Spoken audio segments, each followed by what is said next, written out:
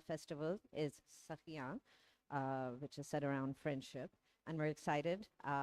We are going to start the day with our sessions called the Bites. ये 15-15 minute की talks होती हैं. So I'll get right into it. But before I do, let me just remind everybody that first of all, I'd like to thank our sign language team that's here from PSL. So a round of applause for them.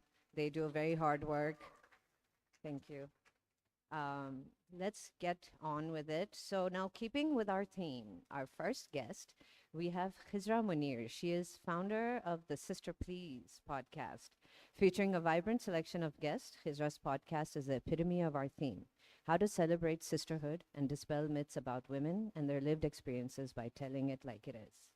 She'll be talking about how her creative process behind the podcast and why, about her creative process behind the podcast and why it was needed in a male-dominated field. Khizra has over 15 years of marketing expertise, leading many startups and building their portfolios. She's a Chevening scholar with a degree in entrepreneurship from UCL. Welcome to the stage, Khizra Munir.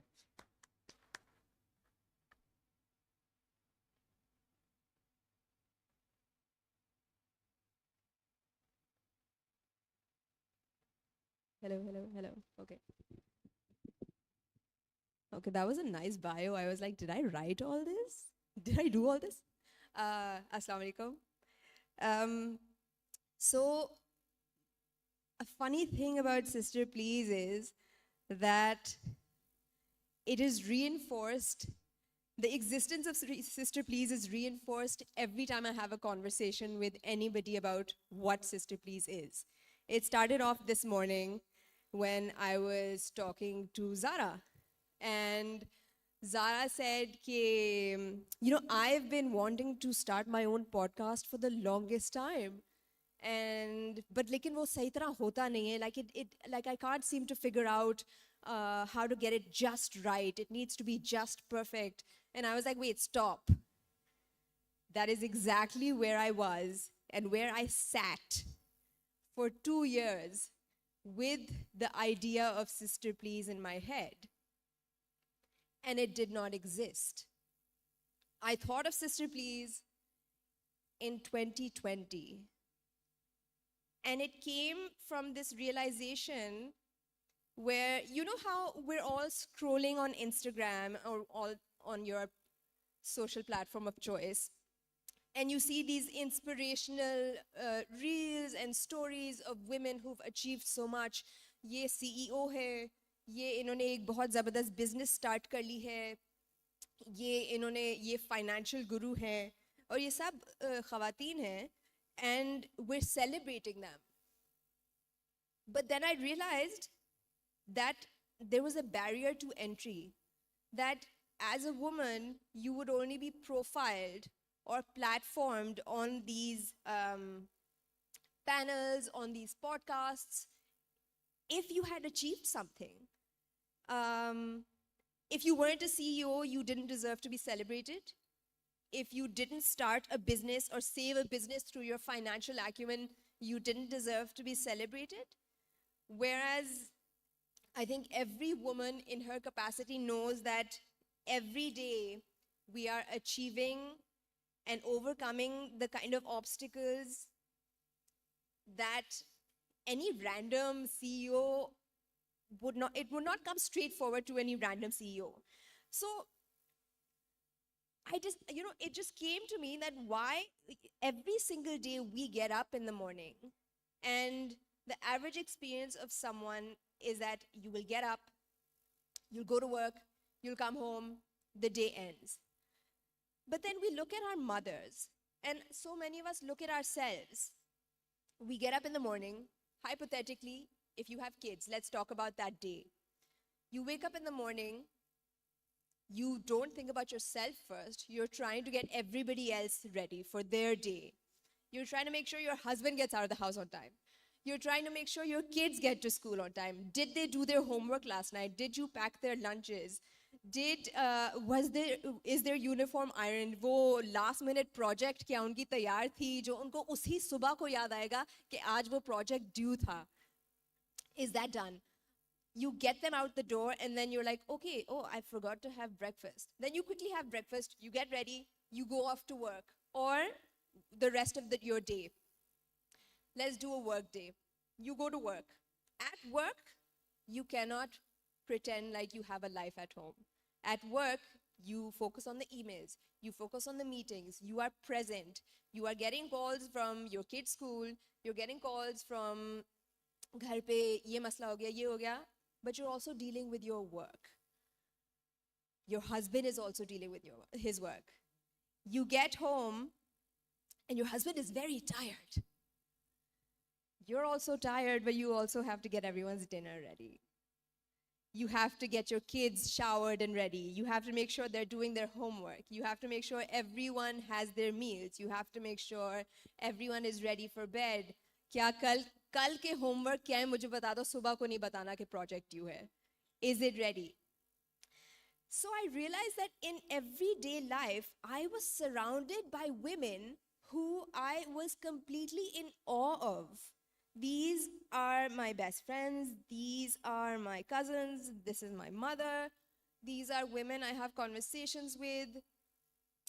And nobody's inviting them onto podcasts. Nobody's inviting them onto panels or having these conversations with them, even though every day I see them climbing these really high mountains and achieving these amazing things.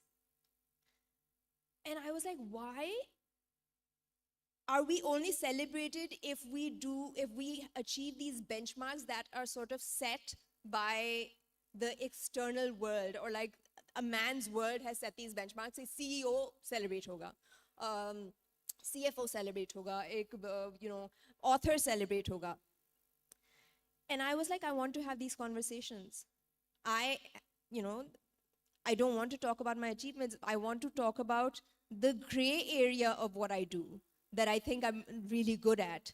I'm really good at walking into a room and knowing if people at home are in a bad mood. I'm really good at knowing if my best friend is mad at me. I'm really good at knowing when someone needs my help, or if someone is upset, or if, I'll walk into a room and if something's not working out, I know how to fix it. It's not something I went to university for.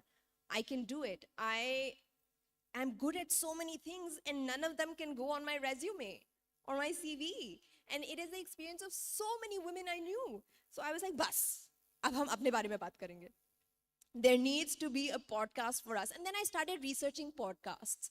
And I started trying to watch podcasts by men. And I was like, मेरे पास तो 3 घंटे नहीं है ये podcast सुनने के लिए. ये इन आदमियों के पास टाइम कहाँ से आया ये पॉडकास्ट करने का?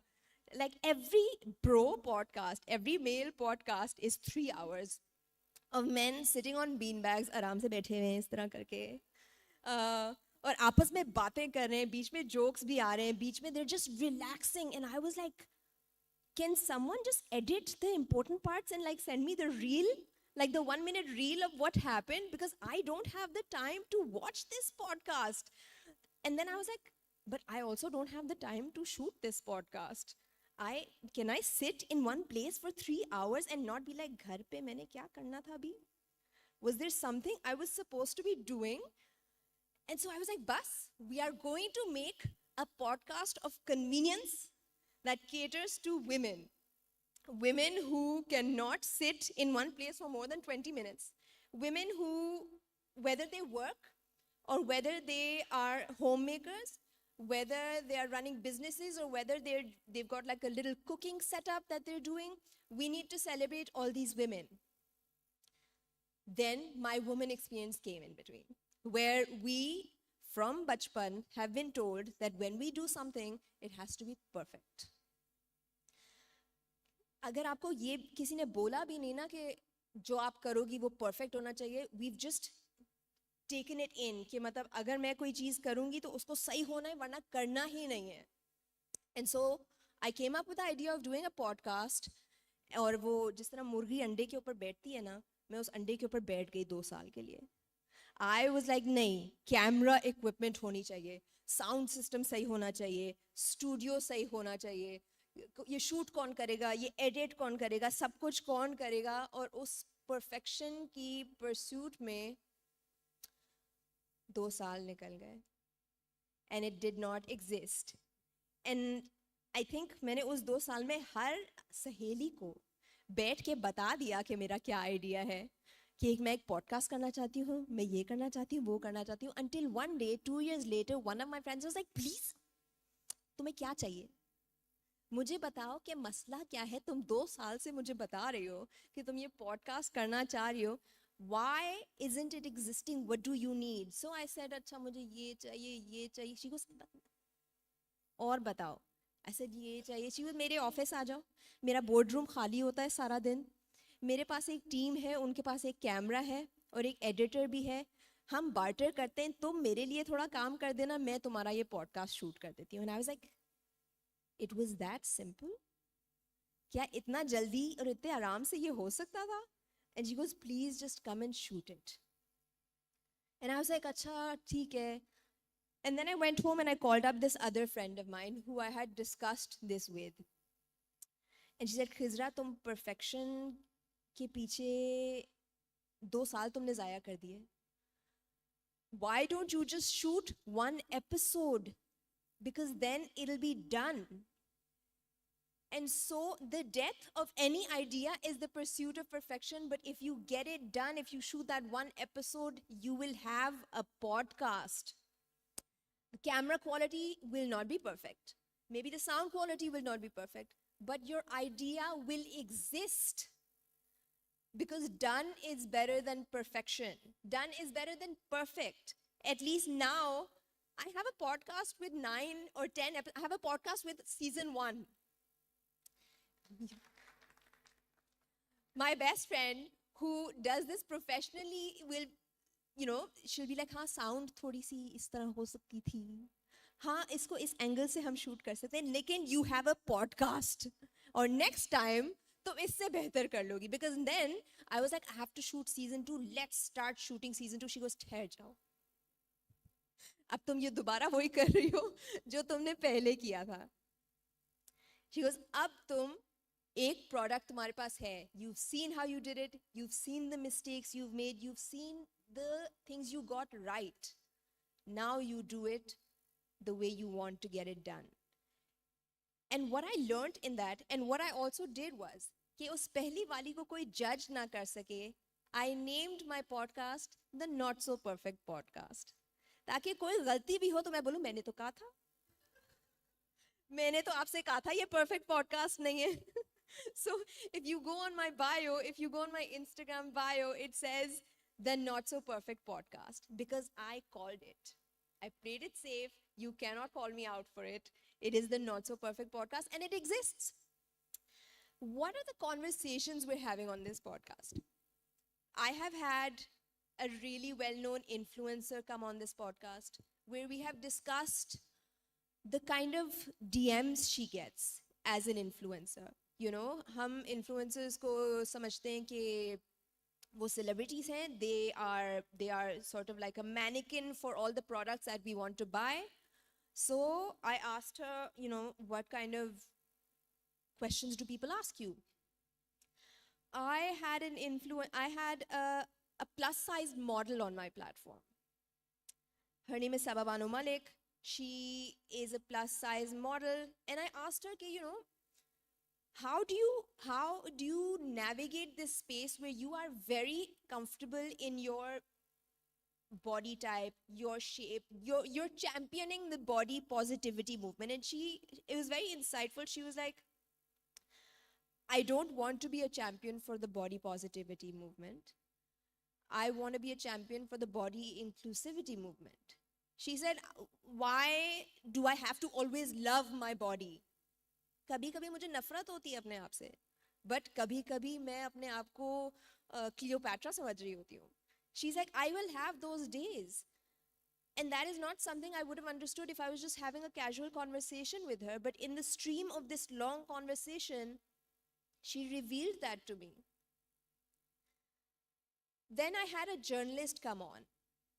And she was having these conversations about, and the funny thing is that because there's no expectations of them having to also be perfect, these women felt comfortable enough to reveal their vulnerabilities, things that people say to them, or things that kind of got stuck in their heads when people said something to them. So this journalist raises her daughter in a different way, where जो हमारी देसी parenting है कि बच्चा गलती करे तो डांटो, तमीज सिखाओ, सही तरह बैठो, खाना खा रहे हैं बच्चे तो अभी से उसको सिखा दो कि कपड़ों पे गंद नहीं गिरना चाहिए, तो वो बड़ा होके तमीज से सीख जाएगा.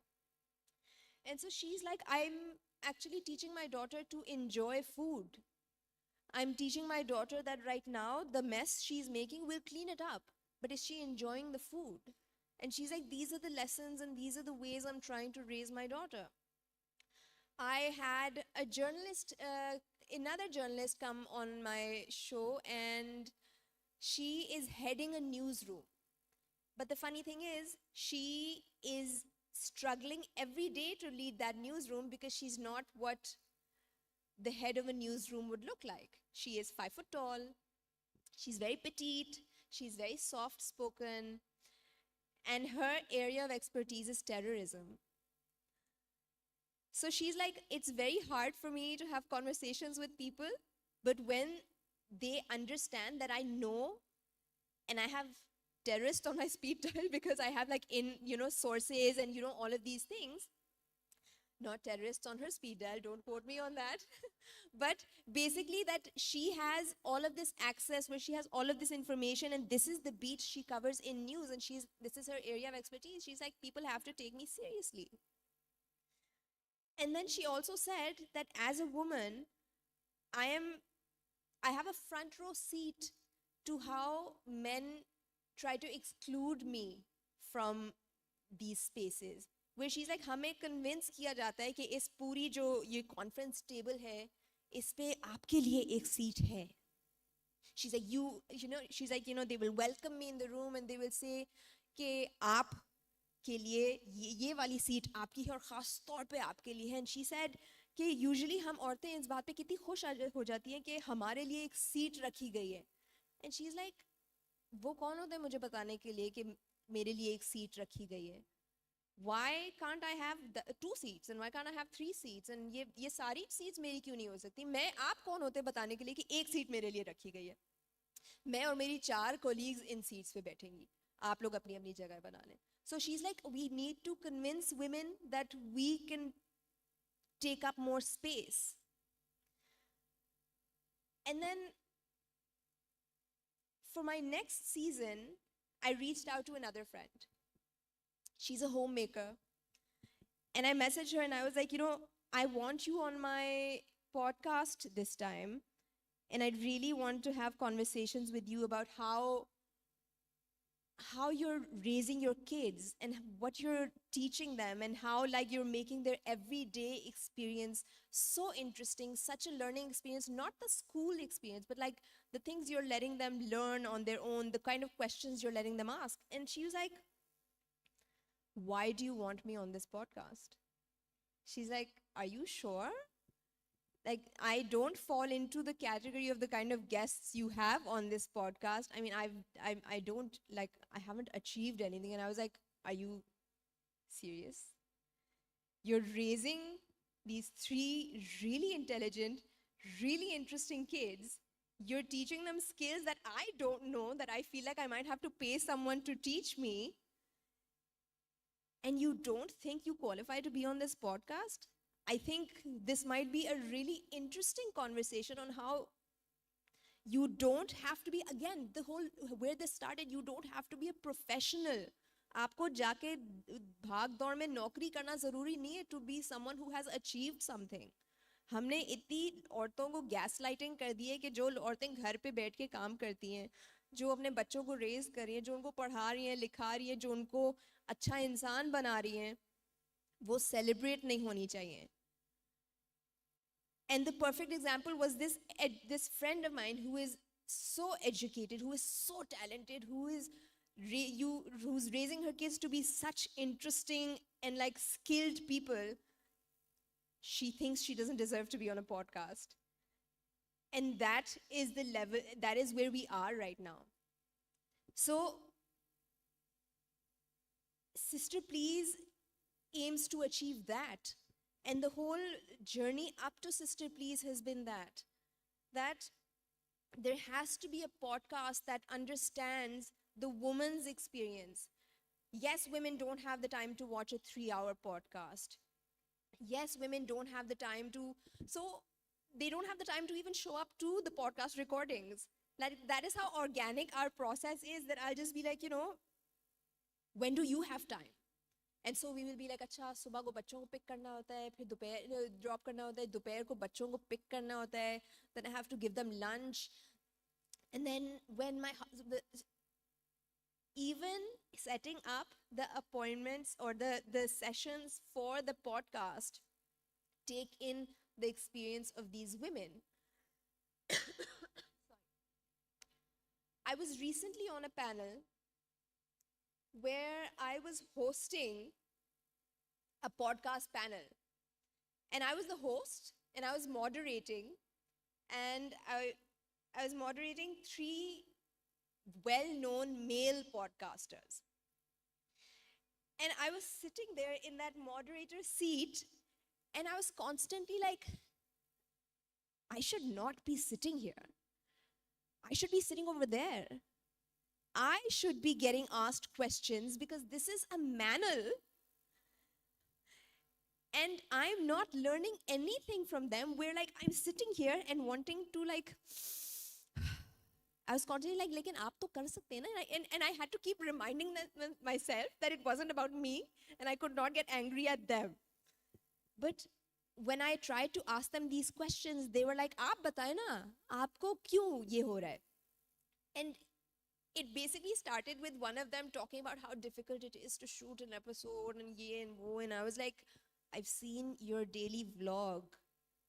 You live alone, you get up and you do a morning routine and you pick out an outfit and then you go out and meet friends. And wow, that's really hard.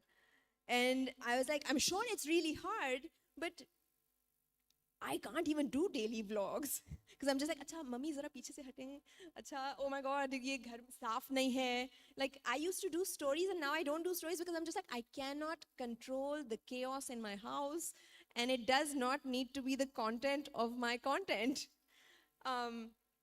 But that's what I realized, that even when we have these progressive and like open-minded conversations, we still manage to exclude women from the conversation by putting them in the seat where she can't actually contribute to the conversation. I was included, but I felt excluded. I could not relate to their experience. I could not relate to the conversations they were having. And that's why Sister Please literally invites women in, and sometimes I will not even have a script. I will not even have questions in mind because I just want us to be talking. The only thing I do is WhatsApp करके पहले मैं कहती हूँ, what don't you want me asking you? What is a red line for you? Where do you want me to stop and not talk to you about?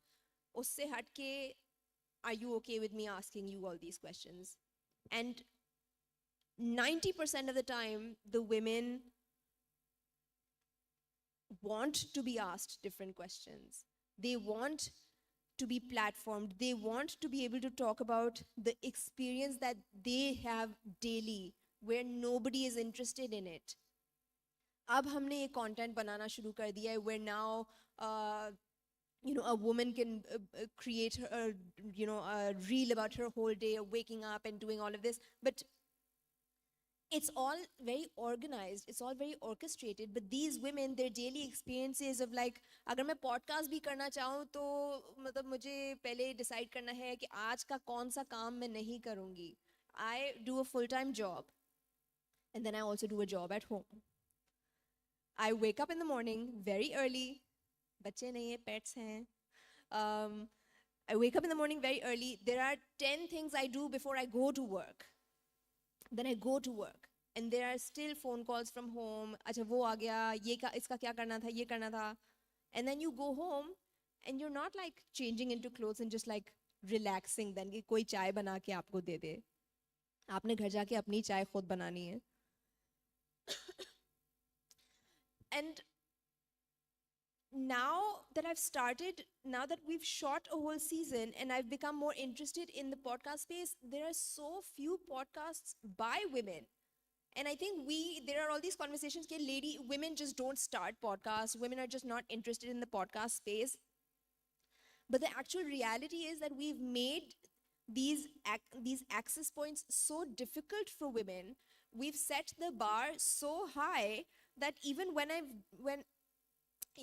done, and I was speaking to Zara this morning, that even after I've done 10 episodes, even I've done a whole season, I don't have time to promote the podcast. Like, I've built an organic audience. I've got an audience that will engage with me and do everything. But उसको अब तक promote करने का मुझे time नहीं मिला क्योंकि shoot कर लिया, edit कर लिया, काम हो गया. मैंने post कर दिया, काम हो गया. But now it's time to promote it. And inshallah, with season 2, I'm going to try to do a bit more of that, which is a resolution I'm taking on this stage right now. But I think my 15 minutes are up. Thank you so much.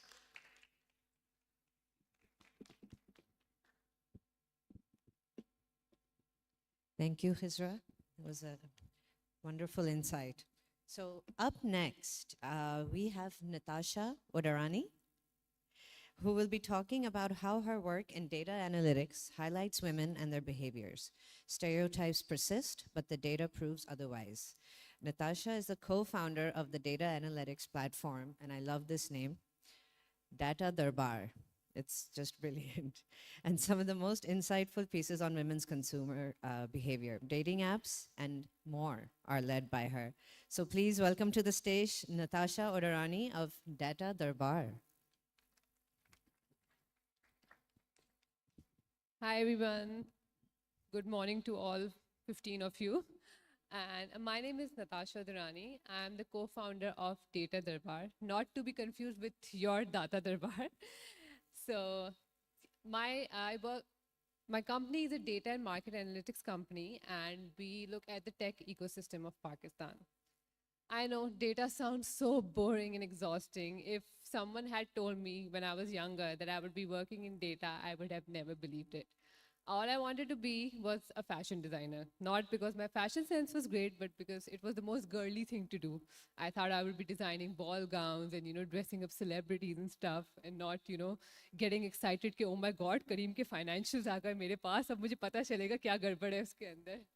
So after that, obviously, my parents told me that you have two options. You can either be a doctor or you can be a doctor. So then I got a new career path in mind.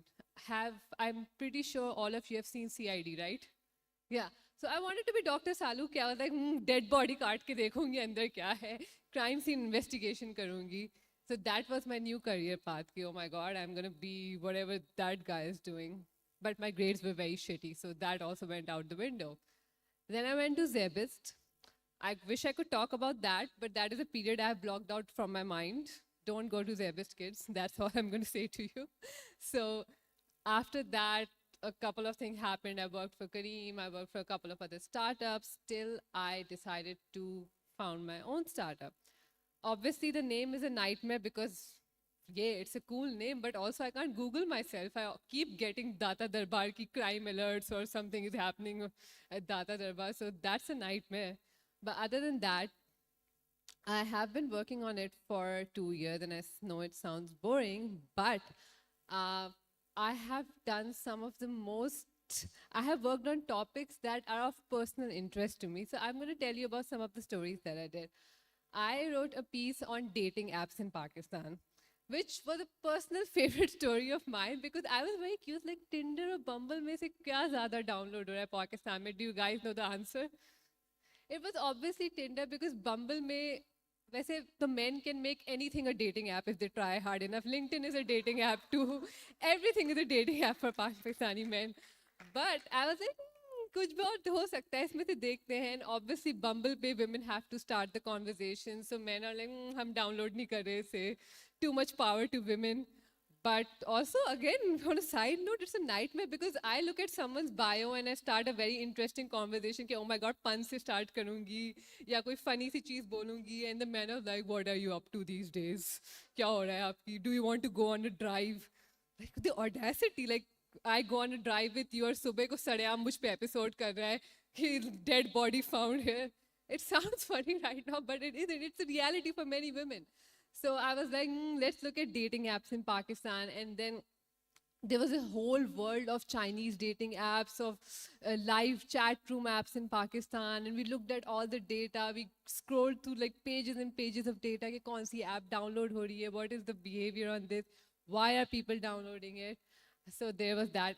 So from that story spawned another story. It was on chat room apps in Pakistan like Bigo, Happen, and all these other names that I don't remember. And I was looking at these apps and I was like, I should download these apps and see what's happening. So a woman is playing games and she's very passionate. She's talking about PUBG, she's live streaming experience. And then you open the comments. And I don't want to replicate what the comments say, but you guys may have a fair idea. So men are sending her coins and men are just requesting all sorts of things for them. And first I thought, it's really disgusting. This woman is just playing and all these men are just objectifying her in the comments. But then they kept sending her coins and she was earning like a pretty decent amount from that. So it was a shitty thing, but she was getting money for it. And then I once spent a whole day on that app. So in the morning it was games, and as the night went on, it got weirder and weirder. And we started looking at all these things, okay, what are these apps, how much women are burning. So at one time, these apps were remitting so much money that the SACP issued a notice that, that so much money is going in and out of Pakistan on these apps because men were just going crazy on these apps. So that was also one of my favorite stories. Another one was during a recent Twitter, the one before that, when Twitter was blocked in Pakistan. So some publication ran with the headline that, for the first time ever, VPN usage is booming in Pakistan. I was like, no, it's not. VPN has been pretty prevalent in Pakistan. So people, because data doesn't lie. I love the fact that I can, I can prove somebody wrong. That's my main motivation. I was like, I know the facts. I can prove you wrong. So with the VPN thing also, it was all about like how, VPN has been prevalent in Pakistan for obvious reasons. Also for Wattpad, because I don't know why Wattpad is banned in Pakistan, and all of us girls who grew up reading sappy Wattpad stories, we still like to use VPN for that.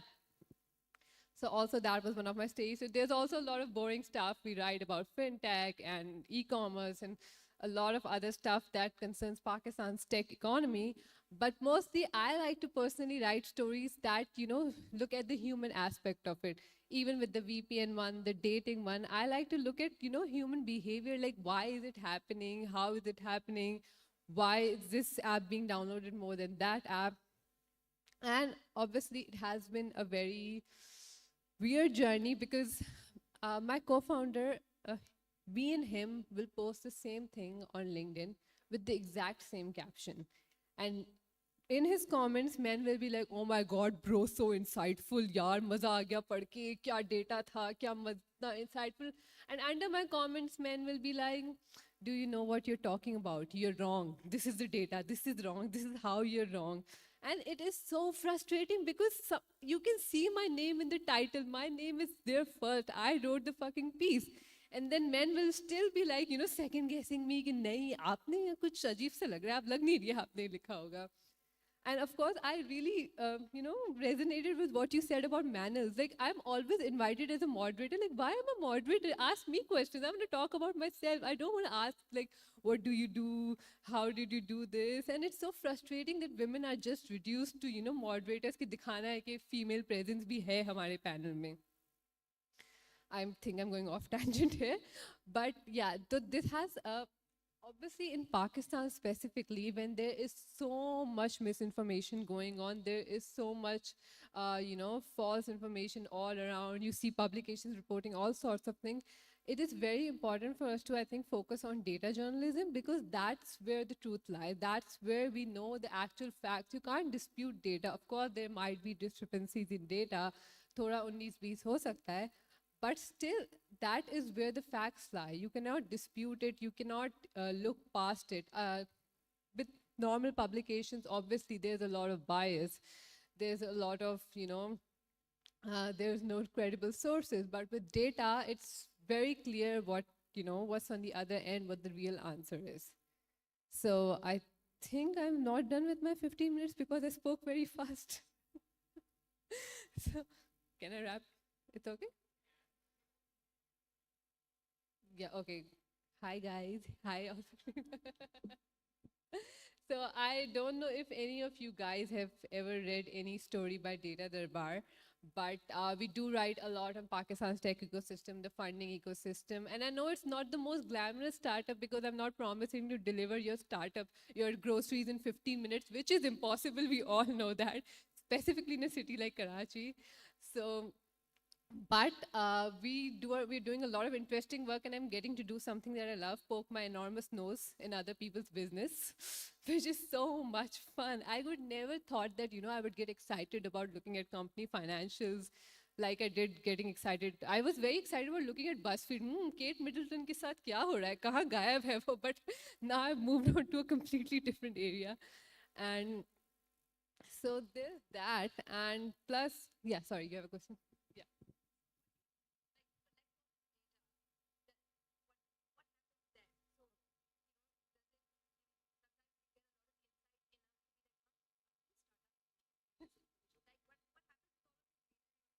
Okay, so just give you an example. So you guys know about Uran, right?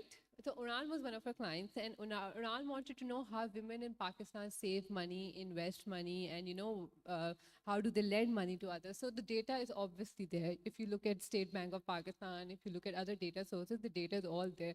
But it's so boring because it's just rows and rows of data.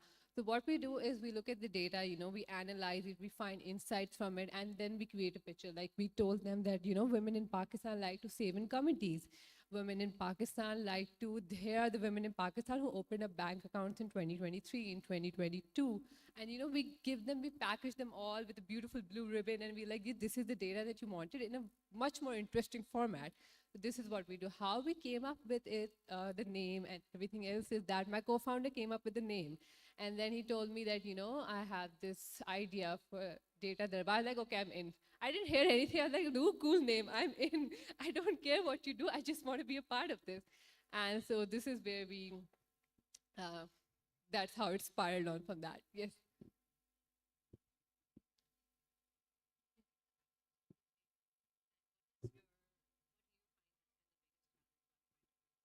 Yeah, so obviously, the biggest challenge, I'll go there first, is Pakistani data is not credible at all.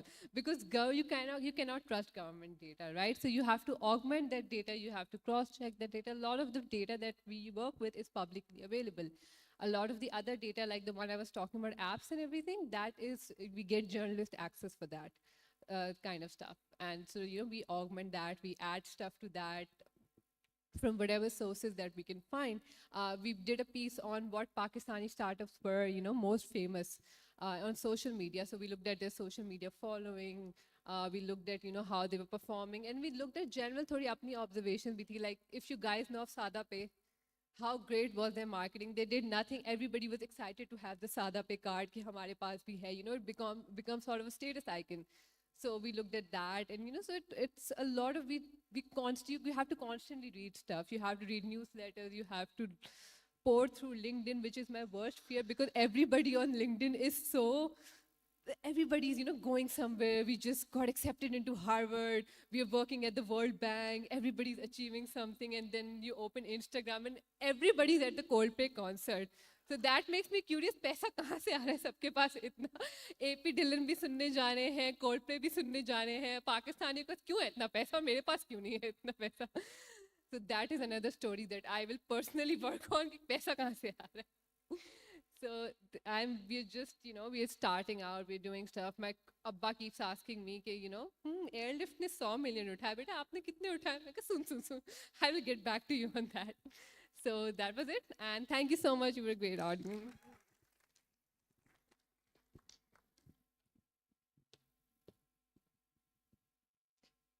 Thank you, Natasha. That was really cool. That was very interesting. Okay, so our third speaker is Dr. Aisha Khan, who will be sharing her tips on how to travel free and solo. While it is exciting to travel with our friends, traveling solo can be a daunting experience, and Dr. Aisha is here to share how to be your own friend and fly free. Please welcome Dr. Aisha.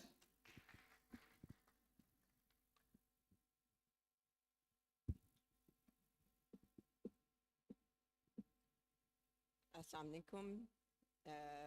I'm like I was just introduced. I'm Dr. Aisha Khan, and I'm a dentist by profession, and I've been working here in Lahore for almost 17 years now. But besides dentistry, there was something else which I was absolutely actually passionate about. It was just travel. And it gradually started just for like, I would just go away for a couple of days and then just come back all the way to the northern areas. And it's more to do, I guess, from where I come from. As a child, I grew up in a small city in south of Punjab called Bahawalpur.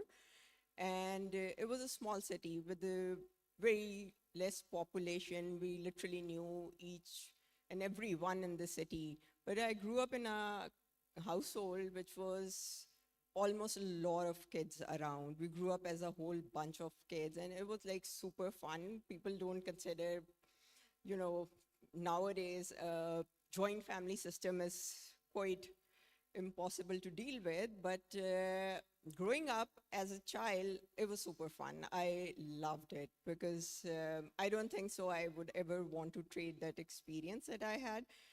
And then coming, once I was done with my dentistry examination and everything, and then I moved to Lahore. And it was a big city and a whole cultural hub, and I just loved it. And I've always been interested in history, travel, and culture. So besides exploring Lahore, going every weekend on a solo trip all the way to the Androon, and people still find it odd that I would just walk into Androon Lahore all alone, and they, I never had any bad experiences. I would just simply walk in there, chat with people, sit on dhabas, eat food, and have chit chat with anybody I could find over there. And then gradually going out of Lahore, traveling south, traveling north as well, and then traveling more towards north because I was super passionate about hiking and mountaineering initially when I was younger. Now I'm not as young as I used to be.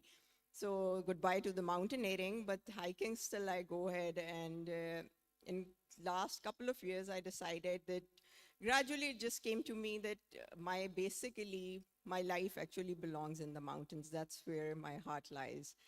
And for that, I'm thankful to a couple of friends who took me on one of the mountaineering trips to Nanga Parbat. And that's when living over there for 10, 15 days all alone at the base camp, I realized that I'll probably live here forever because that's how much I love that nature and those giant mountains around me.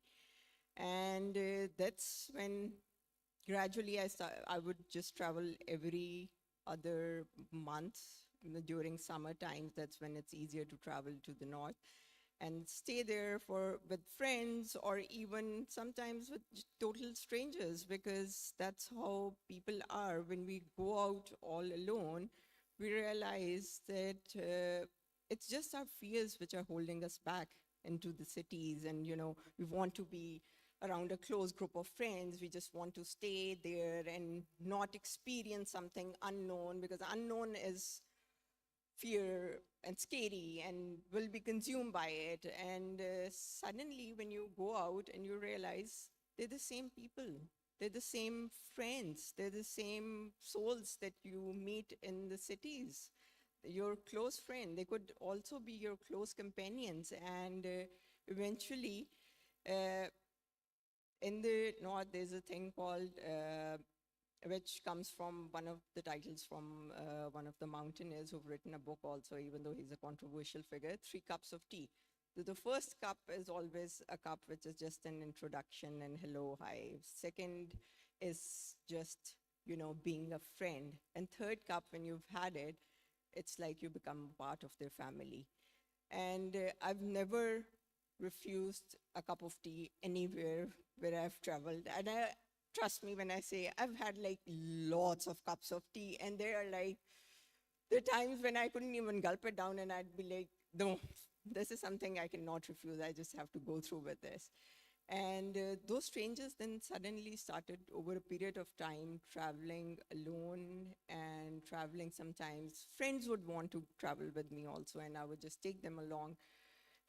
But every time I would take them along, I would just spend a couple of days, show them around, and then I would again take a couple of days for myself also and just go on my own hikes and on my own unknown mountain tracks, which I just wanted to explore and see where they would lead me.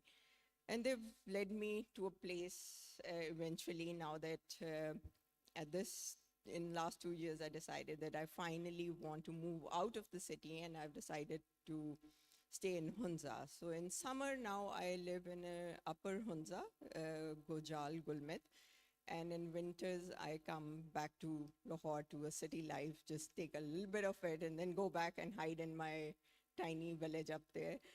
And while doing that, a lot of things came up in between. And the most important thing is when you're traveling solo or in a group is that you have to travel with an open mind and and an open heart, because I've seen people come there and they want the same things that they've left behind, the same kind of environment they've left behind, the same luxuries that they have left behind. And while they're traveling, they're going on an unknown path and unknown area, they want those same things. You might not be able to find those same things. You'll experience a totally different place, a different idea, different people, different culture, and a different religion. So you're supposed to have an open mind in order to take that in and embrace it, because you never know, you're going to find something great over there. And in a way, it's actually much more fulfilling if you let your hearts open up and your minds open up and travel. And I have made those people living over there have become my family now. And otherwise, my family is basically based in cities over here in Punjab, but they're there now. And I've been promoting people to travel alone specifically. A lot of people find it very challenging. Okay, how would we travel alone? The basic principle is just get out of the house and just forget what you're leaving behind and look forward to what you'll experience. And just take whatever you experience, take it in and let it sink in. You have to go inside yourself in order to experience it, because you're not going to find the same hotels. You're not going to have a five-star experience. You're going to have a very basic experience.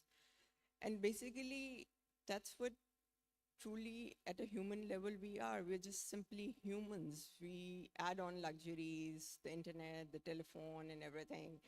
People keep asking me, why do I, there are times when I don't even have internet services, I don't have telephone services, but I'm pretty fine with it. And they're like freaking out, okay, where is she? We need to find her. Sometimes, once I was supposed to do a couple of lectures in school in Hunza, and my friend over there called up the local police and he said she's probably died somewhere in a ditch somewhere, and there was a whole emergency throughout GB. And then I come down from a remote village and they're like, oh ma'am, where have you been? Because we have an emergency, we need to take you back to the city. I was like, no, I'm not going. I am absolutely alive and living, and it's just that I've been away. And but that's the most fulfilling experience. You connecting with nature, you going alone, you taking your friends along, making them experience the whole thing. And I've never had, okay, there are lots of issues that can come up. The roads are blocked, the internet service is not there, you cannot connect to the people, you need to tell them that you're safe and sound.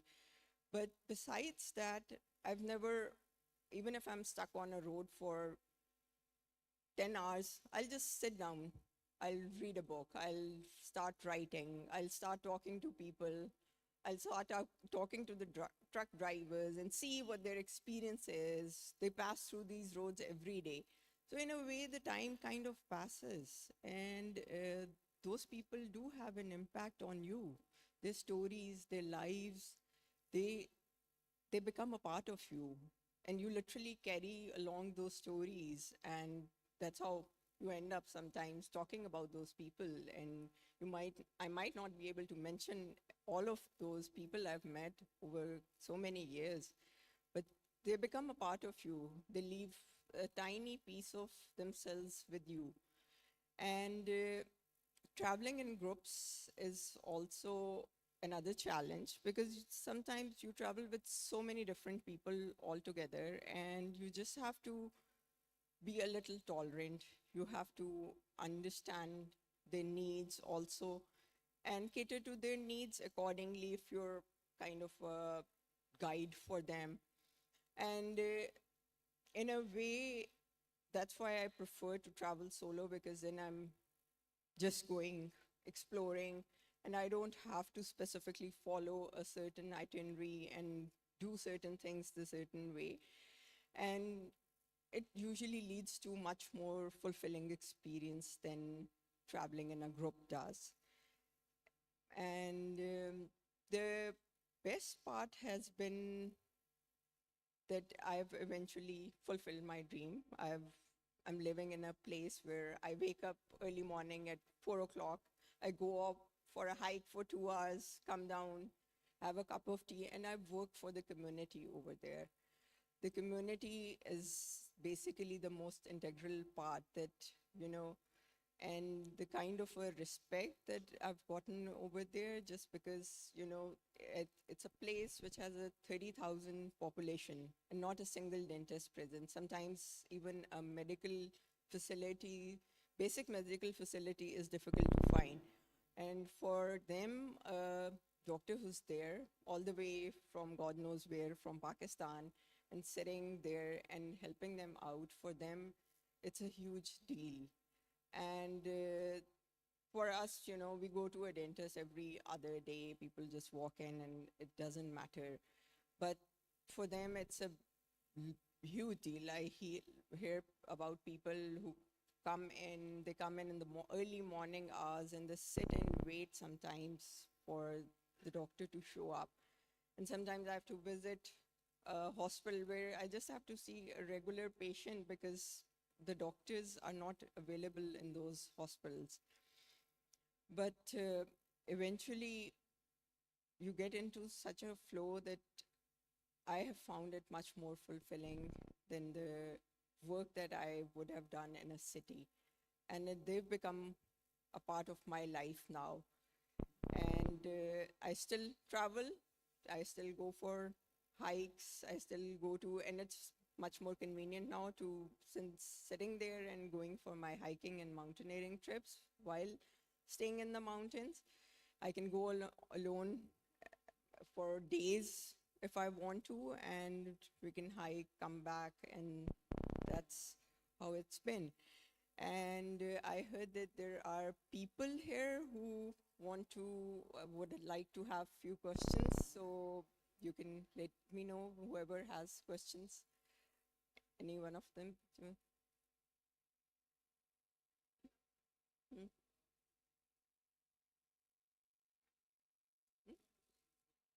I'll,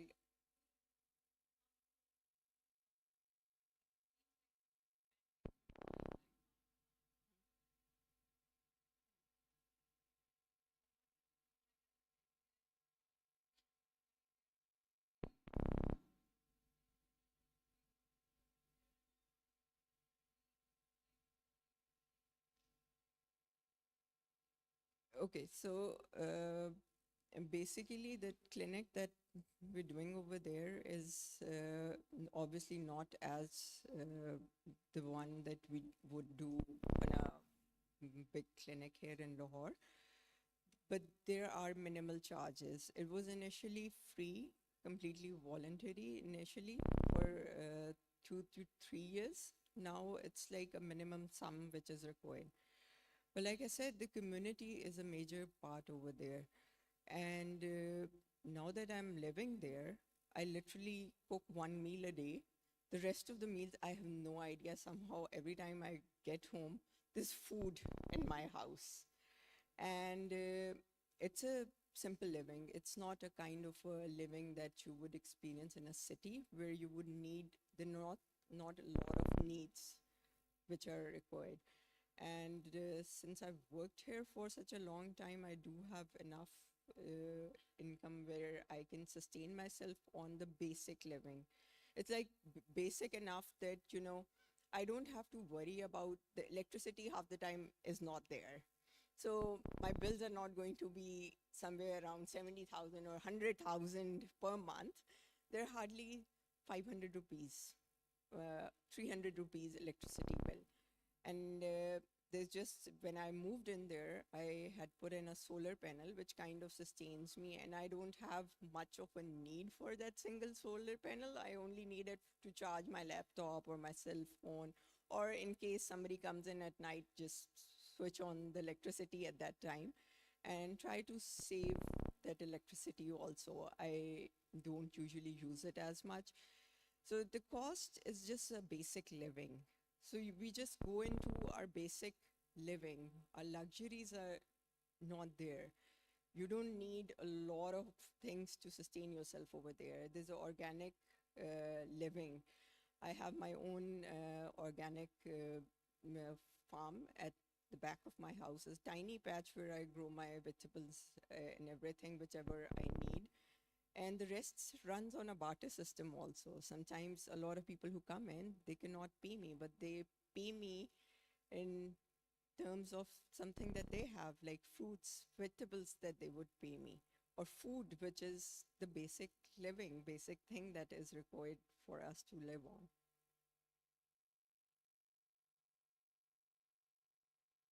Yeah.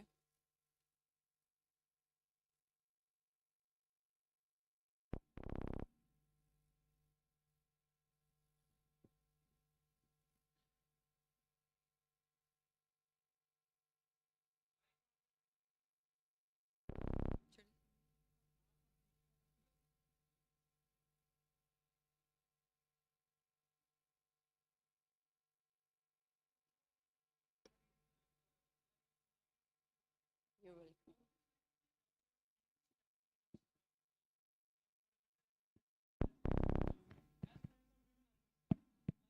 Considered to be a taboo that women cannot go for jobs. That's why almost 51% of our women population that is still residing in the houses just as housewives. So a huge sum of labor force that is not going to be productive. So how we can move on a movement, like we can develop capacity in our women and we can come out of all of these taboos which are hampering in the development of our women. I thank you.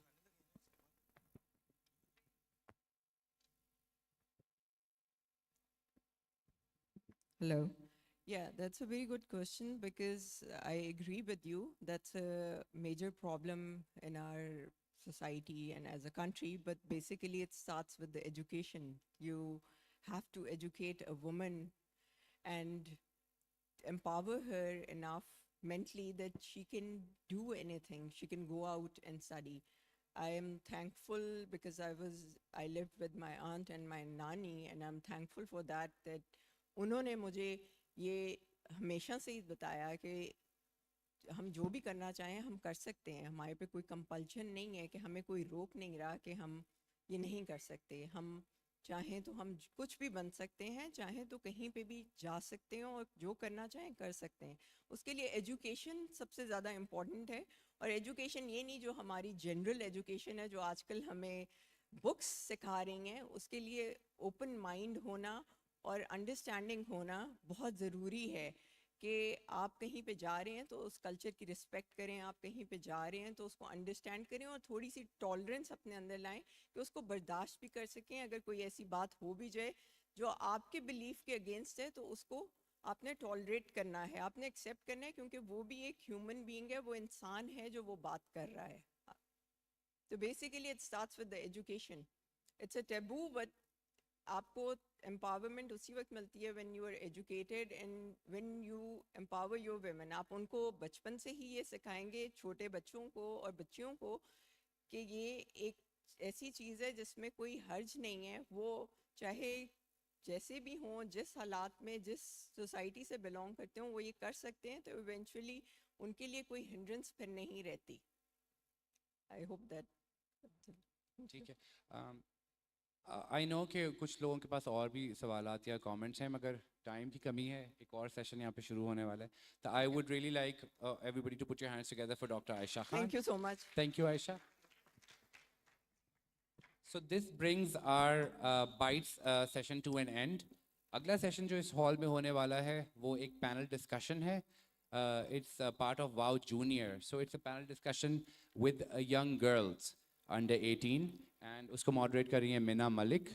We'll just set up the stage for that. जो लोग hall में मौजूद हैं, मेरी उनसे गुजारिश होगी कि हमारे साथ ही रहिए, इसी हॉल में रहिए. बहुत इंटरेस्टिंग कॉन्वर्सेशन होने वाली है और बच्चों से, यंग माइंड्स से हम थोड़ा सा सुनेंगे कि हाउ डू दे फील. उसका थीम है self and visual.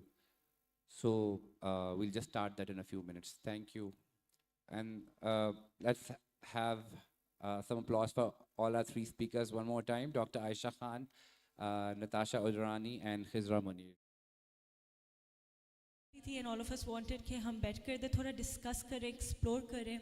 And if any of you would like to ask us anything at the end, please do, because this is a learning experience for all of us. I will start off introducing Zinat Ziaji, who has come in. She, even though began her career as an economist, she even was an economic consultant for the World Bank and was one of the first female executives in the banking sphere within Pakistan. But her passion very much lay within history, and I'm so proud of that because she has produced this wonderful book called The Magnificent Mughals. She said that her interest in history kind of came from her lifelong interaction and fascination. Alhamdulillah, she comes from a family that was very learned and was able to educate her about a lot of things, so we will definitely be hearing about so much that she has to say. Then we have Aisha Khan here, who works for the Walled City Lahore Authority. She is one of the only women, I think, who's in this position of great influence. She has worked to revive tourism in Pakistan, or I think तकरीबन 10 साल से या उससे ज़्यादा she's been working for this. So thank you so much for your work. Then we have Nadra Shahbaz ji here, who has, oh my God, there's so much that I have to say about these women. But she teaches at LUMS. She's a professor there on art history and architecture, and she has focused on Sikh heritage a lot. इनका मुगल में भी काफ़ी है, and then also early 20th century में she's seen the colonial, I would say, influence or so, but you will explore that more. She's also the director of the Gurmani Center of Literature and Languages and promotes, regional languages and whatnot, but you will, of course, explore that more. And then we have, of course, last but not least, Zara Sabri ji, who did Mughal history from Columbia University, and she's also focused on Persian and Urdu. And she's also translated a lot of the works जो हम Coke Studio के ज़रिए देखते हैं, a lot of the translations that actually allowed me to connect with the literature that unfortunately my generation is very much distant from. So thank you Zara Sabri ji for your work. Thank you so much ladies for joining us. मैं अपने बारे में thank you.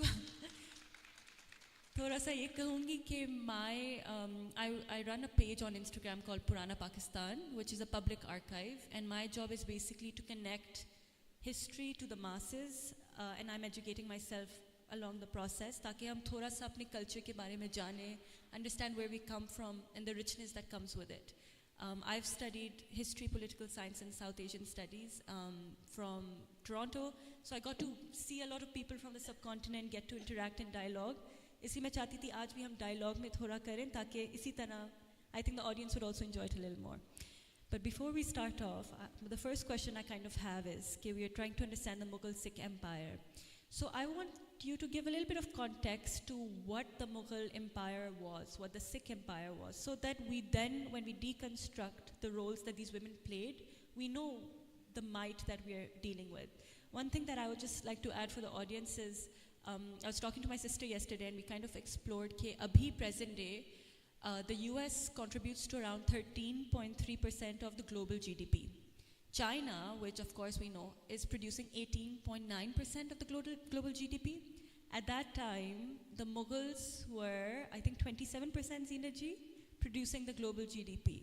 Up that number, can you imagine 27%? China and US are 13 and 18. So that just gives you kind of an idea of what the Mughals were achieving. And the amount of plurality as well, which I know Zina ji would love to explore, and Nadra ji, if you can also add on, and of course Zara Sabri and Aisha ji as well. Thank you. Thank you, Lareb. That would help. Thank you, Lareb. And thank you to the organizers for helping us recover our glorious Mughal heritage.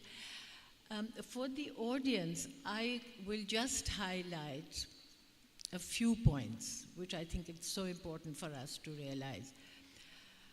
The Mughal Empire is still the world's outstanding example of a multi-ethnic, multi-religious state.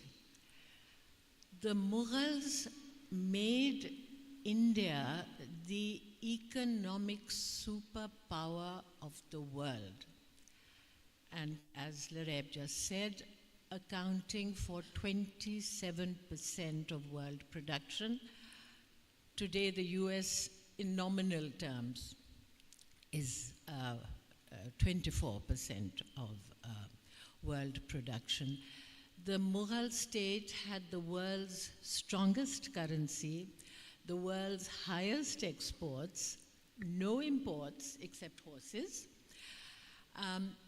The Mughals conceived of and created an inclusive political system, building alliances, local autonomy. Even when they defeated an opponent, they then invited the opponent to join them in participating in governance. The Mughals encouraged everyone to take pride in their heritage, in their identity, of course, within and being loyal Mughal subjects. So there were the dual identities or multiple identities which they encouraged. It's totally against, what we see today. And then think of what the Mughal vision for governance was. Sulh Kul, universal peace, universal harmony. The intention was always to bring people together. And final thing which I want to highlight, that the Mughal Empire is the only example of what I call the co-evolution of religions. The Mughals wanted every religion in the empire to flourish. And for that, they provided imperial land, imperial funds, and even imperial monthly allowances to promote every religion and to allow it to flourish. And the quick example, of course, is when Akbar gave Amritsar to the Sikhs and gave them the funds to build the Golden Temple. So Mughals were exceptional rulers, and most important for our panel today, they were exceptional men. They valued and honored women who were highly educated, cultured, intelligent, and competent. And they expected their women to be full participants in politics and in creating the Mughal vision. And you have to, of course, say that these women, they were given the opportunities and the privileges, and they directly impacted politics, culture, and the physical environment. And the last point I want to make is that it wasn't that this was just, one or two women here and there. For the period we're talking about 200 years, it was 9 continuous generations of women who had an impact. So, the Mughal ladies were the most powerful and the most influential in the history of Hindustan, and perhaps among the, in the world. Thank you so much, Zeenat ji. Dadaji, can you give us some context now as well, please? Is this working? Do I need to turn it on? It is. Gee, before I start, of course, I need to thank the organizers for putting up this wonderful show and inviting me to be a part of this.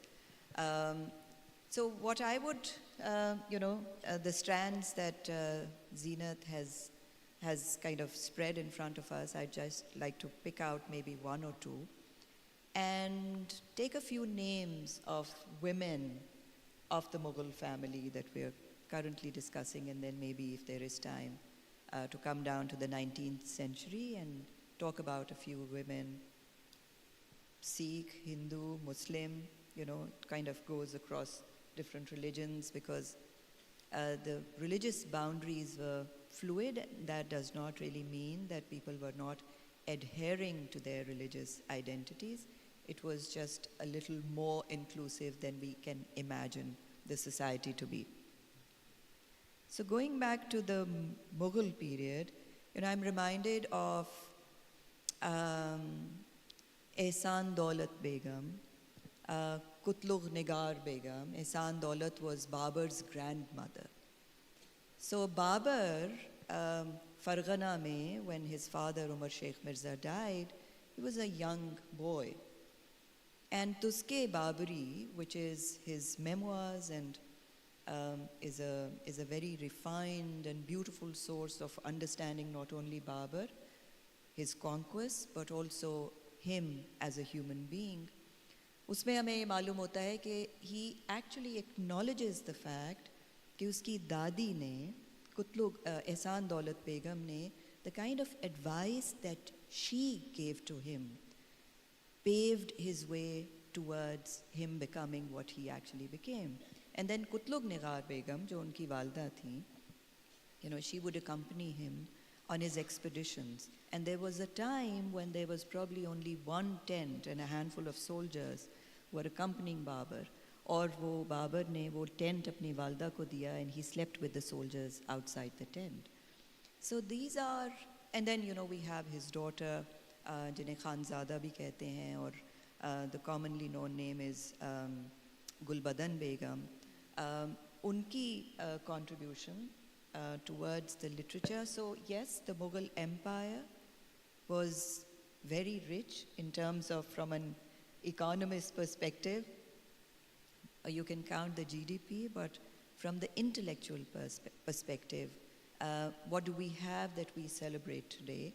We have beautifully created manuscripts, illustrated miniature paintings that are no less than jewelry pieces in their own rights.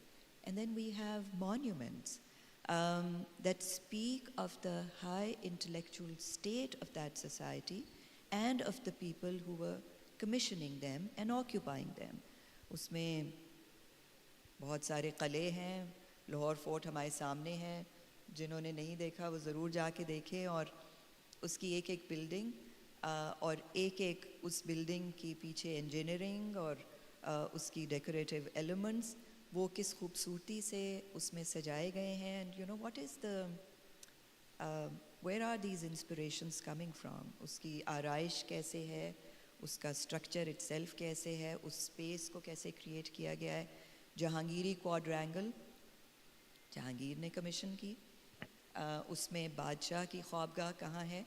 अब अगरचे हम उसको उसकी असल शक्ल में नहीं पाते, बिकॉज ब्रिटिश पीरियड में उस बिल्डिंग के साथ बहुत बुरा सलूक किया गया, बल्कि पूरी क्वाड्रैंगल के साथ बहुत बुरा सलूक हुआ. और अगर आप कभी पुरानी photographs देखें, during the occupation of the Lahore fort by the British, starting with 1849 up till the second decade of the 20th century, तो उसको जो अब आपको वहाँ पर एक तालाब नज़र आता है वाइट मार्बल का, और उसमें मेहताबी है और कभी कभी फवारे भी चलते हैं और आसपास उसके फूल पौधे थोड़े बहुत हैं, अगरचे वो उस शक्ल में नहीं है जैसे मुग़लों ने उसको इमेजिन किया, मगर फिर भी अंग्रेज़ों के ज़माने में इसको कवर करके इस पर टेनिस कोर्ट बना हुआ था। तो उसके अलावा जो फोर्ट के ये पूरे क्वाड्रेंगल्स जो थे ये बंद होते थे चारों तरफ से, क्योंकि ये जनाना अपार्टमेंट्स थे और ख़वातीन इसमें आज़ादी से घूम फिर सकती थीं, और उस ज़माने का जो पर्दे का सिस्टम था और जो एक एलीट ख़वातीन का अपना एक तौर तरीक़ा था, तो ये इस तरह नहीं था। और अगर आप दीवाने आम के पीछे की बिल्डिंग्स देखें तो वो we see the foundations but we don't see the buildings. So these were all closed off. And then you move towards the west and you have the Musamman Burj, or the Shah Jahan's editions, which is again a quadrangle. So these buildings then in their own rights, I'm taking too much time, I'll stop here. फिर इस पे अगर buildings पे बात हुई तो मैं दोबारा इस पे कुछ कहूँगी, और फिर Sikh period की buildings पे भी ज़रूर हम बात करना चाहेंगे। Thank you, Nada ji. Zara, please. Thank you for actually the generous introduction to the organizers, to bringing us all together. It's such a great honor to be, on a panel with ladies like yourself. I think most of the things have just been already covered for this. Just a couple of things I did want to add. एक तो we should remember कि Turkic nomadic background है, तो वो एक बड़ा key है उनके लिए, as opposed to may be other kinds of may be European monarchies. तो ये लोग ऑन द मूव बहुत रहते थे, इनका कैपिटल हर वक्त मूव करता रहता था, और फिर जब वो कैंपेन पे जाते थे तो अपनी और सबको नहीं शायद, लेकिन अक्सर औरतों को लेके जाते थे। So basically these people all needed to be good at moving by horse, moving by elephant, and it was a tough life. And it was a risky life. They were great dividends, but अक्सर आप you're crossing one of the kings एक दफ़ा वो गुस्सा हुआ था क्योंकि वो औरतों की वजह से देर हो रही थी दरिया पार करने में, और कभी कभी बेटी गिर गई पानी में, बीवी गिर गई पानी में, कभी कुछ लोग मिले भी नहीं, कभी बीच में आपको किसी ने अटैक कर लिया, आपकी औरतें ले गए। तो it was a very uncertain life. उनसे कुछ कम एलीट लोग जो सेटल्ड किस्म के लैंड ओनर्स हैं, उनकी ज़्यादा स्टेबल लाइफ रही होगी as compared to the Mughals. The other thing also does need to be emphasised के they are very there's a lot in common with other kinds of Muslim empires in the kinds of the place of women in these societies, क्योंकि ये कोई आम मुसलमान घराना तो नहीं है नेसेसरीली। आम मुसलमान घराना एक लेवल पे है, लेकिन ये इंतहाई वेल्दी, जैसे कि जीनत ज़ियाद साहिबा ने कहा, इंतहाई वेल्दी, ग्लोबली बहुत वेल्दी ये लोग हैं। और some of the wealthiest women in the world, probably the wealthiest woman in the world at one point was Jahara. There was nobody wealthier than her as a woman in the world. So we have these exceptional in the sense of their income level. So इस वजह से भी जो है, जब इतनी ज़्यादा आपके पास वेल्थ हो तो उस किस्म की जो डिसीजन मेकिंग पावर आती है, तो वो automatically it takes you into a different bracket from any other. Lekin we do find examples of this same kind of patterns in the Abbasid court. Much earlier, we have that example in the Arab society of elite Arab women, Hazrat Khadija running her own business. So इस किस्म की चीज़ें, to own wealth, that was already there because Islam does allow you to women to own wealth where you give the right, and it has changed things. So ये काफ़ी because you're a wealthy person, automatically you become a big player in that society. तो that was a key thing to keep in mind, I think, yeah. Okay, thank you Zara ji, but it's interesting for me to kind of think about कि अब जैसे आपने mention कि काफ़ी ख़वातीन, गुलबदन बेगम for example wrote the Humayunama partly, and also I think she wrote Akbarnama as well. Akbar, I think she wrote little excerpts of it. He had asked her to. Babar asked her to. So it's fascinating that she was an author and she was given that kind of कि आप आकर लिखिए. दूसरा, the fact कि she went for Hajj kind of as a just she made the decisive decision कि मैंने हज पे जाना है with a bunch of other ladies as well from 7 ladies, and they went for Hajj for 6-7 years. I mean, इस तरह की authority आज के ज़माने में, can we imagine? I don't think we can. And also the role that, मतलब the way इसके अलावा भी let's, for example, talking about the Sikh Empire, I was reading about Ranjit Singh's mother and her role in also training him. And then Kharak Singh's mother was Ranjit Singh's wife. She trained him for about 16 months before he went to take Multan. Then the extent of education that these women were exposed to, inko kya izzat milti thi, they were not very different from the sons in the way that they were taught so much. So that's something actually I wanted to ask, because we're coming, obviously living in a country that I work in education and I see the disparity and the way that women are often othered and not given the same kind of priority.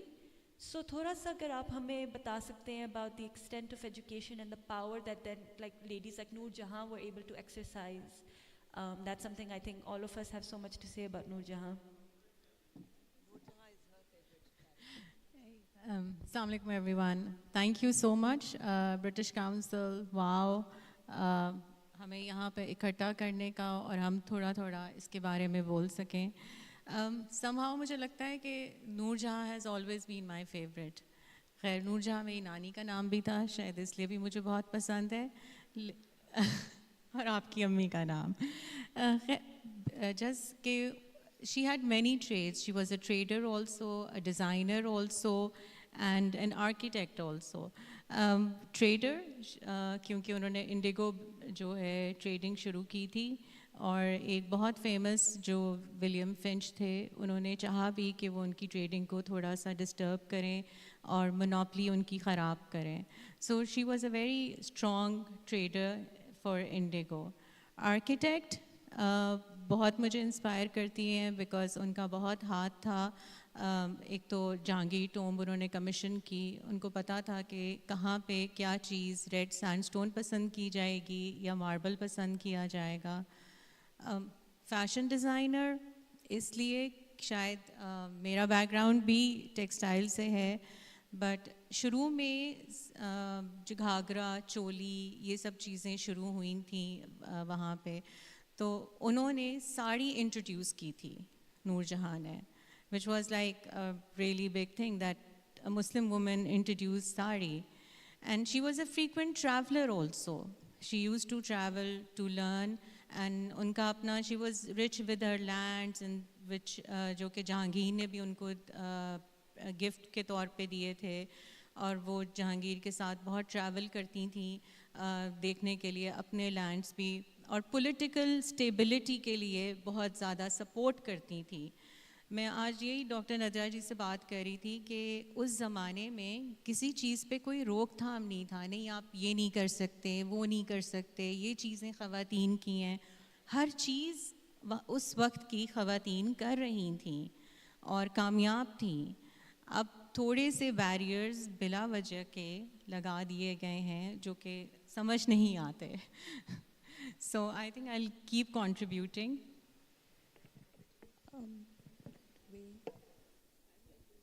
जी जी दीना जी.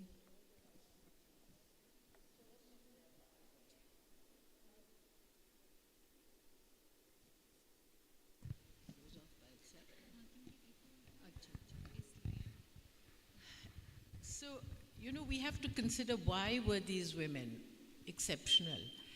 And of course there was, as you mentioned, the nomadic background, which was a much more gender equal society. They were, remember, Central Asia was the center of Islamic learning, of course, apart from all the sciences that it was an intellectual powerhouse. And that's where hadith studies, sunnah, all these things developed. And the Sufi tariqas, that was the heartland. So the education that the men and the women were getting was from that Sufi perspective. From the, if I might just very briefly, I find this fascinating today too. about education. From the age of 4, they were put in charge of Sufi masters. And that's how they developed the inclusive Islam worldview. And that also developed the love of beauty, of creativity. And the women and the men got exactly the same educations: mathematics, astronomy, logic, sciences, the study of aesthetics, music, art, dance. You know, I mean, none of us have that kind of education today.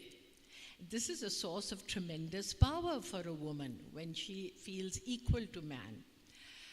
And then they were taught to ride, they were taught to hunt, they were taught government.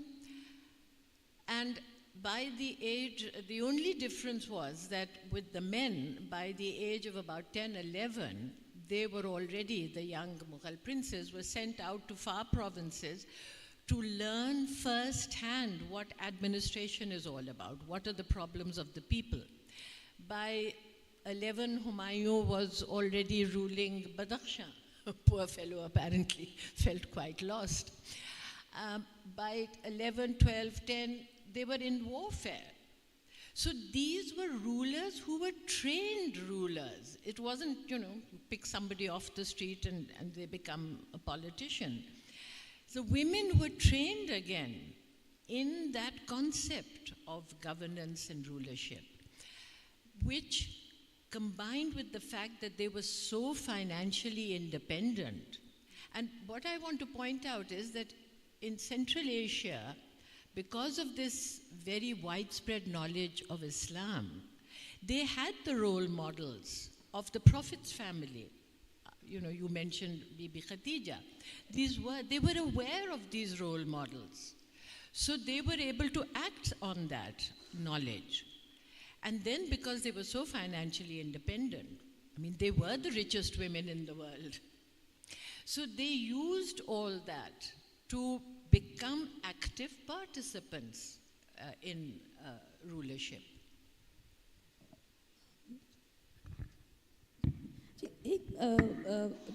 While agreeing with many of the points, थोड़ा मैं ये disagree करना चाहूँगी कि वो कहते ना रोक टोक नहीं थी. असल में ये patriarchal society थी और ये इन पे ये totally dependent थे अपने आदमियों पर. मतलब ज़ाहिर है इनके पास independent पैसे थे, लेकिन जहांगीर जब तक जिंदा था जहांगीर ने उसको स्टेटस दिया था. वो कोई इतनी एक्सेप्शनल नहीं थी कि उसने खुद किंगडम खड़ी कर ली.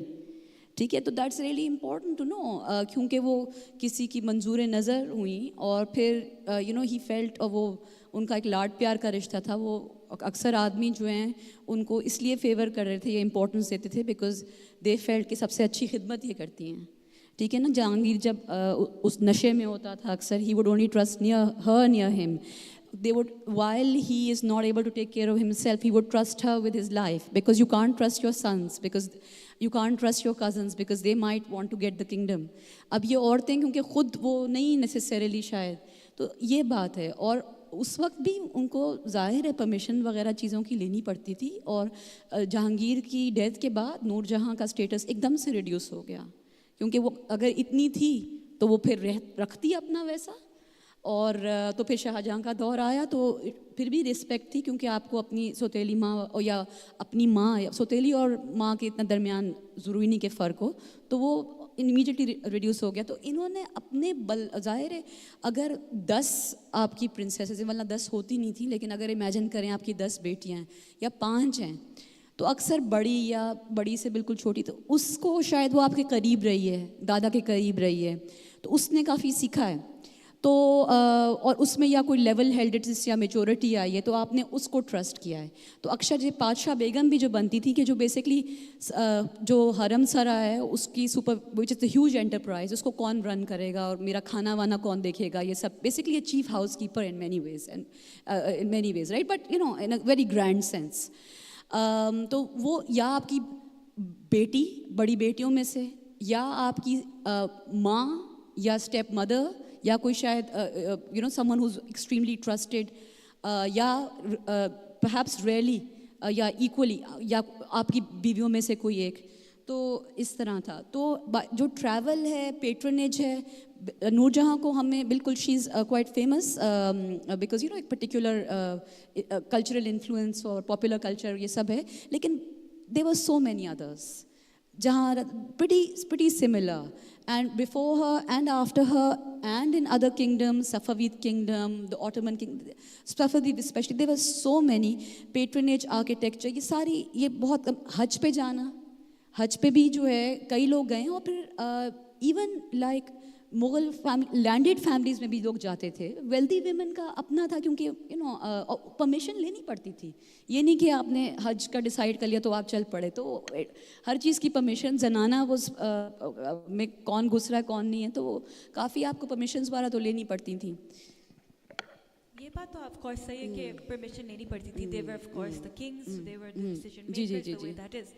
But what's really remarkable is the extent of influence that these women were still able to make, इनका जो रोल रहा है within, जैसे coinage पे नूरजहाँ का था, procession में। Why would you say it's remarkable? आप देखें हमारे नॉर्मल घर जो हैं, माँ का रोल नहीं होता, नहीं चाहे उसकी लिटरेसी भी कम हो, इंतहाई इम्पॉर्टेंट होता है। हमारे यहाँ ओवरऑल इमोशनल बॉन्ड्स ये देखिए इम्पोर्टेंस दी जा रही है फुप्पी को, खाला को, इसको, एंड इनका इंतहा का ये नॉर्मल फैमिलीज़ नहीं हैं। आज भी आपकी जो ज़्यादातर जो CEOs वगैरह जो हैं, आपको लगेगा कि there is a woman who is doing really well, but उसके पीछे देखें उसका पूरा ख़ानदान है, जी इम्पोर्टेंट ख़ानदान है। अक्सर इलीट फैमिलीज़ की फिर ट्रेजेक्ट्री और होती है। तो ये इलीट फैमिलीज़ के अंदर इनका एक्सपोजर ये था। लिटरेसी का थोड़ा सा यहाँ पे पॉइंट कर दूँ, लिटरेसी की जो बात होती है, कुरान पढ़ने की वजह से, क्योंकि तलकीन है कि कुरान पढ़ना सीखना चाहिए, तो Muslim literacy in general in the medieval period was much more for women and men than other communities in South Asia for sure, क्योंकि among the Hindus, Brahmin men, they need to be literate, others don't necessarily need to. Rajput women, जो राजपूत बीवियाँ आई हैं, अकबर वगैरह की जो आई हैं, तो उनकी, या जहांगीर वगैरह की जो राजपूत बीवियाँ आई हैं, प्रॉब्ली वो लिटरेट नहीं थी when they came। तो ये Muslim literacy different levels of society पे, इवन जो शेख वगैरह की जो बेटियां हैं, तो ये अच्छा। एक और बात, ये उस ज़माने में सूफ़ी मतलब शेख वगैरह, सूफ़ी शेख से पढ़ना, ये मेन स्ट्रीम इस्लाम था, 99% यही था। So this was what it was. It would be very odd to have anything beyond that as well. तो ये लिटरेसी ओवरऑल काफ़ी फैली हुई थी। और ये भी बता दें कि इनको जो पढ़ाती थे, अक्सर औरतों का नाम आता है जो इनकी अतालीक, फीमेल अतालीक लगी, वो बहुत एलीट फैमिली से नहीं थी, वो स्कॉलर्स के ख़ानदानों की होंगी, और वो इनसे ज़्यादा पढ़ी लिखी थी इन मैनी वेज, ठीक है ना। तो इन्होंने जो इनको पढ़ाया, तो we should let ourselves get sidelined into a classist prioritization of these, because इन्होंने आसार ज़्यादा छोड़े हैं। इनकी डॉक्यूमेंट्स हमने प्रिजर्व इसलिए किए हैं क्योंकि ये मुग़ल औरतें हैं। अगर ये दूसरी औरतें होती हम प्रिजर्व नहीं करते, उन्होंने बेहतर भी लिखा होता। तो this is the reason, so it's very important to take their class into account. जी, that's for sure. Of course, class no one can deny, even today, the way society functions. But I think the reason why we are here today is to kind of recognize that these women are not given importance, or were kind of, matlab, the way society functions is that there was an erasure of memory as far as their contributions were concerned. So इधर इसलिए हम चाहते थे कि थोड़ा सा हम explore करें कि उनका क्या इन्फ्लुएंस था जो हमें नहीं पता। So इसमें जैसे नूरजहाँ का इसलिए जिक्र हुआ है क्योंकि जैसे she was Persian, so उसका influence we see a lot within a lot of spaces. What spaces did they commission as well? This is something I would like, you ladies to also explore, क्योंकि वो बातें सही है, that society unfortunately is not fair. And when I started this off, I did say that the role of the women is often underplayed. इसलिए मैंने कहा, we take the woman out of a conventional Pakistani home, or any home for that matter, the house would fall apart because of the role of women. So the point is to kind of explore what were their roles, what were their contributions, and what influence had they left, and what exactly that was. Yes, Nadra ji, please. So if I may add a little bit to this, since we're talking about, so I think जो basically हम यहाँ कर रहे हैं आज, वो ये है कि थोड़ी सी intellectual archaeological excavation कर रहे हैं. हम उन नामों को ढूंढ रहे हैं जिनसे हम ज़्यादा वाकिफ़ नहीं हैं. नूरजहाँ के नाम से वाकिफ़ हैं. नूरजहाँ जहांगीर का मकबरा देखने से पहले या ताज महल देखने से पहले अगर आप एतमादुद्दौला का मकबरा ना देखें तो आपको पता ही नहीं चलेगा कि so all if you know all is probably too sweeping a statement. If most of innovations that we attribute to Shah Jahan, if we take a few steps back and we get into the Jahangiri period, where Jahangir's intellectual pursuits, as well as the support and the aesthetics that he gets from Noor Jahan put together, तो हमें वो सारी की सारी resolve होती हुई चीज़ें दिखाई देती हैं. एतमादुद्दौला का tomb is pure white marble. We do not have a tomb prior to this clad with white marble. The entire exterior surface is in Parchin Kari, which is inlay of semi-precious stones. The entire surface of that. And then we move over to, वो they कहते हैं कि अगर ताज को समझना है तो पहले हमायूं का मकबरा, और मगर रास्ते में अगर आप एतमादुद्दौला के मकबरे को ना देखें तो your information will be half cooked. So going back to maybe a few more names that we are generally not familiar with, तो एक culture था कि जिसमें these men, this was a patriarchal society, absolutely, but then these men were investing in women's education, and B, once they realized that they were equal enough, at par with their own intellectual pursuits, they would recognize that. ये सबसे ज़रूरी और आज के ज़माने में भी ये हमें याद रखने के लिए एक अहम नुक्ता है कि पढ़ा देना और फिर उसके बाद उसको वक़ार ना देना, उससे कोई फ़ायदा नहीं होता. तो अकबर की एक मिसाल है छोटी सी कि उनकी एक हाफ ब्रदर थे मिर्ज़ा हकीम, और उनकी वालदा थी महचूचक बेगम, वो काबुल में थे. मिर्ज़ा हकीम की बहन भी थी बख्तुन्निसा बेगम. So once Mirza Hakim, of course, the brothers, Akbar was in Lahore and Mirza Hakim wasn't acting as he should have, not kind of, bowing his head to the elder brother. तो अकबर वहाँ जाकर उन्होंने ये किया कि सज़ा वज़ा नहीं दी, सिर्फ बख्तुन्निसा बेगम को गवर्नर बना दिया काबुल का. And Mirza Hakim had kind of, run off to the mountains. वो वापस आए, मामलात वैसे ही रहे, मगर नाम बख्तुन्निसा बेगम का चलता रहा. So we need to kind of, look at it from a perspective where a woman is empowered, where a woman is acknowledged for her intellectual pursuits and her political acumen. जहाँ आरा का बहुत ही एक क्या कमाल खातून थी वो, उनकी मुनसुल अरवाह एक किताब है जो मुइनुद्दीन चिश्ती की बायोग्राफी है.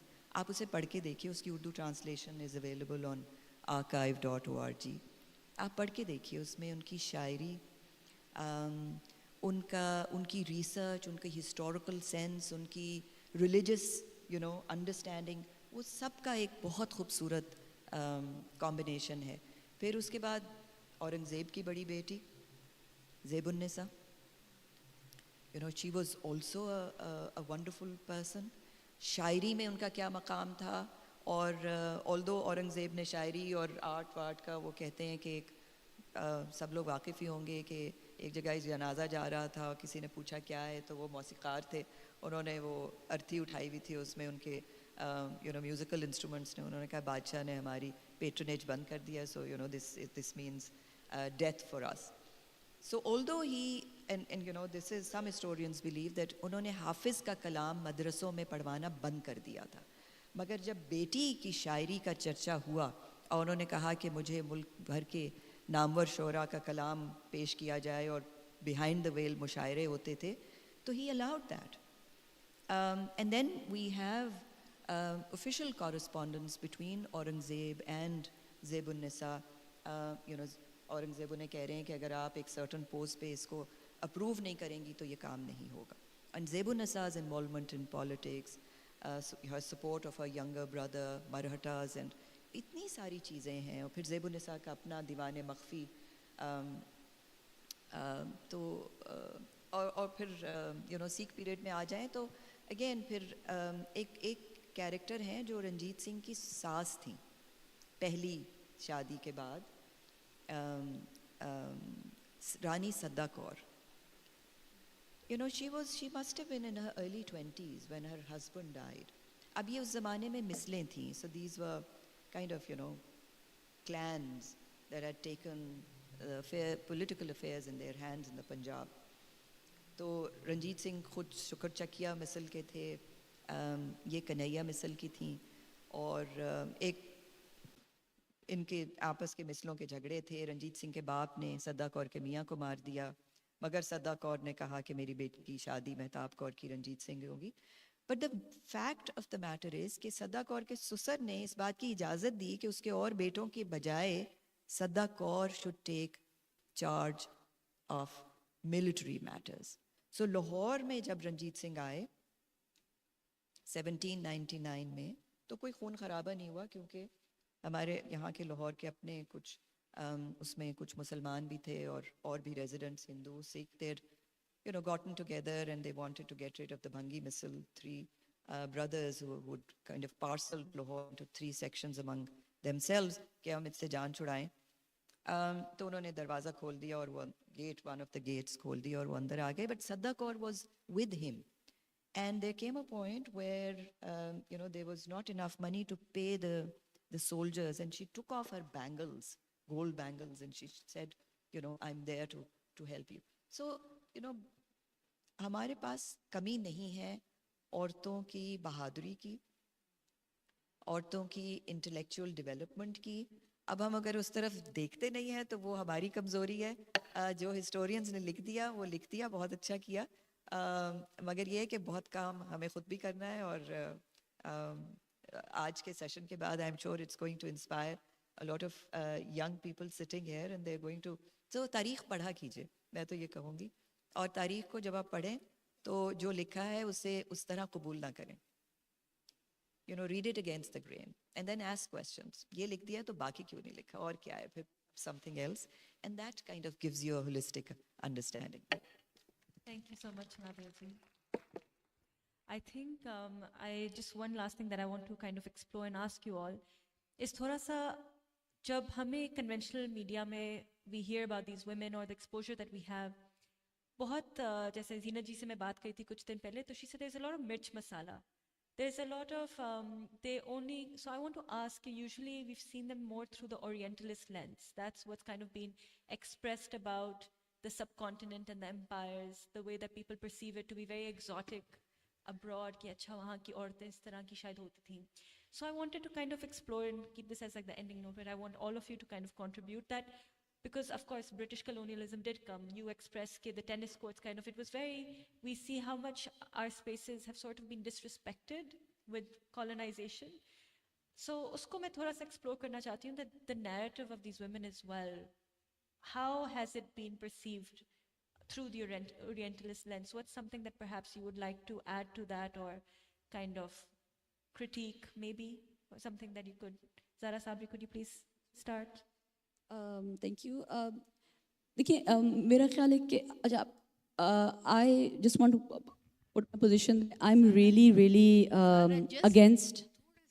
Sorry, I'm really against necessarily celebrating Mughal women, because some people, आजकल कुछ writings आ रही हैं, let's celebrate them, and these are like, you know, women of our past who were strong women, and let's celebrate.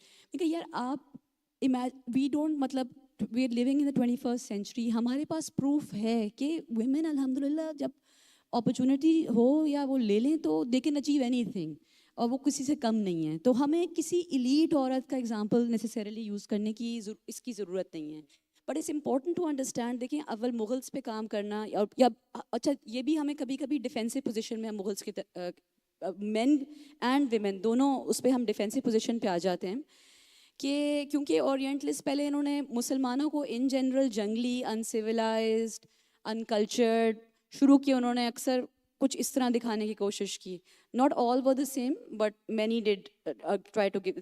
तो हम अक्सर जो काम कर रहे होते हैं, हम ये दिखा रहे होते हैं, जैसे कि ज़ीनत ज़ियाद जो उन्होंने शुरू का introduction the, it was really aimed at all of that misperception or lack of knowledge, really, you know. And I know she's been in the States, and this is the kind of thing one has to do all the time to tell people कि देखें, मुसलमानों का history भी समझें, उनका present भी समझें, इनका पोटेंशियल भी समझें, ठीक है.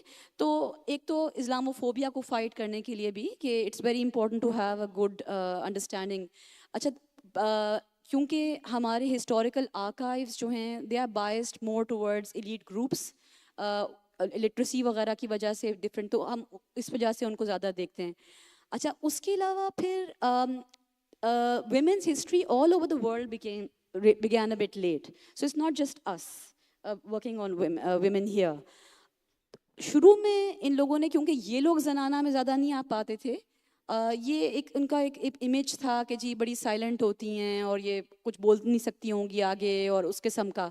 लेकिन उनको अव्वल तो कोई भी शायद नहीं हो साइलेंट, और एलीट ग्रुप्स की तो बात ही डिफरेंट है.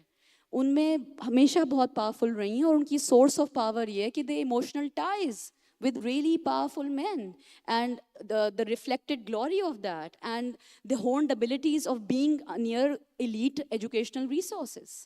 ये सब चीज़ें इनकी थी. तो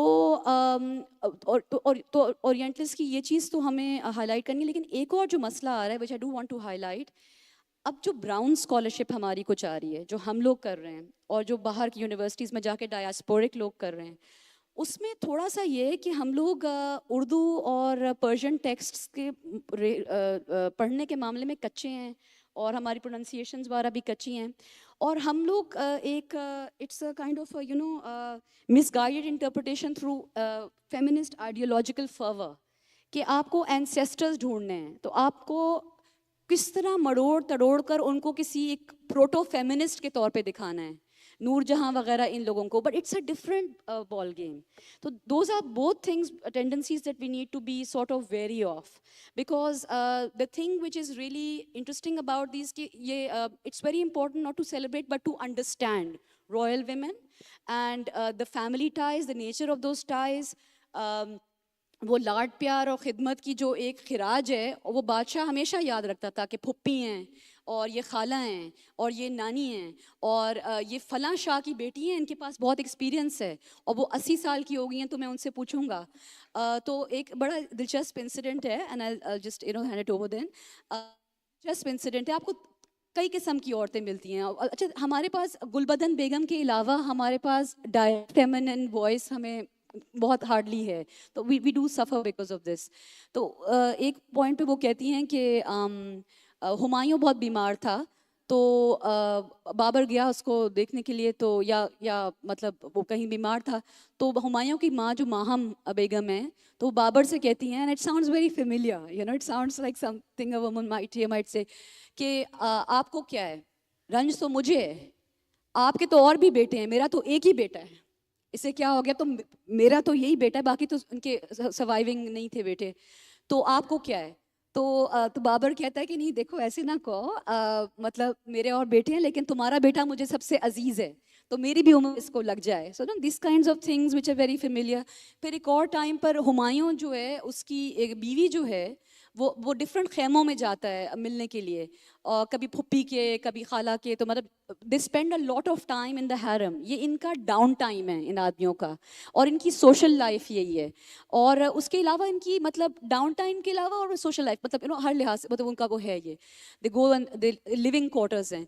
तो वो एक बीवी उसकी ना, वो सुबह फजर के वक्त उसको नज़र आता है कि हुमायूं उठा है, तो वो जाके उसको कहती है कि आप सब लोगों के यहाँ जा रहे हैं और हमारे खेमे में नहीं आए, हमारे खेमे के बाहर कांटे नहीं बिछे हुए, तो आप आ सकते थे. तो अब वो कहता है, वो जवाब नहीं देता, और उस वक्त वो थोड़ा चुप होकर चला जाता है. बाद में कहता है कि सुबह का कोई टाइम है कि आप मुझे ये सुबह सुबह कह रही हैं, आपको कोई शिकायत है तो आप मुझे ख़त लिखें, और मैं जो हूँ अपनी फुप्पियों उनसे ना मिलूँ जाकर, और इन्होंने अपने मियाँ और अपने बेटे गवा दिए मुझे बादशाह बनाने में, तो मुझे जाके इन यतीमों और इन बेवाओं से तो मिलना है ना. तो इस किस्म की बात है. हमीदा बानो जो है, जब उसकी शादी वो कह रहे थे कि कर लें शादी हुमायूं से, तो वो कहती है कि वो 40 दिन तक नहीं मानी. बिकॉज वो कहती है कि भाई उसकी हुमायूं की जो स्टेप मदर है, कहती है किसी से तो करनी है तो बादशाह से बेहतर क्या होगा, तुम इससे कर लो। कहती है नहीं, मैं चाहती हूँ कोई ऐसा हो जिस तक के गिरेबान तक मेरा हाथ पहुंचे, इसका तो दामन जैसे उस तक मेरा हाथ नहीं पहुंचता, ये तो बहुत बड़ा बादशाह है, मैं तो फिर बहुत अंडर रहूंगी इसके ना। तो it's really interesting to hear these feminine voices, so we should be may be like trying to understand the feminine here, and the source of power, it seems to me, literally it's inherited wealth, it is the received wisdom, it is the emotional tie. How much value can you be to a king, and that gives you a lot of power.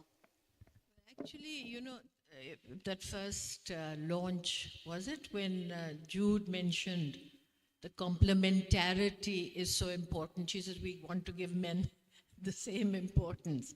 And from what yours, just to take a point from there, I think the Mughal dynasty gives us a very, obviously, it's, we create our own conditions today, but that's a beautiful example of complementarity. These were not women who were competing, although they were perfectly capable of governing. As you mentioned, Bakhtun Nisa, when he went off to control Kabul, he left his mother as governor of Fatehpur Sikri. She also was governor of Punjab, direct rule. And dear old Aurangzeb, who always gets a bad rap, there's a very famous example of Aurangzeb appointing a lady, again, Sahibji, as governor of Kabul. So we have examples of direct ruling by these women. But to come back to this, this was complementary. The men, as I said, when you value and honor wisdom, when you value and honor relationships, and when you value and honor the contributions of the ladies, that's where you don't really need to be standing with a flag, that I'm your competitor. This was a very beautiful complementary relationship of the genders. Thank you so much.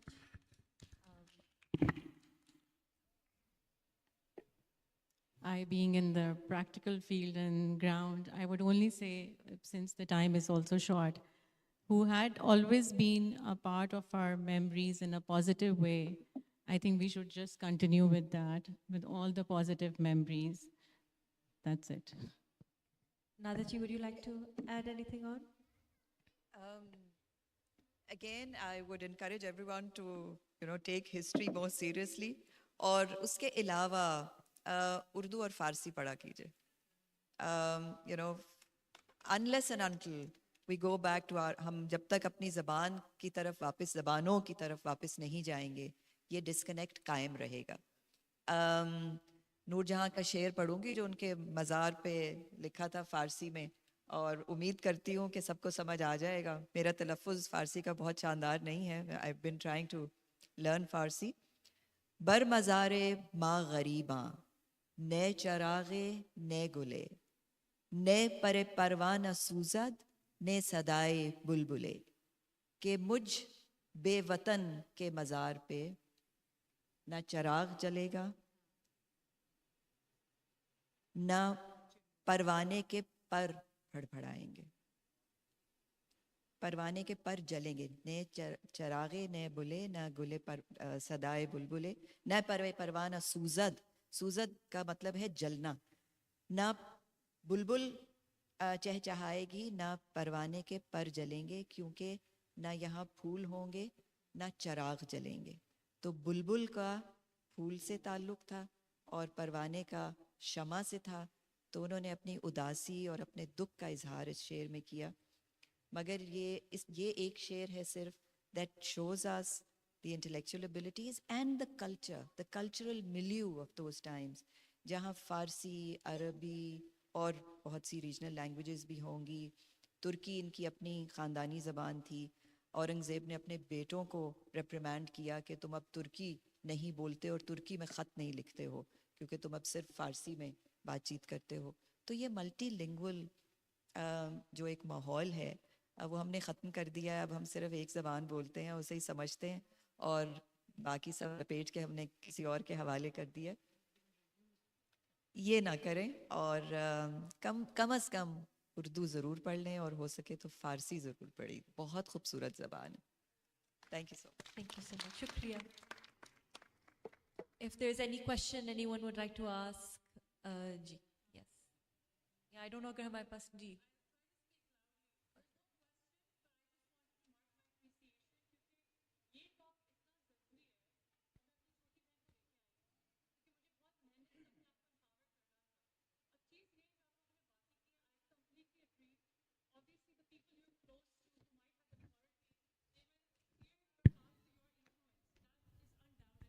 But होता है जैसे हम जब हज़रत खदीजा के बारे में सोचते हैं or we think of other empowering figures in history, we sometimes segregate ourselves, South Asia, from that. We believe that that might have been the case for the Arabs or that might have been the case for the Turkish.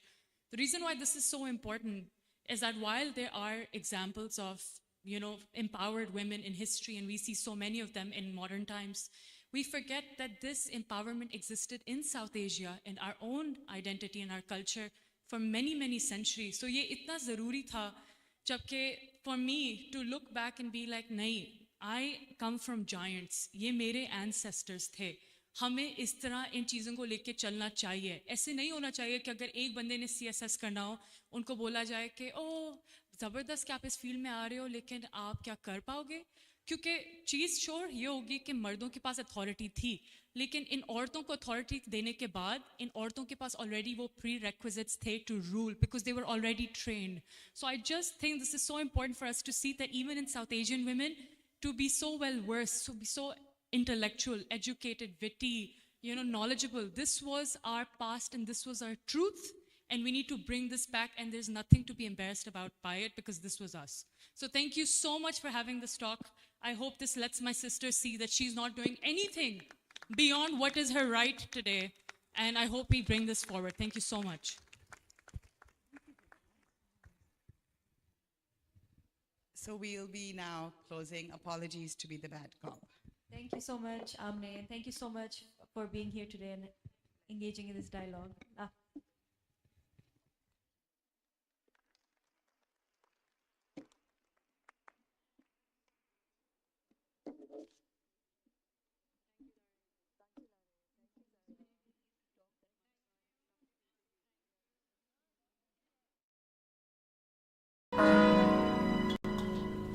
ओहो, अकेले अकेले कहाँ? थोड़ी हमें भी lift करा दो। यार, ये आप लोग क्या कर रहे हो? अच्छे खासे पढ़े लिखे लगते हो। अकेली लड़कियों को देखकर जुमले कसना, सीटी बजाना, ऐसी हरकतें आपको जेब नहीं देती हैं। ख़वातीन को घर से बाहर महफूज माहौल फराहम करना हमारा फर्ज है। बदलो अपनी सोच को, सबके लिए आवाज दो। बस्ती बस्ती नगरी नगरी एक हो के आवाज दो।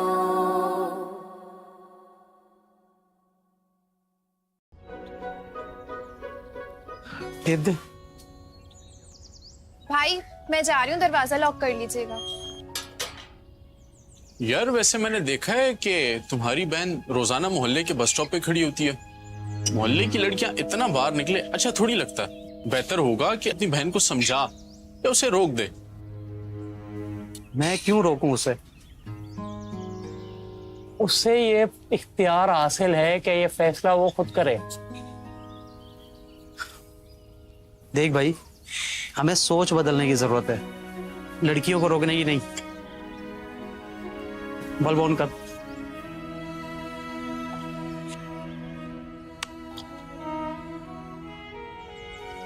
लो भाई, आ गई रोशनी। बदलो अपनी सोच को, सबके लिए आवाज दो।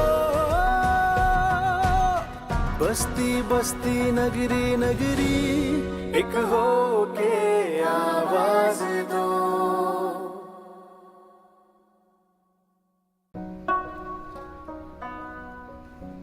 ला भाई पाना लिया।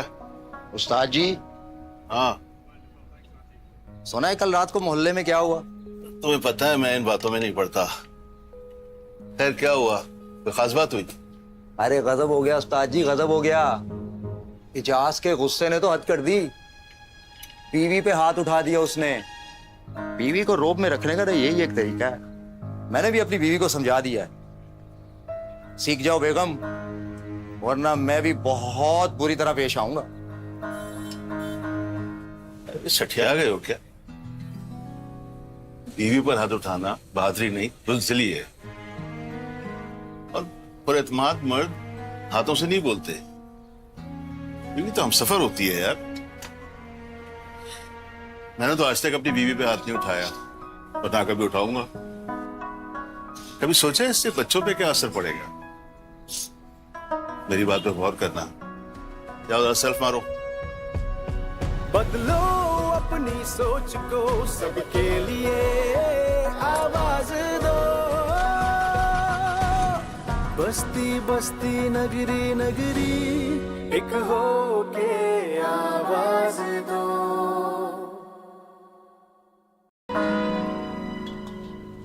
ओहो, अकेले अकेले कहाँ? थोड़ी हमें भी लिफ्ट करा दो। यार ये आप लोग क्या कर रहे हो? अच्छे खासे पढ़े लिखे लगते हो। अकेली लड़कियों को देखकर जुमले कसना, सीटी बजाना, ऐसी हरकतें आपको जेब नहीं देती हैं। खवातीन को घर से बाहर महफूज माहौल फराहम करना हमारा फर्ज है। बदलो अपनी सोच को, सबके लिए आवाज दो। बस्ती बस्ती नगरी नगरी एक हो के आवाज दो।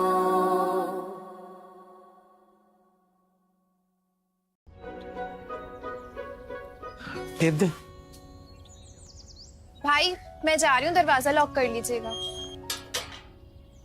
यार वैसे मैंने देखा है कि तुम्हारी बहन रोजाना मोहल्ले के बस स्टॉप पे खड़ी होती है। मोहल्ले की लड़कियां इतना बाहर निकले अच्छा थोड़ी लगता। बेहतर होगा कि अपनी बहन को समझा या उसे रोक दे। मैं क्यों रोकूं उसे? उससे ये इख्तियार हासिल है कि ये फैसला वो खुद करे। देख भाई, हमें सोच बदलने की जरूरत है, लड़कियों को रोकने की नहीं। बल्ब ऑन कर।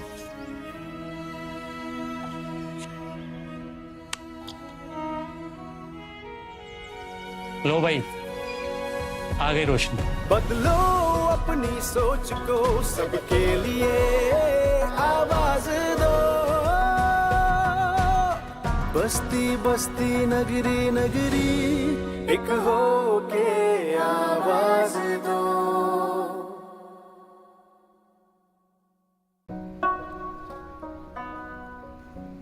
ला भाई पाना लिया। उस्ताद जी। हाँ, सुना है कल रात को मोहल्ले में क्या हुआ? तुम्हें पता है मैं इन बातों में नहीं पड़ता। खैर क्या हुआ, कोई खास बात हुई? अरे गजब हो गया उस्ताद जी, गजब हो गया। इजाज के गुस्से ने तो हद कर दी। बीवी पे हाथ उठा दिया उसने। बीवी को रोब में रखने का तो यही एक तरीका है।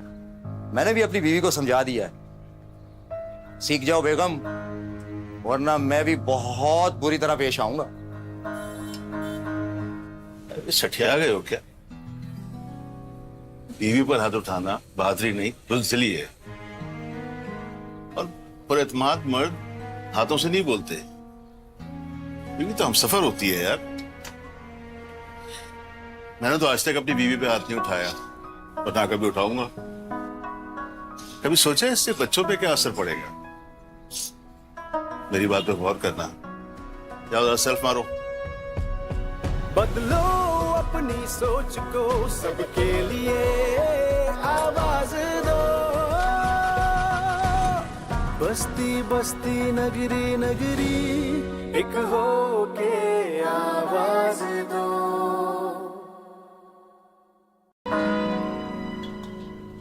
ओहो, अकेले अकेले कहाँ? थोड़ी हमें भी लिफ्ट करा दो। यार ये आप लोग क्या कर रहे हो? अच्छे खासे पढ़े लिखे लगते हो। अकेली लड़कियों को देखकर जुमले कसना, सीटी बजाना, ऐसी हरकतें आपको जेब नहीं देती हैं। खवातीन को घर से बाहर महफूज माहौल फराहम करना हमारा फर्ज है। बदलो अपनी सोच को, सबके लिए आवाज दो। बस्ती बस्ती नगरी नगरी एक हो के आवाज दो।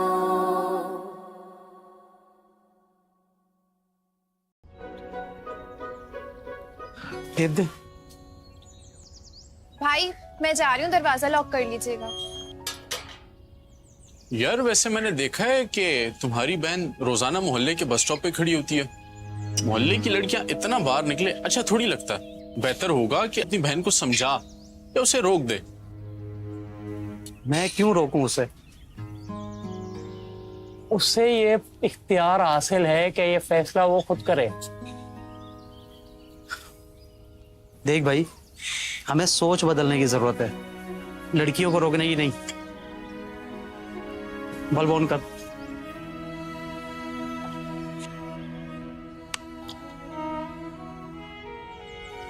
लो भाई, आ गई रोशनी। बदलो अपनी सोच को, सबके लिए आवाज दो। बस्ती बस्ती नगरी नगरी एक हो के आवाज दो।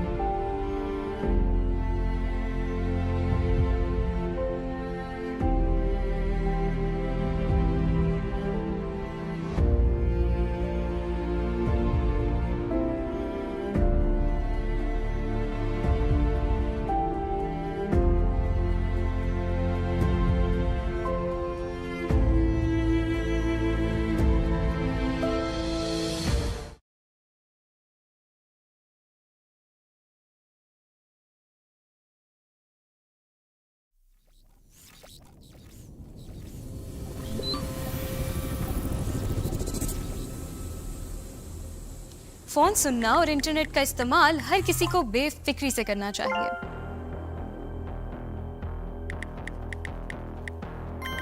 टेक्नोलॉजी के बहुत से फायदे हैं, जैसे नई इंफॉर्मेशन, राब्ते और रोजगार के मौके।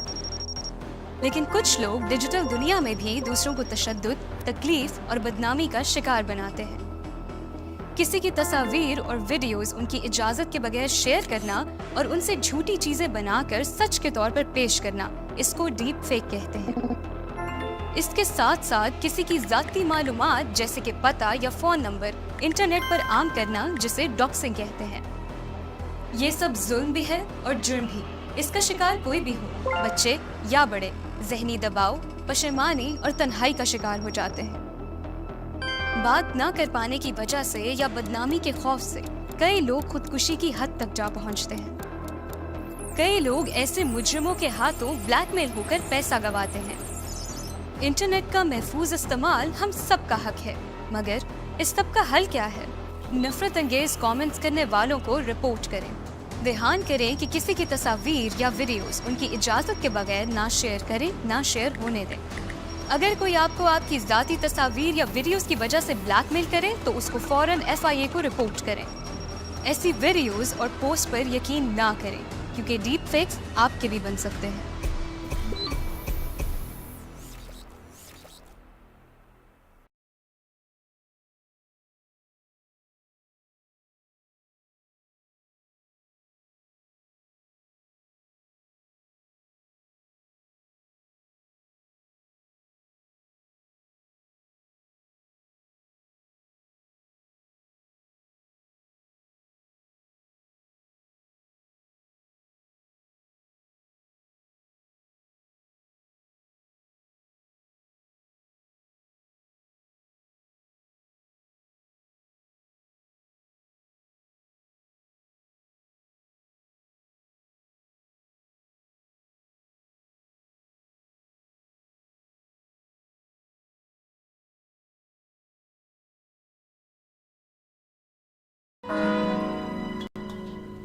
ओहो, अकेले अकेले कहाँ?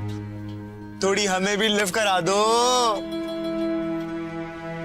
यार, ये आप लोग क्या कर रहे हो? अच्छे खासे पढ़े लिखे लगते हो। अकेली लड़कियों को देखकर जुमले कसना, सीटी बजाना, ऐसी हरकतें आपको जेब नहीं देती हैं। खवातीन को घर से बाहर महफूज माहौल फराहम करना हमारा फर्ज है। बदलो अपनी सोच को, सबके लिए आवाज दो।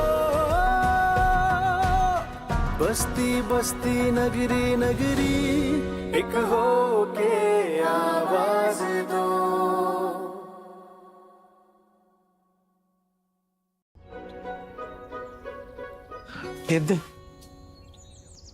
भाई मैं जा रही हूँ, दरवाजा लॉक कर लीजिएगा। यार वैसे मैंने देखा है कि तुम्हारी बहन रोजाना मोहल्ले के बस स्टॉप पे खड़ी होती है। मोहल्ले की लड़कियां इतना बाहर निकले अच्छा थोड़ी लगता। बेहतर होगा कि अपनी बहन को समझा या उसे रोक दे। मैं क्यों रोकूं उसे? उससे ये इख्तियार हासिल है कि ये फैसला वो खुद करे। देख भाई, हमें सोच बदलने की जरूरत है, लड़कियों को रोकने की नहीं। बल्ब ऑन कर।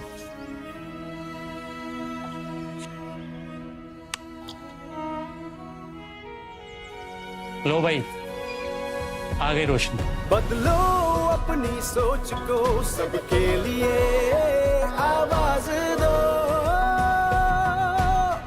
बस्ती बस्ती नगरी नगरी एक हो। And then in Gallery 2, we have a workshop on what the data says about women and girls. Amna Khan is a founder of Cinekhan, and her organization conducted a study across 7 countries about how women and men perceive success and achievements.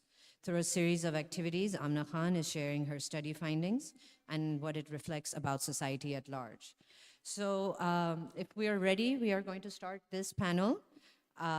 This panel is going to be moderated by Sana Shah. The title of this panel is called Closing the Digital Divide. We have Gulalai Khan, Warda Rashid, and Faiza Hassan. This panel is going to discuss how lack of access to information holds women back and the solutions to the problem that these women are working on. So if I can invite Gulalai Khan to please come up, Warda Rashid Khan, please come up, Faiza Hassan, and our moderator, Sana Shah, will take it from here. Thank you.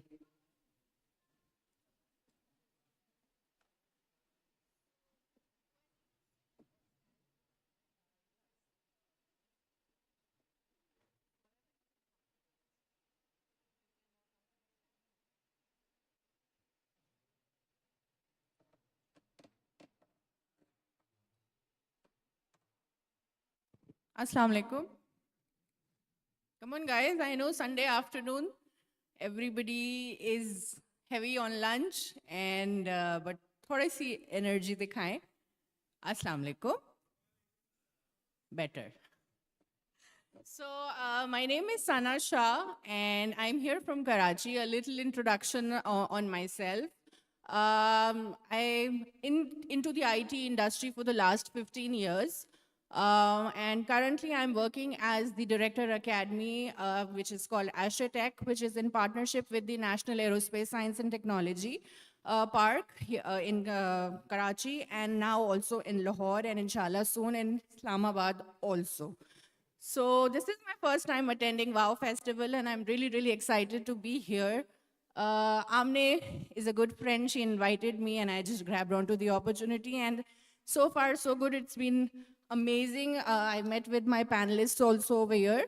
And so let's just start. So we have our introduction already ho gaya tha hamare panelists ka. But I have Varda Khan, who is a product manager by profession. And she's currently working at 7 Walls on product related to asset management. Then we have Faiza. Faiza is a seasoned technology professional with 12 years of experience in the field and with academia credentials from university in US, and has a bachelor's degree in engineering and master's in computer science as well. And currently, she's the head of digital products and solutions at Jazz. Wow. And then we have Gulale Khan, who is a policy, communication, governance, and gender practitioner and teaches internet governance and technology policy at LUMS.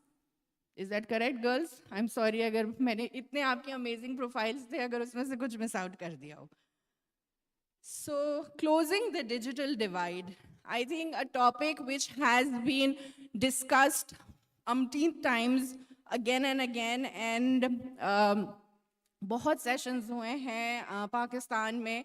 So this topic today is we are going to discuss and explore the barriers, the solutions, and the insights that women in technology use and how they perceive. So to start with, Varda, अगर आप इधर आ जाते and Faiza उधर चली जाती, I'm so sorry. So Varda, you've been the ambassador of women in games for the Asian region. So how do you see the strategies that have been the most effective in encouraging women participation in games and computing in Asia? Am I audible? Yes. So when I joined Women in Games back in 2020, there were not a lot of people, not a lot of women in games working in Pakistan. So it was a very difficult area to navigate. One, because games in general is a very male-dominated field. And then two, you don't find a lot of resources to help you if you want to have a career in games. So I found out about Women in Games, I applied, I was chosen as an ambassador.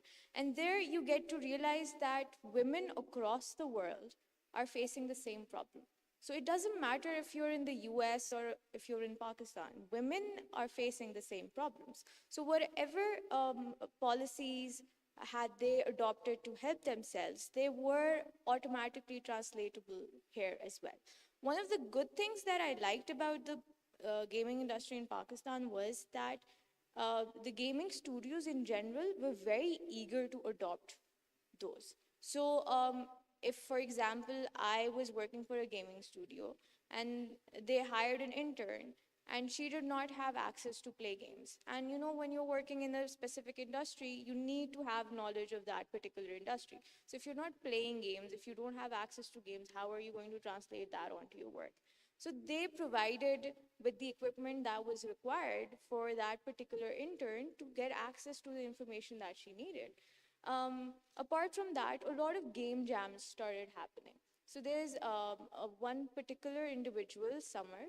She runs a company out of Islamabad, Epiphany, and she took up the lead to organize game jams where the main focus was to get women onboarded and have the same opportunity as the boys or men in the industry. So over the years, I've seen my friends who had no idea what Call of Duty was playing games and then telling me about, oh, you know, this is what we did, this is what we're playing, this is how we're doing it. So over the years, the notion that gaming is only for boys or only for men kind of changed. And even now, although it exists, but it has reduced. Like, it doesn't matter if you're a girl or a boy.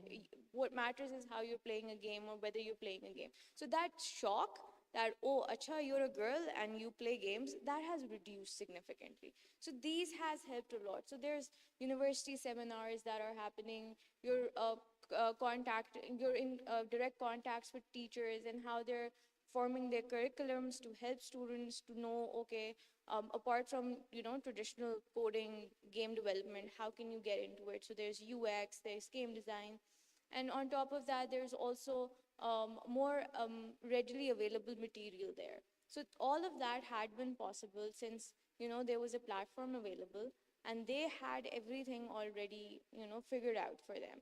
And it was easier for us to implement all of that because the infrastructure over here, they were ready to adopt it. Because maybe because they want more people to come into the gaming industry because it's a relatively new field compared to, you know, other software houses that are out there. So that has helped a lot. So I think in the next, let's say, 5 years, that ratio is going to, become more equal, a lot more sooner than, maybe 5 years. Right. So coming to Faiza, since you have an experience in digital analytics, sorry, no, हाँ chair चाहिए, बोले, remove कर, sorry. And you're leading digital products and solutions at Jazz. And I know this for sure that when, even in the past, I've dealt with programs where we have this discussion over women's, presence on the digital platforms and all. And I think someone like you, me, and a few others in this room, I think ये ratio बहुत छोटा है. It's, I think, less than 5%, if I'm not wrong. So how do you ensure that women have equal access to these digital solutions and platforms? Thank you, Sana. So, Sana, I would like to elaborate a little bit on some of the impediments that there are in Pakistan in particular, in terms of why there is such a digital gap in between women and men in Pakistan. I think one of the foremost reasons is also the affordability and accessibility of devices. We see that in low-income households, the focus is generally on if they have to choose between a male or female in the family, it's generally the men who get access to smartphone devices. There could be multiple reasons, cultural barriers. Like I said, they are low-income households, so they focus on spending more where they feel like they see a general output there. The Ministry of IT has recently finalized a plan for smartphone financing policy. I believe that initiatives like that really need to be implemented so that it becomes more accessible and affordable for women as well. And in addition to affordability, we see that a lot of people don't even have the awareness that how can they use a digital device, a smartphone, or any other device to sort of generate income. And I'm from a technical background, but I've seen so many women that are homemakers, but they're running businesses out of their home, and they're able to create an ecosystem whereby they can work from the vicinity of their home and yet provide for themselves and their families. So I feel like it's really important to create that awareness as well, for which we need community tech centers, digital literacy hubs maybe, where they're not just using these devices for entertainment or connectivity purposes, but they're also using it for a bigger purpose, which I feel like is financial stability here. Because when we talk about digital divide, that also ends up resulting in a financial divide, and digital inclusion reciprocates into financial inclusion as well.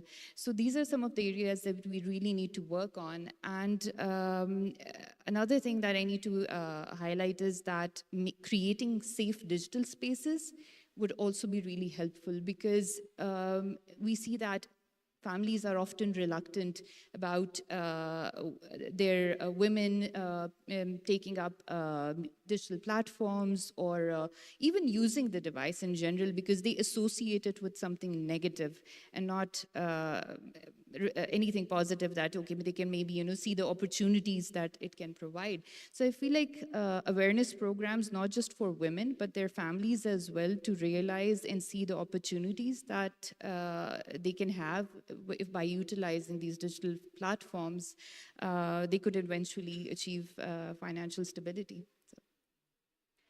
So Gulalai, I think in continuation of from what Faiza just said, since you have an experience on the policy and governance side, and she mentioned that how the ministry is now taking initiatives and working around policies.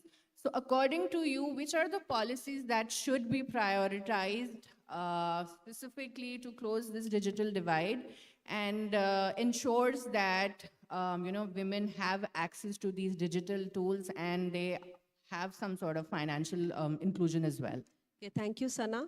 I think I'll start from the topic that we have, closing the digital divide, and I'll just add a line to it. Where have we failed?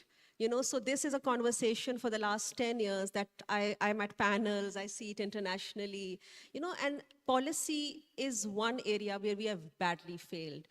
We can have one-off solutions, one government comes in, put up a grand show, and it's mostly, interventions and initiatives that are just not followed through. So I believe that there is a policy consistency that is missing for not just economy and everything, but also for closing the gender digital divide. On what Faiza said, I just want to, add up to that of course we know that the affordability is an issue, the ownership is the issue, and family permission is also a very big issue. So even if you have enabling policies, you will have to work very hard on the social norms, So, sometimes it's really upsetting for me to see when I talk to, people and we're working on different policies, when you say that there is a digital divide that exists in Pakistan, and it's a very common, by the way, comment which comes from the highest circles is, but there is no digital divide. My driver uses WhatsApp. My maid has a phone. And these TikTokers, is there a digital divide? And this is like something that I really want to put forth here is that what you see is not even 1% of the population. You need to look at the whole of Pakistan. It is not just our urban centers or a few big good stories in rural areas. It is actually an entire country that you're looking at when you're developing policy. So that is something that we really need to look at. Number two, as I said, that policy consistency is missing. It is also a critical understanding of what digital divide is that is also missing in our policy circles. So most of the digital policies or digital strategies that you see, now thankfully we just had women gender strategy, digital strategy, which the PTA launched last week. And I hope and really want that to be successful in what the milestones they have given. But what we have seen is that when they talk about digital, they only mostly talk about IT exports. And then you have a dilemma that you talk about IT exports and you shut down the internet for days, right? And the shutdown is not impacting, of course it's impacting these big businesses, but the small businesses, the micro businesses, the women entrepreneurs at home using internet for their use, do you know for weeks they cannot deliver the products that they have ordered, they lose out on a lot of customers. So there's so many things that you need to understand when it comes to digital divide in Pakistan and also the policy interventions.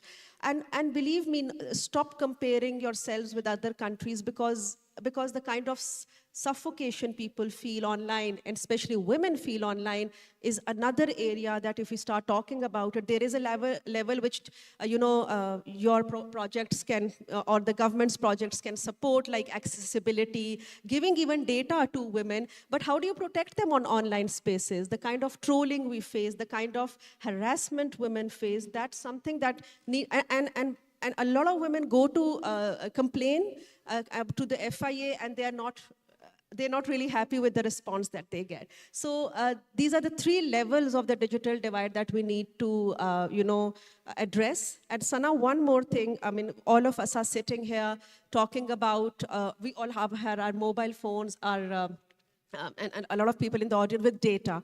But even with this privileged set, we would see women not being themselves on online spaces. They're scared.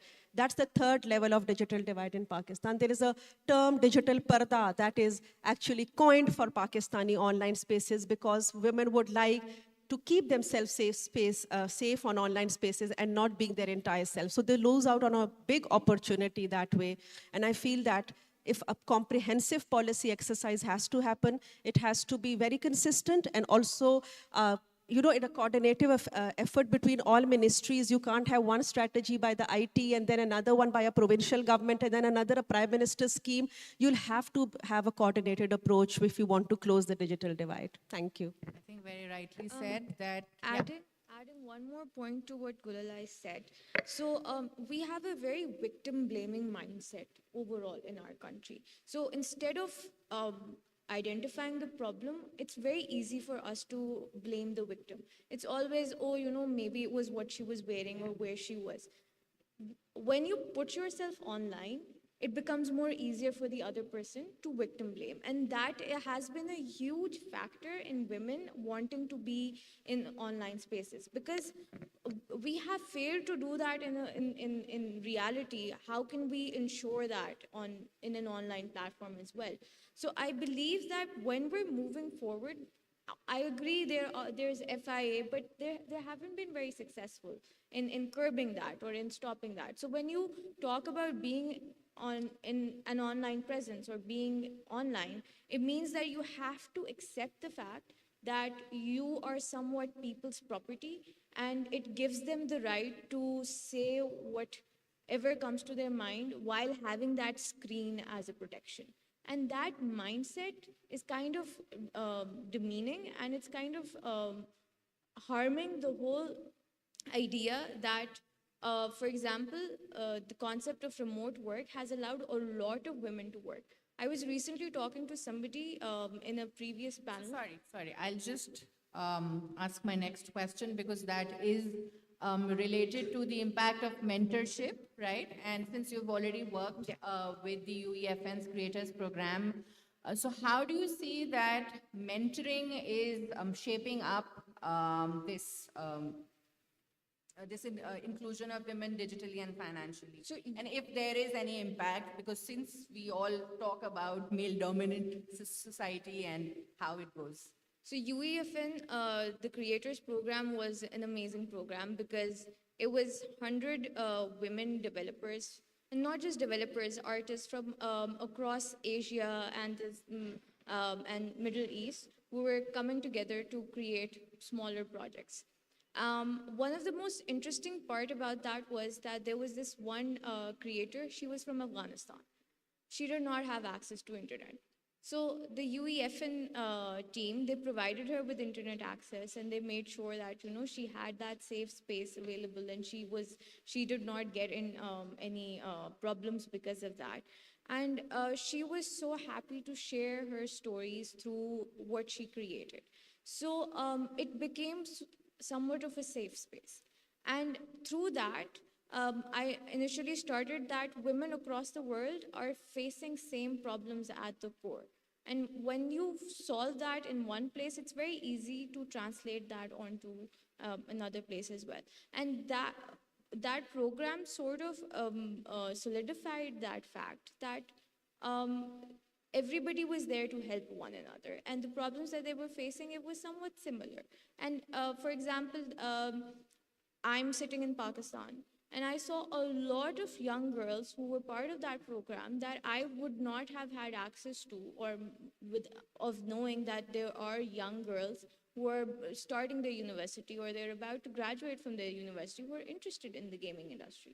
And part of the reason was that they weren't able to leave their smaller towns to come to bigger hubs to pursue that. Primarily maybe because of the financial reasons, primarily because of the societal pressures, but they weren't able to. And this program helped them achieve that by sitting in the comfort of their homes without having to leave their houses and do that. But on top of that, like I mentioned, that all of these policies, all of these impacts depend on the access of internet and the free access of internet. Now, if somebody does not have internet, that means they're cut off from the world. The whole global village that we're trying to create through the power of internet, that means you're cut out of that. And then these girls, when they have access to internet, then they need to have certain protection there as well. Maybe that is also needed for their parents to be okay with that as well. That okay, this is something that is not going to give them the wrong ideas or put them in a negative space. So that kind of gave an idea that giving internet access to areas other than smaller towns connected to Lahore or Islamabad or Karachi or Faisalabad, but smaller cities, allows more girls to show that they're just as talented as men. They just don't have the access to do that. So again, it's very easy to say, okay, give them internet. But the implications that come along with it, that is what needs to be resolved. I think that leads to my next question to Faiza, which is on the educational pathway and the right kind of education for especially for young girls. So since I think we were talking backstage and you mentioned that you are from Sawabi, Peshawar, and we all know that it is maybe not, correct me if I'm wrong, as modern as the cities like Karachi, Lahore, and Islamabad. And then, of course, you have an educational background where you went to the US that led you to choose a career in technology. And now, mashallah, so you're in a leadership position. So, what is one piece of advice for young girls on the educational pathway, adding on to what Varda just said? So Sana, what I've learned throughout my career is that I have always had a passion for technology, but I believe that over time I've seen how technology impacts the lives of people and how it impacts communities or even economic ecosystems. My advice would be not to just focus on the IT sector, but whatever career path women or young girls decide to choose, they should think of technology as an equalizer, as an enabler.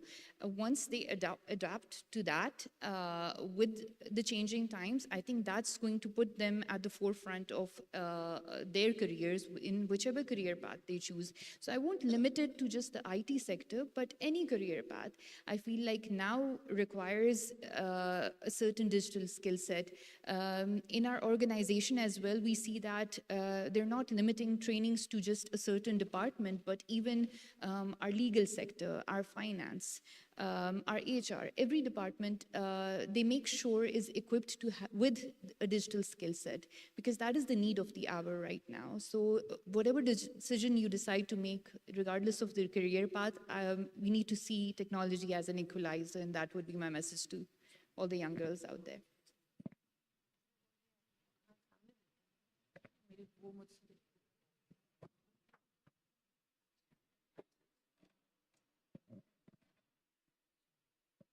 So I've been asked to look at the audience instead of looking at my panelists. Okay. So I think this is going in a very right direction that the answer ends to the next question, which is the digital skills and the security training. So Gulalai, since you've been working again on the governance and policy level, so what do you think are the right skill sets, especially on the digital end? And then, of course, security trainings required for these women. So basically, there are two ways and there are two levels of it. One is a very high profile, cyber security and all these women in technology who have to protect their business, who have to run, women who code, they understand the language. That's one area. But then there is another sector that I primarily work with, is women who either just have a mobile phone by chance, or they're just using it for purely entertainment, watching these reels and all these videos and not doing anything productive to do better in their lives. So when I started working with, this is across the length and breadth of Pakistan, but mostly in the very underprivileged areas, I realized that yes, owning that mobile phone was the first step for them, and most of them have left it because of some issues with their passwords being hacked, or and as a simple thing like a password, understanding an easy understanding the reason why you should have a difficult password is something you need to tell them. So they say, oh, so 1 2 3 4 5 is fine, or 000, because we have to remember it also, or my son's name. And a very, incident that I remember is that there was this girl who was working in a textile factory, and she used Facebook for, she was selling some of her designed clothes. She would do that in her off time on Facebook. And there was this guy in a mohalla who just, because she had such an easy password, that he hacked it, and she had to close down not just her account, but also her business, a very small level business. So digital skills and security is at one level a very high profile, the kind of skills that you need to compete in an international market for Pakistanis, for data scientists, for students of engineering, students of sciences, but also for citizens at the grassroots who need to be empowered enough with digital skills to use them effectively. So what you do is you just do a random survey and everybody would say, yes, yes, we use internet. What do you use it for? I have a Facebook account, I have an Insta account, I have a TikTok account. I have nothing against social media platforms. I hope they don't get banned after yesterday. But I have nothing against them. I think that they're really good. But use them productively. Ask them, can you do research? For example, can you do a simple Google search? And they would say no. Then you tell them, can you visit a website and look at the different menu and go to a point of your interest? And they say no. So, that is at the very basic level a skill how to navigate the internet for your own productivity. And once you start telling them that, if you start to look at different websites, you might land up a good job. And that's where the interests come in. So the economic angle of internet usage and accessibility and digital skills can never be undermined. That is one of the biggest factors why people would be interested. I talked about the digital security as well. But I also want to really, really talk about one more thing. When with my experience of working with across Pakistan, a lot of women with these backgrounds, that we talk about technology as one of the biggest enabler and equalizers. But if we don't equip our people with the right kind of skill set and secure environments online, it can be one of the biggest dividers also. And all the development divides that you see offline, they are much more starker online. So we have to be a policy intervention across the board for everyone. I see a lot of private sector entities doing their bit, but there is a limit to what they can do apart from support if they're not supported or that is not supported by the government. So this is something that I really, and I do this as a passion, because I see the transformation after 5 sessions. I see the transformation, the confidence that people have of using it. They also understand, and somebody talked about unsafe online spaces. So when you do it with men, even though it's not a gender, but when you do it with men, most of them said, अच्छा ये बात नहीं करनी चाहिए थी, मुझे लगा ऐसे ही है, गप है. And then you tell them that, this gap is going to be problematic. And suddenly that person changes because they realize that, yes, we should not be doing it. You teach them about digital footprint and they start becoming careful because they don't want a record of what they have all done. So this is the kind of work that everybody should be doing at the individual level as well as the collective level. And I do see hope in the near future because technology is here to stay. It's not going away anywhere. So let's make the best use of it. So I think let's just now hop on to the more generic questions which all three of you can address to. So let's start with the challenges and opportunities in technology and the digital space, not just in Pakistan, but in the broader region of Asia. So anyone can start. Sana, I think we've all raised really good points in terms of the hindrances or challenges, but the opportunity, particularly, I recall the times of COVID, that some of the lessons we learned was in the corporate sector, organizations that departments that were never allowed work from home. People got used to the idea of remote work. They realized that you can achieve the same amount of work, the productivity, whether you're in or not in office.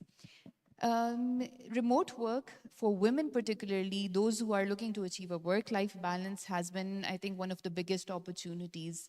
It's not limiting to a certain sector, whether they're in medical field, whether they are just content creators or content writers or belonging to the IT industry. Being able to work remotely, even for myself, I am a mother of 3 kids and I had to take a break in between about 1.5 years. And that's what I did. I was working remotely. I was taking up projects, but I had the ability to do that because of the availability of these digital platforms and one thing that we can say thanks to COVID, that organizations were allowing that as well and letting us do that. So I think these are some of the opportunities that were created, and organizations are open to it. You all might have heard of PayPal payments being allowed for freelancers now. a wonderful opportunity because now they can even take work from outside of Pakistan and deliver on that. So different avenues are opening up. Now is the time, and I think it's high time that we start owning up into to these taking up these opportunities. And Gulale mentioned that not everybody has that skill set. In addition to providing women with the digital skill set, there also has to be that drive to take up these opportunities and not procrastinate further. Adding more to that, I think it has also opened up an opportunity that you don't have to have a 4-year degree from a university in order for you to start working in the IT sector or start working for that matter. Now the of certification, online short courses have allowed a lot of people who were able to afford a 4-year education going to a university for whatever matter are able to make a living out of themselves, and that has been possible. I think that trend became more of took up more momentum during COVID, when a lot of people were stuck inside and all they had to do was do courses and see how they could spend their time. But this has and even for students who are doing their bachelor's or master's, the idea that they need to have extra skills has allowed a lot of people to start working from the comfort of their homes, start working early, start seeing what works for them apart from the whole traditional roles that you could be a lawyer, you can be an engineer, you can be a doctor, and if you are not doing any of this, you would not be a successful person. That notion is starting to, fade away, and that is fading away because of the presence of technology and the opportunities that it has been allowing people to have. So, yes.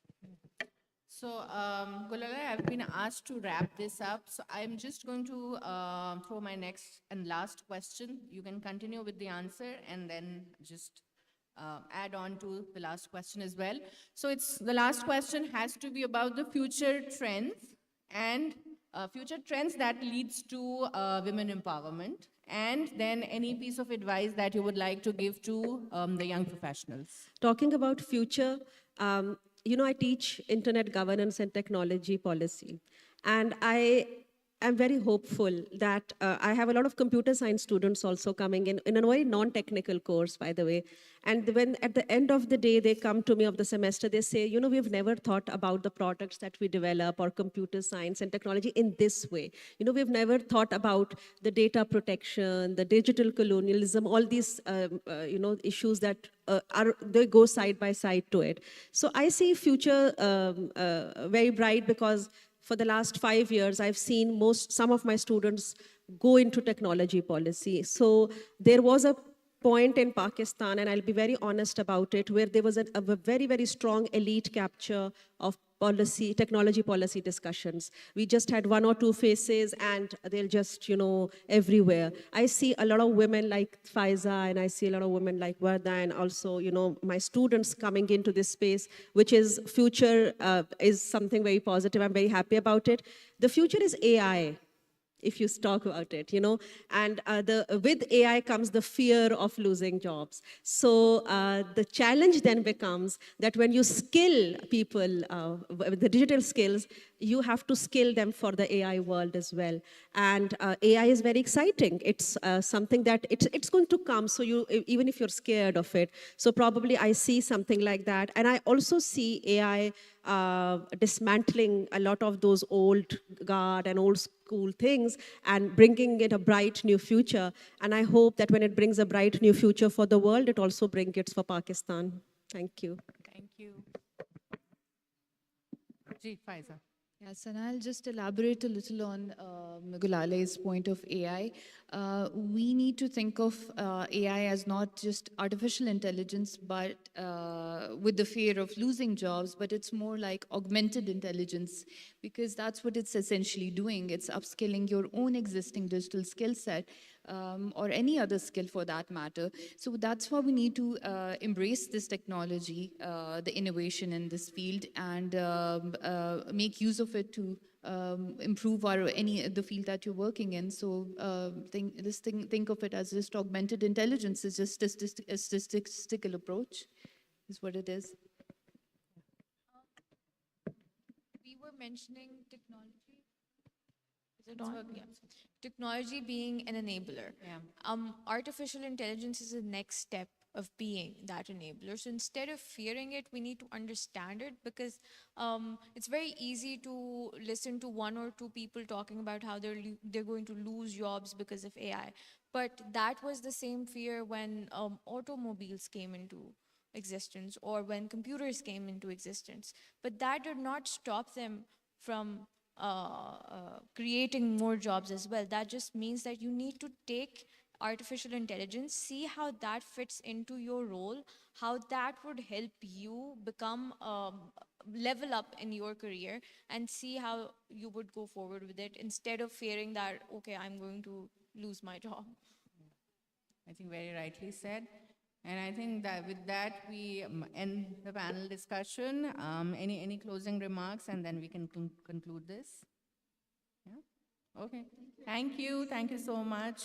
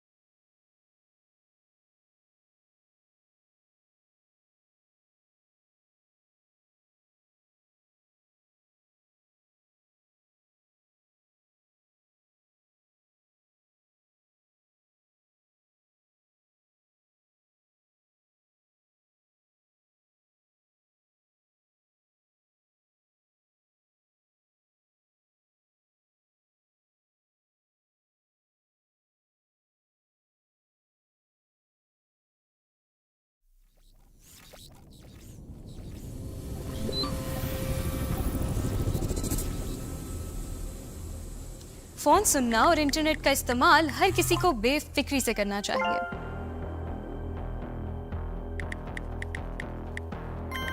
Technology के बहुत से फायदे हैं, जैसे नई information, राब्ते और रोजगार के मौके। लेकिन कुछ लोग डिजिटल दुनिया में भी दूसरों को तशद्दुद, तकलीफ और बदनामी का शिकार बनाते हैं। किसी की तस्वीर और वीडियोस उनकी इजाजत के बगैर शेयर करना और उनसे झूठी चीजें बनाकर सच के तौर पर पेश करना, इसको डीप फेक कहते हैं। इसके साथ साथ किसी की जाती मालूमात जैसे कि पता या फोन नंबर इंटरनेट पर आम करना, जिसे डॉक्सिंग कहते हैं। ये सब जुल्म भी है और जुर्म भी। इसका शिकार कोई भी हो, बच्चे या बड़े, जहनी दबाव, पशेमानी और तन्हाई का शिकार हो जाते हैं। बात ना कर पाने की वजह से या बदनामी के खौफ से कई लोग खुदकुशी की हद तक जा पहुंचते हैं। कई लोग ऐसे मुजरिमों के हाथों ब्लैकमेल होकर पैसा गंवाते हैं। इंटरनेट का महफूज इस्तेमाल हम सब का हक है, मगर इस सब का हल क्या है? नफरत अंगेज कमेंट्स करने वालों को रिपोर्ट करें। ध्यान करें कि किसी की तस्वीर या वीडियोस उनकी इजाजत के बगैर ना शेयर करें, ना शेयर होने दें। अगर कोई आपको आपकी ज़ाती तस्वीर या वीडियोस की वजह से ब्लैकमेल करे तो उसको फौरन FIA को रिपोर्ट करें। ऐसी वीडियोस और पोस्ट पर यकीन ना करें, क्योंकि डीप फेक्स आपके भी बन सकते हैं।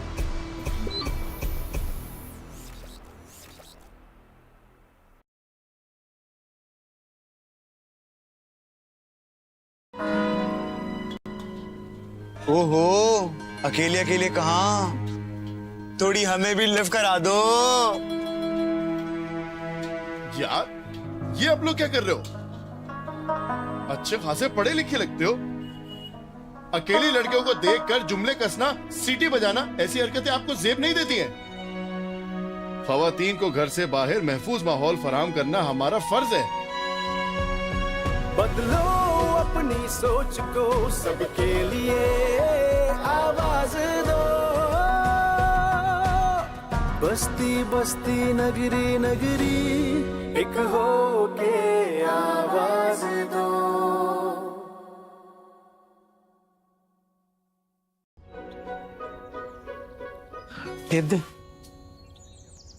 भाई मैं जा रही हूँ, दरवाजा लॉक कर लीजिएगा।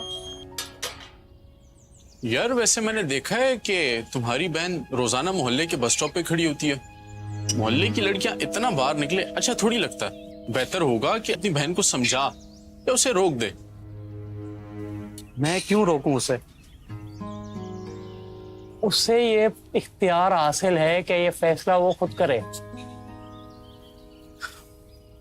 देख भाई, हमें सोच बदलने की जरूरत है, लड़कियों को रोकने की नहीं। बलबोन कर।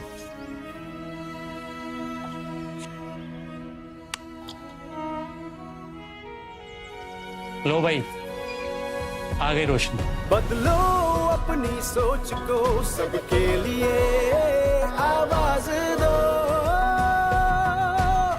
बस्ती बस्ती नगरी नगरी एक हो के आवाज दो।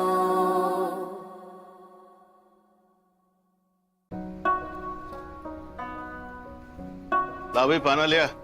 उस्ताद जी। हाँ सुना है कल रात को मोहल्ले में क्या हुआ? तुम्हें पता है मैं इन बातों में नहीं पड़ता। खैर क्या हुआ, कोई खास बात हुई?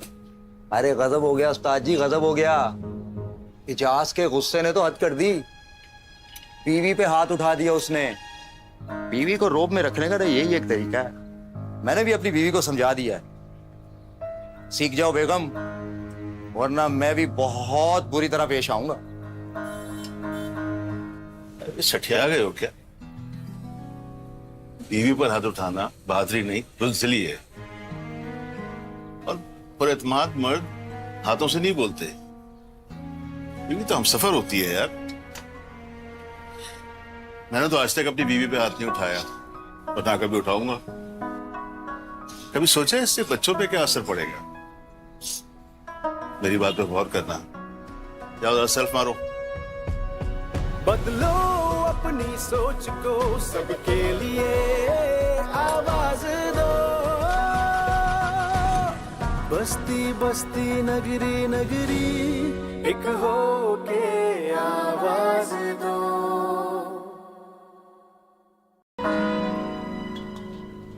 ओहो, अकेले अकेले कहाँ? थोड़ी हमें भी लिफ्ट करा दो। यार, ये आप लोग क्या कर रहे हो? अच्छे खासे पढ़े लिखे लगते हो। अकेली लड़कियों को देखकर जुमले कसना, सीटी बजाना, ऐसी हरकतें आपको जेब नहीं देती हैं। खवातीन को घर से बाहर महफूज माहौल फराहम करना हमारा फर्ज है। बदलो अपनी सोच को, सबके लिए आवाज दो। बस्ती बस्ती नगरी नगरी एक हो के आवाज दो।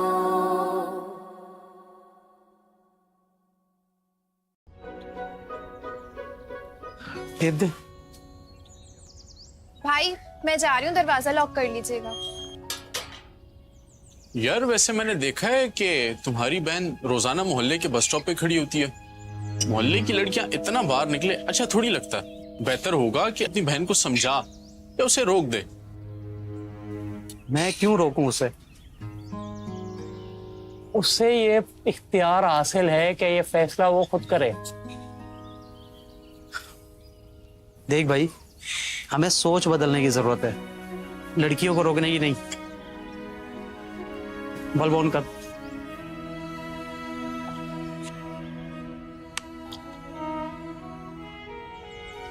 लो भाई, आ गई रोशनी। बदलो अपनी सोच को, सबके लिए आवाज दो। बस्ती बस्ती नगरी नगरी एक हो के आवाज दो।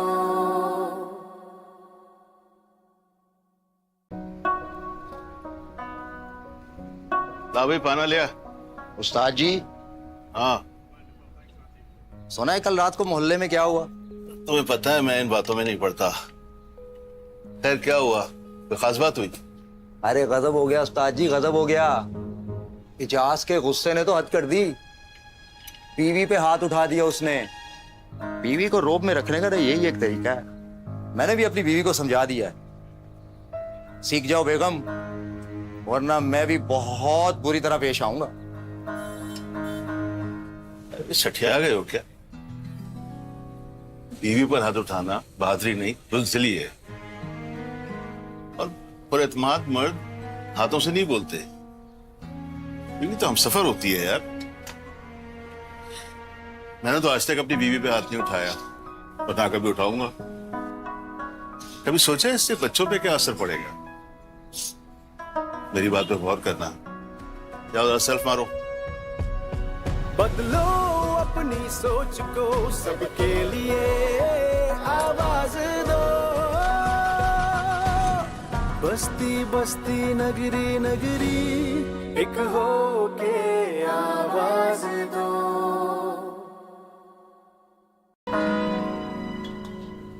ओहो, अकेले अकेले कहाँ?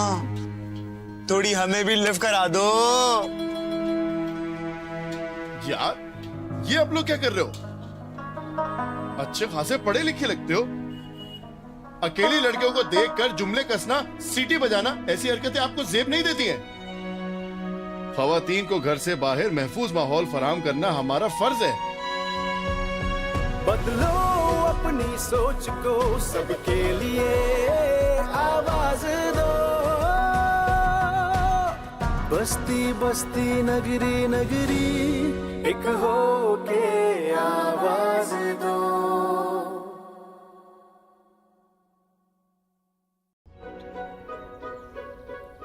दे। भाई मैं जा रही हूँ, दरवाजा लॉक कर लीजिएगा। यार वैसे मैंने देखा है कि तुम्हारी बहन रोजाना मोहल्ले के बस स्टॉप पे खड़ी होती है। मोहल्ले की लड़कियां इतना बाहर निकले अच्छा थोड़ी लगता। बेहतर होगा कि अपनी बहन को समझा या उसे रोक दे। मैं क्यों रोकूं उसे? उससे ये इख्तियार हासिल है कि ये फैसला वो खुद करे। देख भाई, हमें सोच बदलने की जरूरत है, लड़कियों को रोकने की नहीं। बल्ब ऑन कर।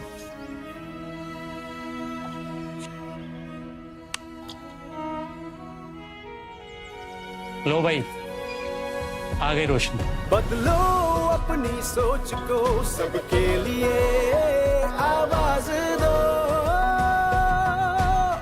बस्ती बस्ती नगरी नगरी एक हो के आवाज दो।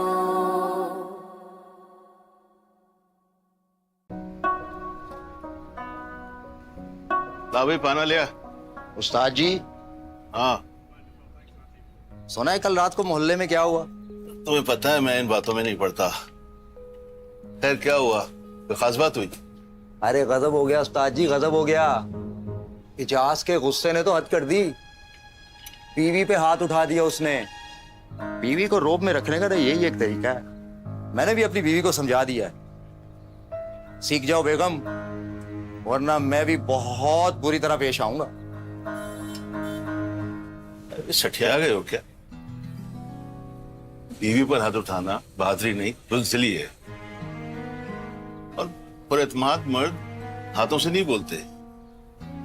बीवी तो हमसफर होती है यार।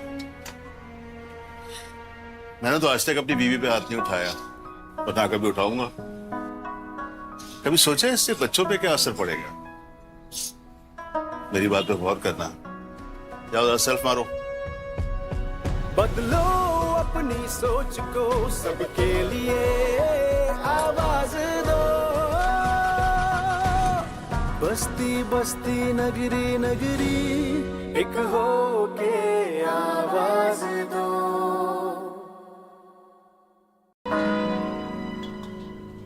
ओहो, अकेले अकेले कहाँ? थोड़ी हमें भी लिफ्ट करा दो। यार ये आप लोग क्या कर रहे हो? अच्छे खासे पढ़े लिखे लगते हो। अकेली लड़कियों को देखकर जुमले कसना, सीटी बजाना, ऐसी हरकतें आपको जेब नहीं देती हैं। खवातीन को घर से बाहर महफूज माहौल फराहम करना हमारा फर्ज है। बदलो अपनी सोच को, सबके लिए आवाज दो। बस्ती बस्ती नगरी नगरी एक हो के आवाज दो।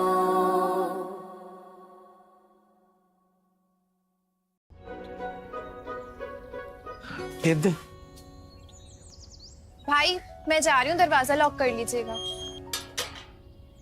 यार वैसे मैंने देखा है कि तुम्हारी बहन रोजाना मोहल्ले के बस स्टॉप पे खड़ी होती है। मोहल्ले की लड़कियां इतना बाहर निकले अच्छा थोड़ी लगता है। बेहतर होगा कि अपनी बहन को समझा या उसे रोक दे।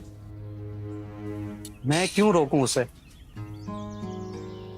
उससे ये इख्तियार हासिल है कि ये फैसला वो खुद करे। देख भाई, हमें सोच बदलने की जरूरत है, लड़कियों को रोकने की नहीं। बल्ब ऑन कर।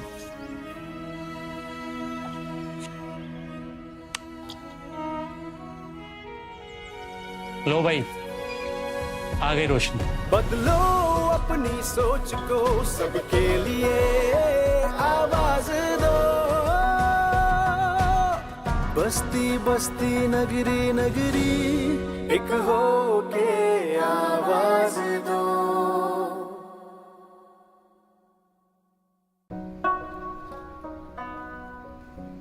ला भाई पाना लिया। उस्ताद जी। हाँ सुना है कल रात को मोहल्ले में क्या हुआ? तुम्हें पता है मैं इन बातों में नहीं पड़ता। खैर क्या हुआ? कोई खास बात हुई? अरे गजब हो गया उस्ताद जी, गजब हो गया। इजाज के गुस्से ने तो हद कर दी। बीवी पे हाथ उठा दिया उसने। बीवी को रोब में रखने का तो यही एक तरीका है। मैंने भी अपनी बीवी को समझा दिया है। सीख जाओ बेगम, वरना मैं भी बहुत बुरी तरह पेश आऊंगा। सठिया गए हो क्या? बीवी पर हाथ उठाना बहादुरी नहीं, बुज़दिली है। और पुरएतमाद मर्द हाथों से नहीं बोलते। बीवी तो हमसफर होती है यार। मैंने तो आज तक अपनी बीवी पे हाथ नहीं उठाया और ना कभी उठाऊंगा। कभी सोचा है इससे बच्चों पे क्या असर पड़ेगा? मेरी बात पे गौर करना। जाओ जरा सेल्फ मारो। बदलो अपनी सोच को, सबके लिए आवाज दो। बस्ती बस्ती नगरी नगरी एक हो के आवाज दो।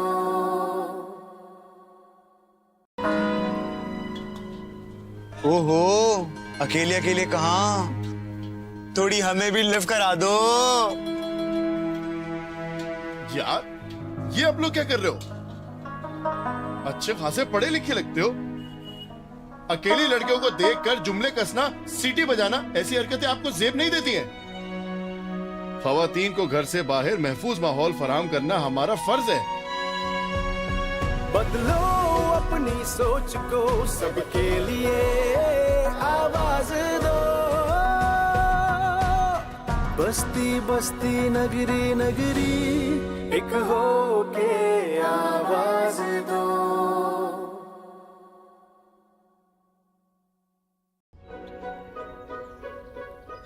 दे। भाई मैं जा रही हूँ, दरवाजा लॉक कर लीजिएगा। यार वैसे मैंने देखा है कि तुम्हारी बहन रोजाना मोहल्ले के बस स्टॉप पे खड़ी होती है। मोहल्ले की लड़कियां इतना बाहर निकले अच्छा थोड़ी लगता है। बेहतर होगा कि अपनी बहन को समझा या उसे रोक दे। मैं क्यों रोकूं उसे? उससे ये इख्तियार हासिल है कि ये फैसला वो खुद करे। देख भाई, हमें सोच बदलने की जरूरत है, लड़कियों को रोकने की नहीं। बल्ब ऑन कर।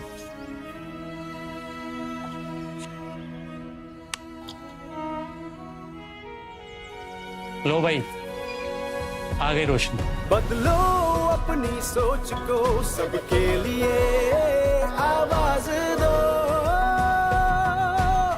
बस्ती बस्ती नगरी नगरी एक हो के आवाज दो।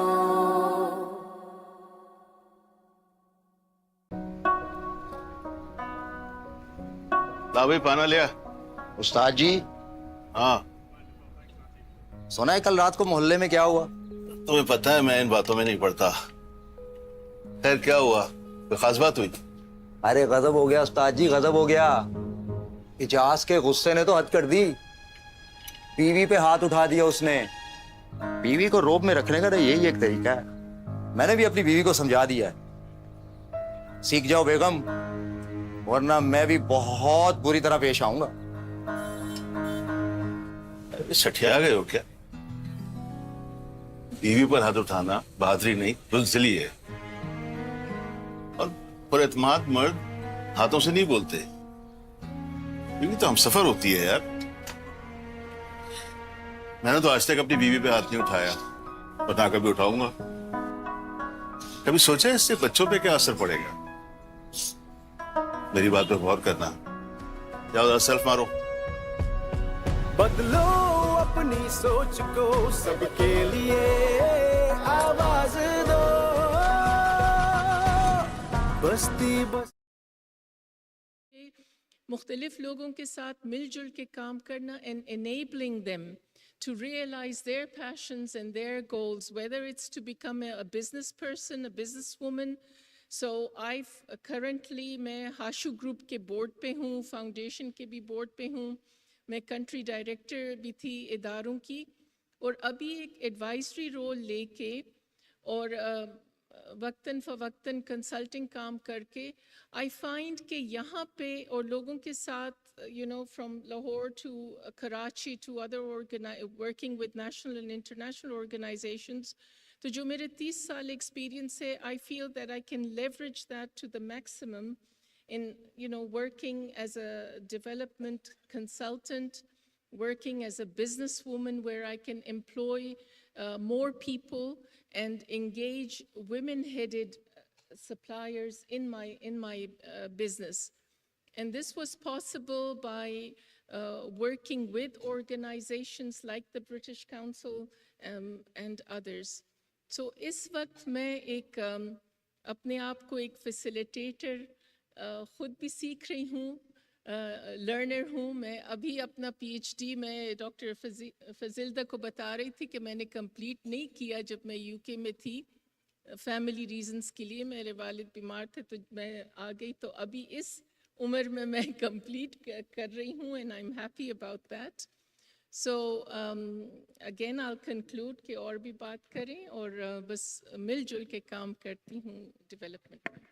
बिल्कुल ठीक, बहुत शुक्रिया। और देखिए इसमें उम्र की तो कोई कैद नहीं है कि कब कर सकते हैं कब नहीं। आजकल तो वो यंग अचीवर्स जो हैं उन्होंने तो सारी उम्र की कैद वैसे ही छोड़ दी हुई है, तो वो छोटे छोटे बच्चे जो हैं वो कॉलेज लेवल में जंप इन कर जाते हैं।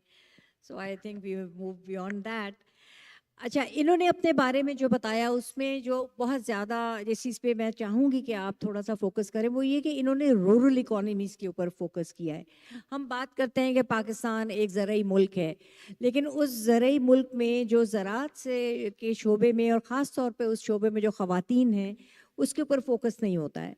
उनको बस जैसे होता है ना कि they just part of that ecosystem, लेकिन उनका उसके अंदर एक जो वैल्यू करना उसके रोल को, जैसे हम कहते हैं कि ख़वातीन के जो काम है जिसकी एक्चुअली पेड वर्क नहीं है उसकी भी वैल्यू होनी चाहिए, उसको वो भी ब्लाइंड साइडेड रहते हैं ना। तो इस तरह से ये चीज़ें बहुत ज़रूरी हैं कि इसके ऊपर नज़र रहे, because if that kind of work is not valued, not only doesn't it get reflected within our national statistics, but then it doesn't get them value which they deserve.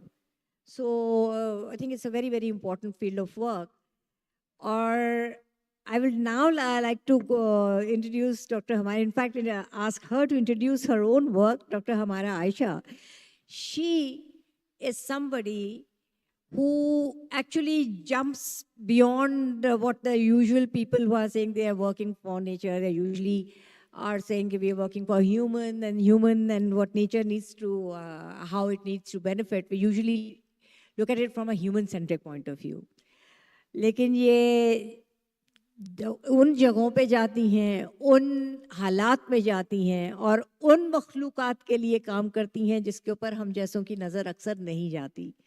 ये पाकिस्तान में डॉल्फिन की expert भी मानी जाती हैं।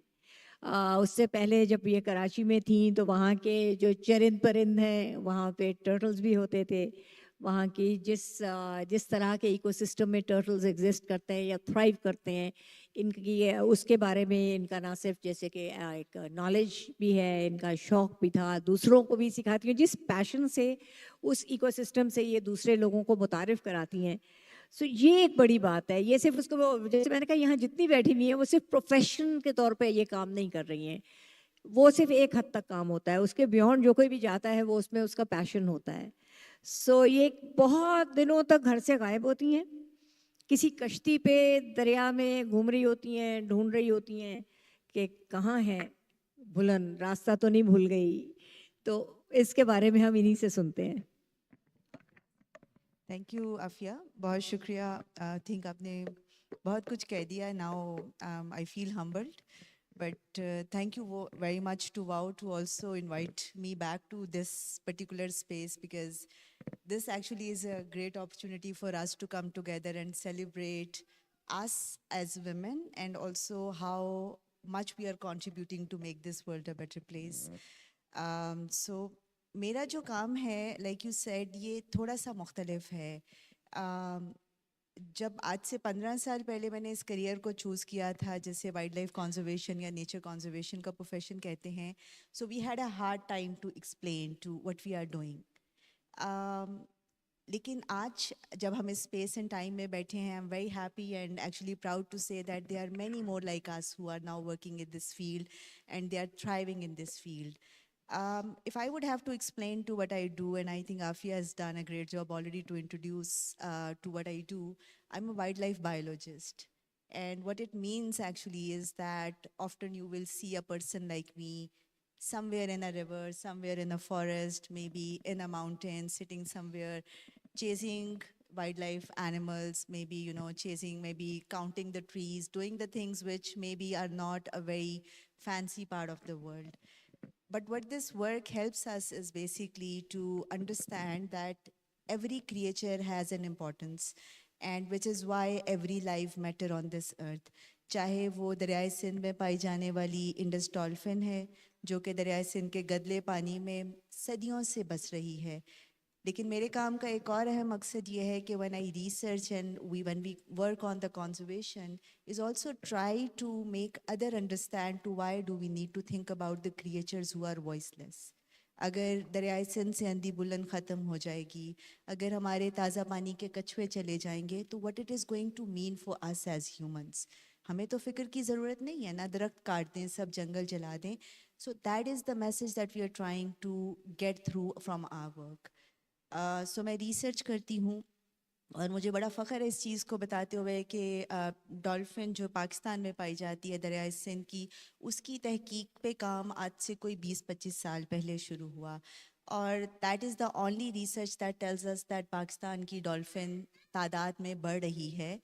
और मुझे ये चीज़ भी बड़ा फ़ख्र है बताने में कि every time this research was conducted, which is a very difficult journey, you start from somewhere at the upper side of the Indus River, you spend days and months and you come back, and then you tell the people there is a hope left for a species which is so rare, and Afi has done that work as well. So all of this research has ever been led by women. It was started by a researcher from the UK and then later taken up by the women.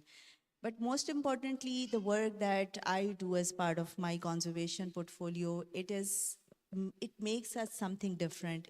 It makes us the planetary healthcare worker, very similar to how you have people who are responsible to treat people when they are unwell, people who are responsible to make our problems true. So we are trying to help to heal this planet. So you cut the forest, you've seen the consequences. When we don't have a good relation with the nature, problems like COVID happens, for example. And COVID was a very strong example to see when we are cutting off that forest, we are taking nature away from our lives, what happens? It can have the ability to literally destroy the entire universe. So this is the message we are trying to communicate. And it takes us to often chase leopards in the field. It takes us to often chase snow leopards in the field. It takes us to also work, for example, with the fisher community. So I'm going to say the word community now because people are something which are a core part of the conservation work we do. Everything is connected to the life and with the nature. And then people who are responsible to protect nature are also us. People who live very close to those areas and ecosystems who are responsible for their protection. And lately, one thing which has actually become quite a prominent part of the work that I do, we don't have many women working in every sector in Pakistan, but one sector which is dedicated to nature conservation is essentially devoid of women. So recently I've also started to see how do we look at the aspects that can make our sector also a more diverse and gender inclusive field. And just for you to know, the women who work as part of the government forest, wildlife and fisheries department, they do not even represent 1% of the total workforce. And same is the recognition for the women who work at the grassroots level, जो जंगलात के साथ रहती हैं, जो मछली पकड़ती हैं, जो उस इलाके में रहती हैं जहाँ स्नो लेपर्ड पाया जाता है, जो जहाँ पर डॉल्फिन्स पाई जाती हैं, but their value and recognition to nature conservation is also undermined by many factors. And not having diversity and inclusion to work is one of those aspects. So this is a little bit about what I do, but I am very proud to be recognized as a person, and I feel that nature conservation is part of my identity. So I would like to be identified as a person who works as a savior of the dolphin, who works as a savior of the leopards. And that is very important for me because that's what keeps me going to work in this dimension. Thank you. Thank you. And this is something so important to realize that it gives you pride, it gives you an identity. और दूसरी बात जो इन्होंने कही कि बहुत सी ख़वातीन अक्सर इस फील्ड में नज़र नहीं आती, लेकिन एक तो आपको इस पैनल पे नज़र आ रही हैं, उसके अलावा इस फील्ड की के डॉक्टर हमारा का ताल्लुक भी WWF से है, जो कि एक आलमी तंजीम है, और हमारी जो अगली पैनलिस्ट है महरीन राज़िक, ये भी WWF से ताल्लुक़ रखती हैं। और ये नथिया गली हम लोग उसको जानते हैं एक टूरिस्ट रिजॉर्ट के तौर पे, वहाँ जाते हैं, घूमते फिरते हैं, कचरा डालते हैं, वापस आ जाते हैं, लेकिन वहाँ के रहने वाले उसी इकोसिस्टम के अंदर रह के और कुदरत की दूसरी मखलूक के साथ किस तरह से इंटरैक्ट करते हैं, ये बहुत अच्छी तरह जानती हैं। वहाँ के पौधों के बारे में जानती हैं, और वहाँ पे जो एक जिसको हम ह्यूमन वाइल्ड लाइफ कॉन्फ्लिक्ट कहते हैं, क्योंकि कई लोग कहते हैं कि जी वो चीता आ गया हमारे इलाके में। नहीं, चीता आपके इलाके में नहीं आया, आप उसके इलाके में गए हैं। ये वो पूरा इलाका, आप इस्लामाबाद वालों से भी सुनते हैं ना कि जी इतने नीचे तक आ गए हैं, बंदर बहुत हो गए हैं, चीते नीचे तक नज़र आने शुरू हो गए हैं, जो जंगली सूअर हैं वो वहाँ हैं। नहीं, वो वहीं थे, वो उन्हीं का घर है। हमने वहाँ जाके अपना बसेरा किया, तो जाहिर है कॉन्फ्लिक्ट होगा, लेकिन उस कॉन्फ्लिक्ट को मैनेज कैसे करना है, और कौन उस कॉन्फ्लिक्ट के बिल्कुल फ्रंट लाइन पे होता है, वो है ख़वातीन। क्योंकि ख़वातीन के ऊपर जो ना सिर्फ ये कि घर की जिम्मेदारी है, घर से बाहर के काम की भी जिम्मेदारी है। और कुछ उनकी कुछ फितरी ज़रूरियात ऐसी हैं जो कि वो भी घर के बाहर ही पूरी होती हैं। तो उस सिलसिले में बहरीन आप अपना अगर हमें तजर्बा बताएं कि किस तरीके से वहाँ पे नेचर के साथ जो इंसान इंटरैक्ट करता है वो क्या मुश्किलात हैं और फिर ख़वातीन किस तरीके से करती हैं, और हम आपके जो उसके हवाले से काम जो WWF के लिए आप कर रही हैं उससे फिर हम सेकंड राउंड में बात करेंगे। बिस्मिल्लाहिर्रहमानिर्रहीम। आपका बहुत बहुत शुक्रिया, आपने हमें इनवाइट किया, मैं यहाँ पे आई। तो हम लोग वहाँ पे जैसा कि नेचर के ऊपर जिस तरह काम हो रहा है, नेचर का हम लोग वहाँ पे बहुत ज़्यादा करीब हैं, और साथ साथ जो जिस तरह हमारे जो गलियात में डिफॉरेस्टेशन बहुत ज़्यादा हो रही है, जिस तरह आबादी में इजाफा हो रहा है, इस तरह लोग डिफॉरेस्टेशन ज़्यादा कर रहे हैं और वहाँ पे इमारतें बना रहे हैं, अपने घर बना रहे हैं। तो इस तरह जो है हमारी वाइल्ड लाइफ को बहुत ज़्यादा खतरा है। वाइल्ड लाइफ का घर ख़त्म हो रहा है। हमारा लेपर्ड जो है वो आबादियों के अंदर आ गए हैं और आबादियों के ऊपर आके हमारे जो लाइफ स्टॉक है उनको अपनी खुराक के तौर पर इस्तेमाल कर रहा है।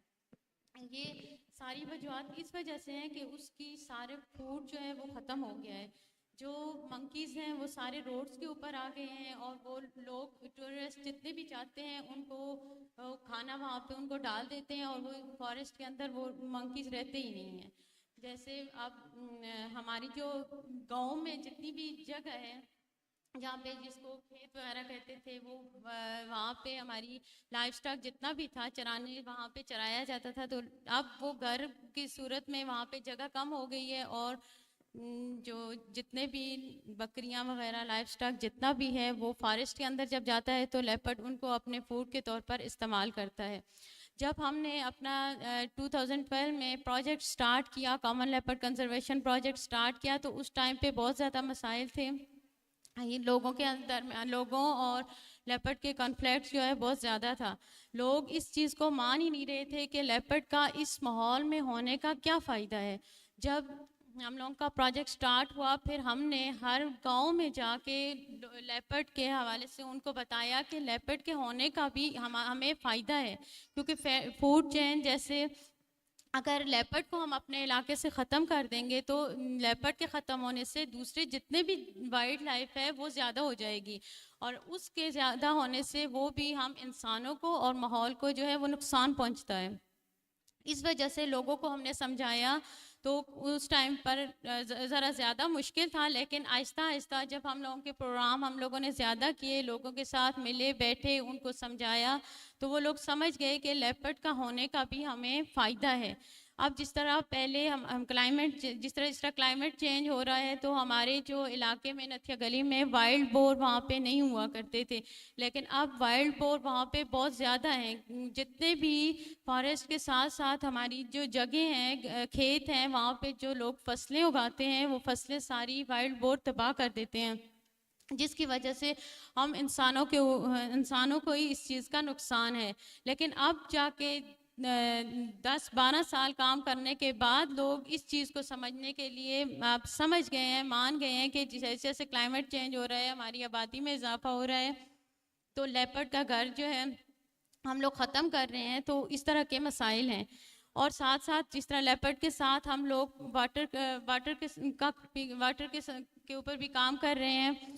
वाटर पहले हमारे गलियात में पानी बहुत ज़्यादा था, जैसे जैसे टाइम गुजर रहा है पानी हमारा कम होता जा रहा है और जो पानी है वो भी गंदा होता जा रहा है। जैसे वहाँ पे टूरिस्ट ज़्यादा आते हैं, टूरिस्ट के साथ हम लोग जो और लोकल लोग हैं वो भी प्लास्टिक बैग का इस्तेमाल ज़्यादा है, पोल्यूशन ज़्यादा हो रही है। लोग इस चीज़ को समझ ही नहीं रहे कि हम लोग प्लास्टिक बैग का जितना इस्तेमाल करेंगे तो इतना हमारे जो पानी ये चीज़ें जो हैं सारी गंदी हो रही हैं और वो हम इंसानों पर ही असर कर रही हैं।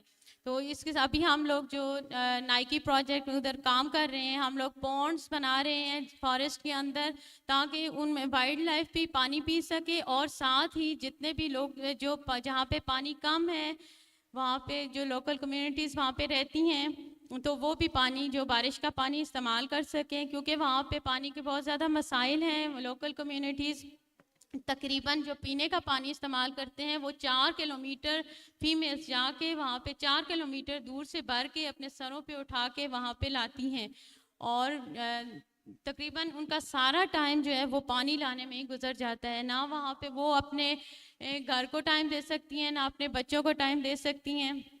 इस तरह के बहुत ज़्यादा इश्यूज़ हैं। और WWF ने ये किया कि जो लड़कियां जो फीमेल्स थी वो फॉरेस्ट के अंदर जाके लकड़ियां काट के लाया करती थी।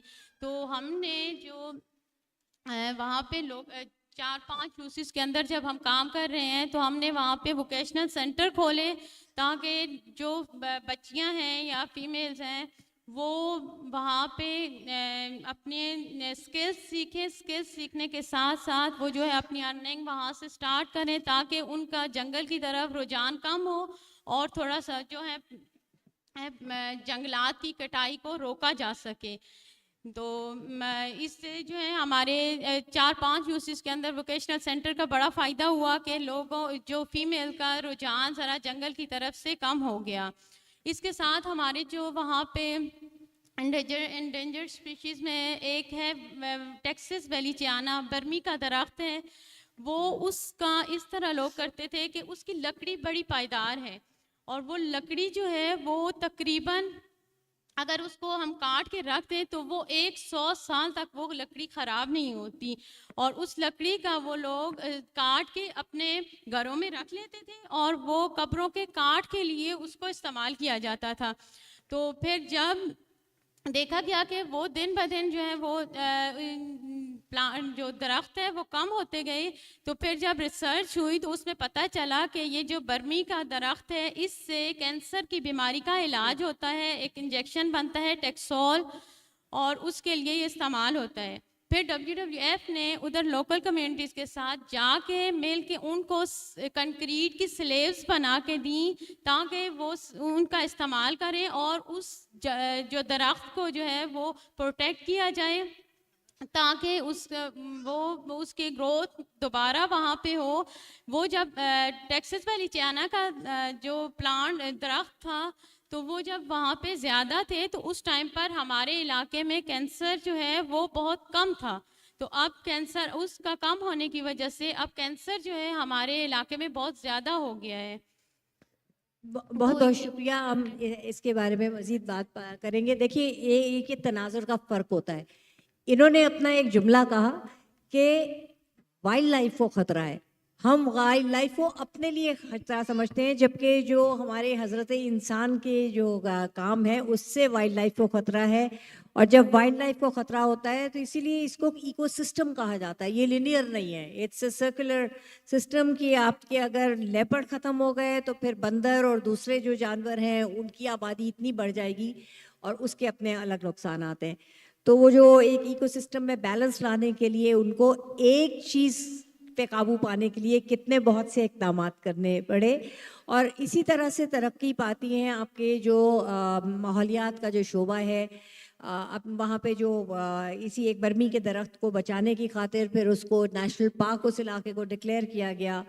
वहाँ से कम्युनिटी को कॉम्पनसेशन दे के उस पार्क के बाहर उनको जगह दी गई ताकि वो अंदर आके उसको ना काटें।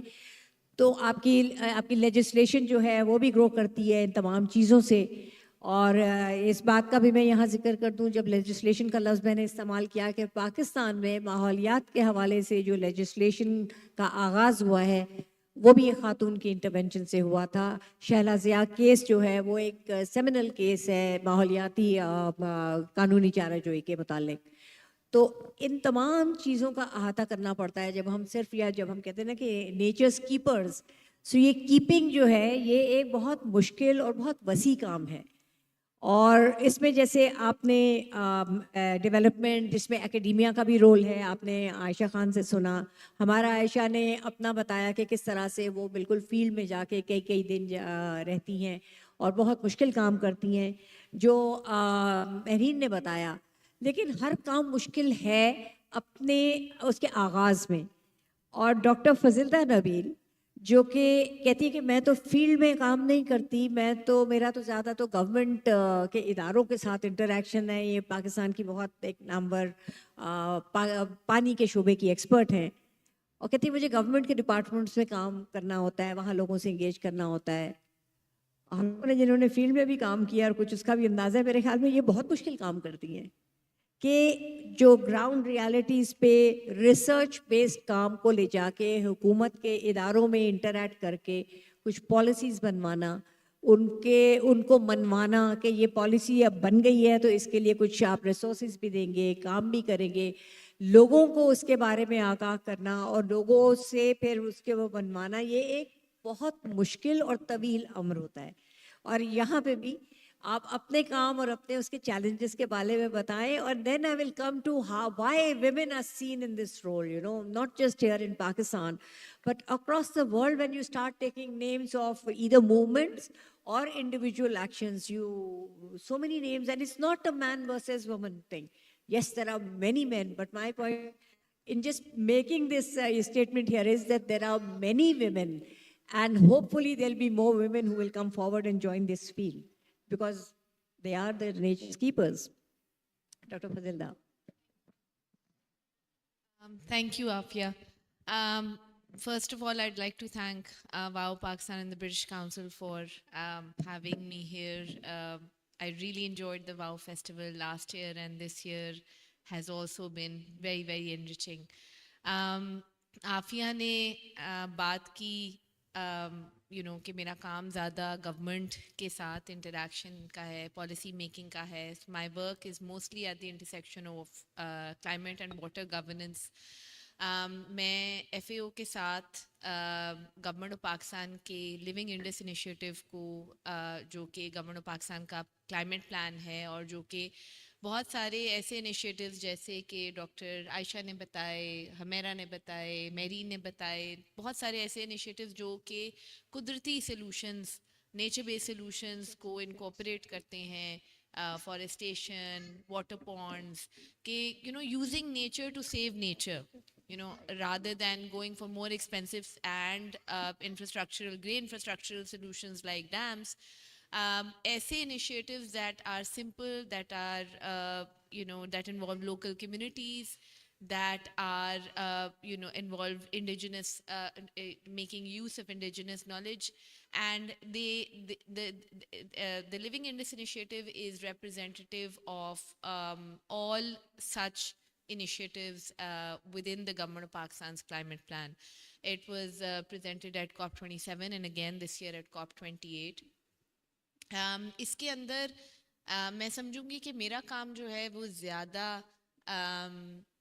it's more of, I've really enjoyed being a voice or एक nature की advocacy के लिए काम करना. इसमें दैट बहुत मुख्तलिफ तरह के काम आ जाते हैं. जैसे कि आफिया ने बताया, मैंने as a younger person training and working with grade 19, 20, 21 officers, sensitizing them on climate change and the challenges that the Indus basin is facing. The same Indus basin जो कि पिछले 6000 साल से ज़्यादा साल से हमारी सिविलाइजेशन को सस्टेन कर रहा है, वही इंडस बेसिन अब किस तरह के चैलेंजेस उसको दरकार हैं. तो उन लोगों के साथ काम करना, उनको सेंसिटाइज करना, और उसमें भी बहुत अच्छा रिस्पांस मिला, बहुत इज़्ज़त मिली और मैं बहुत शुक्रगुजार हूँ उसके लिए. And at the same time, in the other advocacy that I do, I also teach climate action to students at LUMS. And in that space, sensitizing these 23, 24-year-olds to what they can do. And ये थे business school के students थे. तो ये बच्चे जो कि corporate world में जा रहे हैं, and they're going to join the Nestle and the Pepsi and the Cokes and the Samsung and these all of these huge organizations, for them to understand why climate action is necessary, and it's not just a CSR activity that businesses are doing. It is a strategic activity that businesses need to invest in. हमने students के साथ और भी बहुत काम किया. एक UNICEF के साथ मिलके ग्रीन स्टार्टअप कंपटीशन कराया, जिसमें 16 से 32 साल के नौजवान लोग जो थे वो जिसमें they came up with ideas on how and products that could avert climate, mitigate climate solutions उन्होंने present किए. बड़े मज़े मज़े के solutions इसमें आए. एक खातून थी जो कि नस में पड़ती थी, उन्होंने wheat जो बाई प्रोडक्ट है उससे food grade packaging बनाई. दो बच्चों की टीम थी, उन्होंने ड्रोन मॉइस्चर सेंसिंग ड्रोन बनाया, लम्स के बच्चे थे. इसी तरह प्लास्टिक ब्रिक्स बनाई एक और टीम ने. तो बहुत अच्छा लगा कि पाकिस्तान के जो नौजवान लोग हैं, which is also one of our greatest strengths. Pakistan, if it is one of our greatest challenges, that youth purge, but also our greatest strength going forward. So my work spans a range of tasks, if I may say. थोड़ा सा इस हवाले से, panel के हवाले से बात करना चाहूँगी. I think that women and nature, of course, जैसे आफिया ने कहा, they're intrinsically related, they're intrinsically connected. और दुनिया भर में हम तो बहुत अच्छे टाइम में बैठ के बात करें ना कि women and nature, but going back to the early 1900s, going back as early as 1970, दुनिया भर में बहुत सारी ऐसे cases हैं of activism, eco-feminist movements that have been led by women. India में उत्तराखंड में 1970 के अंदर, 1973 के अंदर गौरा देवी थी. उन्होंने गौरा देवी और उनके साथ की औरतों ने it's called the चिपको आंदोलन मूवमेंट. उन्होंने दरख्तों को हग कर लिया, बिल्कुल दरख्तों के साथ अपने आप को चिपका लिया. पूरी पूरी रात वो जागते रहते थे कि नहीं, ये दरख्त हमारे में का हैं, आप जगह नहीं दे सकते इस स्पोर्ट्स मैन्युफैक्चरिंग कंपनी को. And then the state of Uttarakhand also took they took the decision in favor of these indigenous women. और उसके बाद से इसको एक प्रोटेक्टेड, ये जो फॉरेस्ट था उसको एक प्रोटेक्टेड एरिया करार दे दिया गया. इसी तरह ये एक डेवलपिंग कंट्री एग्जांपल था. अगर हम ग्लोबल नॉर्थ की तरफ जाएं तो बहुत सारे हमें ये पता लगता है कि working class women, and working class women again in the 70s,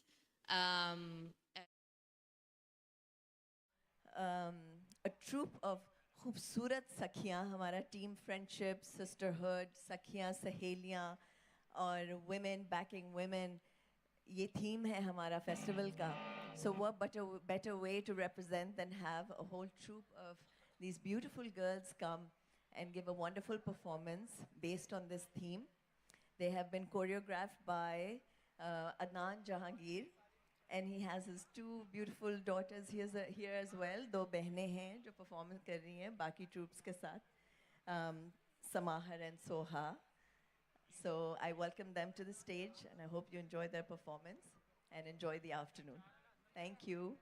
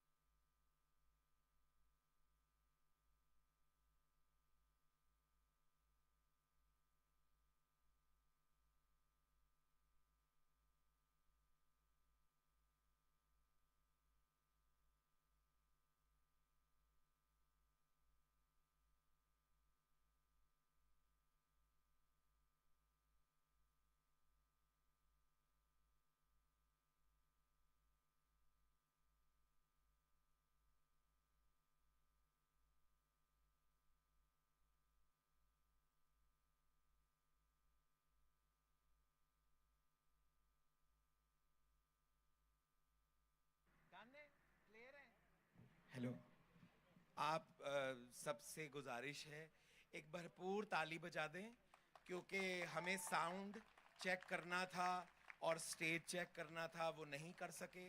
कुछ नहीं पता कि मटेरियल क्या था स्टेज का, पर आपकी भरपूर पजीराई इनको ज़रा रिलैक्स कर देगा और ये खुल के अपना काम करेंगे। Thank you.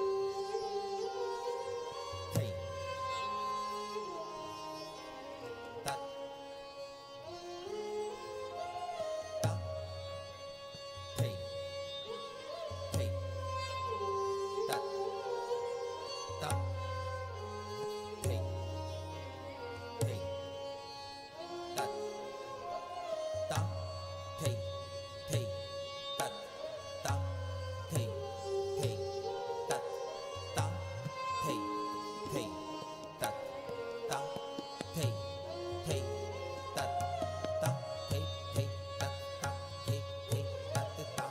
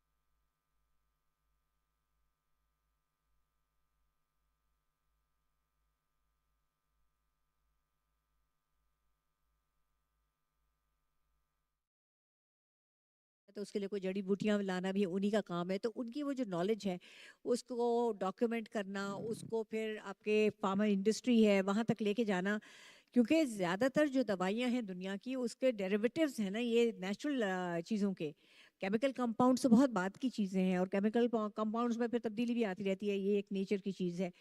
तो इन चीज़ों की बहुत ज़्यादा इम्पोर्टेंस है। आपकी जो फील्ड है हमारा, उसमें आप और कितनी खवातीन को समझती हैं कि जैसे हमने कहा ना कि एक तो लीडरशिप रोल की बात की ना, you would be the leader in field of dolphin, ठीक है, डॉल्फिन के लिए आप जाती हैं, बहुत अरसा रहती भी हैं बहुत मुश्किल हालात में। Are there others, how do we inspire the newer generation of not just girls but of boys but younger people to come into this field? इसको किस तरह शोकेस किया जाए? आजकल का जो ज़माना है उसमें आप उसकी शोकेसिंग, क्योंकि मुझे पता है कितनी मुश्किल हालात में आप जाती हैं, तो उसकी शोकेसिंग कैसे करें, लोगों को पता चले इस काम की ऊपर? ये बहुत आसान जवाब नहीं है इस चीज़ का, but I will pick up on exactly what Dr. Aisha was saying, and also Dr. Fazilda said. It's about making relation to why we do it and why it's important for us. लेकिन उससे पहले आपने doctor Fahmida की मिसाल दी, and I think that's important to also acknowledge के we don't have a lot of women in the leadership role in these fields, and which is why probably it is difficult for us to find the role models and come up with those names saying आपने बड़े होके doctor Fahmida बनना है, आप और मुझे बड़े होकर के आफिया जैसा बनना है, और डॉक्टर फजिल्दा जैसा बनना है, या महरीन जैसा बनना है. So I think we missing that role model and celebration of the contribution somewhere. Dr. Fahmida was the only woman who's get to become a leader in her field. There are more women, right? But they are still taking the time to come to that point and probably changing the norms, because wildlife, forest, and fisheries sectors predominantly male dominating nahi, but the expectation is that it's more of a man's job, right? So when women work in fields like ours, the expectation is then probably you won't be doing everything. You may have certain aspects that you can do better, which is probably to sit somewhere job, बैठ के research कर लें, education पे काम कर लें, but what it takes you to become an equivalent, powerful and strong person where, you know, a man could do, you might not qualify. और उसमें patriarchal norms भी हैं, but कुछ gender specific norms भी हैं. I remember मैं जब field में जाती हूँ, and that's still happening after me spending so many years in this field, मैं जब वापस आऊँगी ना तो in my own home मेरी अम्मी का सबसे पहला सवाल होता है, रंग जला के आ गई तो, right? So I mean, I think we're still building upon to become a nation which would like to celebrate and recognize that it takes you to do a lot more things to become a powerful figure than those gender specific norms कि लड़की का रंग अच्छा होना चाहिए, लड़की को भारी चीज़ें नहीं उठानी चाहिए, फील्ड में जाके नहीं ये करना चाहिए. तो I think that is one aspect, and policy has a big role to play.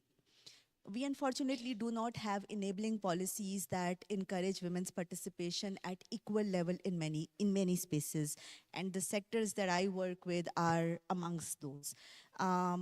और ये सिर्फ ट्रू नहीं है हमारे ऊपर जो कि फील्ड में काम कर रही हैं, एसोसिएशन है हमारी किसी इंस्टीट्यूशन के साथ. It is also true, very similar to what Ayesha was also saying. There are unrecognized role for women who are also involved in nature conservation. So Mehreen is one example. Mehreen is associated with WWF, which is why we know कि Mehreen को कितना पता है, Mehreen कितना जानती है और Mehreen की contribution क्या है.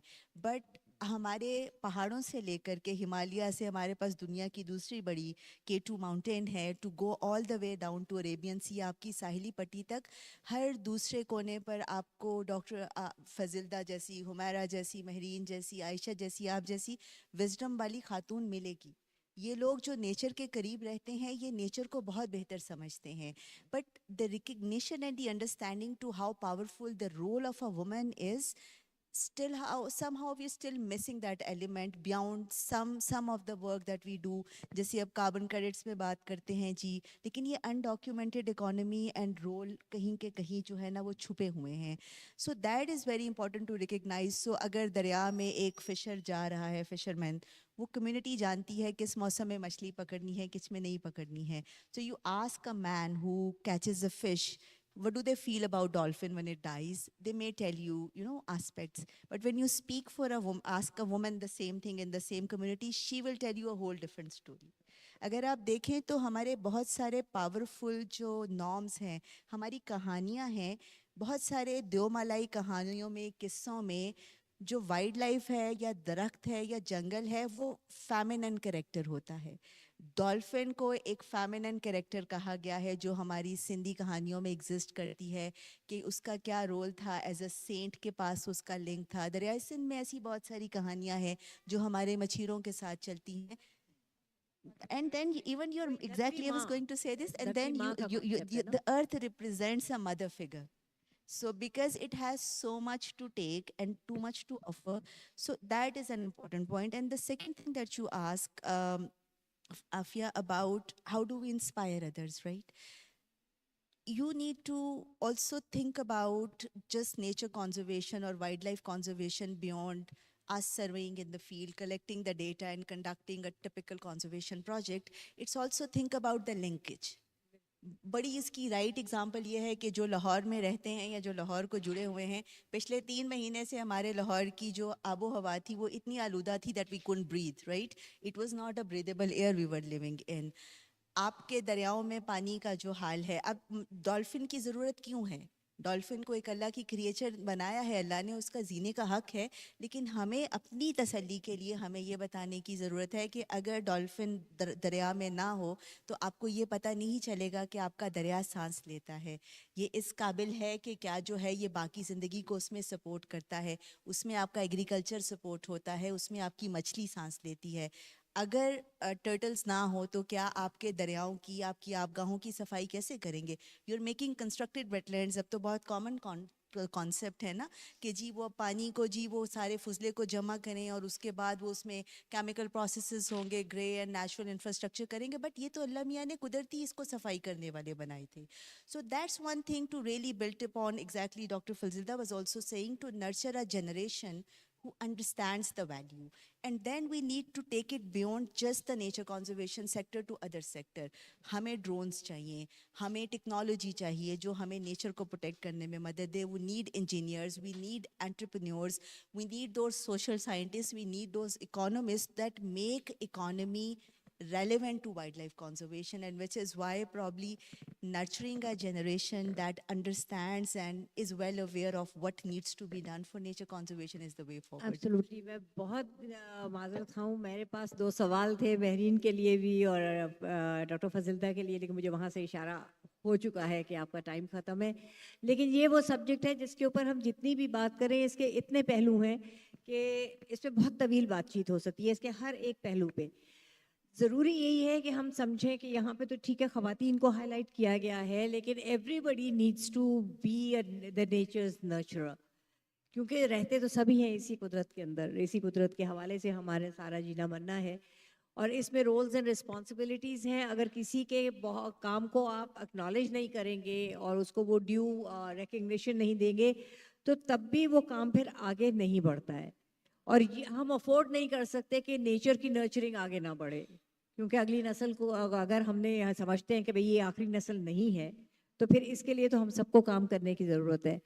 आप सबका बहुत शुक्रिया. आयशा, मेहरा, आयशा, महरीन और डॉक्टर फसिल्दा, आप लोगों की बातें are really, this is something that I always learn from you. Whenever I speak to you, I'm around you. Thank you so much. And I'm sure, there are other people who are watching, and I hope some people will be inspired enough to get into this field and take this forward. Thank you, everybody. Thank you, WOW. Thank you, British Council, for this opportunity. इस तरह के platforms की सबसे बड़ी value ये है कि इस तरह की बातें कम से कम उन पे एक आगाज हो चुका होता है बातचीत का. शुक्रिया आप सबका.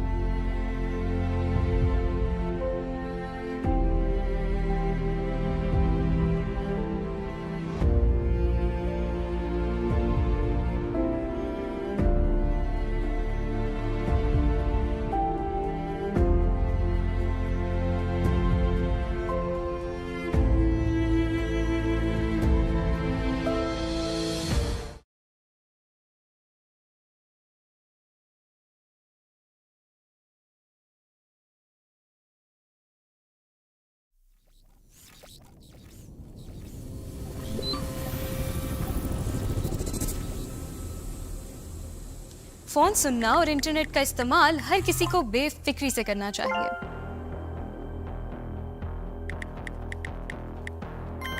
टेक्नोलॉजी के बहुत से फायदे हैं, जैसे नई इंफॉर्मेशन, राब्ते और रोजगार के मौके. लेकिन कुछ लोग डिजिटल दुनिया में भी दूसरों को तशद्दुद, तकलीफ और बदनामी का शिकार बनाते हैं. किसी की तस्वीर और वीडियोस उनकी इजाजत के बगैर शेयर करना और उनसे झूठी चीजें बनाकर सच के तौर पर पेश करना, इसको डीप फेक कहते हैं. इसके साथ साथ किसी की जाती मालूमात जैसे कि पता या फोन नंबर इंटरनेट पर आम करना, जिसे डॉक्सिंग कहते हैं. ये सब जुल्म भी है और जुर्म भी. इसका शिकार कोई भी हो, बच्चे या बड़े, जहनी दबाव, पशेमानी और तन्हाई का शिकार हो जाते हैं. बात ना कर पाने की वजह से या बदनामी के खौफ से कई लोग खुदकुशी की हद तक जा पहुंचते हैं. कई लोग ऐसे मुजरिमों के हाथों ब्लैकमेल होकर पैसा गंवाते हैं. इंटरनेट का महफूज इस्तेमाल हम सब का हक है, मगर इस सब का हल क्या है? नफरत अंगेज कमेंट्स करने वालों को रिपोर्ट करें. ध्यान करें कि किसी की तस्वीर या वीडियोस उनकी इजाजत के बगैर ना शेयर करें, ना शेयर होने दें. अगर कोई आपको आपकी जाती तस्वीर या वीडियोस की वजह से ब्लैकमेल करे तो उसको फौरन FIA को रिपोर्ट करें. ऐसी वीडियोस और पोस्ट पर यकीन ना करें, क्योंकि डीप फेक्स आपके भी बन सकते हैं.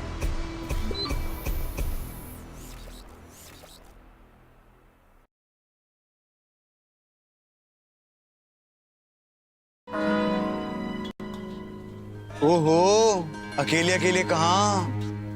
थोड़ी हमें भी लिफ्ट करा दो. यार, ये आप लोग क्या कर रहे हो? अच्छे खासे पढ़े लिखे लगते हो.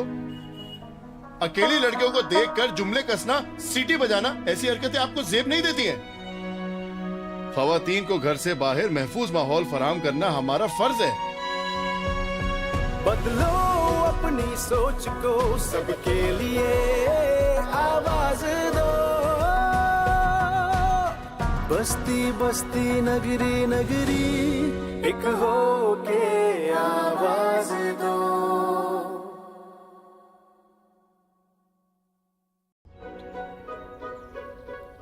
दे भाई मैं जा रही हूँ, दरवाजा लॉक कर लीजिएगा। यार वैसे मैंने देखा है कि तुम्हारी बहन रोजाना मोहल्ले के बस स्टॉप पे खड़ी होती है। मोहल्ले की लड़कियां इतना बाहर निकले अच्छा थोड़ी लगता है। बेहतर होगा कि अपनी बहन को समझा या उसे रोक दे। मैं क्यों रोकूं उसे? उससे ये इख्तियार हासिल है कि ये फैसला वो खुद करे। देख भाई, हमें सोच बदलने की जरूरत है, लड़कियों को रोकने की नहीं। बलबोन कर।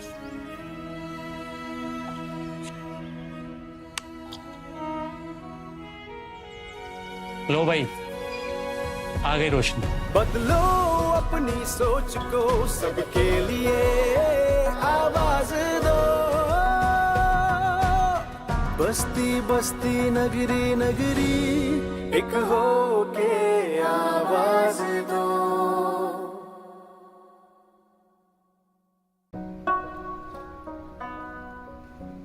ला भाई पाना लिया। उस्ताद जी। हाँ सुना है कल रात को मोहल्ले में क्या हुआ? तुम्हें पता है मैं इन बातों में नहीं पड़ता। खैर क्या हुआ, कोई खास बात हुई? अरे गजब हो गया उस्ताद जी, गजब हो गया। इजाज के गुस्से ने तो हद कर दी। And so really has done extremely well within the corporate space. So what I did say to the panelists is, when we talk about sisters in solidarity, it does give us poetic license to speak about many different aspects. And I think I'd like to start with Maria. And when we're talking about women's empowerment, we need to look at it from an intersectional lens. And we need to talk about women as agents of change and not as victims. So that sort of paradigm shift has to take place internally as well as externally. And Mariam has worked on a lot of campaigns. And what I want to ask her is, as a communication specialist, talk about some of the strategies that you have employed in your very long career to affect this change. Thank you very much, Samar. I hope you can hear me. I think communications campaigns for me are the blood running in the stream and the structure of a body when it comes to development, corporate or any other entity. हम जब communication campaign बनाने की बात करते हैं तो हम generally सबसे पहले सोचते हैं कि क्या वायरल हो सकता है, क्या ऐसी चीज़ है जो सब तक पहुंच जाए। लेकिन कम्युनिकेशन इससे गहरी और बहुत एक बड़ी चीज़ है जिस पे हमें गौर करना है हर कम्युनिकेशन बनाने से पहले। मैं हमेशा ये कोशिश करती हूँ कि मेरी कम्युनिकेशन कैंपेन्स रियलिस्टिक हों, बहुत ओवर एम्बिशियस ना हो ताकि अचीवेबल टारगेट्स हो। मेरा टारगेट ऑडियंस जो है वो कौन है उसको जानना सबसे ज़्यादा ज़रूरी है, और इसके साथ साथ वो उस टारगेट ऑडियंस का मीन्स ऑफ इंफॉर्मेशन क्या है, वो अपना इंफॉर्मेशन कहाँ से हासिल करते हैं। मैं राजनपुर की ख़वातीन के लिए अगर कोई कैंपेन बनाऊंगी तो मैं वो campaign most probably Pakistan television पे नहीं चलाऊंगी, उसके लिए एक टारगेटेड मीडियम का इस्तेमाल करूंगी सो दैट हमारा मैसेज डायरेक्टली उन लोगों तक पहुंच जाए। लेकिन इससे पहले कि मैं आगे जाऊं, मैं ये बात ज़रूर कहना चाहूँगी नौशीन आपकी इजाज़त से कि ऑडियंस, हमें लगता है कि अगर ख़वातीन के लिए कोई कैंपेन चलानी है तो वो ऑडियंस सिर्फ ख़वातीन हैं, ऐसा नहीं है। हमें पूरा एक सोसाइटी एज अ होल ये देखना है कि गेट कीपर्स कौन हैं। जैसे हम स्मार्टफोन्स की बात करते हैं तो कस्टोडियन स्मार्टफोन्स के हमारे रूरल एरियाज़ में अमूमन मर्द होते हैं, तो ये भी देखना है कि क्या वो इन्फॉर्मेशन ऐसी बनाई जाए कि वो उन तक पहुँचे उन ख़वातीन तक पहुँचे, या हो सकता है कि हम उस कैंपेन में मर्दों से भी बात करना चाहें। और यूएनएफपीए जनरली जितनी कैंपेन्स बनाता है उनमें we address both men and women, transgenders and everyone in this society, because everybody has a role in it. Coming back to the component, एक तो आपके टारगेट्स रियलिस्टिक होने चाहिए, दूसरा ये कि जितनी सक्सेसफुल कैंपेन्स में मैंने ये सीखा है वो ये कि if there is a emotional hook and if there is an incentive in what you develop, लोगों को information भी incentive लगती है अगर उसको अच्छे तरीके से पैकेज किया जाए। ऑथेंटिसिटी बहुत इंपॉर्टेंट है आपकी कम्युनिकेशंस कैंपेन के लिए। अगर आप डाटा अटैच कर दें तो लोगों को, ऑडियंस को एक, क्योंकि अब हर कोई बहुत सारी बात कर सकता है। मैं भी ये कह सकती हूँ यहाँ बैठ के कि मैं चांद पे गई थी पिछले साल और एक वीलॉग बना दूँ चांद का एआई के थ्रू। सो ऑथेंटिसिटी अब बहुत इम्पॉर्टेंट हो गई है। सो हमारी जितनी भी कैंपेन्स हैं, और हम जेंडर बेस्ड वायलेंस पे काम करते हैं, मोस्टली रिप्रोडक्टिव हेल्थ पे, all the sensitive issues, there is always a way out. There is always a way that you can package sensitive information for your target audience ambitiously and with an emotional hook. Mariam, can you give us an example of a successful campaign that will help us to understand these different strands that you're talking about? Nausheen, अभी जैसे हम पहले भी बात कर रहे थे, निगहत को समर ये मुझसे बहुत ज़्यादा बेहतर जानते हैं लोग, और I am a bit nervous speaking with Nighat and Samar के इतने बड़े बड़े लोगों के साथ। तो मेरा हम्बल एक्सपीरियंस ये है, चाहे पाकिस्तान में, पापुआ न्यू गिनी में, मंगोलिया में, श्रीलंका में, I have done campaigns and communications, मेरा तजर्बा ये है कि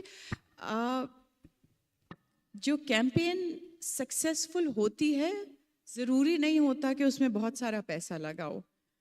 बहुत छोटे बजट से ऐसी कैंपेन जिसकी कोई एक चीज़ ऐसी जो इमोशनल हुक या ट्रिगर या इंसेंटिव या इंटरेस्टिंग पर्सपेक्टिव जो लोगों को रेजोनेट कर जाए, वो वहीं आपकी कैंपेन जो है वो पहुंच जाती है। पर्सनली मैंने कुछ ऐसी कैंपेन्स पे काम किया। मैं पाकिस्तान की मिसाल दूंगी। हमारा एंटी रेप एक्ट आया अभी पिछले 2 साल पहले 2022 में। आपका पूरा एंटी रेप एक्ट रिवाइज हुआ है और बहुत सारी नई चीज़ें इंट्रोड्यूस हुई, जैसे आप किरदार कुशी नहीं कर सकते अदालत में किसी सर्वाइवर की, किसी 2 फिंगर टेस्ट पे पाबंदी लगा दी मेडिको लीगल के लिए। बहुत रेवोल्यूशनरी एंटी रेप एक्ट आया। तो उसके अराउंड एक कम्युनिकेशन कैंपेन बनाना बहुत मुश्किल था, ट्रिकी था, सेंसिटिव था और बहुत सारा बैकलैश भी आया। मैं 2 चीज़ें कहूँगी उसकी सक्सेस के लिए कि उसमें हमने तकरीबन 5 मिलियन लोगों को डायरेक्ट रीच किया। मैं इम्प्रेशंस की बात नहीं कर रही, इम्प्रेशंस तो बहुत ज़्यादा थे। उस सब में हमें 40% नेगेटिव सेंटिमेंट सुनने को मिला, लेकिन उस नेगेटिव सेंटिमेंट का भी फ़ायदा ये हो रहा था कि लोग बात कर रहे थे, क्योंकि जहाँ आप सोशल एंड बिहेवियरल चेंज की बात करते हैं ना, वहाँ हम सिर्फ इन्फॉर्मेशन तक महदूद नहीं रह सकते, इससे आगे जाके कॉन्वर्सेशन करनी है। इन्फॉर्मेशन मेरे पास भी है, आपके पास भी है, मगर क्या हम कॉन्वर्सेशन कर रहे हैं? मेरी बहुत प्यारी दोस्त है राबिया कादिर, हमेशा कहती हैं कि हमारी सोसाइटी एक कॉन्वर्सेशनल क्राइसिस में है। इसके साथ दूसरी मिसाल मैं देना चाहूँगी नौशीन। हमारे बचपन में आज से 30-35 साल पहले हमारे वालिदैन को गुड टच बैड टच की इतनी अंडरस्टैंडिंग नहीं थी। अब आप देखिए जब वो रेवोल्यूशन आई, मीडिया ने बात करनी शुरू की, बच्चों को महफूज रखिए। हम हर अंकल, हर पड़ोसी, हर एक के साथ बिठा दिया जाता था, भेज दिया जाता था। तो वो गुड टच बैड टच की इतनी अंडरस्टैंडिंग तब नहीं थी जितनी अब है। अब हमारे बच्चों को महफूज रखने की, उनको गुड टच बैड टच की बच्चों को भी तालीम दी जाती है, हमें भी दी जाती है। तो माशरे में इस चीज़ की एक आ गई एक बहुत सक्सेसफुल मी टू कैंपेन जब अब आई ग्लोबली, पाकिस्तान में बहुत सारे लोगों ने बात की उसके ऊपर, और हम सबको लगा कि ये एक वो कॉन्वर्सेशन है जो वर्चुअल स्पेस पे होनी चाहिए। सो and also my last point on the successful campaigns is कि हमें लगता है कि attitudes हैं, society है, कहाँ 15-20 सालों से पहले बदलेगी। लेकिन आप महसूस कीजिए कि जब 2000 निगहत वुड नो, जब फेसबुक आया था, मेरा ख्याल है 2 से 3 साल के अंदर लोगों ने अपना पूरा ईमेल और फेसबुक और सोशल मीडिया के बाद सारा एक एटीट्यूडनल शिफ्ट आया लोगों में। वो भी तो बिहेवियरल चेंज है, दैट्स ऑल्सो एटीट्यूड्स। तो जब हम ख़त लिखने से ईमेल लिखने तक जा सकते हैं 5 साल में, तो अपनी स्पेसेस को सेफ क्यों नहीं बना सकते औरतों के लिए? So, Nighat, I want to start with something that Mariam mentioned, negative sentiment. And आप लोगों को पता होगा कि Nighat Dad has been, in addition to being a wife activist, is one of the key people behind Aurat March in Lahore. So I want to start with Aurat March. A lot of negative sentiment, Meri Jism, Meri Marzi, etc., etc. What were your objectives in starting it? What sort of resistance did you face? And I think a lot of activists faced resistance personally also. And how did you overcome that? तो आवाज़ आ रही है? Okay. सो औरत मार्च कोई इस तरह कोई organise तरीके से नहीं शुरू हुआ था। कुछ दोस्त वगैरह कराची में एक 8 मार्च को कुछ करने की प्लानिंग कर रहे थे और उनका हम औरत मार्च उसका नाम देते हैं कि हम मार्च करेंगे बजाय ये कि कहीं एक जगह इकट्ठे हो जाए। हमेशा ऐसा ही होता पाकिस्तान में। तो उन्होंने मुझे अपनी कोई ऑर्गेनाइजिंग कमेटी व्हाट्सएप पे बनाई, उसमें डाल दिया। अब वो सारी दोस्त सखियाँ जब बात कर रही थी कि अच्छा हमने ये करना है कराची में, ये करना है, तो मुझे अच्छा कराची में कर रहे हैं और मैं उनकी कमेटी का हिस्सा हूँ, तो हम लाहौर में क्यों नहीं कर रहे? तो then you know like couple of other friends sisters in the movement, they were like कि अच्छा हम भी कुछ इसी तरह का लाहौर में करते हैं। तो इस तरीके से लाहौर औरत मार्च को हमने शुरू किया। हमें नहीं उम्मीद थी कि इतने लोग जो हैं वो शामिल हो जाएंगे, उसके पीछे कोई एजेंडा नहीं था। वो एक बहुत ही ऑर्गेनिक तरीके से 8 मार्च को हमने कहा कि हम यहाँ से लेके हमदर्द चौक तक जो है वो मार्च करेंगे, रैली निकालेंगे। और उम्मीद नहीं थी कि इतनी औरतें शामिल हो जाएंगी। तो कुछ जो थी वो मजदूर तबके से वो भी कहीं पे कोई जलसा कर रहे थे, वो भी शामिल हो गए। कुछ बच्चे जो हैं यूनिवर्सिटी के वो भी बसों में आ गए। तो हमारे लिए खुद बड़ी हैरानगी की बात थी कि 8 मार्च को इतने लोग इकट्ठे हो गए। फिर वो बढ़ते बढ़ते वो एक रैली अच्छी खासी बड़ी बन गई और वो मार्च बन गया। तो वहाँ से औरत मार्च लाहौर का आगाज़ हुआ। कोई एजेंडा नहीं, कोई कुछ नहीं। वहाँ पे हमने चौक पे जाके उसको ख़त्म किया। कोई स्टेज नहीं था, वहाँ पे लुड्डी डाली और कुछ 1-2 लोगों ने तकरीरें की और ख़त्म हो गया। दैट्स हाउ औरत मार्च स्टार्टेड इन लाहौर। लेकिन ऑफ कोर्स उसके वो फिर आगे से आगे वो तहरीक बढ़ती गई और वो बहुत ऑर्गेनिक थी। और जब आई थिंक उसकी मुझे जो बेसिक रीज़न नज़र आती है वो ये कि आपने अवामी जगह पे अवामी लोगों को आवाज़ एक उठाने का मौका दिया। एक ऐसी स्पेस दी जो कि किसी एनजीओ की नहीं थी, जो किसी गवर्नमेंट की नहीं थी, जो किसी सियासी जमात की नहीं थी। वहाँ पे आम औरतें हैं और वो अपनी बात कर रही हैं और वो बहुत अवामी बात है। तो मुझे लगा कि वो सबसे ज़्यादा अट्रैक्टिंग पॉइंट था ख़वातीन के लिए, उस मार्च में जाना और वहाँ पे बात करनी। और ऑफ कोर्स यंग बच्चे जो हम लोग जेन ज़ी के जो लोग हैं वो उन पे बहुत ज़्यादा इतराज़ हुआ। अब अपने अपने पोस्टर्स लेकर आए और उस पर इतराज़ात हुए। तो वो जो ज़बान अब जेन ज़ी बोलती है, हम लोग वो ज़बान सुनने के हमारे कान आदि नहीं हैं। तो इस वजह से उस पर बहुत ज़्यादा रेजिस्टेंस आई कि ये आप क्या बात करिए, तो इंतहाई फहाशी है और ये बेहयाई है। और लेकिन ये आई थिंक जो गैप है माशरे में जनरेशनल, वो ये है कि ये यंग लोग क्या बात कर रहे हैं, इनकी बात का मकसद क्या है। ये जब कहते हैं कि मेरा जैसा मेरी मर्जी, तो ये बेसिकली क्या अपनी बॉडीली राइट्स की बात कर रहे हैं या ये अपने उन हकूक़ की बात कर रहे हैं जो इनके घर की 4 दीवारी के अंदर है, जिन पर यूजुअली बात नहीं होती। अगर आप वुमेन एक्शन फोरम की भी तहरीक देखें जो ज़िया के दौर से शुरू हुई थी, तो उसमें भी ज़्यादातर रियासती इदारों के साथ वुमेन एक्शन फोरम ने का टकराव था और कवानीन जो हदूद के कवानीन आए थे उनके ख़िलाफ़ था। लेकिन मुझे लगता है जो औरत मार्च जो बयानिया सामने लेकर आया, वो हर औरत की एक आवाज़ थी। जो वो बात करना चाहती थी वो कर सकी थी। And I think the most important part औरत मार्च का ये कि in the face of all this resistance, अभी भी आप देख लें हर साल होता है, पटिशन्स फाइल हो जाती हैं अदालतों में उसको रोकने के लिए। कभी ब्लास्फेमी लग जाती है, कभी डिस इन्फॉर्मेशन कैंपेन चलती है, कभी कहते हैं फॉरेन फंडेड है। कोई ये तौफीक नहीं करता कि उसका मैनिफेस्टो पढ़ ले। वो इतने यंग लोग जो ऑर्गेनाइजर्स हैं और कोई उसके कोई फेस नहीं है, दे लाइक कोई सेंट्रलाइज्ड लीडरशिप नहीं है, डिसेंट्रलाइज्ड है, nobody knows who is the organizer. I think ये खूबसूरती औरत मार्च की। और मुझे लगता है कि जब माशरे में तब्दीली आती है तो एक रेजिस्टेंस भी आती है।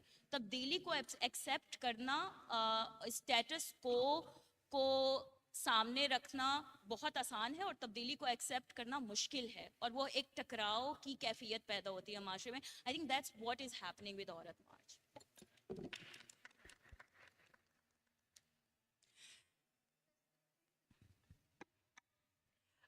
It's an evolution of the work that WAF did, but it's gone to a totally different level. As you rightly said, organic, younger people, and rather than just looking at things from a political lens, as you rightly said, they're looking at things from a personal lens. So basically, the nature of the younger people, the Gen Z, as you call them, the millennials, is changing. And so I'll come to Samar. I mean, Samar, I'd like you first to tell us a little bit about your brand, though your needs introduction, but just to frame the context, and then tell us कि ये जो change है माशरे में, how do you as a corporate look at it from your advertising, etc. perspective? Hello. So I am co-chairperson at Shan Foods, and the other brand. Hello. It's the same. I'm speaking. I think it's. And the brand that she had mentioned that I started was a brand called Dip It, which I started about 5 years ago, and it's completely independently run from my family business. I've been a serial entrepreneur. I started my first business as soon as I got out of university, which is a company called Lollipop and Laddu, which was film production and video production and photography. So I've been in the corporate world now for many years. You know, with Shan recently, we've spoken about the ad campaigns that we've done and kind of how we've spoken on women and how the lens that we frame them through. Shan is a product for women. It is targeting women, and it is a food product that we're selling at the end of the day. So it's very easy to fall into a narrative of a woman being in a kitchen and she's cooking a meal and, you know, pleasing her husband or her father, and, you know, taaliyan baj rahi hain, khana acha ban gaya, and success. I think that for us, we really feel like women, you know, are more than just cooks. They are dynamic beings with dreams, desires, fears, emotions. And when we do have the money to spend on an ad and we do have to talk about women and to women, then why not talk about things that are important? And that stems from sort of a corporate sort of belief bole, ya family values, ya company values, where we've decided that when we do advertise to women, we don't want to be exploitative, whether that's using them in a sexual way or glamorizing them. We want women to be real. We want them to be, you know, you want our ads to be seen and you'll be like, yeah, I relate to it, you know, this is something I see in my life. And we've also gone beyond just talking to women. We've actually explored gender roles where we've looked at men in the kitchen, whether that's a father or a brothers or two brothers living abroad, or you know, a groom coming to the girl's house, you know, to meet the family. I think it's interesting for us also to keep exploring these communication spaces and ideas, because it gives us, you know, conversation. You know, we had a campaign around Dr. Bahu's, and I actually was opposed to the campaign because I said, you know, it's their choice. My sister-in-law's a doctor and she chose not to practice, and it took me a long time to understand that I'm in no position to judge. She chooses to do what she does because this is her choice, and I have to respect that. There's no right way. But it created so much engagement, you know, around in conversation, and I think that if as a brand we're able to achieve that while still being able to meet our commercial goals, I think that's very important to us. Thank you, Samar. I want to go to this idea of violence. And of course, physical violence is something, or even mental abuse is something that we have been seeing for a long time.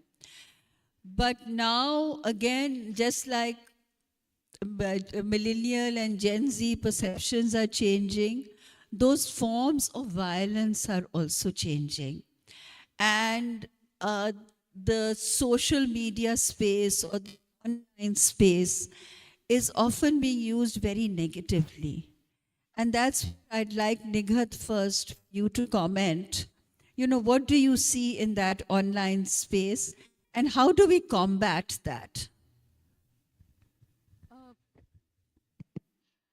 So, I think online violence के बारे में हम लोग at Digital Rights Foundation, we have been talking about this for more than a decade now, when online violence was not even an issue.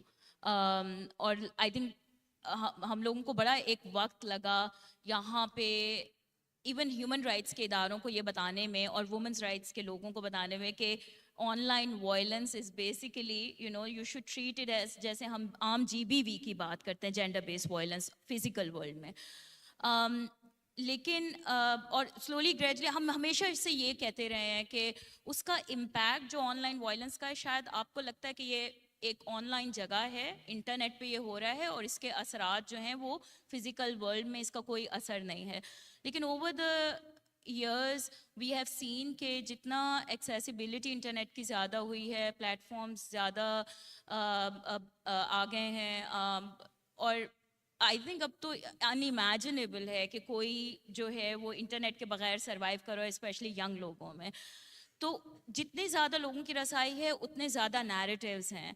अब जब narratives इतने ज़्यादा हैं तो I think we actually forgot one thing to do as a state या as a country, कि हम उस स्पेस को देखते कि वहाँ पे क्या लोग कर रहे हैं. एक्सेसिबिलिटी अगर है तो हमें क्या हमने उतनी डिजिटल लिटरेसी लोगों में आगाही फैलाई है कि what are the things that they should do, क्या एथिक्स हैं ऑनलाइन स्पेस के, या जैसे हम एक आम शहरी की तरह कानून को फॉलो करते हैं सड़क पे जाते हुए, ट्रैफिक सिग्नल्स को, क्या हमने उनको ये बताया है कि आप ऑनलाइन स्पेस में भी रूल्स रेगुलेशंस कोई चीज़ें हैं जो आपने फॉलो करनी है. ऐसे ही नहीं कि उठ के आप किसी को भी अब्यूज़ करना शुरू कर दें, गालियाँ देना शुरू कर दें. एंड जब कानून भी पाकिस्तान में बना साइबर क्राइम का, prevention of electronic crimes act, I think सब लोगों को पता ही होगा कि FIA कैसे उसको इस्तेमाल कर रही है.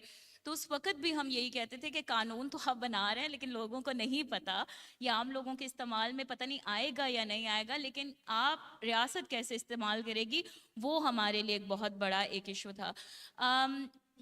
तो I don't know, I mean मैं अब जब मैं देखती हूँ ऑनलाइन स्पेस में, तो क्योंकि मुझे खुद भी इतनी ज़्यादा व्यूज़ का सामना करना पड़ता है, जिसकी मर्जी होती है उठ के आपको गाली निकालना शुरू कर देता है, कोई नुआंस नहीं है कन्वर्सेशन में.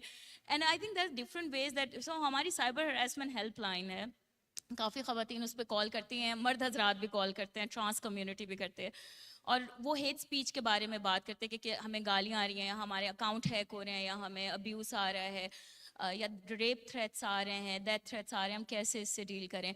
तो हम उसको एस्केलेट करते हैं कुछ ऐसे कंटेंट को. अब जेनरेटिव AI की वजह से और डीप फेक की वजह से अभी रीसेंट इलेक्शंस में हम लोगों ने देखा कि वो बहुत सोफिस्टिकेटेड अब्यूज़ होता जा रहा है, कि हम में से आई डोंट थिंक कि हम लोग तैयार हैं इस तरह के हार्मफुल कंटेंट से निपटने के लिए.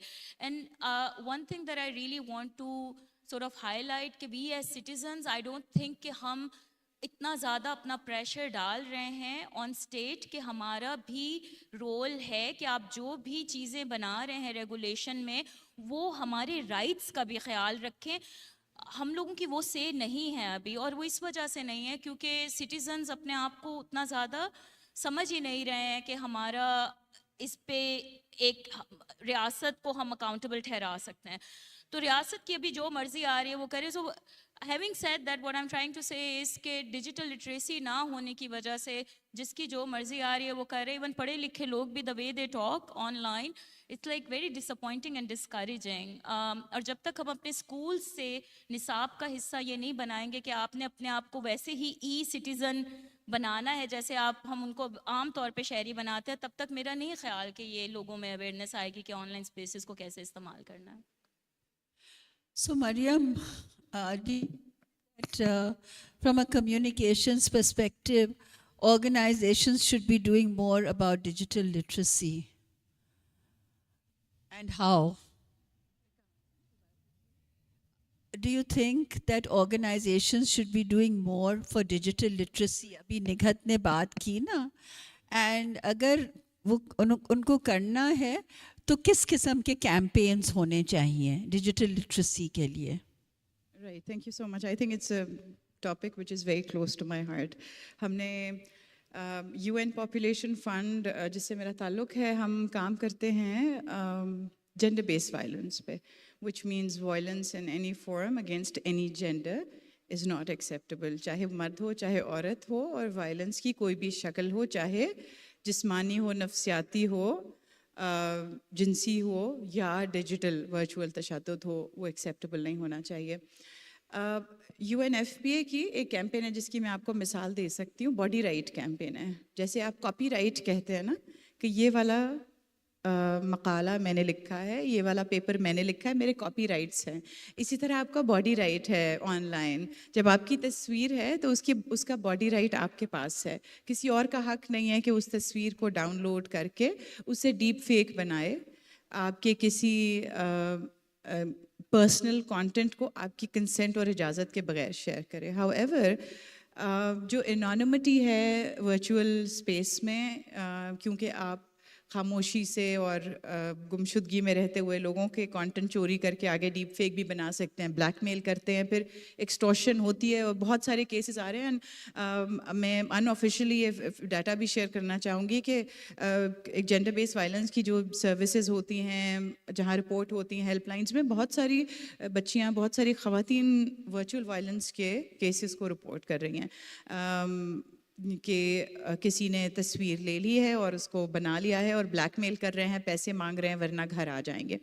इसके दो पहलू हैं. नौशीन में ज़ाती तौर पे as a Pakistani women and as a communication specialist देखती हूँ. एक तो काम है मेरा कि मैं बतौर UNFPA कैंपेन्स बनाऊँ, जो कि हमने अभी बनाई है डिजिटल वायलेंस पे एक ऐड बनाया है यंग बच्चियों के लिए, हर एक के लिए. इवन फॉर दैट मैटर हम निगत शायद एग्री करेंगी कि हम जनरली ये देखते हैं कि डिजिटल वायलेंस शायद नौजवानों का मसला है. बिल्कुल नहीं. जो गाली है या जो तशद्दुद है या जो बुरी बात है, वो किसी की उम्र नहीं देख रही, किसी की जिन्स नहीं देख रही. ऑनलाइन सबको मिल रही हैं, सबको अब्यूज़ का सामना करना पड़ा है. लड़कियों को शायद ज़्यादा करना पड़ा है, ख़वातीन को ज़्यादा करना पड़ा है. हमारे डाटा के मुताबिक 85% ख़वातीन ने तशद्दुद होते हुए विटनेस किया है ऑनलाइन, एंड 40% ने पर्सनली तशद्दुद फेस किया है ऑनलाइन. ये ग्लोबल डाटा है हमारी बॉडी राइट कैंपेन का. तो दो तरीका है. हम लोगों को ये बात कह रहे हैं कि सिर्फ, बिल्कुल सही फरमाया निगत ने कि पॉलिसी है, लॉ है, उसकी इम्प्लीमेंटेशन होनी चाहिए, मगर साथ साथ हम ये ना भूलें कि हम में से हर किसी का भी हिस्सा है इस सोशल चेंज में. हम सब ने safe use of virtual spaces को इंश्योर करना है एक दूसरे के लिए. ये हम ये नहीं कह सकते कि ये पब्लिक स्पेस है, ये तो मर्दों ने ऐसे किया हुआ है या औरतों ने ऐसे किया हुआ है. No, this is a virtual space which is owned by every one of us. हम सबको इसको सेफ बनाना है, शेयर नहीं करना. And then there are a lot of other thing जिसमें मैं डिटेल्स में नहीं जाऊँगी. हम अवेयरनेस कैंपेन्स करते हैं कि मत शेयर कीजिए अगर आपको कंटेंट पे शक है. बी रेटिंग कमेंट्स हैं, रिपोर्ट कीजिए. डेरोगेटरी कमेंट्स आते हैं, औरतों को, ख़वातीन को कमतर साबित करने वाली बातें होती हैं, आप उनको या रिपोर्ट कीजिए या उन्हें कॉल आउट कीजिए. कीबोर्ड वॉरियर बन जाइए थोड़ी देर के लिए. सो ये सब जो है एक अवेयरनेस कैंपेन का हिस्सा है. UNFPA Pakistan gender based violence, online digital violence के लिए काम कर रहा है. लेकिन इसके साथ साथ माशरे का अपना ये किरदार है कि अपने बच्चों को, हम अपने अगली नस्ल को भी और अपने आप को भी इस बात की आगाही दें कि क्या गलत रवैया है वर्चुअली और क्या सही रवैया है. क्योंकि ये लाइंस जो है ना, ये अभी बड़ी ब्लर है. हमें माशरे में तो पता है कि कैसे बिहेव करना है, लेकिन वर्चुअली कैसे बिहेव करना है, बहुत पढ़े लिखे लोग भी शायद वर्चुअली इतना रिस्पॉन्सिबली बिहेव नहीं कर रहे, और शायद बहुत बिल्कुल कम पढ़े लिखे भी बहुत अच्छे तरीके से बिहेव करें. हमें अपने आप को भी एजुकेट करना है, अपने बच्चों को भी एजुकेट करना है कि ना हरास हों, ना हरास किसी को होने दें और ना करें. ना आप खुद को होने दें, ना करें. अपने सेफ इंटरनेट का इस्तेमाल कीजिए. At the same time I would agree कि जो सर्विसेज हैं वो भी इम्प्रूव होनी चाहिए for the cases which are genuine and reported. तो डिजिटल वायलेंस के बहुत सारे केसेस रिपोर्ट होते हैं, उनको भी ये देखना चाहिए. लास्ट पॉइंट इज़ कि अगर मैं ये देखूं तो कॉरपोरेट्स का भी बहुत हिस्सा है. मैं फ़ायदा उठाऊंगी, समर मेरे साथ बैठी हैं, बहुत बड़े बड़े एड्स बनाते हैं. मे बी कोई एड में अगर हम थोड़ा सा डिजिटल वायलेंस पे बात कर लें, किसी कैंपेन में भी ये भी हिस्सा डालें, क्योंकि कॉरपोरेट्स जब हमारे साथ डेवलपमेंट सेक्टर से मिल जाते हैं तो इनके रिसोर्सेज और आउटरीच बहुत ज़्यादा होती है. तो जहाँ भी कोलैबोरेशन हो जाती है तो वहाँ बहुत आवाम तक बात पहुँचाना आसान होता है. तो मेरा ख्याल है अवेयरनेस में कॉरपोरेट्स का भी बहुत बड़ा हिस्सा है. सबको मिलकर ये किरदार अदा करना चाहिए. So, Mariam is using the opportunity to speak to Samar, and I will use the opportunity to speak to Nighat and say, Nighat, as a lawyer and as a digital rights activist, I think it's also very important our lawyers and our police personnel, etc., also don't know enough about this topic. So perhaps rolling out some awareness raising and training, etc., would be very useful.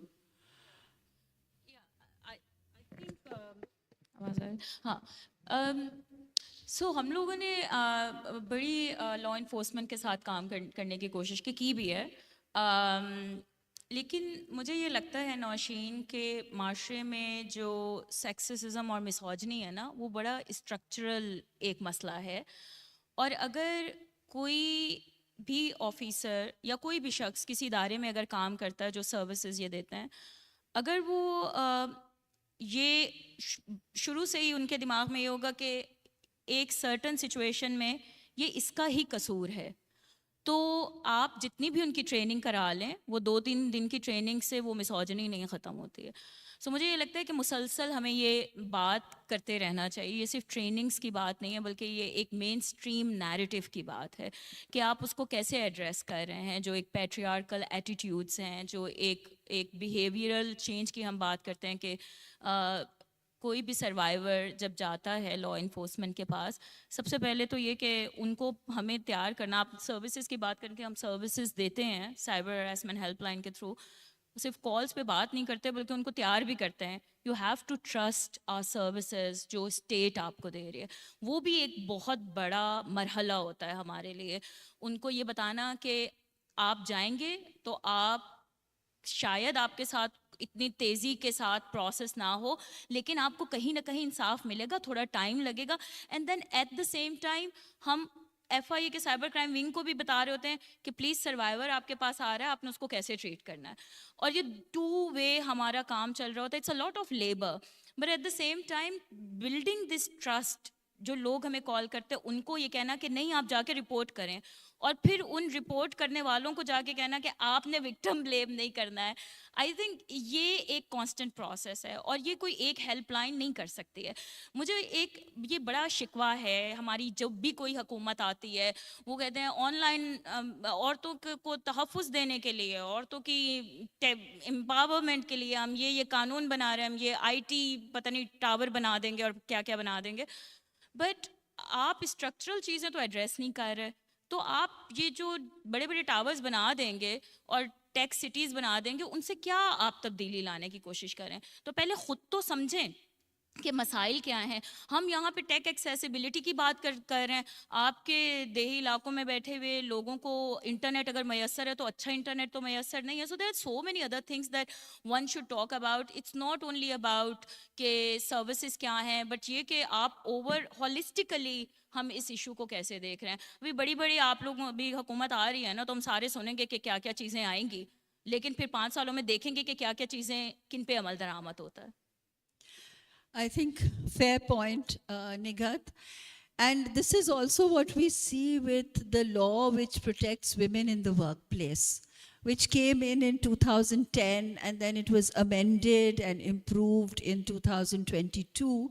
But even now, it's a constant sort of, I won't say struggle, but yes, it's a constant effort to continue to embed these structures in the workplace also. Not even, I mean, society या larger तो वो और ज़्यादा मुश्किल है, but even within corporates in the workplace.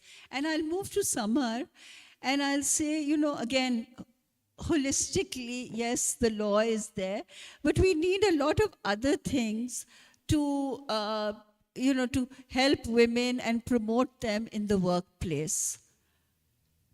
No, absolutely. There are the basic ones. Job mein, I would say baseline, meaning that you need to have a daycare in your office.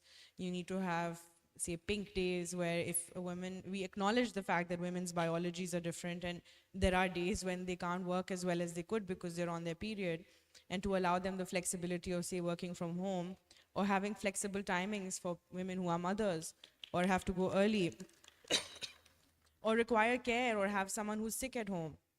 For us as an organization, I think it is continuing to be a constant journey of self-improvement in this regard. Because when I speak to my team, I ask them, you know, we're doing all of these things, we're taking all these initiatives, and not just from the corporate platform, but we have a Shan Share CSR platform where we collaborate with other NGOs such as yours, where we're working towards some kind of emancipation, whether that's economic, whether that's trainings, whether that's even awareness campaigns around harassment at workplaces, and we're doing it in, you know, with farm hands in Kundri, and trying to really bring those conversations to people who I don't think are even being targeted right now. So those are some of the initiatives that we've taken. But as I was saying earlier, that this is a constant process. It doesn't start and end anywhere. And we all have to collectively work, whether that's an activist, whether that's an NGO, or whether that's a corporate, and actually all push for change. One of the things that I was thinking about as Nikat was speaking was, you know, forget corporate, just talking about entrepreneurship. You know how hard it is to open a bank account here in Pakistan as a woman? How that maybe 2 or 3 years ago, I don't know if they've changed it, but when you went to Nadra, the things that a woman could do as a profession were housewife, nurse, and teacher. I hope that they've changed that now, but those are basic foundational things that are embedded in our systems that impede women from आपने bank account खुलवा लिया आप जाके company खोल के दिखाएं मुझे without a man by your side, whether that's a father, an uncle, a cousin, or a boyfriend or a husband. It's almost impossible because they don't want to take you seriously. So I feel like I agree with you. I think there's some fundamental things that need to move and change, and we should be demanding that across all of these platforms, whether that's NGO, whether that's an activist, or whether that's corporate. Thank you, Samar. As, I mean, all of you are female leaders. You also have a very unique human rights and feminist rights perspective, and you bring that to the work that you do every single day. So we don't have a lot of time, but if I can start with you, Nighat, how do you feel you have impacted on the organization that you run by being that this is a feminist-led organization? I think as a, you know, like when you found something like an organization, आपको अपने self-reflection बहुत important है. And also, you know, like अपनी ego को भी बहुत देखना पड़ता है, you know. So हम लोग बहुत दफ़ा, you know, like we see ourselves as leaders, we are being celebrated as champions of women's rights. But then, you know, I think it's very important for you to see that how much space you are giving to other women around you. और मेरा नहीं ख्याल इस पे ज़्यादा जो है वो बात होती है. I started looking into it in my own organization and see कि अच्छा, you know, we don't want like one Nighat for digital rights, like everyone is like, okay, Nighat is digital, as we want more women in this space who are talking about digital rights, who are talking about AI, who are talking about, you know, like several other intersectional topics जो कि technology से related हैं, but how I can empower them, you know. So like small little things like अगर मुझे कहीं पे बुला रहे हैं तो I'm like, can you please have my team member there? And people are like, oh, you know, this is non-transferable invite. We will only have you. Like there are like things like this, and then you are like, no, you know, these are the people who are the brain behind the organization. They, अगर ये काम कर रहे हैं तो इसका मतलब है कि ये बात भी कर सकते हैं.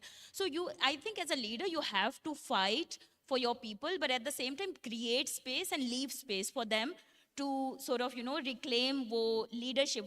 And as a leader, you don't think that you are an employer, As a leader, you think that all other team members are the leaders in the same way that you treat yourself. So, yeah. Thank you so much, Nigat. That's fantastic. Samar, you've become co-chairperson of Shan. Do you think that your involvement at the highest level, at the board level, what impact has it had on the organization, on the issues that you take up? And how do you behave personally as a female leader? So I started my corporate journey when I was not married. So I've realized that throughout, when I had kids, then I said, okay, I demanded that we have a daycare, and I think we had one before I had children. But I wanted things to be better just because I was like, I'm experiencing this as much as someone in finance is experiencing this. So make it like that. Then when I became older and I realized, okay, I have to give time to these other commitments, which is like on a Sunday coming here, empowering the team and setting up people who are now also, like what Nigat said, people who I can send on my behalf, because I don't want to put myself on a pedestal. My life is messy. And one of the things that I've done once I've come in at the top is to actually talk to the females in the organization and say, look, this might look a certain way, but I struggle. And talking about how I am human and I also get frustrated with my mother-in-law, or I have the same issues as, say, somebody who's maybe not at my leadership position. And making it real for them, because it seems glamorized, it seems like it's easy, and we make it look easy also. But the reality and the truth is, it's actually not. We have to work hard, and there are parts of our life that actually get ignored. We ignore ourselves, maybe our health, maybe we're not going to the gym. And I feel like if I'm able to be open to my team about my struggles, then it allows me to create a safe space for them to share what they're experiencing. And in turn, allow us as an organization to then make policies that make things easy. One of the things that came back was, I drop my child off to school. So I get tired by the time I'm at work, and if I'm going to the gym, we have a gym for women and men. But what we don't have is a shower room. So one of the things that came up was that we come to work, we're dressed up, but then if we go to the gym, because we drop our kids early and everything begins at, say, 9:30, 10, we have an hour, but we can't go and take a shower. So it's a small thing. It feels like it's absolutely nothing in the larger context of women's empowerment, but it makes our employees just a little bit happier at the end of the day. And that's all we can really do in our own capacities. So listening, I think that's what comes through very clearly. Mariam, what is your view? अच्छा नौशीन, मैं थोड़ा सा तब्दील करूँगी इसको. बिल्कुल feminist focus भी है, लेकिन I focus more on gender based violence, which means any kind of social norms जो मर्दों और औरतों दोनों को इफ़ेक्ट करती हैं. मर्दों को भी अपने सफ़ेयर में, हम मर्दों पे भी वायलेंस की बात करते हैं कि बहुत सारी जगह वो अपने आप को एक्सप्रेस नहीं कर पाते, अपने इमोशंस को, just because of the norms के नहीं आपने मजबूत रहना है, अपने ग्रीफ को नहीं दिखा सकते. कुछ फाइनेंशियल प्रेशर्स होते हैं मर्दों के ऊपर जो सोशल नॉर्म्स की वजह से हैं. तो दोनों चीज़ें हैं. अगर आप मेरी ज़ाती उसमें बात कीजिए तो आई am a supporter of arts and community engagement. So since I joined you in FPA in 2021 in Pakistan, I tried my best के जितना arts और youth engagement हो सके और उनका perspective आ सके अपनी campaigns में, उतना अच्छा है. When it comes to portrayal of women, I've always tried to, even during my anti-rape campaign that I did, the woman survivor was not somebody जो रो रही थी और जिसके मुंह पर दाग थे. It was a bold, strong woman जो खड़ी थी. वही निगहत वाली बात के victim blaming से निकल के हमें perpetuator को या जालिम आदमी को या जुल्म करने वाले को शर्म दिलानी है, बजाय इसके कि हम victims को blame करें.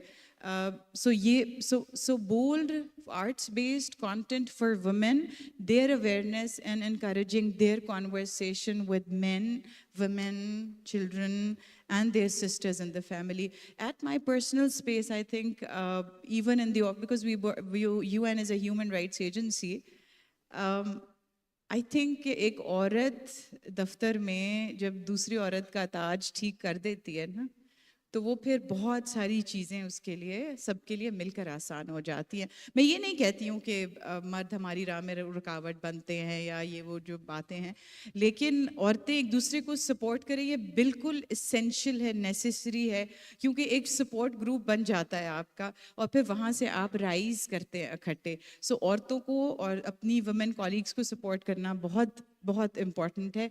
एंड आई थिंक कि मेरी अगर अब इम्पैक्ट की बात कीजिए या मेरी ख्वाब की बात कीजिए तो मैं यही सोचती हूँ कि एक ऐसा UNFPA की थ्रू मैं ऐसी कोई कैंपेन्स करूँ या अपनी इंडिविजुअल स्पेस में ऐसी कैंपेन्स हों कि हम इस बात का एहसास दिला दें हर बच्चे को, हर मर्द को, हर औरत को कि तशद्दुद नफ्सियाती भी है, जिस्मानी भी है, ज़हनी भी है, माशी भी है, जिनसी भी है, और जिस पे भी हो जुल्म है, जो भी करे गलत है। Thank you so much. Thank you, panelists. I think we are 5 minutes over time, so we should end now. I think one last word from each one of you about this whole concept of solidarity, what it should mean to us, and of sisterhood. I think for me it's survival. हम सब औरतों का survival अपनी सखियों में ही है, हम जोलियों में है, अपनी सहेलियों में है, और उन सहेलियों की कहीं जेंडर है और कहीं जेंडर नहीं भी है। वो सहेलियां, सखियां, हम जोलियां मर्द भी हो सकते हैं, वो औरतें भी हो सकती हैं।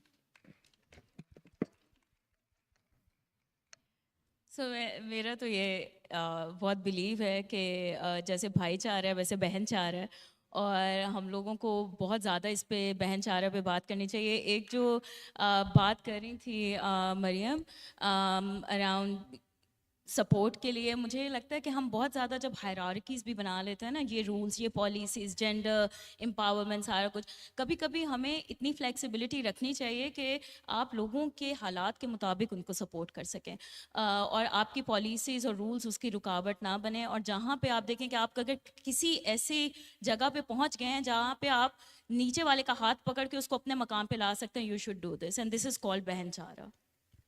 Thank you so much. For me, sisterhood is support, an emotional support. वो कहते थे it takes a village to raise a child. वो villages demolish हो गए हैं, वो emotional support ख़त्म हो गए हैं, हम सब WhatsApp पे हैं but बात नहीं करते। To reach out to your female friends, reach out and create that village for yourself. चाहे वो बहनें हों या दोस्तें हों या सहेली, as you rightly said, men who are supportive and part of your social circle, who can be that village for you. Because success in the corporate world is definitely not possible without having that kind of infrastructure at the back. ये तो बिल्कुल एक, it's not a mirage. You have to have people behind you who can push you to that height, whether that's a husband, brother, sister, anybody. So that's what sisterhood means to me. Thank you. So the structures of patriarchy are so strong that if as women we want to break through those structures, we need to find that support network. And चाहे वो मर्द हों, औरतें हों, हमारे दोस्तों में हो, हमारी फैमिली में हो, आई थिंक इम्पॉर्टेंट चीज़ ये है आज के पैनल में से कि हम इस लड़ाई को अकेले नहीं लड़ सकते हैं, हमने सब ने मिल के साथ ये लड़ना है। Thank you so much.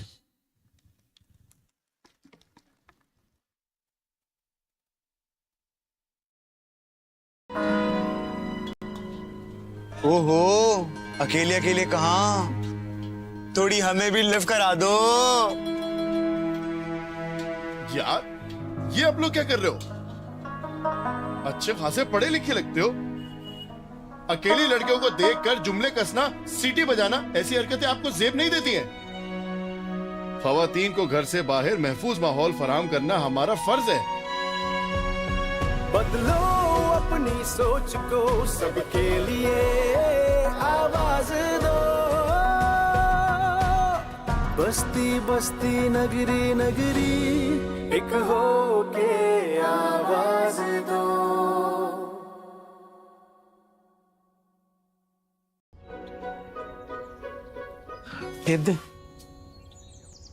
भाई मैं जा रही हूँ, दरवाजा लॉक कर लीजिएगा। यार वैसे मैंने देखा है कि तुम्हारी बहन रोजाना मोहल्ले के बस स्टॉप पे खड़ी होती है। मोहल्ले की लड़कियां इतना बाहर निकले अच्छा थोड़ी लगता है। बेहतर होगा कि अपनी बहन को समझा या उसे रोक दे।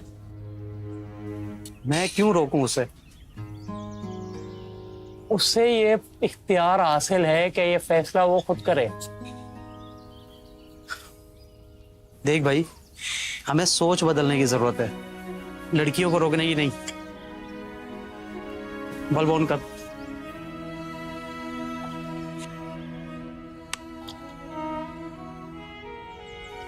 लो भाई, आ गई रोशनी। बदलो अपनी सोच को, सबके लिए आवाज दो। बस्ती बस्ती नगरी नगरी एक हो के आवाज दो।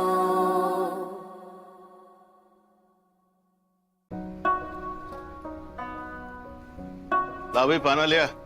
उस्ताद जी। हाँ सुना है कल रात को मोहल्ले में क्या हुआ? तुम्हें पता है मैं इन बातों में नहीं पड़ता। खैर क्या हुआ, कोई खास बात हुई? अरे गजब हो गया उस्ताद जी, गजब हो गया। इजाज के गुस्से ने तो हद कर दी। बीवी पे हाथ उठा दिया उसने। बीवी को रोब में रखने का तो यही एक तरीका है। मैंने भी अपनी बीवी को समझा दिया है। सीख जाओ बेगम, वरना मैं भी बहुत बुरी तरह पेश आऊंगा। सठिया गए हो क्या? बीवी पर हाथ उठाना बहादुरी नहीं बुज़दिली है। और पुरएतमाद मर्द हाथों से नहीं बोलते। बीवी तो हमसफर होती है यार। मैंने तो आज तक अपनी बीवी पे हाथ नहीं उठाया और ना कभी उठाऊंगा। कभी सोचा इससे बच्चों पे क्या असर पड़ेगा? मेरी बात पे गौर करना। जाओ जरा सेल्फ मारो। बदलो अपनी सोच को, सबके लिए आवाज दो। बस्ती बस्ती नगरी नगरी एक हो के आवाज दो।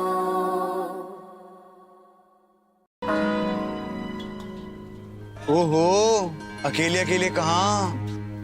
थोड़ी हमें भी लिफ्ट करा दो। यार ये आप लोग क्या कर रहे हो? अच्छे खासे पढ़े लिखे लगते हो। अकेली लड़कियों को देखकर जुमले कसना, सीटी बजाना, ऐसी हरकतें आपको जेब नहीं देती हैं। खवातीन को घर से बाहर महफूज माहौल फराहम करना हमारा फर्ज है। बदलो अपनी सोच को, सबके लिए आवाज दो। बस्ती बस्ती नगरी नगरी एक हो के आवाज दो।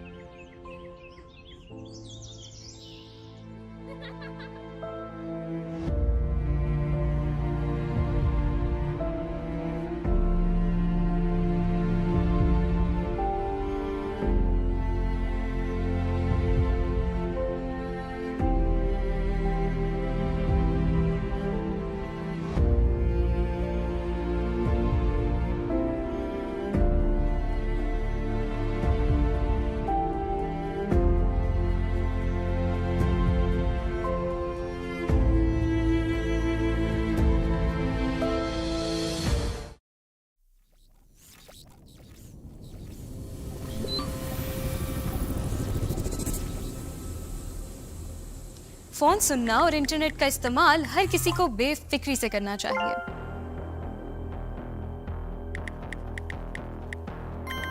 टेक्नोलॉजी के बहुत से फायदे हैं, जैसे नई इंफॉर्मेशन, राब्ते और रोजगार के मौके। लेकिन कुछ लोग डिजिटल दुनिया में भी दूसरों को तशद्दुद, तकलीफ और बदनामी का शिकार बनाते हैं। किसी की तस्वीर और वीडियोस उनकी इजाजत के बगैर शेयर करना और उनसे झूठी चीजें बनाकर सच के तौर पर पेश करना, इसको डीप फेक कहते हैं। इसके साथ साथ किसी की जाती मालूमात जैसे कि पता या फोन नंबर इंटरनेट पर आम करना, जिसे डॉक्सिंग कहते हैं।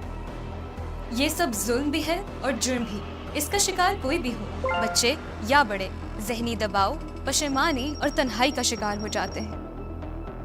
बात ना कर पाने की वजह से या बदनामी के खौफ से कई लोग खुदकुशी की हद तक जा पहुंचते हैं। कई लोग ऐसे मुजरिमों के हाथों ब्लैकमेल होकर पैसा गंवाते हैं।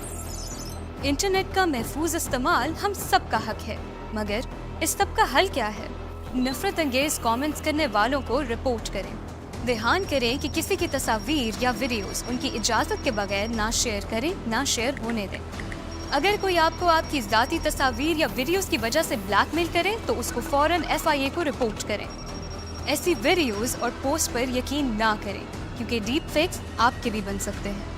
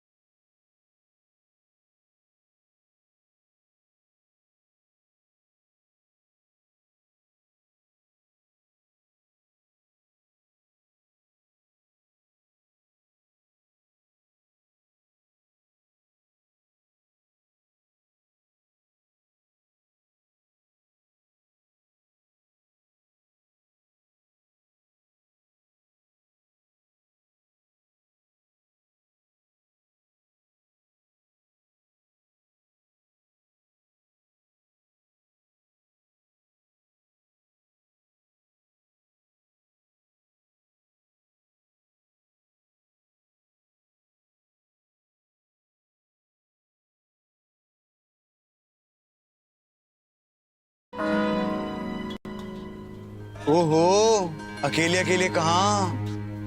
थोड़ी हमें भी लिफ्ट करा दो। यार, ये आप लोग क्या कर रहे हो? अच्छे खासे पढ़े लिखे लगते हो। अकेली लड़कियों को देखकर जुमले कसना, सीटी बजाना, ऐसी हरकतें आपको जेब नहीं देती हैं। खवातीन को घर से बाहर महफूज माहौल फराहम करना हमारा फर्ज है।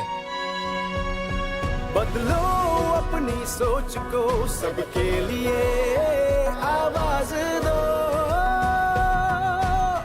बस्ती बस्ती नगरी नगरी एक हो के आवाज दो।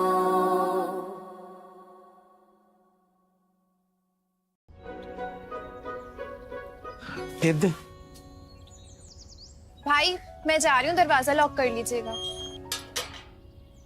यार वैसे मैंने देखा है कि तुम्हारी बहन रोजाना मोहल्ले के बस स्टॉप पे खड़ी होती है। मोहल्ले की लड़कियां इतना बाहर निकले अच्छा थोड़ी लगता है। बेहतर होगा कि अपनी बहन को समझा या उसे रोक दे। मैं क्यों रोकूं उसे? उससे ये इख्तियार हासिल है कि ये फैसला वो खुद करे। देख भाई, हमें सोच बदलने की जरूरत है, लड़कियों को रोकने की नहीं। बल्ब ऑन कर।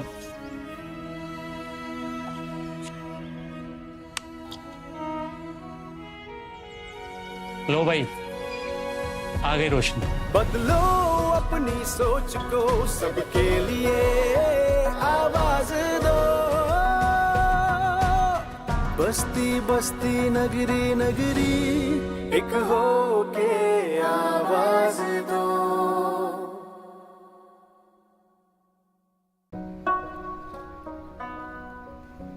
ला भाई पाना लिया। उस्ताद जी। हाँ। सुना है कल रात को मोहल्ले में क्या हुआ?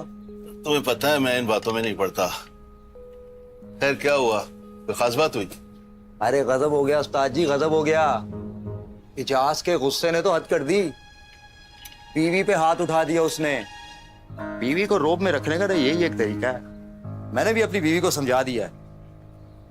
सीख जाओ बेगम, वरना मैं भी बहुत बुरी तरह पेश आऊंगा। सठिया गए हो क्या? बीवी पर हाथ उठाना बहादुरी नहीं, बुज़दिली है। और पुरएतमाद मर्द हाथों से नहीं बोलते। बीवी तो हम सफर होती है यार। मैंने तो आज तक अपनी बीवी पे हाथ नहीं उठाया और ना कभी उठाऊंगा। कभी सोचा इससे बच्चों पे क्या असर पड़ेगा? मेरी बात पे गौर करना। जाओ जरा सेल्फ मारो। बदलो अपनी सोच को, सबके लिए आवाज दो। बस्ती बस्ती नगरी नगरी एक हो के आवाज दो।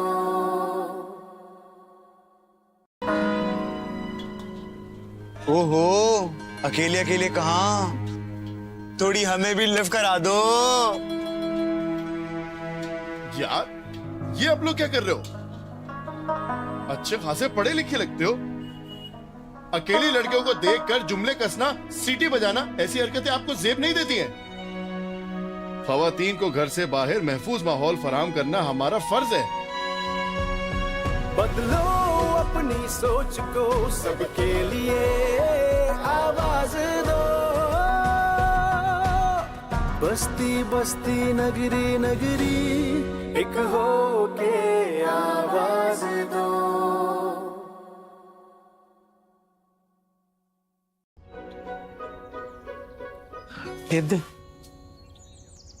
भाई मैं जा रही हूँ, दरवाजा लॉक कर लीजिएगा।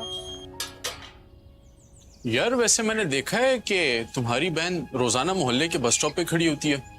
मोहल्ले की लड़कियां इतना बाहर निकले अच्छा थोड़ी लगता है। बेहतर होगा कि अपनी बहन को समझा या उसे रोक दे।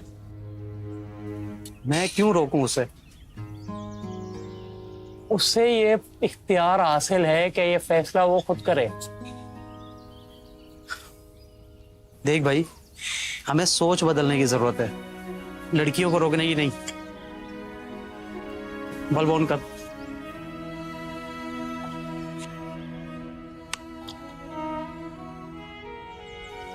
लो भाई, आ गई रोशनी। बदलो अपनी सोच को, सबके लिए आवाज दो। बस्ती बस्ती नगरी नगरी एक हो के आवाज दो।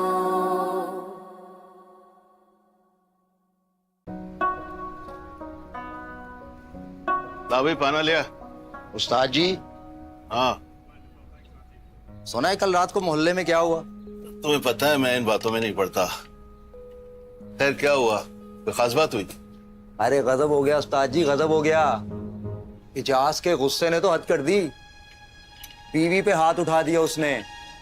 बीवी को रोब में रखने का तो यही एक तरीका है।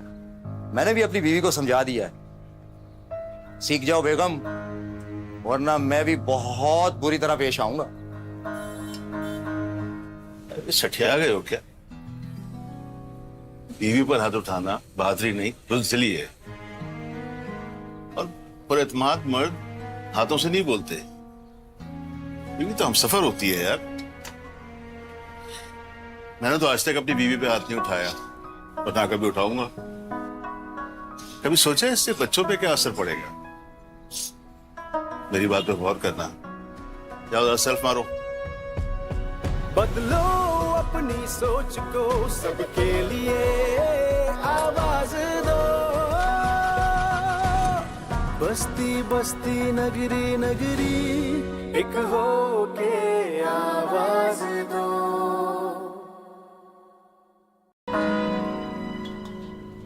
ओहो, अकेले अकेले कहाँ? थोड़ी हमें भी लिफ्ट करा दो। यार ये आप लोग क्या कर रहे हो? अच्छे खासे पढ़े लिखे लगते हो।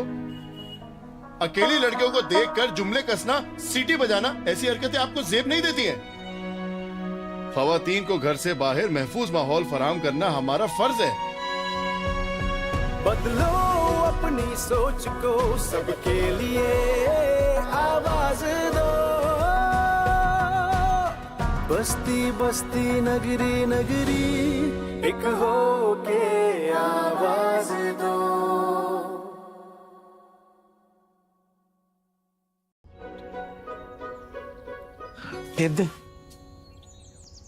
भाई मैं जा रही हूँ, दरवाजा लॉक कर लीजिएगा। यार वैसे मैंने देखा है कि तुम्हारी बहन रोजाना मोहल्ले के बस स्टॉप पे खड़ी होती है। मोहल्ले की लड़कियां इतना बाहर निकले अच्छा थोड़ी लगता है। बेहतर होगा कि अपनी बहन को समझा या उसे रोक दे। मैं क्यों रोकूं उसे? उससे ये इख्तियार हासिल है कि ये फैसला वो खुद करे।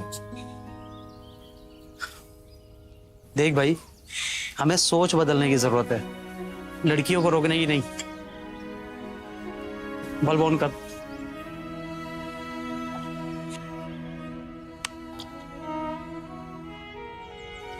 लो भाई, आ गई रोशनी। बदलो अपनी सोच को, सबके लिए आवाज दो।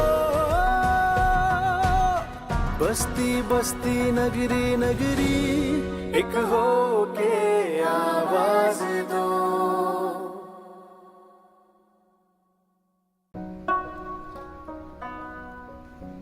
ला भाई पाना लिया। उस्ताद जी।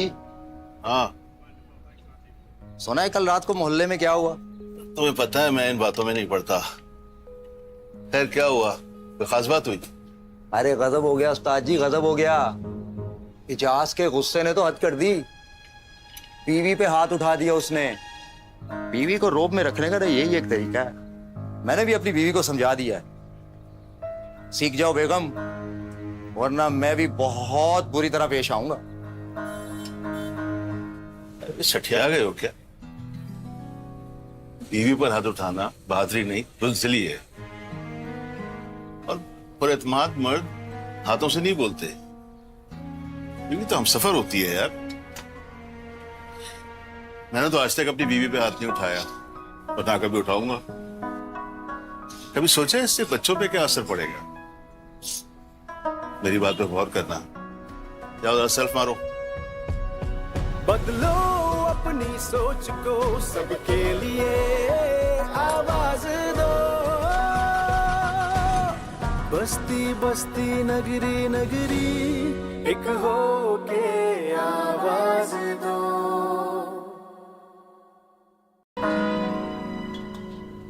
ओहो, अकेले अकेले कहाँ? थोड़ी हमें भी लिफ्ट करा दो। यार ये आप लोग क्या कर रहे हो? अच्छे खासे पढ़े लिखे लगते हो। अकेली लड़कियों को देखकर जुमले कसना, सीटी बजाना, ऐसी हरकतें आपको जेब नहीं देती हैं। खवातीन को घर से बाहर महफूज माहौल फराहम करना हमारा फर्ज है। बदलो अपनी सोच को, सबके लिए आवाज दो। बस्ती बस्ती नगरी नगरी एक हो के आवाज दो।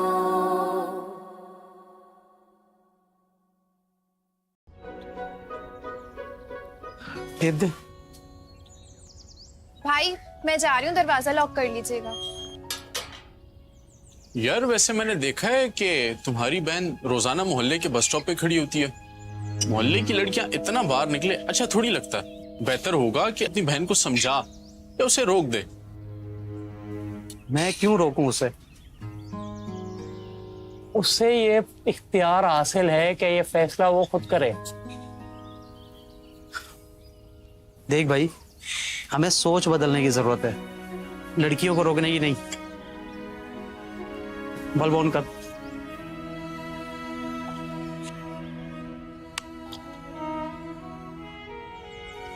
लो भाई, आ गई रोशनी। बदलो अपनी सोच को, सबके लिए आवाज दो। बस्ती बस्ती नगरी नगरी एक हो के आवाज दो।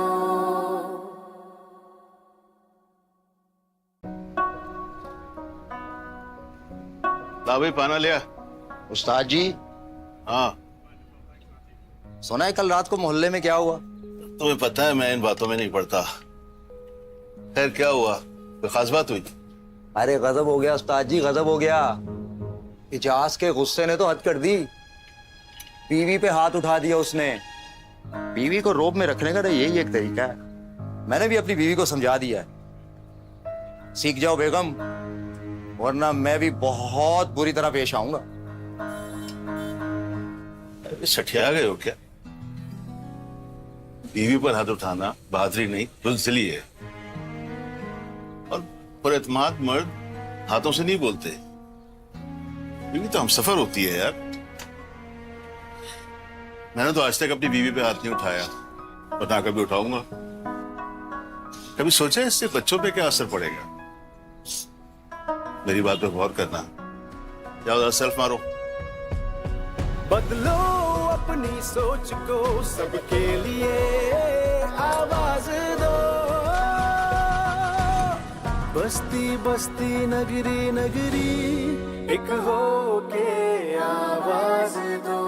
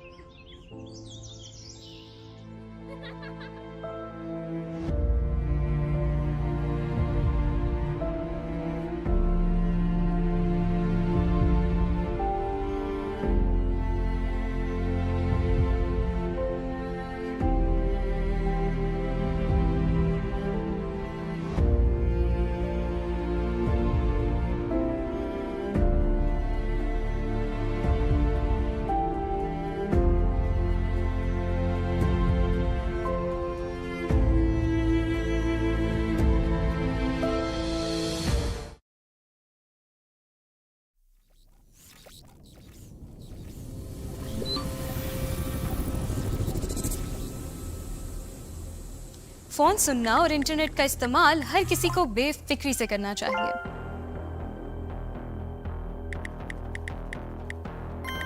टेक्नोलॉजी के बहुत से फायदे हैं, जैसे नई इंफॉर्मेशन, राब्ते और रोजगार के मौके। लेकिन कुछ लोग डिजिटल दुनिया में भी दूसरों को तशद्दुद, तकलीफ और बदनामी का शिकार बनाते हैं। किसी की तस्वीर और वीडियोस उनकी इजाजत के बगैर शेयर करना और उनसे झूठी चीजें बनाकर सच के तौर पर पेश करना, इसको डीप फेक कहते हैं। इसके साथ साथ किसी की जाती मालूमात जैसे कि पता या फोन नंबर इंटरनेट पर आम करना, जिसे डॉक्सिंग कहते हैं। ये सब जुल्म भी है और जुर्म भी। इसका शिकार कोई भी हो, बच्चे या बड़े, जहनी दबाव, पशेमानी और तन्हाई का शिकार हो जाते हैं। बात ना कर पाने की वजह से या बदनामी के खौफ से कई लोग खुदकुशी की हद तक जा पहुंचते हैं। कई लोग ऐसे मुजरिमों के हाथों ब्लैकमेल होकर पैसा गंवाते हैं। इंटरनेट का महफूज इस्तेमाल हम सब का हक है, मगर इस सब का हल क्या है? नफरत अंगेज कमेंट्स करने वालों को रिपोर्ट करें। ध्यान करें कि किसी की तस्वीर या वीडियोस उनकी इजाजत के बगैर ना शेयर करें, ना शेयर होने दें। अगर कोई आपको आपकी जाती तस्वीर या वीडियोस की वजह से ब्लैकमेल करे तो उसको फौरन FIA को रिपोर्ट करें। ऐसी वीडियोस और पोस्ट पर यकीन ना करें, क्योंकि डीप फेक्स आपके भी बन सकते हैं।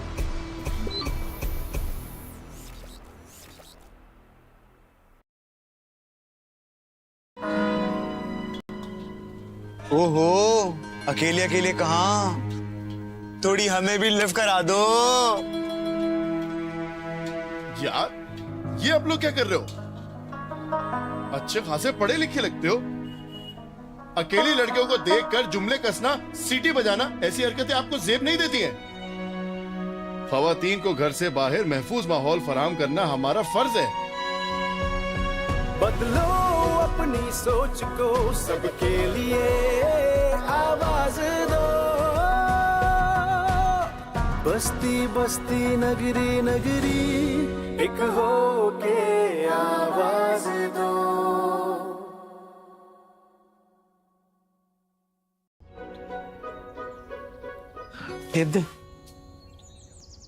भाई मैं जा रही हूँ, दरवाजा लॉक कर लीजिएगा। यार वैसे मैंने देखा है कि तुम्हारी बहन रोजाना मोहल्ले के बस स्टॉप पे खड़ी होती है। मोहल्ले की लड़कियां इतना बाहर निकले अच्छा थोड़ी लगता है। बेहतर होगा कि अपनी बहन को समझा या उसे रोक दे। मैं क्यों रोकूं उसे? उससे ये इख्तियार हासिल है कि ये फैसला वो खुद करे। देख भाई, हमें सोच बदलने की जरूरत है, लड़कियों को रोकने की नहीं। बल्ब ऑन कर।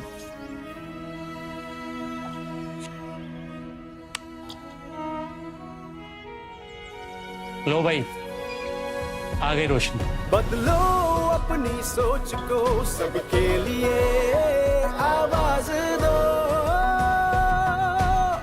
बस्ती बस्ती नगरी नगरी एक हो के आवाज दो।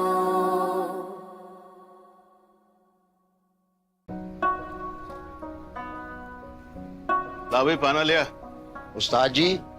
हाँ सुना है कल रात को मोहल्ले में क्या हुआ? तुम्हें पता है मैं इन बातों में नहीं पड़ता। खैर क्या हुआ, कोई खास बात हुई? अरे गजब हो गया उस्ताद जी, गजब हो गया। इजाज के गुस्से ने तो हद कर दी। बीवी पे हाथ उठा दिया उसने। बीवी को रोब में रखने का तो यही एक तरीका है। मैंने भी अपनी बीवी को समझा दिया है। सीख जाओ बेगम, वरना मैं भी बहुत बुरी तरह पेश आऊंगा। सठिया गए हो क्या? बीवी पर हाथ उठाना बहादुरी नहीं बुज़दिली है। और पुरएतमाद मर्द हाथों से नहीं बोलते। बीवी तो हम सफर होती है यार। मैंने तो आज तक अपनी बीवी पे हाथ नहीं उठाया और ना कभी उठाऊंगा।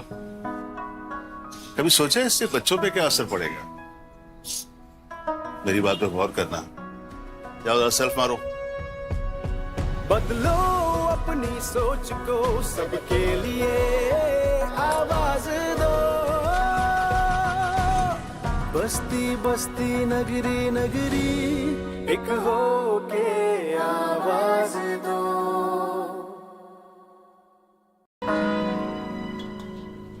ओहो, अकेले अकेले कहाँ? थोड़ी हमें भी लिफ्ट करा दो। यार ये आप लोग क्या कर रहे हो? अच्छे खासे पढ़े लिखे लगते हो।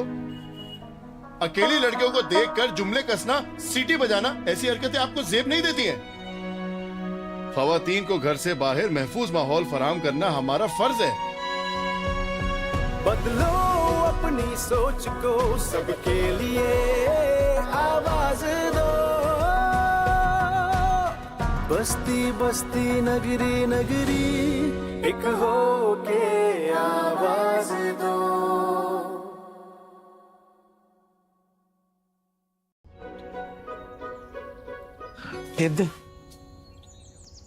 भाई मैं जा रही हूँ, दरवाजा लॉक कर लीजिएगा।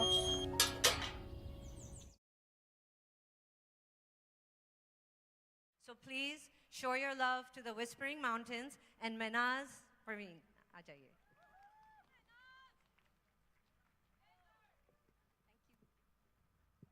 हेलो हेलो अस्सलाम Hello. वालेकुम। I know we are very late. मुझे बहुत बुरा लगता है जब हमें इंतज़ार करना पड़ता है, but I think let's not delay it anymore and we'll start with the performances.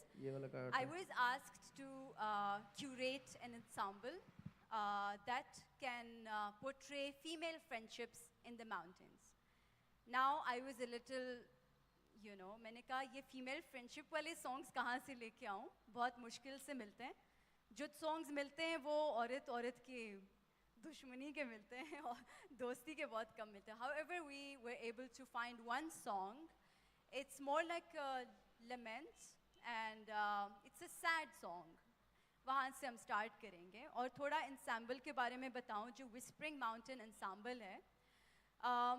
हम 4 ज़बानों में आज गाने गाएंगे और गिलगित बल्तिस्तान का थोड़ा आप लोगों में से अगर जाने का इत्तेफाक हुआ है आपको पता होगा कि वहाँ पे 6 ज़बानें बोली जाती हैं. I am not talking about dialects but these are proper languages और इनकी सबकी अलग ओरिजिन्स हैं और सबकी डिफरेंट स्क्रिप्चर है, सबका जो है ना बिल्कुल अलग प्रोनाउंसिएशन है. They are all complete different languages all together. It is important for you to know before we start the performances कि हम कौन कौन से ज़बानों में आज songs perform करेंगे. जो पहला song है या lament है जिसके बारे में मैं आपको बता रही थी कि जो फीमेल फ्रेंडशिप्स के बारे में बात करती है उसके पीछे एक कहानी है. मैं चाहूँगी कि आप वो सुने, उसके बाद उस परफॉर्मेंस को आप फील करें. जो पहला परफॉर्मेंस है उसका नाम है सिनी साई. ठीक है, सिनी साई जो है ये वही कल्चर के अंदर इसकी ओरिजिन है. ऑल्दो कि ये कहानी जो है आई एम नॉट श्योर कि कितनी सच्ची है लेकिन आप ज़रूर सुने और उसके बाद उसको परफॉर्म करेंगे.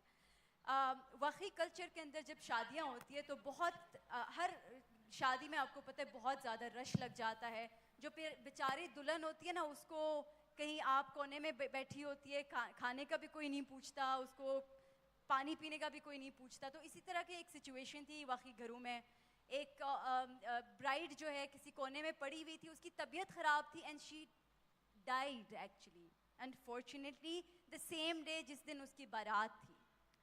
अब क्या होता है कि उनकी जो अम्मा है वो इतनी कोई ज़बरदस्त स्ट्रॉन्ग खातून है कि उन्होंने सोचा कि जब शादी की बात आती है तो पता है ऑनर की बात है. ठीक है, हम सब के लिए साउथ एशियन कल्चर्स में कि ये तो बहुत एक ऑनर की बात है ना कि आपकी इज़्ज़त वाली बात है कि आपके घर से जो है ना बारात की जगह जो है मैयत निकले. तो उनकी अम्मा ने क्या किया कि उन्होंने इस बात को किसी के साथ शेयर नहीं किया, उन्होंने अपने तक रखा और अपनी बड़ी बेटी की जगह उन्होंने अपनी छोटी बेटी को तैयार किया फ़ौरन और उनको फिर रुखसत किया.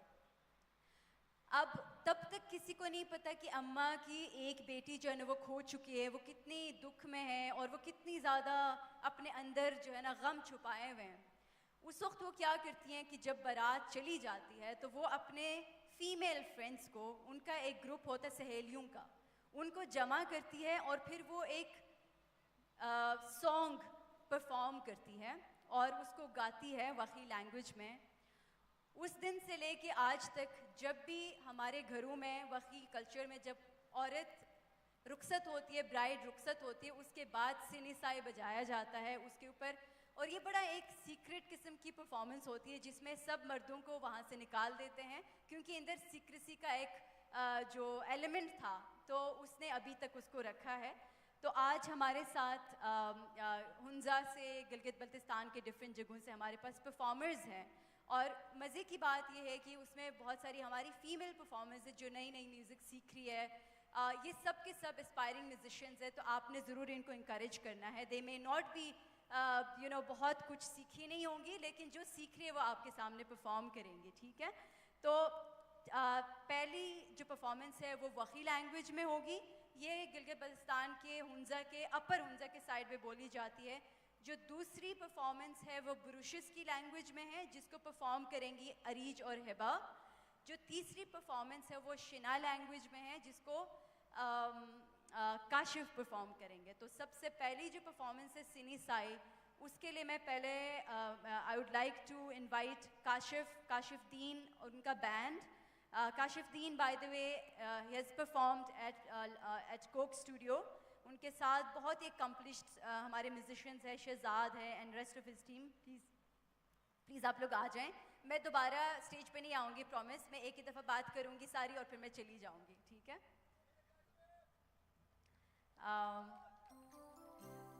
और जो सिनेसाई की परफॉर्मेंस है उसमें वोकल्स पे हमारे साथ रोजीना और हिना होंगी तो आपने ज़रूर इनको अप्रिशिएट करना है. साथ में जो परफॉर्म कर रही है dance, it's more like it's not a dance, but it is like a soothing, healing kind of a performance जिसमें जो अम्मा अपनी सहेलियों के साथ अपने दुख का इजहार कर रही है. So I hope you guys enjoyed the Whispering Mountain Ensemble today. Thank you.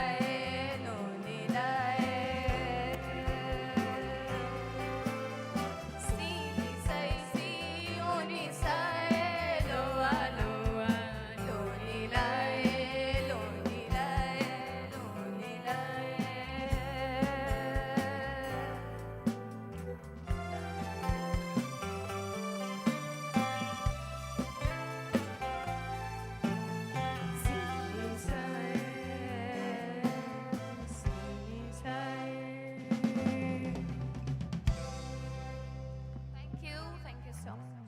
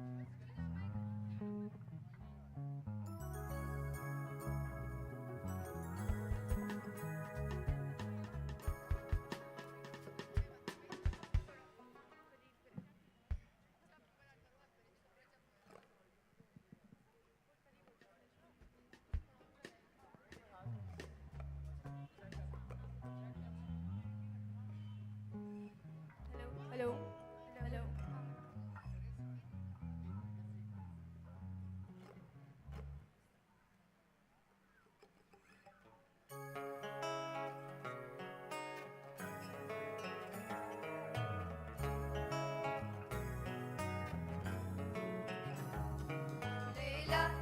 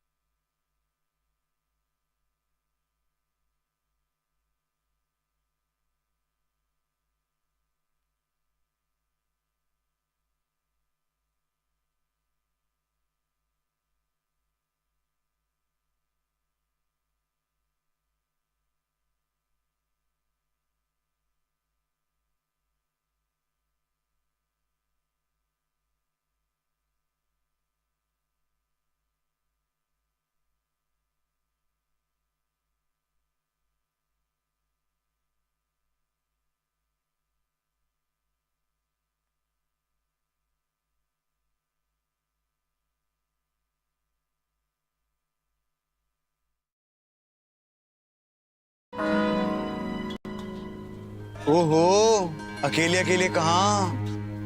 थोड़ी हमें भी लिफ्ट करा दो।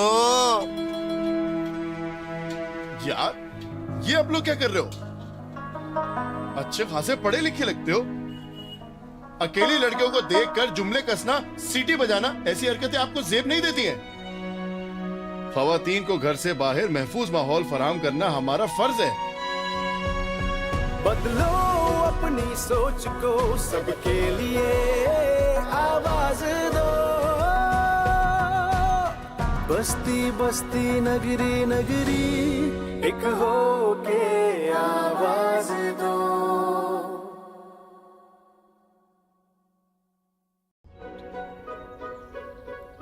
दे भाई मैं जा रही हूँ, दरवाजा लॉक कर लीजिएगा। यार वैसे मैंने देखा है कि तुम्हारी बहन रोजाना मोहल्ले के बस स्टॉप पे खड़ी होती है। मोहल्ले की लड़कियां इतना बाहर निकले अच्छा थोड़ी लगता है। बेहतर होगा कि अपनी बहन को समझा या उसे रोक दे। मैं क्यों रोकूं उसे? उससे ये इख्तियार हासिल है कि ये फैसला वो खुद करे। देख भाई, हमें सोच बदलने की जरूरत है, लड़कियों को रोकने की नहीं। बल्ब ऑन कर।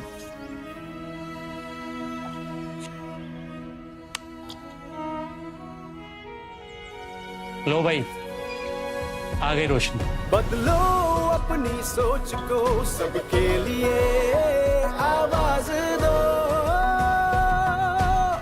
बस्ती बस्ती नगरी नगरी एक हो के आवाज दो।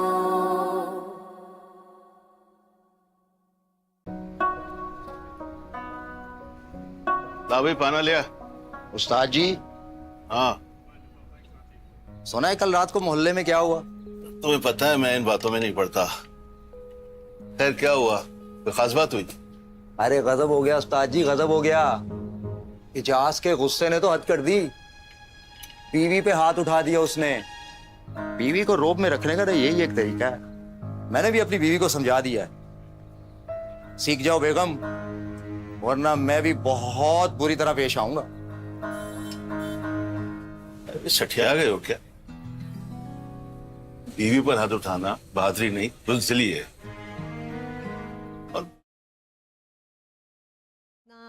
सेशन शुरू कर रहे हैं बाइट्स का। अनलाइक पैनल्स, हमारी बाइट्स जो हैं उनमें 3 स्पीकर्स होते हैं और each speaker is going to speak for about 15 minutes, kind of like TED Talk style. So this bite we have Atia Noon, who will be talking about climate change, afforestation, smog, and the role of women. She is going to be followed by Dr. Jawad bin Yamin, who will be talking about prioritizing ocular health. And then we will have Sabahat Bukhari, a diversity and inclusion expert, who will be talking about how AI can create new realities of inclusivity for women.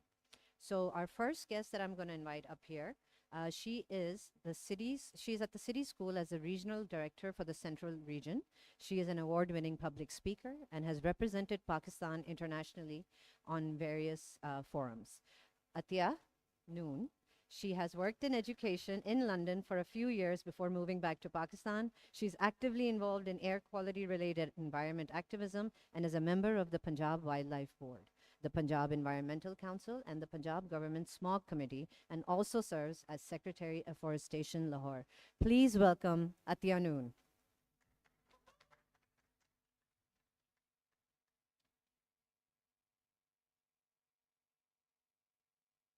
Assalamu alaikum, everyone. With a show of hands, how many of you were or grew up in the 80s or the 90s?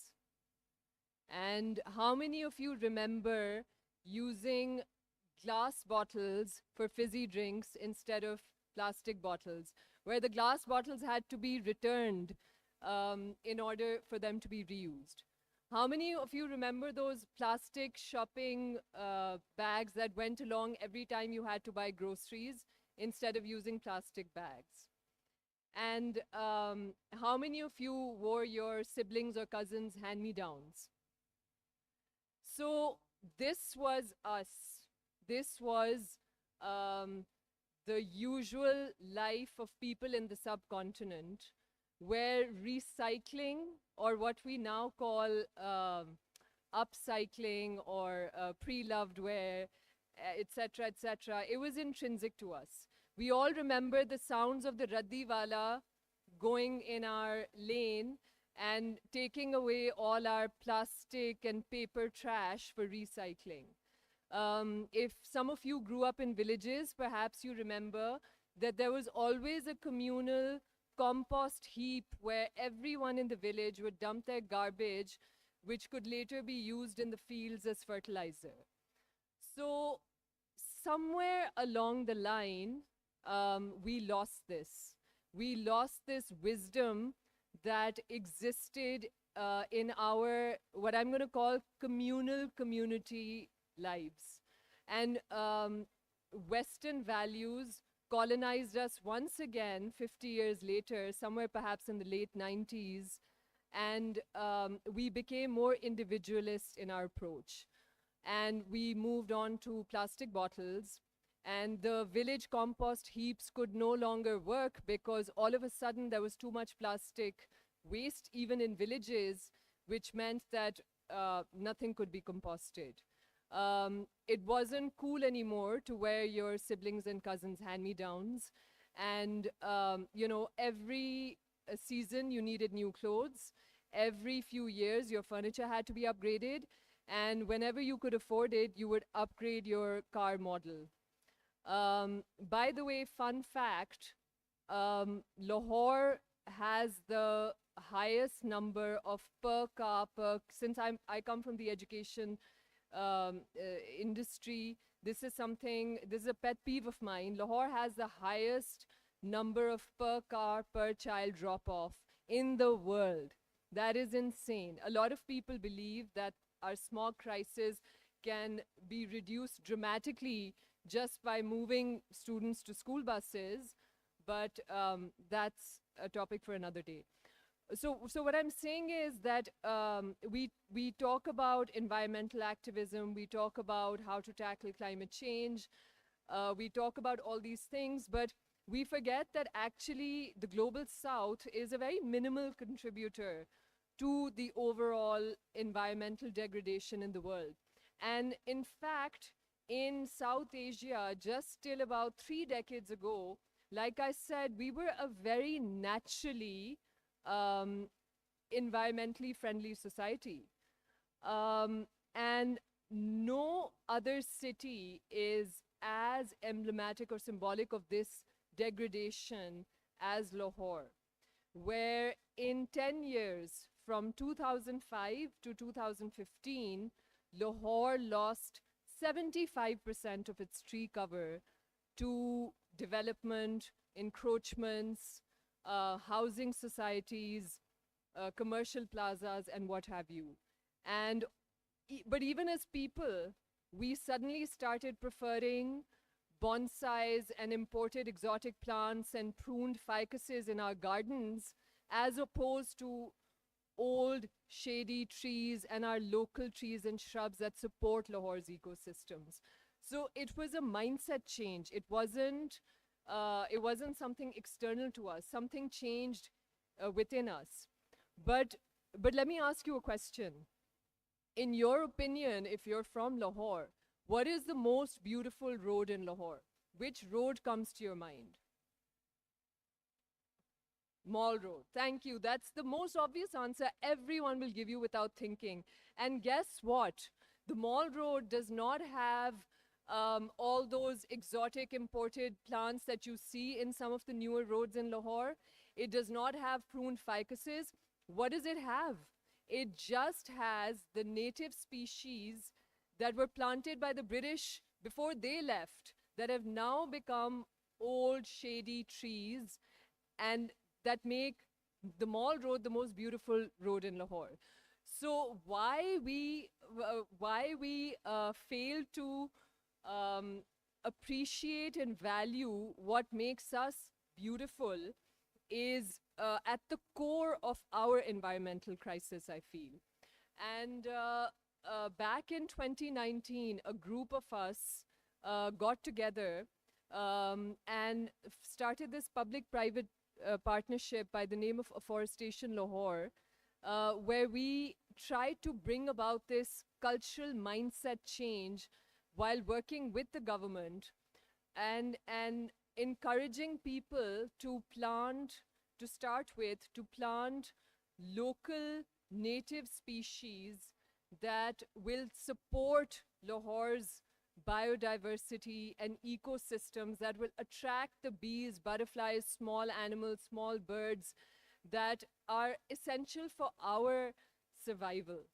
And I'm proud to say that by the grace of God, we were able to plant about 10 million trees between 2019 and 2021, I want to say. Part of this effort was also the Miyawaki forest method, which became very, very popular in India, where basically it's a method that's promoted for urban spaces where there's land stress, so you don't have a lot of land, but you still want dense greenery. So you plant a Miyawaki forest that grows 10 times faster than a normal forest. And the beauty of the Miyawaki forest is that it only works if you plant the trees native to wherever you're planting that forest.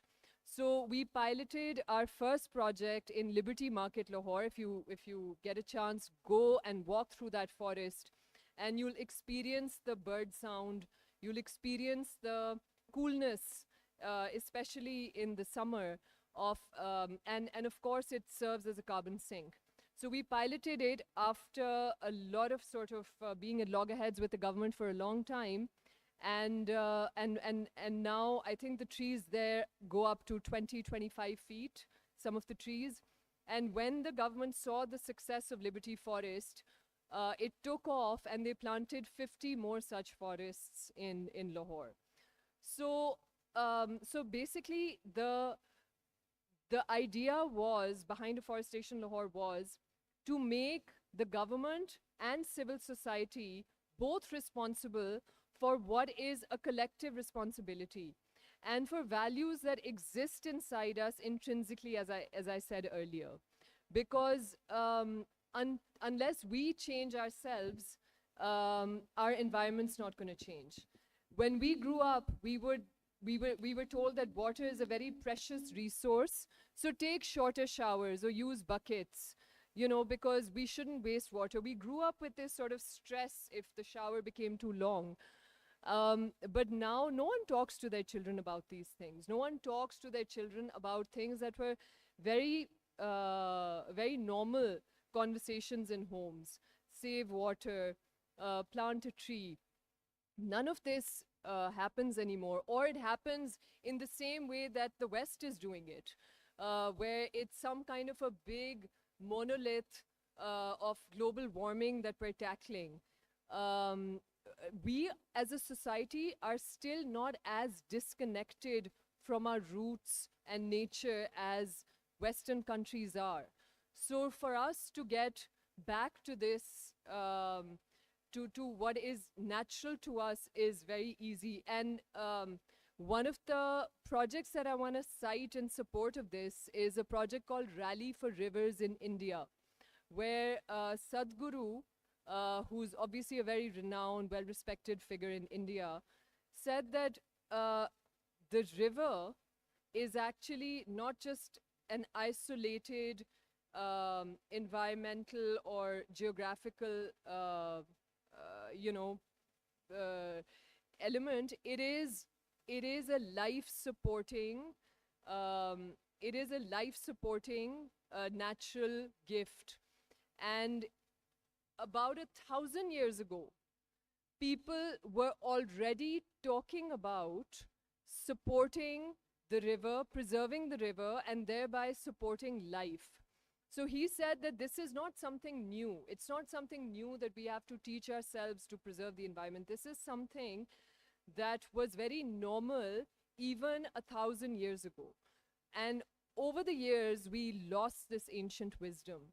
So he lobbied at a very high level for this project called Rally for Rivers, which was not just to clean up the river, but also to protect the banks of the river by doing a lot of plantation for 1 kilometer along the banks of the river. And the project took root. They started with one river, and now I believe all the rivers in India are being given the same sort of attention and focus. And the beauty is that it's not that it's not, like I said, it's not something that's coming from what the West says should be our answer to climate change. It's coming from our own ancient wisdom. So I'll end on that note to just reflect how we have lost something, but it's not so far gone that we can't reattain it. Thank you so much.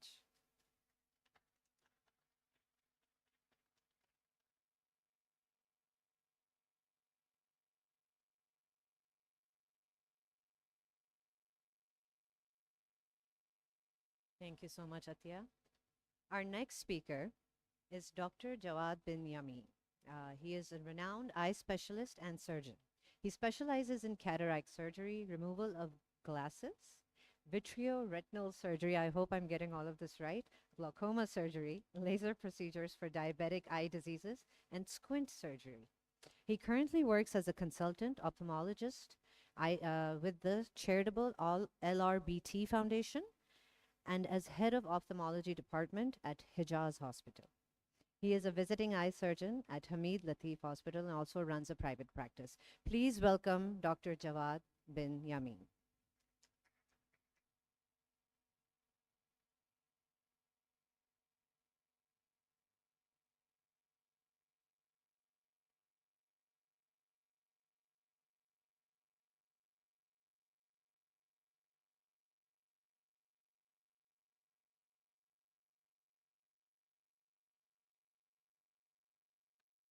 Hello, can you hear me now? All right. So eyes are the windows to the world and to our souls. For souls to be healthy, we need to prioritize our ocular health. So how many of you are aware of certain diseases in women, especially the women in the audience? What is the most prevalent disease in women population? Diabetes can affect your ocular health, but in this day and age, I think dry eyes is the most commonly presenting disease in the younger population, especially even in children, because of the extensive use of gadgets, extensive use of screens, video games.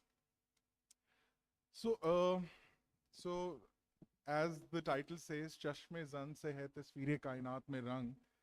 So there'll be no rang in Tasveer Kainat if Chashme Zan is not healthy. So a very surprising fact, 2 out of 3 blind people are women. And women are prone to more ocular diseases than men. Anybody knows why? I will tell you, but if somebody knows the reason, I would like them to raise their hands and if they could tell us. Sorry? They cry a lot. They cry a lot, yeah. It could be one of the reasons because they're very strong emotional beings. They neglect their health? They neglect their health, lack of awareness, yes, absolutely. But a very funny thing that women live longer than men. So they are actually prone to more diseases than men, then hormonal imbalance, pre and post menopausal. So these are the risk factors that women are more prone towards certain ocular diseases, and they should prioritize their ocular health. So we'll talk about different diseases, those which are more prevalent in women population. One, dry eyes, as I've just mentioned, then cataract. Actually, estrogen is a very, very important hormone that protects women from getting the disease in early stage of their life. For example, cardiac diseases, you must have heard that after menopause, women are equally exposed to a vascular insult. So estrogen also protects the ocular health. The wear and tear that is going on inside the eyeball, it's a protective hormone. So after menopause, women are prone to develop cataracts, glaucoma, age-related macular degeneration, where we lose our central vision. And it is more prevalent in female population than in men. And then dry eyes, as I've already told you, dry eyes, which is very prevalent in younger population because of extensive use of gadgets, and especially in women, those who wear near glasses for like very minute, detailed work. And last but not the least, diabetic eye disease. So we'll talk about dry eyes first. So dry eyes, the main symptoms are itching, irritation, watering, redness, and exhausted eyes. Thaki hui aankhein, thakawat. I'm sure everyone sitting here, they all have few symptoms of dry eyes. The treatment, first we'll go for a prophylactic treatment. Lifestyle modification. Limit your screen time. Not more than 40 minutes at a stretch on any gadget. Then take a break, voluntary blinking, take a lot of water. If your symptoms improve, well and good. If they do not, we have tear substitutes. But I would still recommend that there should be improvement in lifestyle than using a drug, because drug comes with a lot of side effects. The second is cataract. Again, estrogen is the protective hormone, and mostly cataract changes develop after menopause. Treatment again includes spectacle correction initially, where people are reluctant to undergo knife, but later the definite treatment is surgical treatment, where we implant lenses inside the eyeball, and women are very fond of implanting multifocal IOL so they can get rid of their glasses. Then comes glaucoma. Glaucoma is, so cataract hamari population mein is very popular as safed motia. And what is cataract? Cataract is opacification of the lens. Aankh ka apna lens dhundla jata hai. And what is glaucoma? You're listening very carefully, you should know what glaucoma is. Glaucoma is kala motia, where the pressure of the eyeball raises. So it is a blinding condition, where cataract is not a blinding condition. Glaucoma is a blinding condition. You can lose your vision. Initially, there is a tunnel vision. You can see very clearly, but then later, your peripheral vision starts to decrease, and much later, the sight is gone. So it has to be screened.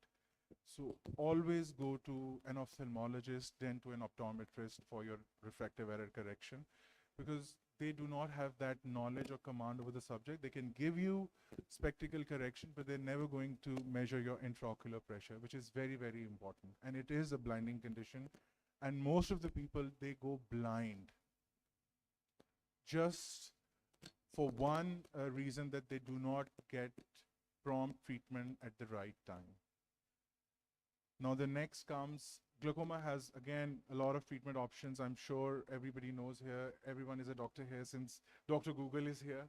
So medical treatment and then surgical treatment. I'm not going into detail of these treatments. I'm just going to tell you about how to prevent it. So screening is very, very important. Screening for both cataract and for glaucoma.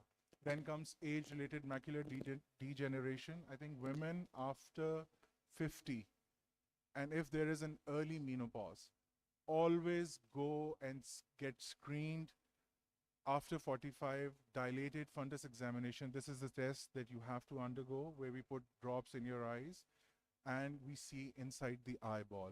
Again, it's a very slowly progressive disease. Later in life, there'll be loss of central vision. How we can prevent age-related macular degeneration in women? One, take a lot of vegetables, especially green leafy vegetables, because they have a very strong antioxidant role in the body, especially in the eye. Next, protect your eyes from sunlight, because it has ultraviolet radiations, and ultraviolet radiations are very, very toxic to your eyeball. So whenever you're in the sun, always wear UV protected goggles. Next comes चार मगज.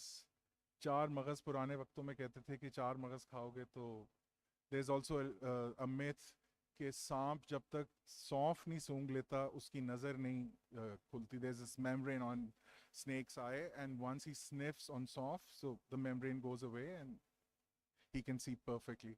So saunf, badam, akhrot, these are the very strong, they have very strong antioxidant mechanism of protection. So I would recommend always take, this should always come in your bag, saunf, badam and akhrot, as Naniya Dadiya would always recommend to have saunf, badam and akhrot. Last but not the least is diabetic eye disease.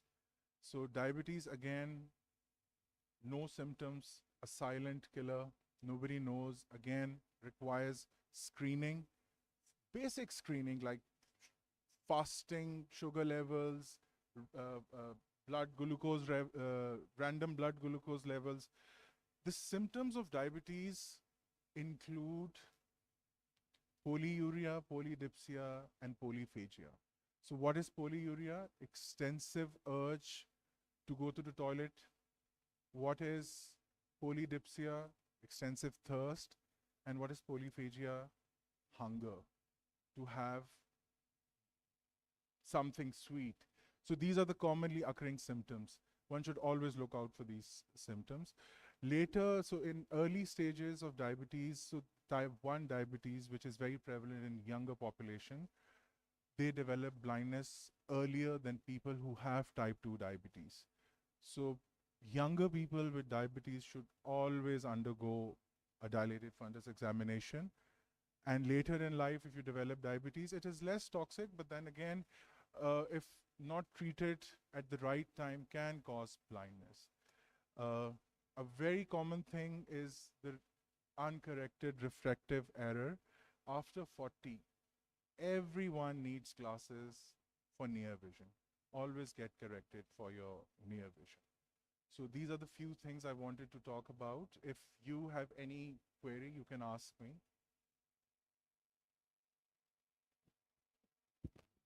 Thank you so much for such an informative session. I was actually listening to you very attentively. I know you were the only one who was listening. No, that's not the case. So my question is that I've heard that degeneration of retina is becoming very popular, either because of diabetes or it could be because of hypertension as well. My question is that could that disease be inherited as well?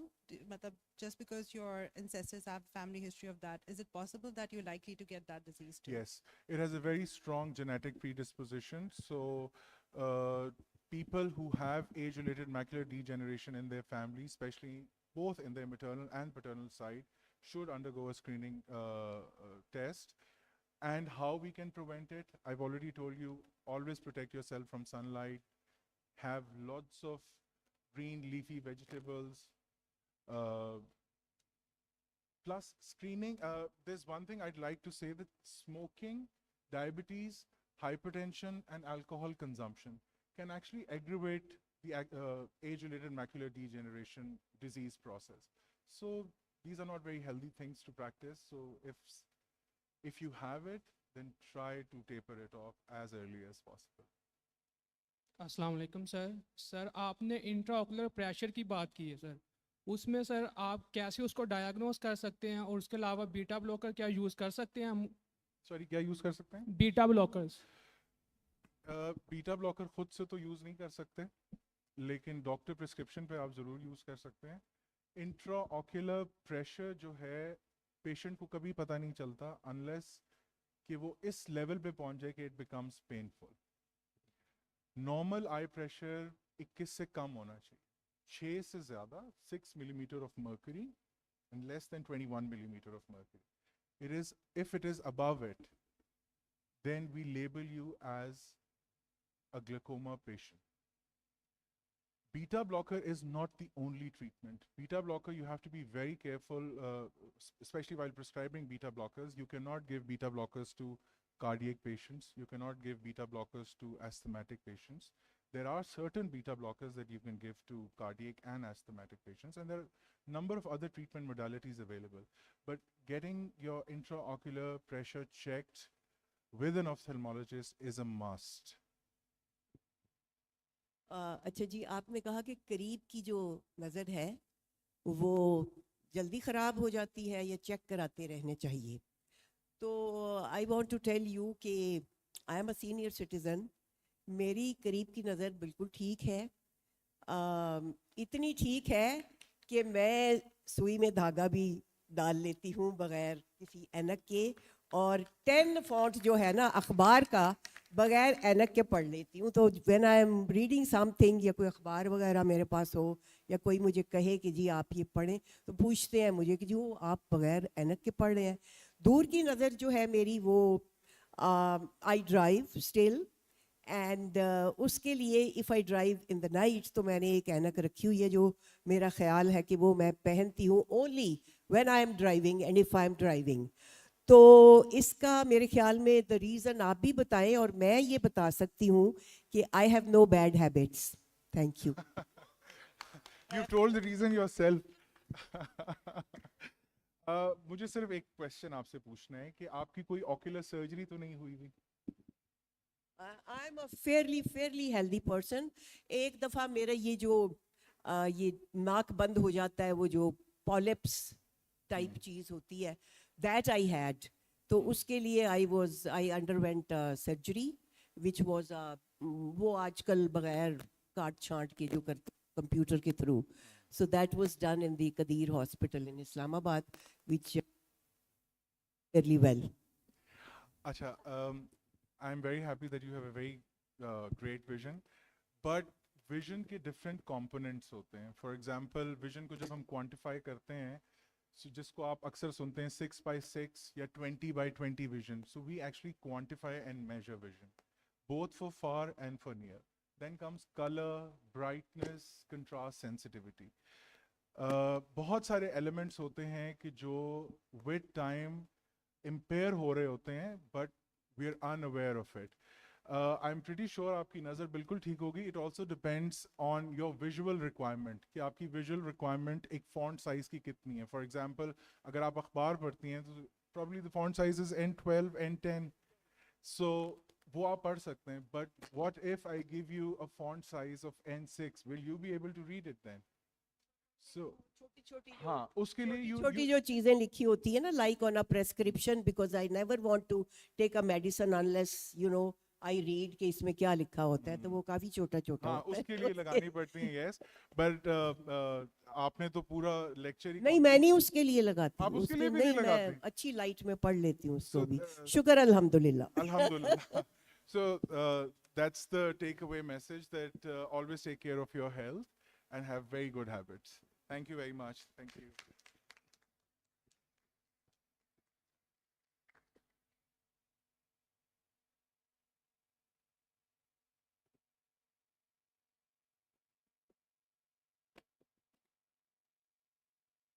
Thank you so much, Dr. Yamin. And okay, so before I call our next speaker, I want to take out the time and I want you guys to join me in thanking the very special team of Connect here. Our PSL team has really played a big role in this entire festival. Our hearing impaired team, the sign language with Pakistan Sign Language. Connect here, round of applause for them.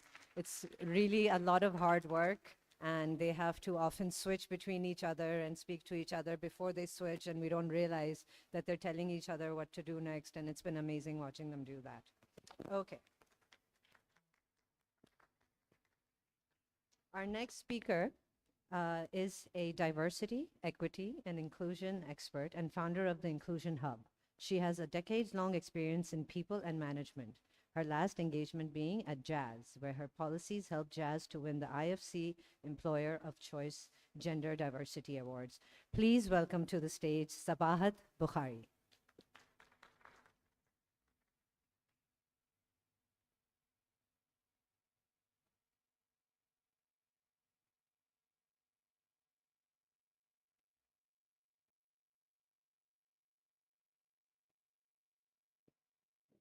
Can you hear me? Yeah. So I didn't want any barrier in between because I am against all systemic barriers. So no barriers. So I would like, thank you so much. Actually, you have given me quite a good starting point before I started speaking. So as we were talking about prioritizing the ocular health, I just did a quick Google search. Dr. Google tells me very good things. But one very important, very quick search came out that when we are devising the devices for medical health emergencies, there had been times, and even now, when it was never tested on women. One example is during the hernia surgery, most of the hernia bandage mesh is only tested on men till date. 2019, they identified, because of human cry made by women, that this is a requirement because it is creating problems in 87% of the surgical cases. Now imagine, and I would say a lot of women will relate to it, when we go to doctor and we tell about, बहुत दर्द हो रहा है, oh, कोई बात नहीं है, बच्चे पैदा करती है, इससे ज़्यादा दर्द क्या होगा? You're almost told every single time to hold on to your pain because you have taken more than that, no? It's your job as a woman to take more than that. Now imagine a world which is virtual and where the virtual reality is mixing up with the physical reality, the metaverse. You must have seen your kids or yourself playing Minecraft, Roblox. It's just a gamification of the metaverse, but there is, of course, much more serious work going on in the metaverse as well. Imagine where the physical and the virtual reality are mixing. And imagine that world is not inclusive. Why wouldn't it be inclusive? For example, my daughter was playing Minecraft and she wrote to Minecraft that there is no icon available for wheelchair when I'm designing a wheelchair. My daughter is not physically challenged, but she identified that there is not even a single icon or tool available for me to design a wheelchair. My all characters are physically abled. Today's kids are realizing that our world is not inclusive. But is our virtual world inclusive or not? That's a huge question, because whatever is happening in the physical world is also happening in the virtual world. AI, for example, is contributing to $15.7 trillion in today's economy. But there is only 12% representation of women in AI. And when you go to avatars, how many of you have made avatars? Yeah? Facebook, Instagram avatars. Have you actually found your own actual skin color? Your own hair color? Your hair crunchiness? I got my hair straightened, but those who know me, they know that I used to have very curly hair. I never found my curly hair in the avatars. So think about an inclusive world. If the physical world is not inclusive, the virtual world will not be inclusive as well.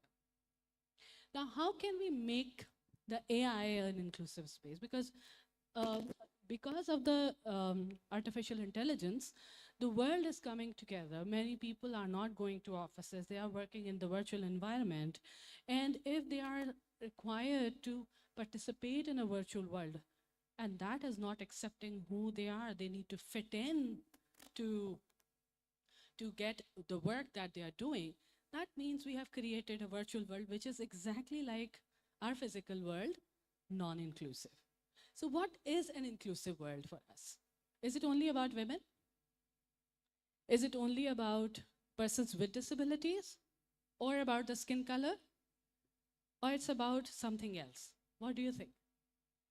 If I ask, imagine an inclusive physical world.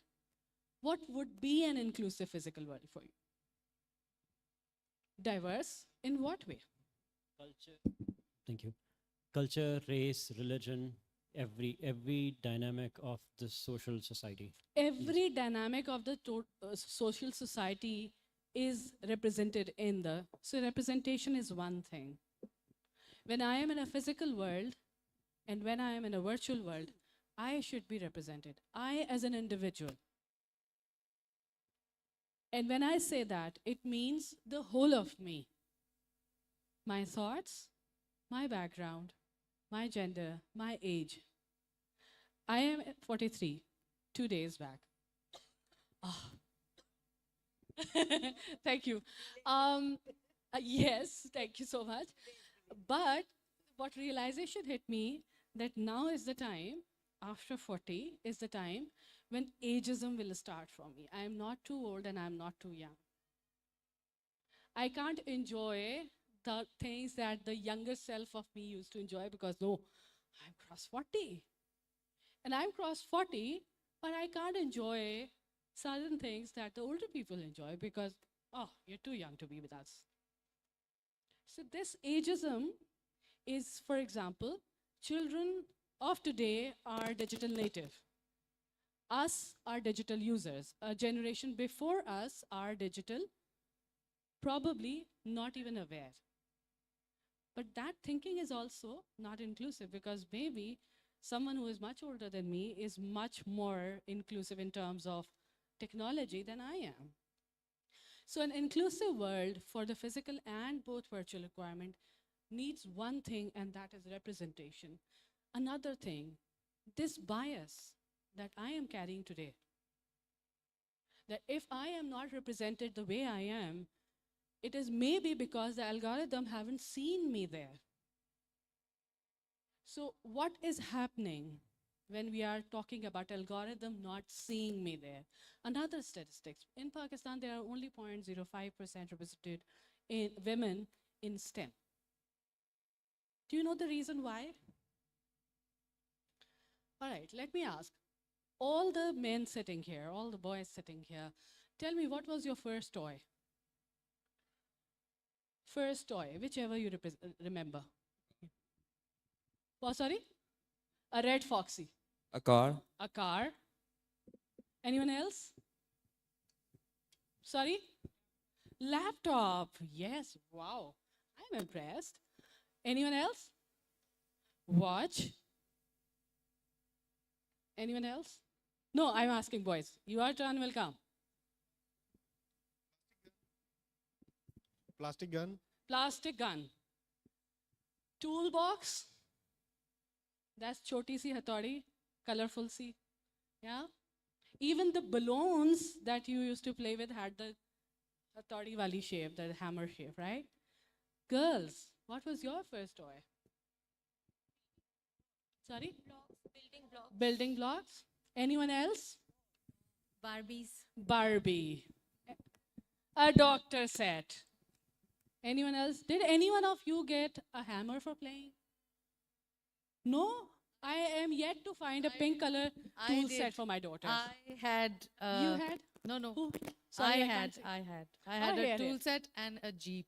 A tool set and a jeep. Very nice. So how many women are here? One person at least we have.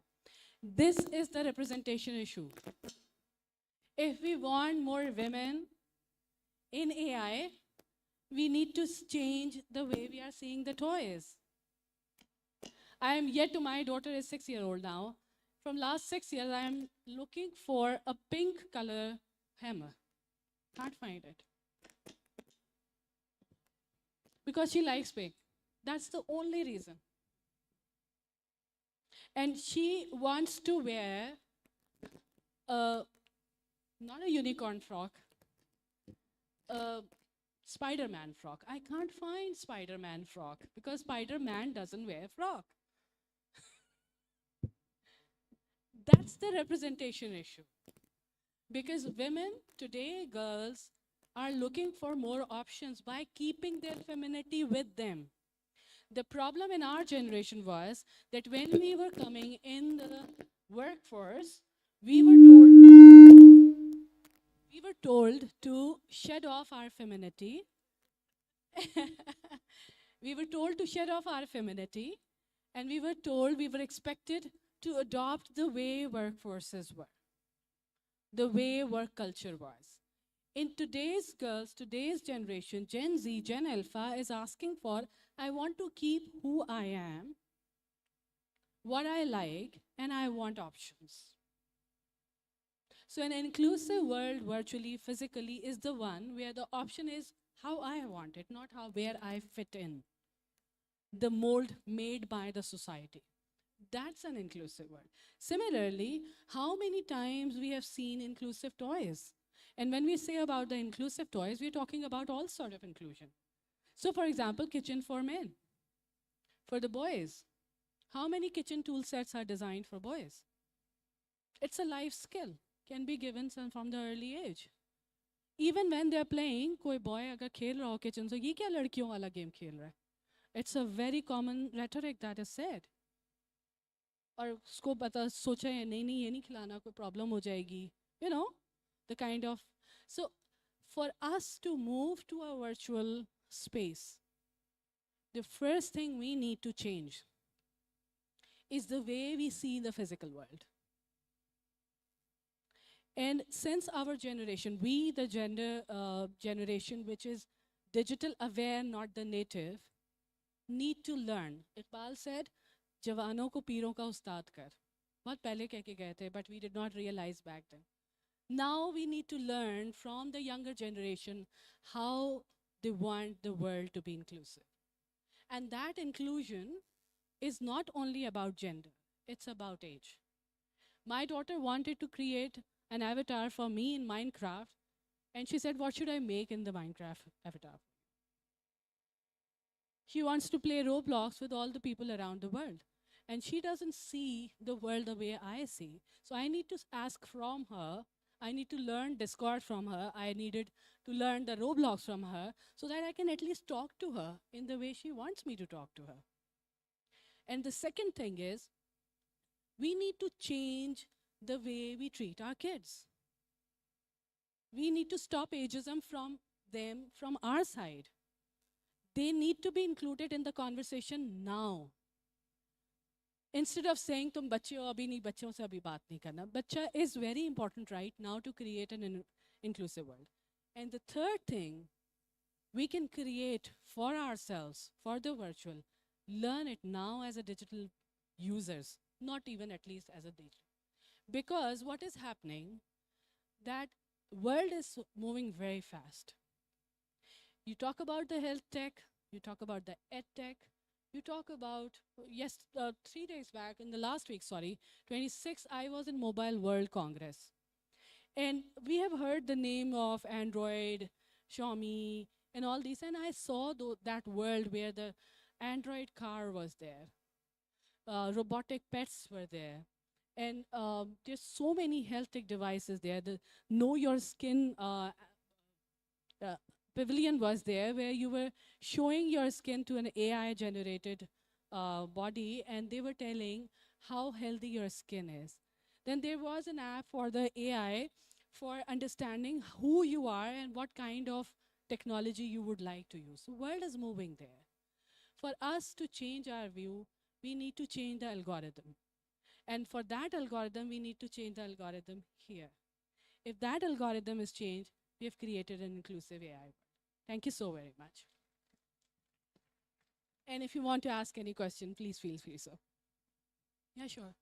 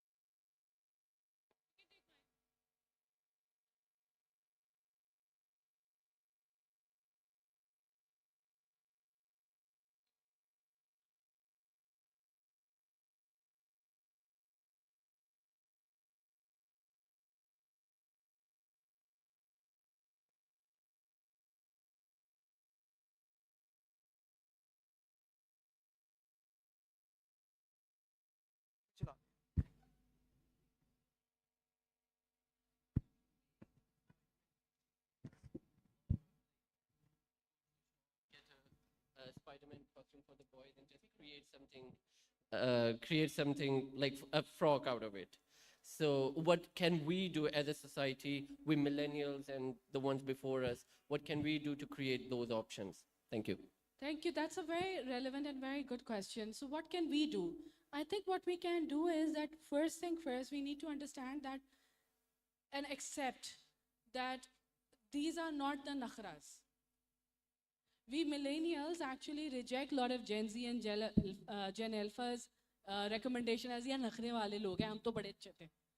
ये एक तो थोड़ा सा यहाँ से ख़त्म करना पड़ेगा. दूसरी चीज़, if they are asking for these opportunities, go with them to create that opportunity because they are in the space where they need our help.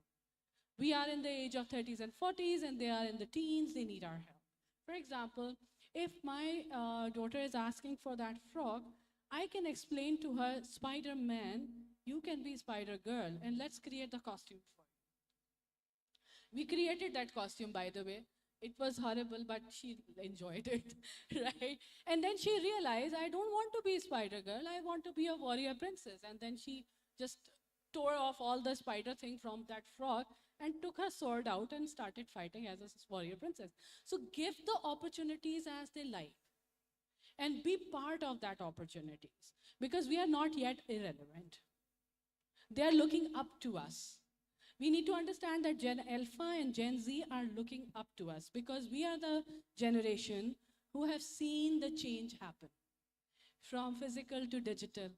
And that change is a valuable experience. They're asking for more. So instead of us being the sideliners, being only, observing and criticizing, just be part of their journey.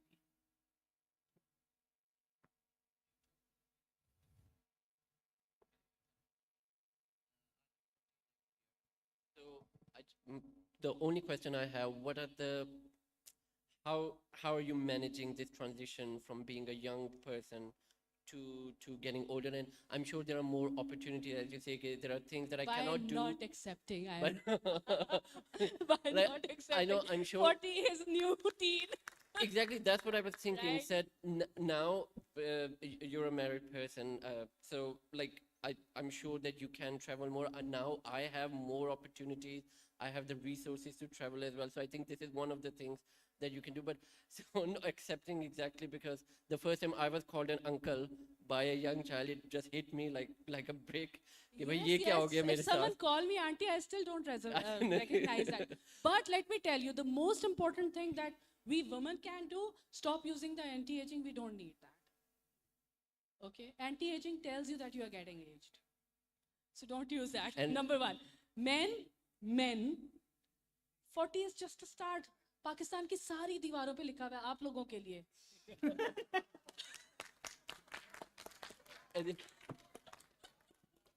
Ma'am, I have a question. Sure.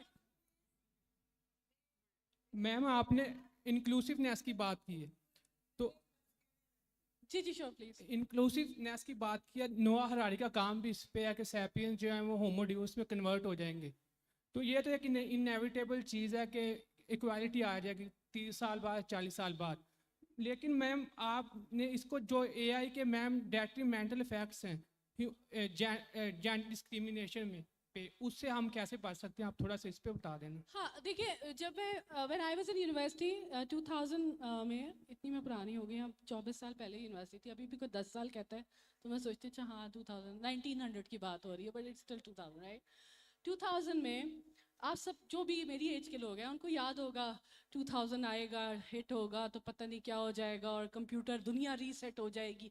So there are always naysayers of the technology, every single technology. I met my pardada a long time back in India, and he was blind. He didn't see the fan, the electrical. And he said कि दुनिया में अगर पंखा इजाद हो जाएगा तो पता नहीं क्या तबाही आ जाएगी. So there are detrimental effects of every single technology.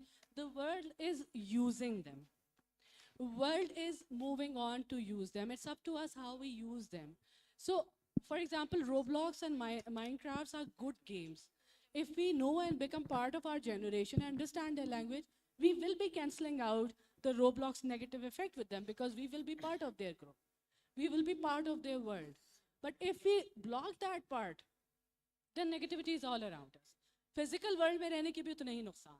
ठीक है? Hello thank you so very much. Hello इधर सॉरी मैम मुझे नजर नहीं आ रहे आप। अपस्टेयर्स अपस्टेयर्स जी जी बोले बोले। I take this last question. मेरा ये क्वेश्चन है कि जो वर्चुअल वर्ल्ड है वो लोगों में बहुत ज़्यादा आइसोलेशन क्रिएट कर रही है, क्योंकि it's very charmful to engage and interact with the people in the physical world. तो लोग बहुत ज़्यादा आइसोलेटेड हो रहे हैं वर्चुअल वर्ल्ड में रहने की वजह से। तो आई मीन के इसके जो बैड इफेक्ट्स हैं उसका भी ज़रा प्लीज बताइए, जो साइकोलॉजिकल बैड इफेक्ट्स हैं उसके। है बैड इफेक्ट्स भी हैं।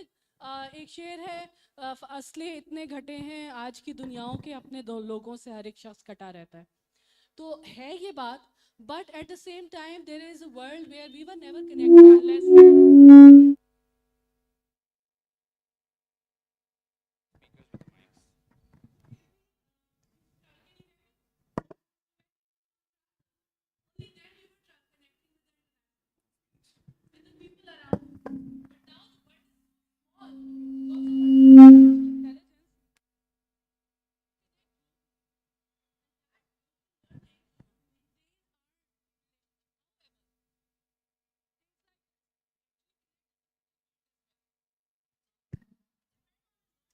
एक second.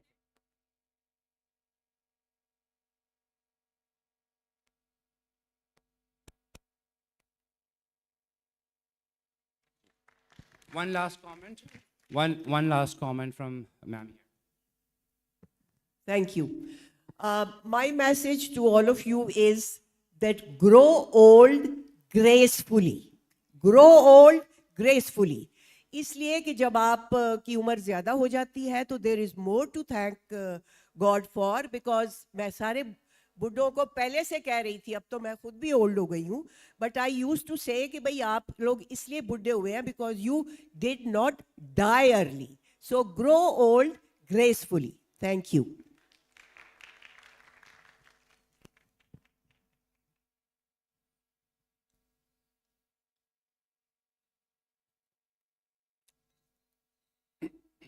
I would request everybody to please remain seated.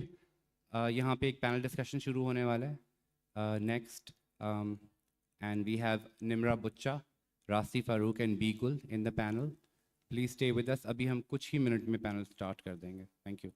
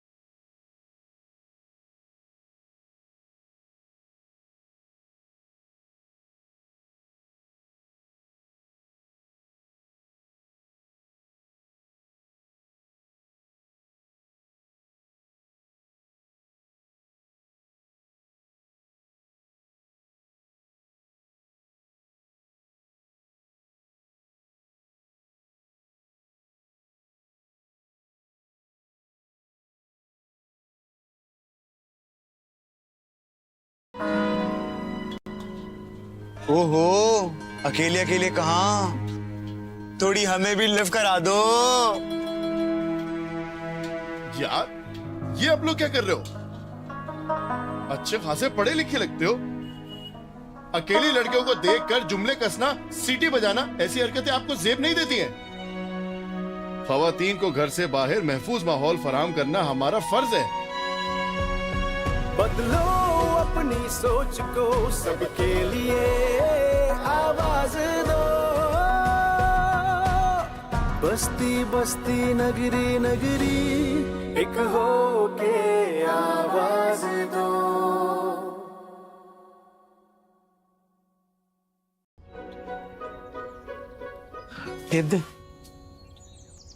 भाई मैं जा रही हूँ, दरवाजा लॉक कर लीजिएगा। यार वैसे मैंने देखा है कि तुम्हारी बहन रोजाना मोहल्ले के बस स्टॉप पे खड़ी होती है। मोहल्ले की लड़कियां इतना बाहर निकले अच्छा थोड़ी लगता है। बेहतर होगा कि अपनी बहन को समझा या उसे रोक दे। मैं क्यों रोकूं उसे? उससे ये इख्तियार हासिल है कि ये फैसला वो खुद करे।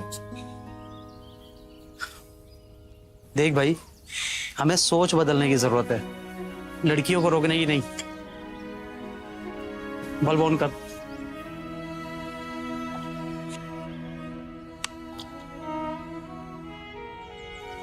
लो भाई, आ गई रोशनी। बदलो अपनी सोच को, सबके लिए आवाज दो। बस्ती बस्ती नगरी नगरी एक हो के आवाज दो।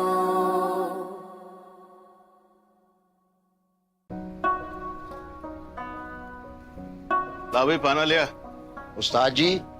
हाँ सुना है कल रात को मोहल्ले में क्या हुआ? तुम्हें पता है मैं इन बातों में नहीं पड़ता। खैर क्या हुआ, कोई खास बात हुई? अरे गजब हो गया उस्ताद जी, गजब हो गया। इजाज के गुस्से ने तो हद कर दी। बीवी पे हाथ उठा दिया उसने। बीवी को रोब में रखने का तो यही एक तरीका है। मैंने भी अपनी बीवी को समझा दिया है। सीख जाओ बेगम, वरना मैं भी बहुत बुरी तरह पेश आऊंगा। सठिया गए हो क्या? बीवी पर हाथ उठाना बहादुरी नहीं, बुज़दिली है। और पुरएतमाद मर्द हाथों से नहीं बोलते। बीवी तो हमसफर होती है यार। मैंने तो आज तक अपनी बीवी पे हाथ नहीं उठाया और ना कभी उठाऊंगा। कभी सोचा है इससे बच्चों पे क्या असर पड़ेगा? मेरी बात पे गौर करना। जाओ सेल्फ मारो। बदलो अपनी सोच को, सबके लिए आवाज दो। बस्ती बस्ती नगरी नगरी एक हो के आवाज दो।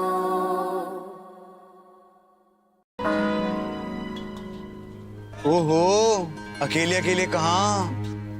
थोड़ी हमें भी लिफ्ट करा दो। यार ये आप लोग क्या कर रहे हो? अच्छे खासे पढ़े लिखे लगते हो। अकेली लड़कियों को देखकर जुमले कसना, सीटी बजाना, ऐसी हरकतें आपको जेब नहीं देती हैं। खवातीन को घर से बाहर महफूज माहौल फराहम करना हमारा फर्ज है। बदलो अपनी सोच को, सबके लिए आवाज दो। बस्ती बस्ती नगरी नगरी एक हो के आवाज दो।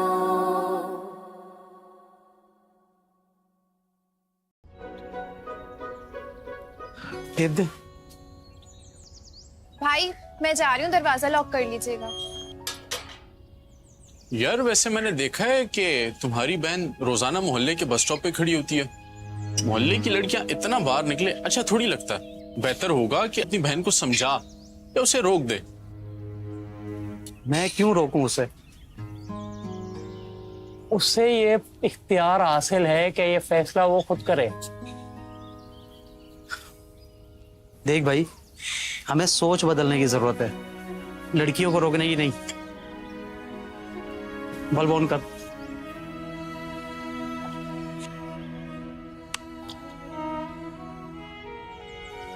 लो भाई, आ गई रोशनी। बदलो अपनी सोच को, सबके लिए आवाज दो। बस्ती बस्ती नगरी नगरी एक हो के आवाज दो।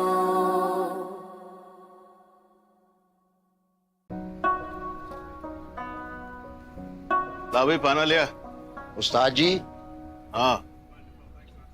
सुना है कल रात को मोहल्ले में क्या हुआ? तुम्हें पता है मैं इन बातों में नहीं पड़ता। खैर क्या हुआ, कोई खास बात हुई? अरे गजब हो गया उस्ताद जी, गजब हो गया। इजाज के गुस्से ने तो हद कर दी। बीवी पे हाथ उठा दिया उसने। बीवी को रोब में रखने का तो यही एक तरीका है। मैंने भी अपनी बीवी को समझा दिया है, सीख जाओ बेगम, वरना मैं भी बहुत बुरी तरह पेश आऊंगा। सठिया गए हो क्या? बीवी पर हाथ उठाना बहादुरी नहीं, बुज़दिली है। और पुरएतमाद मर्द हाथों से नहीं बोलते। बीवी तो हमसफर होती है यार। मैंने तो आज तक अपनी बीवी पे हाथ नहीं उठाया और ना कभी उठाऊंगा। कभी सोचा है इससे बच्चों पे क्या असर पड़ेगा? मेरी बात पे गौर करना। जाओ सेल्फ मारो। बदलो अपनी सोच को, सबके लिए आवाज दो। बस्ती बस्ती नगरी नगरी एक हो के आवाज दो।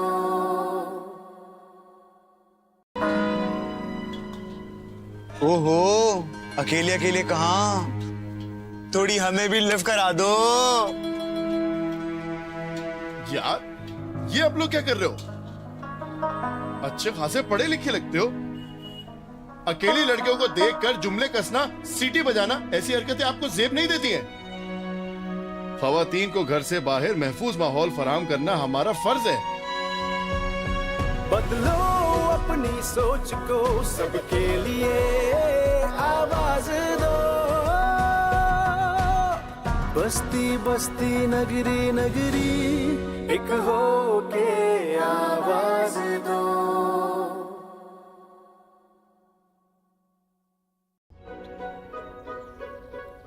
दे। भाई मैं जा रही हूँ, दरवाजा लॉक कर लीजिएगा। यार वैसे मैंने देखा है कि तुम्हारी बहन रोजाना मोहल्ले के बस स्टॉप पे खड़ी होती है। मोहल्ले की लड़कियां इतना बाहर निकले अच्छा थोड़ी लगता है। बेहतर होगा कि अपनी बहन को समझा या उसे रोक दे। मैं क्यों रोकूं उसे? उससे ये इख्तियार हासिल है कि ये फैसला वो खुद करे। देख भाई, हमें सोच बदलने की जरूरत है, लड़कियों को रोकने की नहीं। बल्ब ऑन कर।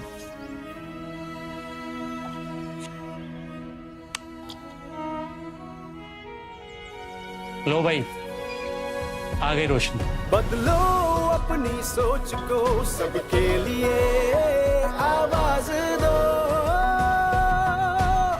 बस्ती बस्ती नगरी नगरी एक हो के आवाज दो।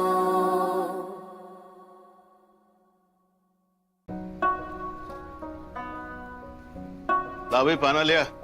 उस्ताद जी। हाँ। सुना है कल रात को मोहल्ले में क्या हुआ? तुम्हें पता है मैं इन बातों में नहीं पड़ता। खैर क्या हुआ, कोई खास बात हुई? अरे गजब हो गया उस्ताद जी, गजब हो गया। इजाज के गुस्से ने तो हद कर दी। बीवी पे हाथ उठा दिया उसने। बीवी को रोब में रखने का तो यही एक तरीका है। मैंने भी अपनी बीवी को समझा दिया है, सीख जाओ बेगम, वरना मैं भी बहुत बुरी तरह पेश आऊंगा।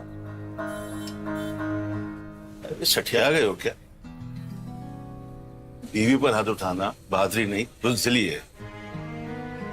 और पुरएतमाद मर्द हाथों से नहीं बोलते। बीवी तो हमसफर होती है यार। मैंने तो आज तक अपनी बीवी पे हाथ नहीं उठाया और ना कभी उठाऊंगा। कभी सोचा है इससे बच्चों पे क्या असर पड़ेगा? मेरी बात पे गौर करना। जाओ सेल्फ मारो। बदलो अपनी सोच को, सबके लिए आवाज दो। बस्ती बस्ती नगरी नगरी एक हो के आवाज दो।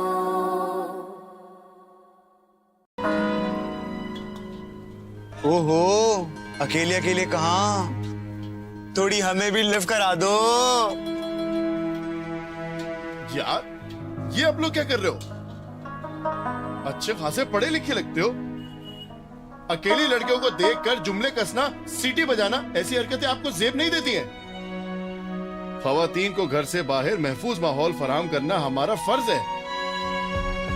बदलो अपनी सोच को, सबके लिए आवाज दो। बस्ती बस्ती नगरी नगरी एक हो के आवाज दो।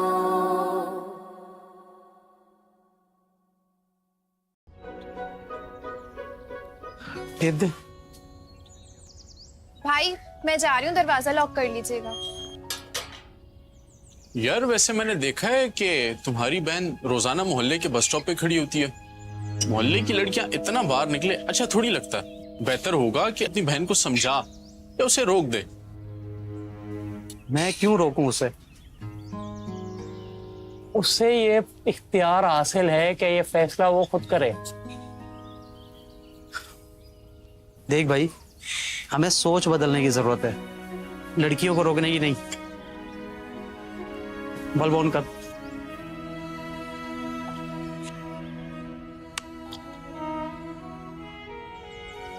लो भाई, आ गई रोशनी। बदलो अपनी सोच को, सबके लिए आवाज दो। बस्ती बस्ती नगरी नगरी एक हो के आवाज दो।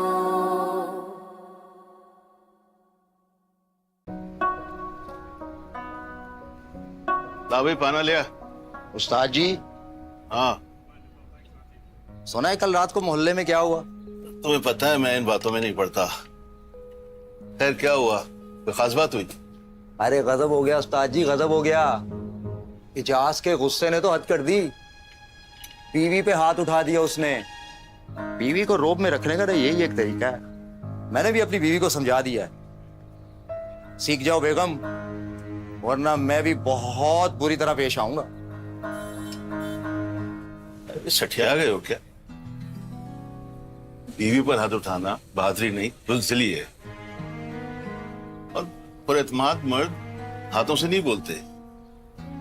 बीवी तो हमसफर होती है यार। मैंने तो आज तक अपनी बीवी पे हाथ नहीं उठाया और ना कभी उठाऊंगा। कभी सोचा इससे बच्चों पे क्या असर पड़ेगा? मेरी बात पे गौर करना। जाओ जरा सेल्फ मारो। बदलो अपनी सोच को, सबके लिए आवाज दो। बस्ती बस्ती नगरी नगरी एक हो के आवाज दो।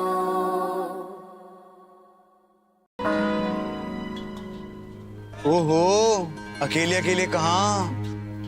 थोड़ी हमें भी लिफ्ट करा दो। यार ये आप लोग क्या कर रहे हो? अच्छे खासे पढ़े लिखे लगते हो। अकेली लड़कियों को देखकर जुमले कसना, सीटी बजाना, ऐसी हरकतें आपको जेब नहीं देती हैं। खवातीन को घर से बाहर महफूज माहौल फराहम करना हमारा फर्ज है। बदलो अपनी सोच को, सबके लिए आवाज दो। बस्ती बस्ती नगरी नगरी एक हो के आवाज दो।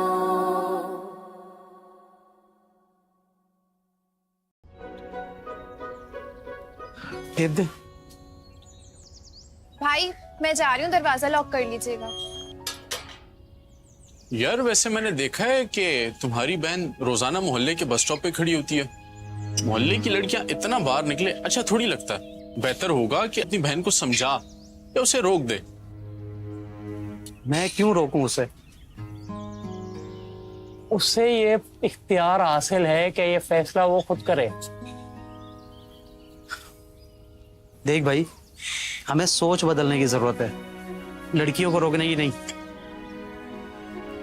बल्ब ऑन कर।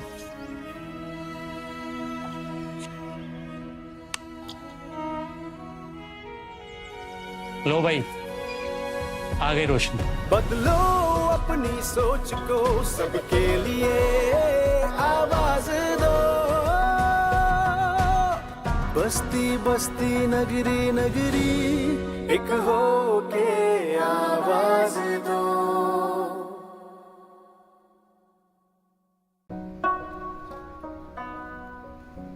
ला भाई पाना लिया। उस्ताद जी। हाँ। सुना है कल रात को मोहल्ले में क्या हुआ? तुम्हें पता है मैं इन बातों में नहीं पड़ता। खैर क्या हुआ, कोई खास बात हुई?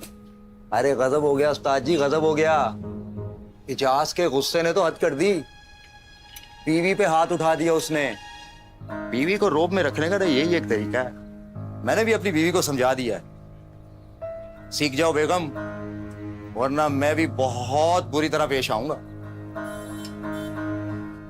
सठिया गए हो क्या? बीवी पर हाथ उठाना बहादुरी नहीं, बुज़दिली है। और पुरएतमाद मर्द हाथों से नहीं बोलते। बीवी तो हमसफर होती है यार। मैंने तो आज तक अपनी बीवी पे हाथ नहीं उठाया और ना कभी उठाऊंगा। कभी सोचा है इससे बच्चों पे क्या असर पड़ेगा? मेरी बात पे गौर करना। जाओ सेल्फ मारो। बदलो अपनी सोच को, सबके लिए आवाज दो। बस्ती बस्ती नगरी नगरी एक हो के आवाज दो।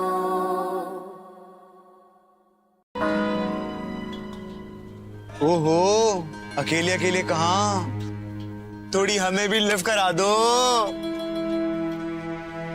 यार ये आप लोग क्या कर रहे हो?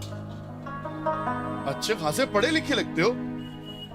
अकेली लड़कियों को देखकर जुमले कसना, सीटी बजाना, ऐसी हरकतें आपको जेब नहीं देती हैं। खवातीन को घर से बाहर महफूज माहौल फराहम करना हमारा फर्ज है। बदलो अपनी सोच को, सबके लिए आवाज दो। बस्ती बस्ती नगरी नगरी एक हो के आवाज दो।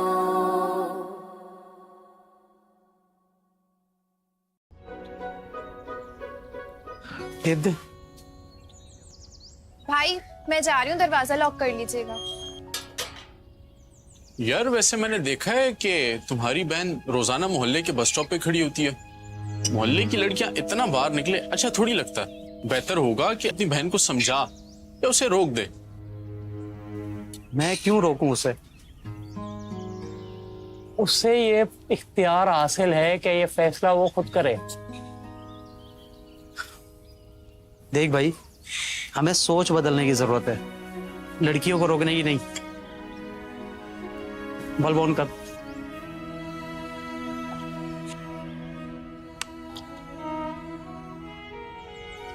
लो भाई, आ गई रोशनी। बदलो अपनी सोच को, सबके लिए आवाज दो। बस्ती बस्ती नगरी नगरी एक हो के आवाज दो।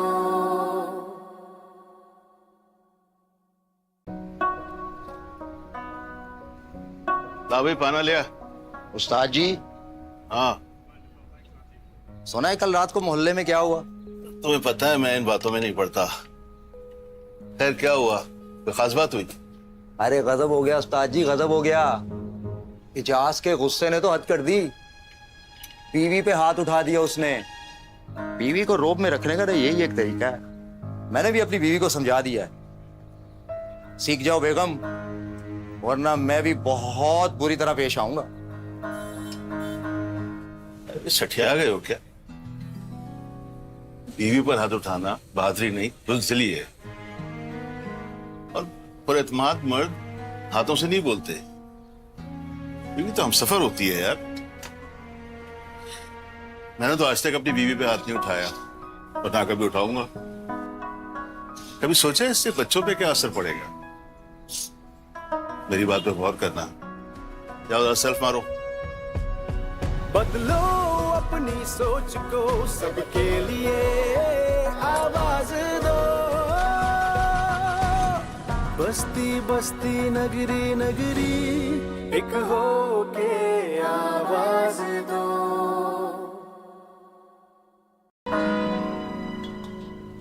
ओहो, अकेले अकेले कहाँ? थोड़ी हमें भी लिफ्ट करा दो। यार ये आप लोग क्या कर रहे हो? अच्छे खासे पढ़े लिखे लगते हो।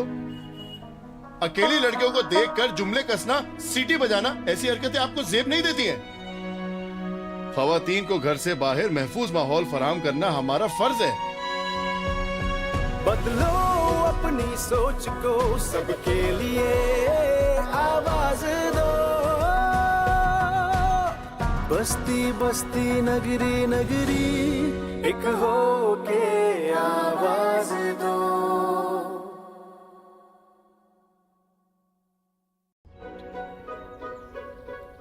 दे भाई मैं जा रही हूँ, दरवाजा लॉक कर लीजिएगा।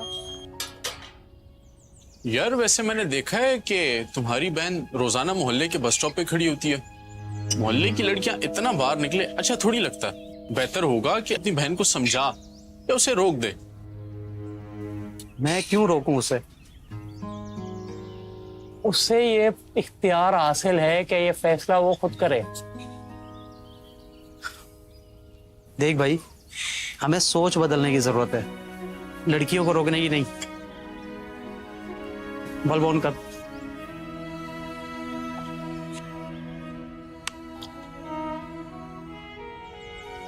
लो भाई, आ गई रोशनी। बदलो अपनी सोच को, सबके लिए आवाज दो। रकीब से she has also penned down जश्न के दिन, तलखियां et पहचान that became landmarks. With special interest in Urdu and Persian, her plays have also been translated in local languages. She writes women-centric plays that throw light upon social issues. May we please request Beagle on stage. With that being said, and without taking any more space, Dr. Huck, you have the floor.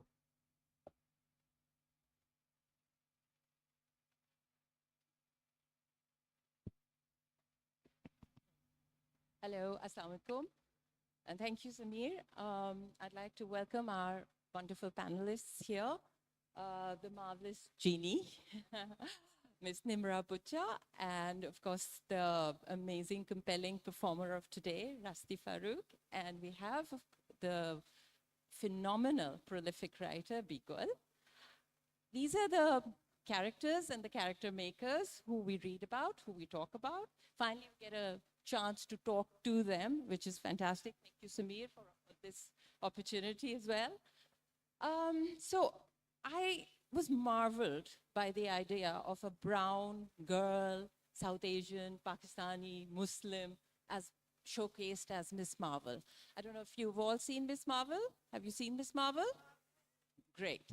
So I was marveled by that idea, but then I started thinking that the same very identities, brown, girl, Pakistani, South Asian, naturally make her Miss Marvel.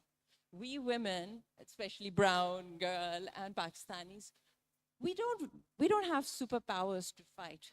We just survive and rise against the odds. And your characters show that, your characters showed that, and your interesting roles that you take on, Nimra, also show that how we rise against the odds. So interestingly, what I feel art does is create that space for all those who find it difficult to rise, so some representation is required. So art is that canvas that can create a space for everyone. I, being part of the literary academia, have come across multiple genre, film, theater, fiction. What I came across was that there are many themes, you may say, but I feel there is only one theme that all genre somehow focus around. And for me, that theme is, who am I? If you go back to Greek tragedy, Oedipus Rex, Medea, all of that, you come to Hamlet, you come to King Lear, you come to Bulle Shah's Ki Jana Main Kaun. I feel it all comes down to one thing, which is, who am I? So who is something which is not for me. I don't need to know that I'm Serena. I don't need to know that I'm a doctor. Who is for you, for the other? So it's a social construct, whereas I has multiple selves in it. So we're constantly befriending these multiple selves. We're sitting here, we befriended our multiple selves of being a mother, a daughter, or whatever is required, and we're sitting here. And the I am is the versus, who versus I. We're constantly in this quest to find out who we are. And doing so, the most beautiful part of this equation in who am I is the question mark, the quest, our journey. The moment I say I'm a woman, full stop, my journey ends. I'm no more than just being a woman. So the journey that the art talks about is focused around who am I, and their characters are always somehow, I feel, evolving to find more. Even a 90-year-old is evolving to find out who he is in that frail body. When I was that commander at some time, and now I'm in that frail body, what's happened? So that journey, I feel, that inward journey, the moment you look at, for example, if you look at a small piece of commercial photograph, what makes it art is the moment you look inside the model's eyes and you see a story, that is when an art form has been created. But unfortunately, we are all trying to figure out who we are. What I've come across is that somehow the society just keeps telling us that we are women. And we have to occupy a certain space in terms of, say, parda. I remember teaching parda by Sylvia Plath and parda by Imtiaz Thakur to a university at Buffalo in America. And then I asked the students, what is parda? Do you know what parda is, anyone? So they came up with interesting answers. One of them said, you know, when the terrorists go to fight a war, they leave their women in 4 walls. That's parda. The other one said, trap, it's a trap. And I asked again, no, what is parda? And they said, I said, etymologically, parda means curtain. Do you have curtains in your house? And they said, yes, we do. I said, why? They said, for protection, for privacy. I said, well, exactly. There are some houses which would have sheer curtains, others would have thick curtains, others would not have any curtains. There would be moments when you draw the curtains and moments when you open the curtains. It is that level of comfort, protection, and privacy that parda gives you. So how is it that someone else is going to define your parda for you? So society somehow demands of you to curtail yourself around certain spaces. These women have created spaces for invisible women by representing them in different, diverse roles. And that is what I actually admire them for. Another thing that I felt was that we need to reclaim our space. It's not about men, women, trans, LGBTQ. These are designates of the society. We need to reclaim our space as humans. We are, as species, as humans. So I actually somehow talk about feminism as something which is lesser than humanism because it is part of humanism. It has to be part of humanism. As species, we are humans. So let's reclaim our space as human. I speak of, so interestingly, when we speak of reclaiming our space, we are also reclaiming time also. I have come across many issues which circle around time, that you cannot go out at this time because it's late at night. Women can't go at night. These kind of women go out at night. There are 24 hours in a day. Who decides that women cannot use those 24 hours to the full? So we need to reclaim that night. In the 1960s, I remember in Leeds, there were incidents of physical abuse of women, and the UK police asked women to stay indoors just so that they can be protected. Women came out. All of the women came out, and it became a march called Reclaim the Night since then. Why should we not be part of the 24 hours of the day? We should be part of the same thing. So let's try and reclaim this space. And Miss Marvel actually marveled me further because G. Willow Wilson, the creator, is a revert. She is trying to represent a Muslim woman through Kamala Khan. And what she does is, very interestingly, she shows that white and man does not have to be supreme. They don't monopolize. Again, I was at a conference in Boston and I met a writer who was white and he was a man, and he said, I am the most privileged person on the face of this planet because I'm white, I'm a man, and I'm an American. doors open for me. Sardonic, but that was true. So that's how we have started placing people. So Miss Marvel showed that there was going to be a brown girl who's going to take, with her superpowers, somehow to overtake the world. I was quite, again, intrigued by this whole idea. Now, that being said, you can take cues from here and take on the conversation further, but I have certain questions for you. These are structured questions, but we can also have unstructured conversation, and then we let the house ask questions as well, okay? Structured questions only because these are questions that I wanted to know, and I feel maybe some of you also are interested. And this is from Nimra Butcher. So, how is Miss Marvel more than entertainment?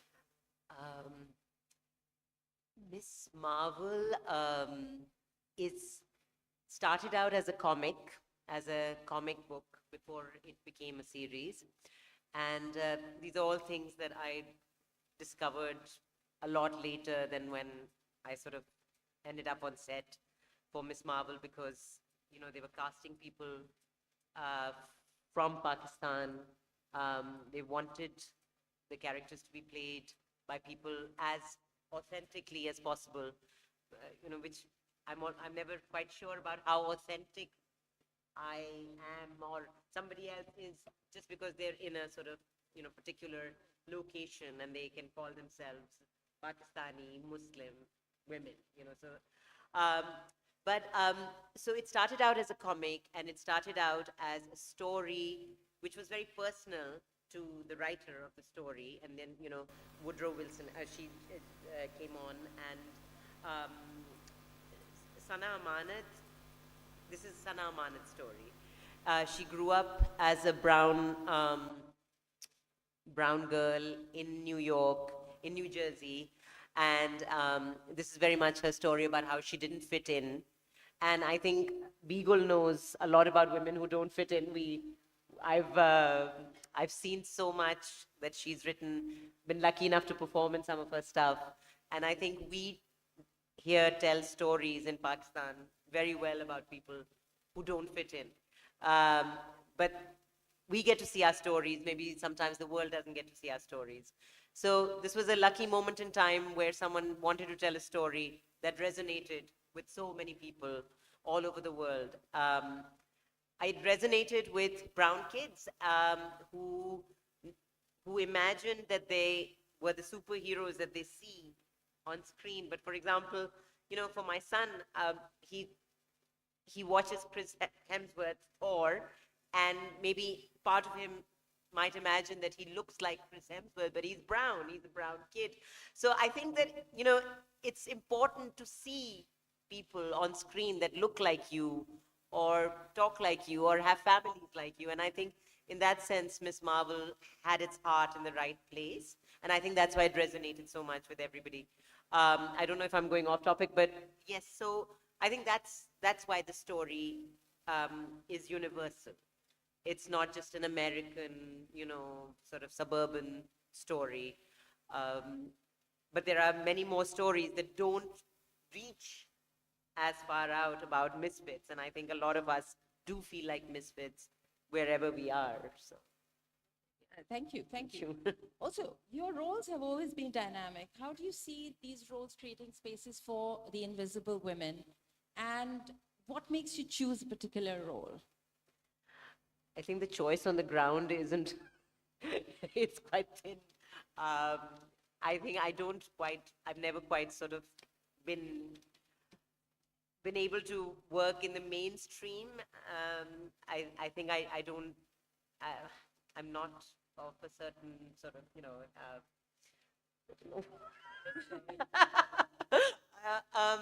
I think I'm not your standard kind of, you know, I mean, we have standards of beauty and on screen that, you know, that you need sort of particular kind of actors. And I think that's why I was lucky enough to not get into that sort of acting. So I got more interesting roles, and I always chose the interesting roles. Out of the two interesting roles that I got, I would choose one, and that's sort of how I've been working. But Beagle wrote these two wonderful characters that I've played.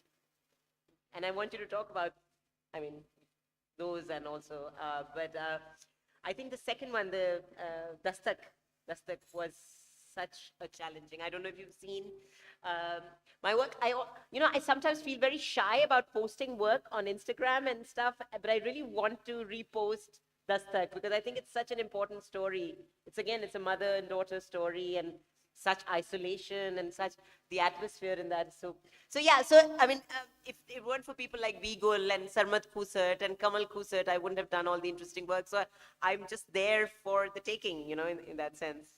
Yeah, when you speak about physical, you were a muse in Manto? Yes. I was. So I feel somehow even physical features are etched in such a way that your expressions are very, very, I think everyone can I'm see very it. scary. No. I can do scary, so. Okay, so Rasti, yes. Do you feel that Mumtaz's character is rebellious? But not really, it's a mere reflection of the woman of today and tomorrow. And then, why do we always have to feel that the woman who is a trailblazer has to be rebellious? Why can't she be a revolutionary? Why can't we look at these roles as not negative, but positive? Well, I feel like there's 3 questions in there. I don't think it serves to think of stories or characters and, trying to attach very big words to them and then see if they live up to those words. I think it would be difficult to find a revolutionary character in any simple story, and that's what Joyland was. It was a simple story about everyday lives.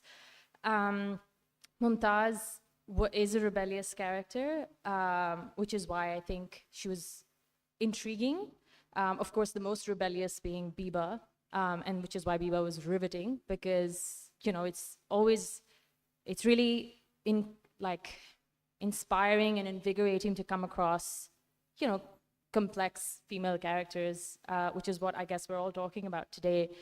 But what I really appreciated about what Joyland was doing was that just for the sake of it, kuch bhi nahi tha uske andar, right? It wasn't like because there's a lack of powerful female characters, so it's just going to give you like a slew of badi kamal female characters for no reason. Like if Mumtaz is rebellious, she is rebellious to a certain extent, and beyond that, she is unable to harness power over her life in the way that perhaps she would have most desired. So she reverts to another way of taking control of her life.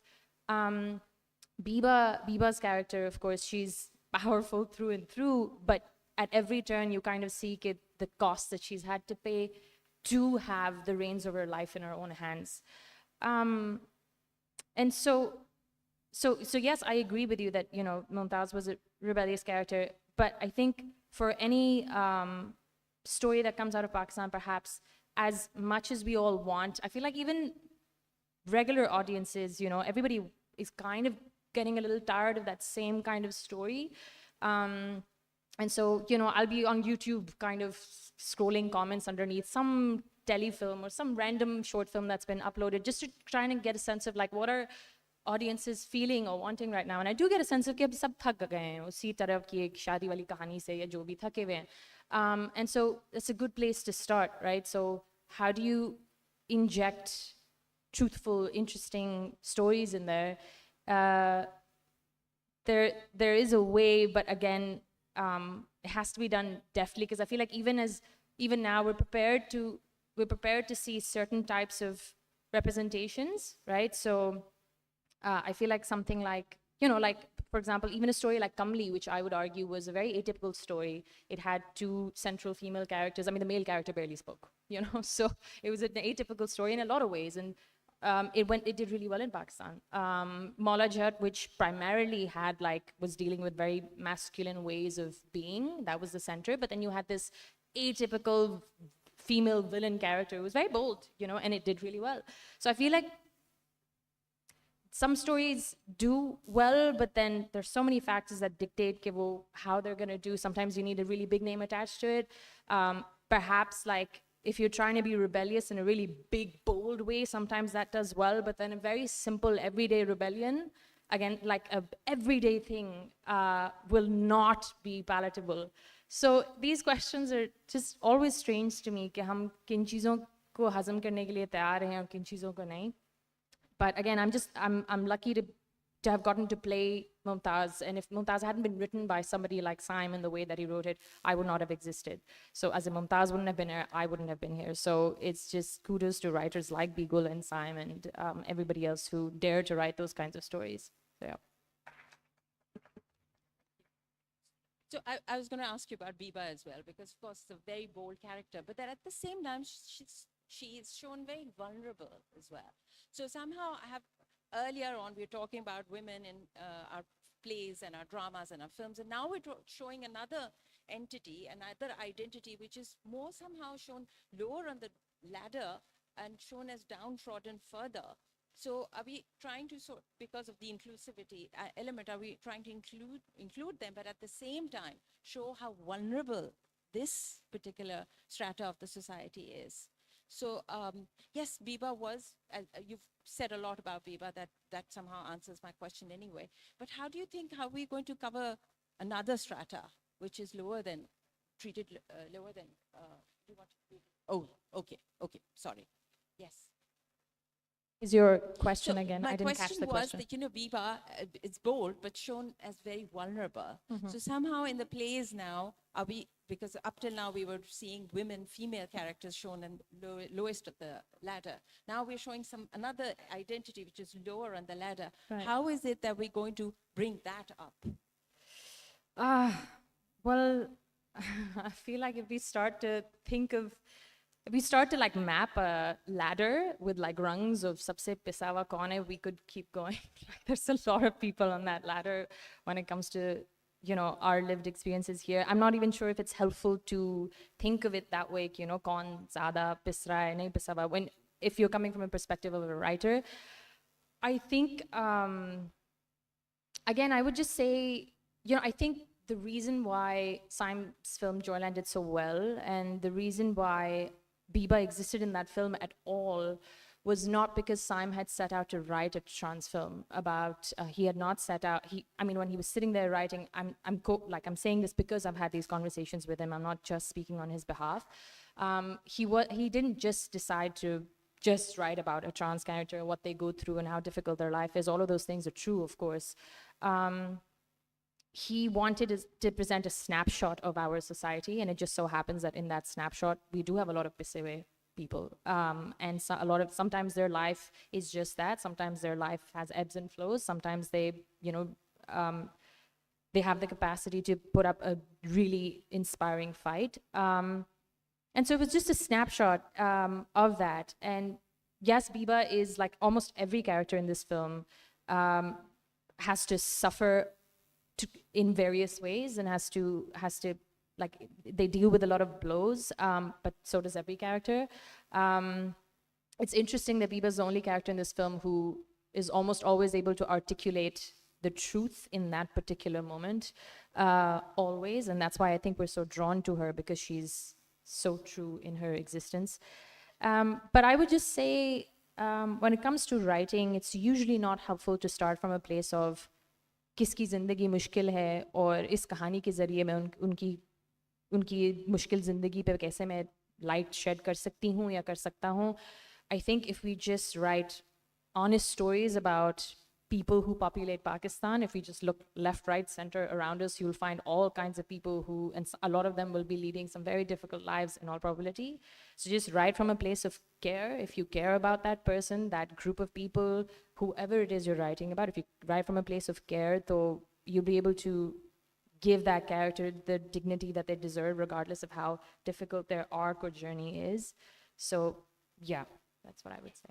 Thank you. So that brings me to the question for Bigul. As a writer, how can you change mindsets? Are you going to show them by showing as is or as it should be?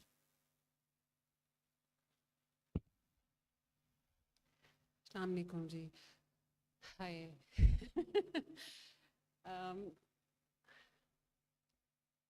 I think as a writer or as a performer, as an actor or as an artist, what best we can do is just to show what's happening around us, the way it is. Because I'm nobody to tell them, anyone that how it should be like, you know. वो काम है हमारे यहाँ कुछ लोगों के करने का, वो करते हैं. But मुझे लगता है कि हमारा काम सिर्फ यही होता है कि हम दिखा दें जो हो रहा है. And then if that can, you know, bring any change in terms of maybe they can question that situation and think about that, that's sufficient enough. That's all I can do as a writer. But I cannot tell them what should be, right? I cannot teach them. I can't give a sermon. That's not my job. I just have to, it should be the reflection of the society, and that's it. I think that's all I can do as a writer. Okay, so can writers alter these narratives despite, can writers alter narratives despite production demands from the producers and the distributors? Well, I don't know, when I started off as a screenwriter, तो बहुत शुरू में victimization थी, of course, because अभी as we were talking about certain things, because I was bent on subverting the value system, you know, and the moment you talk about that, you know, the moment you subvert the set value system, they don't want that. Whoever is there, and of course, they are not only male or men involved in the distribution and production. Our major channel owners are very successful women. Even they will not encourage me writing such stories about women who are very enlightened or empowered in their own selves. So वो एक बहुत मसला रहा है हमेशा, जिस चीज़ का भी जिक्र, well, I am very, very lucky and I feel honored that Nimra played two of my very, very beautiful characters who were very close to my heart also. My first telefilm, Firdaus Ki Dozakh, and she was just brilliant, brilliant in that. And दूसरी जिनका इन्होंने भी जिक्र किया, Dastak, it was about a mother-daughter relationship. More than that, it was about the sexuality of a woman, right? So we are not allowed to talk about that as women. We never touch that topic. अभी पिछले दिनों मेरा एक series गया था, तो किसी ने उससे मुझसे पहले पूछा उसके बारे में, तो मैंने कह दिया, मैंने कहा it deals with the sexuality of women. वो छप गया किसी अखबार में. So the people, the channel was very, very angry with me. And they said कि ये तो हमें शायद ban करना पड़ेगा. So they had to come up with another committee to review it again. Is it okay to put it on air? Because औरत और sexuality का तो बड़ा मसला हो जाएगा. So I don't know उनका क्या मकसद था, वो क्या समझ रहे थे कि उसमें क्या दिखाया जाएगा. But it's only that you take the agency of your body and your physicality and you say that, you know, it's not only to have something with sex primarily. तो उनके यहाँ ये थोड़ा सा problem है. तो ये एक झगड़ा चलता रहता है मेरा screen के साथ. अगर वो चल रहा है, it's more than a decade that I'm here. So if I'm here and I'm still writing, so I do have a space. Thank you. So my other question is pertaining to this, altering narratives of the international mainstream media, but also altering narratives here. Now, interestingly, to alter a narrative, you have to have access to that particular narrative. I had to go to London to watch Miss Marvel. It was, Disney Plus is not available in Pakistan, so you have to go through illegal sites or something, and I didn't. I went to London to watch it. I enjoyed it thoroughly, and I was saddened by the fact that a lot of young children who are not in the main cities could not watch this. So that becomes a problem. Then Joyland, I had to see it on an illegal site, sadly. Then you're lucky that your work is out there.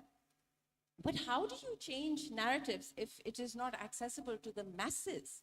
We need to make the change on a mass level. There are, on the other side, you have films coming out in India, for that matter, which I've seen, they have this lesson sort of hammered onto you, and you feel that is for the masses. But it is out there, they can go and watch the film, so that lesson they can somehow extract. How do we see something if it's going to be banned? So how does that work if we ban art in today's world where everything is again, possible, but through illegal means. You're not getting any returns from it. So how do we say that La Bazad hai when we are also worried about what is inscribed on a piece of paper or on a piece of clothing for that matter? So what do you think is the main way forward to stop this banning of art? How can you as artists and writers fight this somehow? That this alteration of narrative is only possible if it is accessible. This is for all three of you, one by one, you can go ahead. I think if I may suggest that as a nation, as a people, we seem to have a lot of shame around who we are. And I think art represents that sometimes, makes us see ourselves, and we don't want to see ourselves. And then when we see ourselves, we think other people mustn't see us like this either. So I think that art then becomes the first softest target to hide things. And it's always sort of almost always ends up being the first and the last, where like you can ban a book or you can ban a film, and you can ban a writer, and then you're done. It doesn't exist. It's fine. Everything is fine. And I think that good art, whatever we've loved in the last few years, has been an act of resistance, no matter how small, how big. You can take songs, you can take, women who've come from, small towns, sung anthems for women, films that have been made, Joyland, which we were sort of unfortunate enough to not be able to see in Pakistan first. I mean, that's where we should have seen it first. And instead we had to have other people tell us how good it was before we were able to own it. And that's another thing, that if somebody else owns you, if somebody else praises you, then you think, oh, okay, then that means there must be something to this, that because we don't take ownership. For us, art has always been something to be ashamed of. At least that's how, it changed over the years. So. No, I think I agree to a great extent with what Nimra said. I also don't think that art has ever had a simple, untroubled relationship with, those between those who create it and those who consume it. That's just embedded in the very production of this thing. तो उसको तो खत्म नहीं किया जा सकता. इससे डरने की भी ज़रूरत नहीं है. So then the question remains, like, what do you do then, right? So if I speak about Joyland, for example, if it were possible for Joyland to have been made exactly how it was, without compromising anything about it, using just, for example, local financiers, that would have been excellent. But that didn't stand a chance, because not just for the story, kis story is kis tarah ki thi, a story thodi, it was not shy of saying things and showing things, but also just the simple, like, logistical, technical facts, like this cast, the three main characters, for example, were unknown actors, or Saim was the first time director. That film it needed support from financiers outside of Pakistan, so it could be categorized as an indie film, and then that way it could have some kind of longevity, right? Some kind of life, something. So I was like, okay, so that's something. And then, unfortunately, it's really tragic. Let's just say Nimrani Bika, like, it got into a bunch of festivals, it was doing really well. And there was a lot of interest that was generated in Pakistan as well. People were curious to know what this film was about. And then it got tangled up in, this really unfortunate hate politics that were being fanned by some deranged individuals. And then, then we were all kind of caught up in this thing of, like, trying to justify the making of this film at every turn, which retrospectively, I'm not sure कि उसका कितना फायदा भी हुआ, like, like, nobody should have to do that for something that they've created. It's almost like a self-defeating thing that you're doing, where you're trying to say, no, this film deserves to exist, and you kind of undo it as you do that. And that was a painful process, to experience. It was my first feature film. It was really painful because I'd seen this film and I knew how beautiful it was. और एक point पे वो लग भी गई, आधे पाकिस्तान में लग गई, and you know मेरे शहर के अंदर नहीं लगी. My family still hasn't seen it. They haven't seen it. They haven't had the chance to go to the cinema. They refused to watch it outside of the cinema.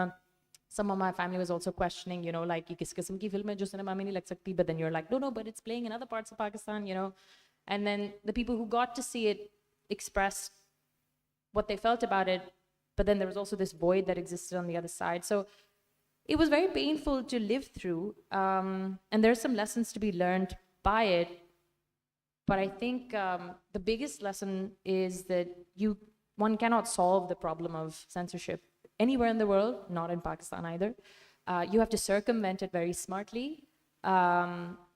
You need to build networks. People from your own country need to be supportive of stories that are dissenting, stories that are different. It really helped Joyline, for example, when people from the fraternity supported it, you know, and gave their voice to it and stood up for it. तो उसकी भी ज़रूरत है. And it's just, you're gonna have to, as a creator, you're gonna have to write those very uncomfortable, scary stories. As actors, you're gonna have to face the risk of being in those very scary roles. And then collectively, you just have to face uproar whenever it comes, because it will come, but then you have to just respond to it in as truthful a way as possible.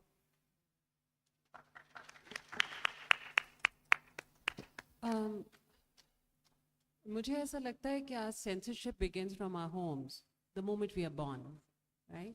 So जैसे ही हम पैदा होते हैं तो बच्चों के सामने ये बात नहीं करनी, बच्चों को ऐसे नहीं करते, बच्चे ऐसे बात नहीं, बच्चे ऐसे नहीं सोचते, ऐसे गंदे बच्चे सोचते हैं, ऐसे अच्छे बच्चे, तो censorship begins. और उसका होता ये कि I was raised at my grandparents, so my parents were not there. तो मेरी नानी के यहाँ कोई सेंसर का रिवाज नहीं था. So वो सब बातें कहती हैं जो नहीं कहनी थी, वो सब हरकतें करती थी जो नहीं करते हैं.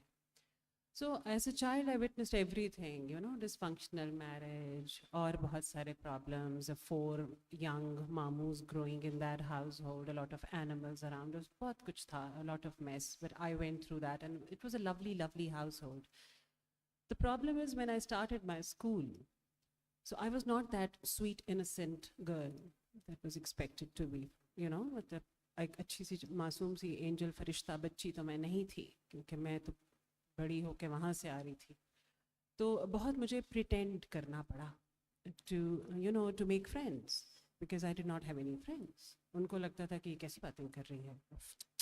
तो वहाँ से शुरू हो जाती है censorship हमारी. एक तो ये लफ्ज़ बैन को बैन कर देना चाहिए.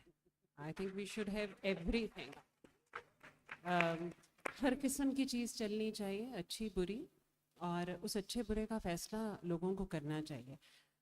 मैंने 2-3 मीडियम्स में काम किया है. मेरा मेजर काम टेलीविज़न पे था, because I thought and I believed and I still believe 87.9% लोग टेलीविज़न देखते हैं. आप उनके घरों तक पहुंचते हैं और एज अ फैमिली यूनिट बैठ कर देखते हैं.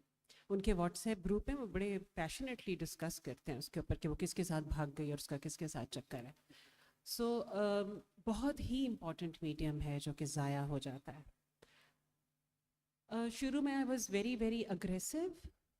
Unfortunately I am not that aggressive any longer, but मुझे लगा कि मैं बहुत अग्रेसिव थी और बहुत ही पैशनेट थी कि मैं ये नहीं करूँगी, मैं यही करूँगी, मैं यही करूँगी. देन आई थॉट कि I have to be little more smart, intelligent, मैं कुछ थोड़ा अंडर करंट लेकर आऊँ, ताकि चीज़ें पहुँच तो जाएं, चल तो जाएं, वरना तो नहीं चलेंगी. रिजेक्शन हो रही थी, कांस्टेंट रिजेक्शन हो रही थी फॉर ईयर्स. तो फिर कुछ थोड़ा बहुत इधर उधर लपेट के बात कहने की कोशिश की, जिससे उन्होंने कहा कि अच्छा चलो कुछ तो तमीज़ है इसको. तो फिर मुझे स्पेस मिला और फिर मैंने उस स्पेस को इस्तेमाल किया. तो मुझे लगता है कि एक तो ये थोड़ी सी रिस्पॉन्सिबिलिटी है हम पर एज आर्टिस्ट कि हम ये समझें कि हम कहाँ हैं. ये बहुत अनफॉर्चुनेट बात है. और फिर हम अपनी बात कह देने का मौका ना जाने दें. The moment we have that space तो हमें कहना है. ये बात है. However, आज जब मैं सोचती हूँ अपनी आप को एज अ राइटर या जब मैं लिखती हूँ बैठ के, तो I do feel very exhausted as a writer, क्योंकि ये जो सारी प्रैक्टिस थी ये बहुत एग्जॉस्टिंग थी कि मैं रुक रुक के कह रही थी, रुक रुक के कह रही थी, छुप छुप के कह रही थी। जो मुझे कहना था खुल के, वो कहने की इजाज़त नहीं थी, तो मुझे फिर भी कहना था। तो it's very exhausting and I want to tell stories of normal women. You know, I'm tired of telling stories of struggling women, of brave women, of courageous women, of rebellious women. I want to write stories of happy women, who are just normal women. You know, they get up, they breathe, they do their things, they're crying, they're laughing, they're happy, they make mistakes. Whatever they are, they have careers. Just normal human beings. When will I be able to write those stories? आपके जब आप ऐसा काम कर रहे होते हैं तो आपके प्रोफेशनल काम में और एक्टिविज्म में एक बड़ी थिन लाइन है. I want to keep that line, right. मैं वहाँ मर्ज नहीं करना चाहती एज अ राइटर.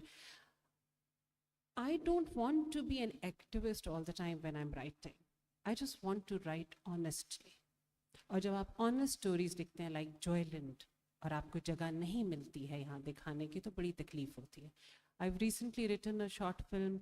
रोज़ मुझे मेरे डायरेक्टर एक वो मैसेज करते हैं, ही इज़ इन कनाडा, कि आज हम उस फेस्टिवल में पहुंच गए, आज हम वहाँ नॉमिनेट हो गए, हम वहाँ जीत गए. हर रोज़ मुझे ज़्यादा तकलीफ़ होती है, because I wrote the story of this country, of these people, of my story, you know, of all of us. हम आप सबकी कहानी मैंने लिखी है, आप तक नहीं पहुँच पाई. That's a failure.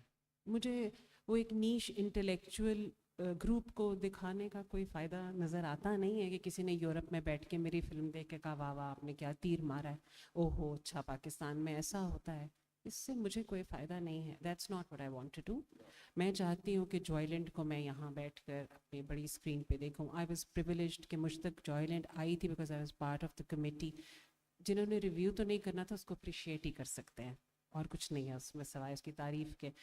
तो I was just speechless after watching that. और इतनी मुझे शिद्दत से उस वक्त भी ये ख्याल आया था कि मेरे लोग देख लें, हम सब मिलकर इस फिल्म को देख लें. ऐसी बहुत सी चीज़ें हैं मेरी लिखी हुई जो कि रिजेक्ट हो गई, जो बंद हैं, कहीं रखी हैं, जो नहीं बन सकती.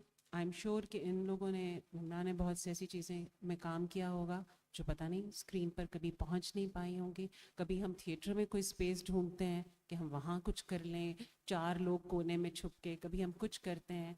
एक पैशन तो है ना, एक आदत भी है कुछ काम करते रहने की. I saw Sarmad in the audience. Sarmad ने क्या कुछ नहीं झेला है इस सब कुछ अपनी जर्नी में. और क्योंकि सच्ची फिल्में बना रहे थे तो फिर बनाएं, आप सच कहें तो हम आपको बताते हैं. तो ऑनेस्ट स्टोरीज़ को सिर्फ यहाँ पर सेंसर किया जाता है. जिस चीज़ों को सेंसर करना चाहिए था उनको सेंसर नहीं किया गया.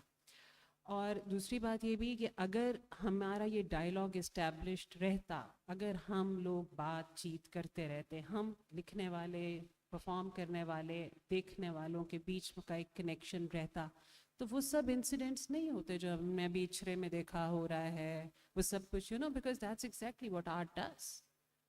ये एक नेगोशिएशन होती है, एक डायलॉग होता है जो आपका इस्टेब्लिश होता है. आप उन चीज़ों के बारे में बात करते हैं जिसके बारे में आप अनकंफर्टेबल होते हैं through your performances, through your writing. तो अगर हमने वो बात ही नहीं की है तो फिर तो इनटॉलरेंस भी होगी, मसले मसाइल भी होंगे, हमें मार भी पड़ेगी, ये तो सब होगा. हम जलेंगे भी ब्लास्फेमी के नाम पे, ये तो होगा. Now, on a positive note, yes, as frustrating as it is that this is not accessible to the masses, Zindagi with Tamasha was uploaded on YouTube. So it is going to be out there. No matter how much you ban it in this day and age, it is going to be out there.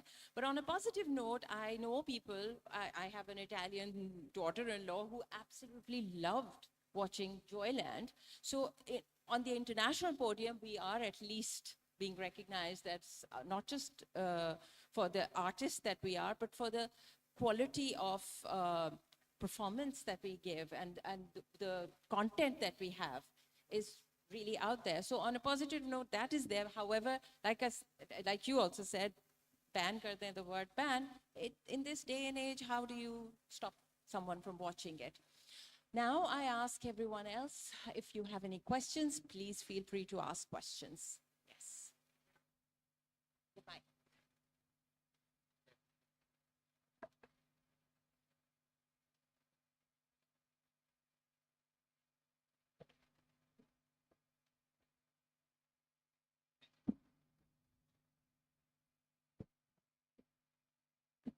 I just want to say something about Serena's question about Mumtaz character कि वो revolutionary क्यों नहीं था उसका तो जवाब मुझे लगता है कि बीगुल ने दे दिया कि characters I mean जो है माशरे में वही दिखाया जा रहा है बट आपने ये पूछा था कि वो पॉजिटिव क्यों नहीं था तो मुझे कहना है कि मेरे लिए वो बहुत पॉजिटिव एक कैरेक्टर था मुमताज़ का कैरेक्टर आई लव दैट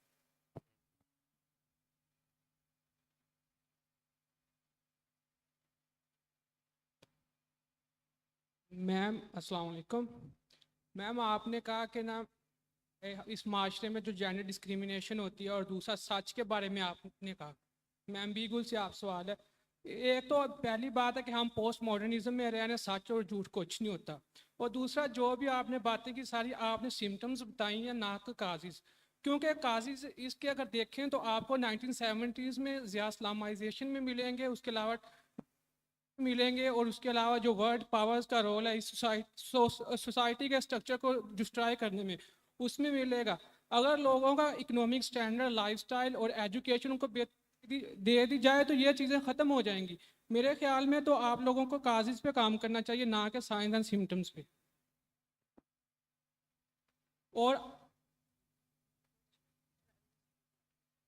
और दूसरी बात फ्रीडम की बात की और आपने डिसफंक्शनल मैरिज की बात की अगर डिवोर्स रेट आप यूएसए में देखें तो 50% है अगर आप बात करें फ्रीडम ऑफ स्पीच की तो वो यूएसए में भी नहीं है यूरोपियन कंट्री किसी में नहीं है तो पाकिस्तान को एक नेगेटिव कंट्री पोर्ट्रे किया जाता है अगर हम ही पाकिस्तान का परसेप्शन इंटरनेशनल दुनिया में ऐसा बिल्ड करेंगे तो फिर कोई भी इस मुल्क में ना तो इन्वेस्टर आएगा ना कोई मुल्क इस कंट्री को अच्छा परसीव करेगा आपके नेबर में अगर देख लें इंडिया है तो इंडिया में हमारे से ज़्यादा मसाइल हैं लेकिन उनका मीडिया अच्छा पोर्ट्रे करता है इस वजह से वो आज थर्ड इमर्जिंग इकोनॉमी है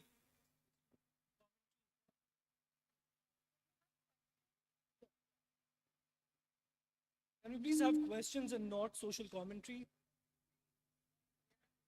Hi, assalamu alaikum. By the way, great panel.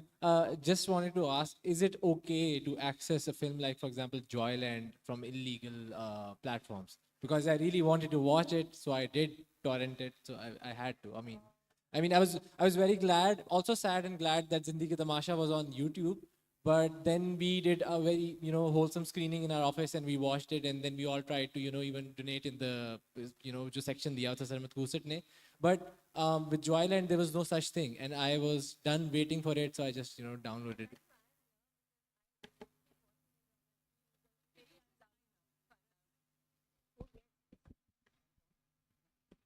So I resisted watching it on an illegal site for the longest ever because I wanted to actually go to a theater and watch it.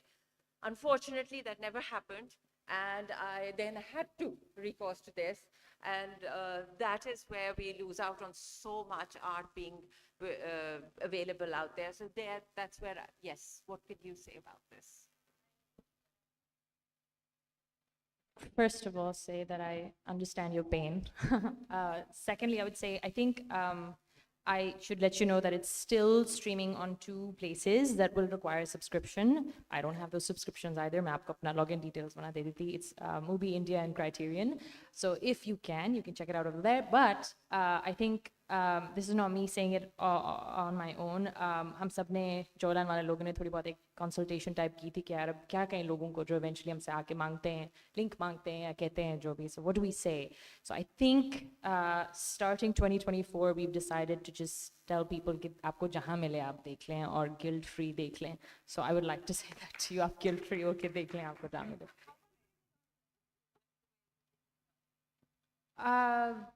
Again, it's not a call that I can make, so yeah. Wah bhai, kya? I think we have a question at the back. Saira Kazmi had told me that during the rule of Ziaul Haq when she was acting in plays, and she said that, it was only through drama that we could express ourselves and, how we felt about Ziaul Haq. And she said we managed to do it. Of course, we would cover it up and do it in different ways, but she said we managed to express how we felt, and we could only do it through TV plays.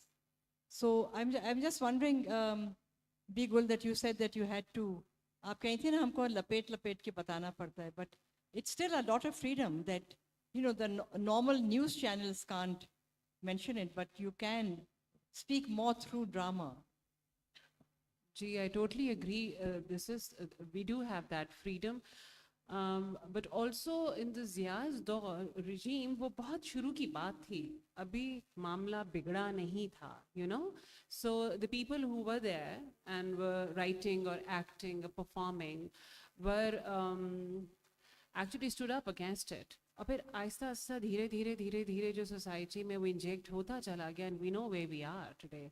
With due respect, perspective हमारा कहाँ खराब हो रहा है, I don't know, हमें पहले खुद ही मान लेना चाहिए कि हम कहाँ हैं. अगर मेरे घर की छत लीक कर रही है और मैं कहूँ नहीं बड़ी बेहतरीन है, तो वो मेरे सर पे गिरेगी एक रोज़ आके, मुझे उसको मरम्मत करने की ज़रूरत है. लेकिन आप बात बिल्कुल सही कह रही है कि हमारे पास ये क्रिएटिव फ्रीडम होता है, and we do exercise it again and again. That's what I'm saying. I'm still here. It's been a decade, and if I'm still being able to write, I do have my space, and I'm not ready to give it up. Thank you, Sanu. Good evening, everyone. And like Bhai said, it's a great panel, and it's a pleasure even share the same roof with you guys. You guys are awesome. And Ma'am Nimra, big fan of yours. My question is not relevant, but well, I ask, as a fan of MCU, is there in future time we will see the collaboration with the MCU and Pakistani film fraternity? Is there any chance? Yeah, I think if your sound was a bit muffled, I knew you Sorry. were talking. Okay, my question was. Okay, my question. My question was, sorry for that. My question was, are we going to see in future time the collaboration between MCU, the Marvels, and the Pakistani film fraternity? And for Ma'am Nimra, you are not scary, you are beautiful.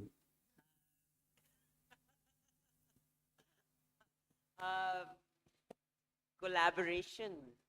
Yeah. I think we had quite a collaboration जो हुई, और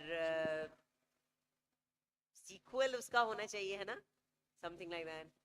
अब पता नहीं. हमें तो उस वक्त जिस वक्त हम कर रहे थे, we didn't even know कि इसमें आगे क्या होना है. वो इतनी secrecy में हर चीज shrouded होती है. It was like working for some, really big, like gangster kind of organization. So I don't know. They make up things as they go along. So dua kare. Should I? Hi everyone. A huge fan of the work of all the panelists here. They're amazing, incredible women in their own right. What I do actually want to ask you about is perhaps the burden of representation, because obviously when we write stories or act in stories that seem overtly political, because they have to be in a place like Pakistan, right? Sometimes I think with politics, like perhaps, and I know that Beagle bhi is bare mein baat kar rahi thi, like we can be too on the nose, like we want to tell stories. They don't have to be like shoehorn, like politics. So, in a space or in a country jahan usa se homegrown culture ke liye patronage nahi hai, how can we have, more people telling multiple stories without actually feeling, they're very few in number, then they have to sort of represent Pakistan, या जिस तरह भी एक साथी ने बात की कि positive image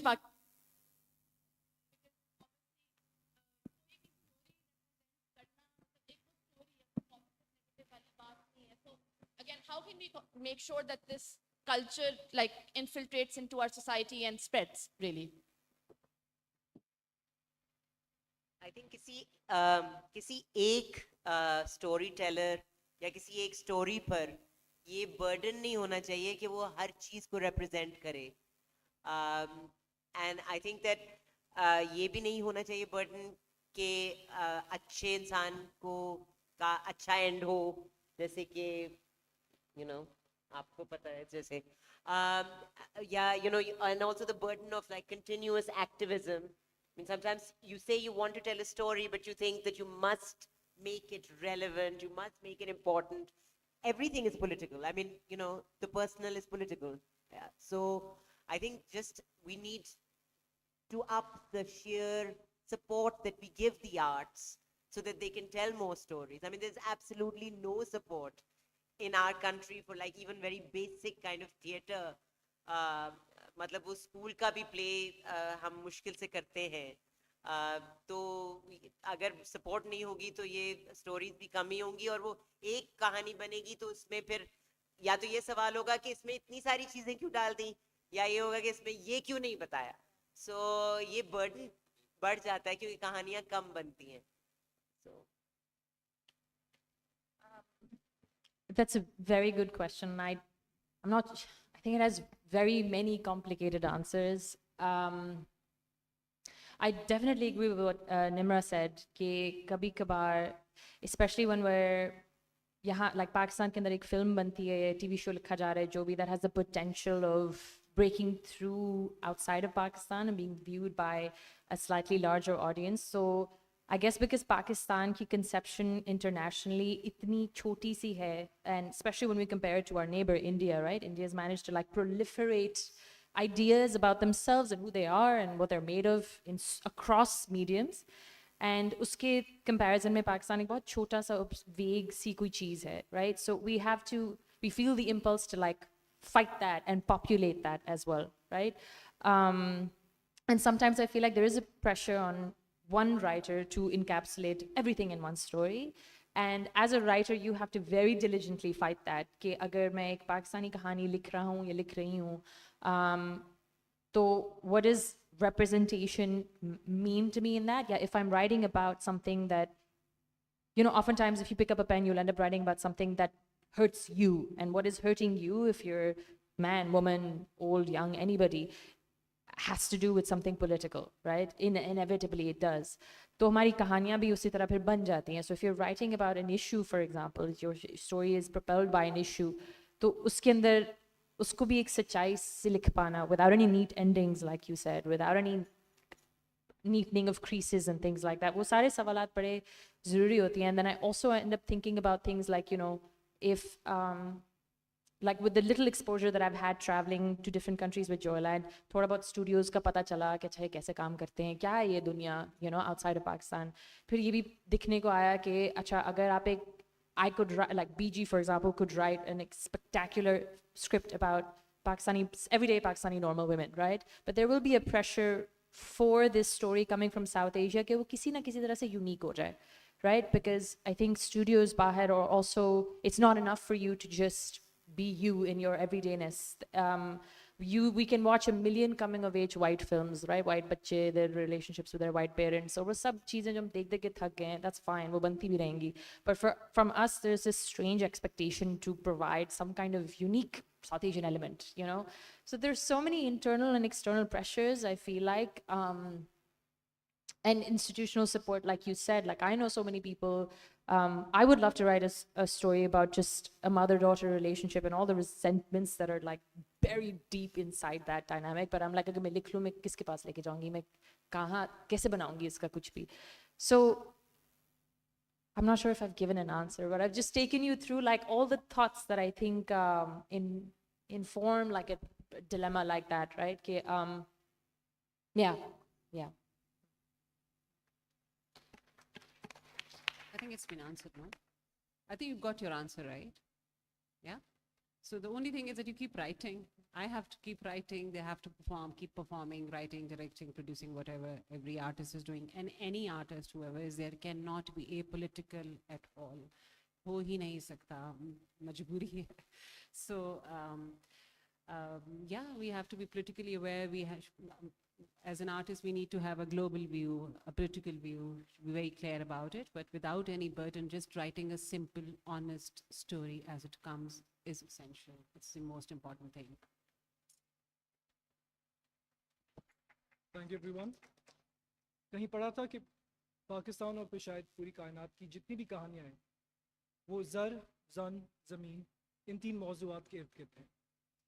लेकिन सवाल ये उठता है कि इन तीनों कहानियों को बयान करने के लिए हमें एक औरत की ज़रूरत क्यों है, और क्या मर्दों को या इस माशरे को कहानियाँ बतलाने के लिए, समझाने के लिए और दिखाने के लिए औरतों की ही कुर्बानी दी जाएगी, उन्हीं की आवाज़ सुनाई जाएगी और काटी जाएगी, या उसको सेंसर किया जाएगा? इन तमाम मौज़ूआत को समझने के लिए इस किस्म की और इस इक़साम की मज़ीद जो है बहस मुबाहिस में पढ़ने की ज़रूरत है। तो शायद फिर कहीं जाके तब नील के साहिल से ताब खा के काशगर तक जितने मसाइल हैं उनको समझने की एक काविश की जा सके। With that being said, Dr. Serena Sanali Haq, Nimra Bhucha, Rasti Farooq and Bigul, I'm so sorry. This is where you know a man is comparing, right? We're bound to make mistakes. With that being said, thank you so much. Thank you so much to the audience. हमारे पास इस वक्त hall 1 में मलका पुखराज की ज़िंदगी पे एक performance दी जा रही है जिसमें समिया मुमताज़ और फराज़े सईद जो हैं वो परफॉर्म कर रही हैं। आप सबसे इल्तमास है कि ज़राए करम हॉल 1 की तरफ कूच कीजिए। थैंक यू सो मच, बहुत शुक्रिया। Thank you. Thank you. Thank you.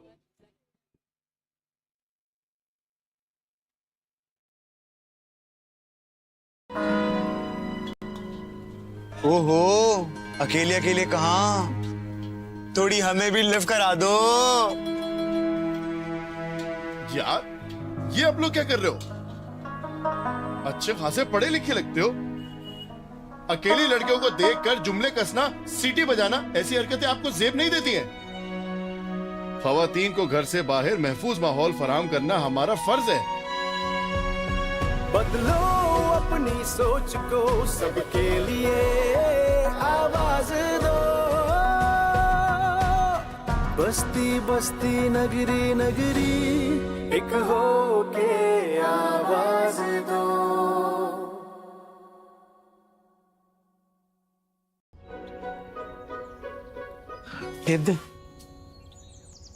भाई मैं जा रही हूँ, दरवाजा लॉक कर लीजिएगा।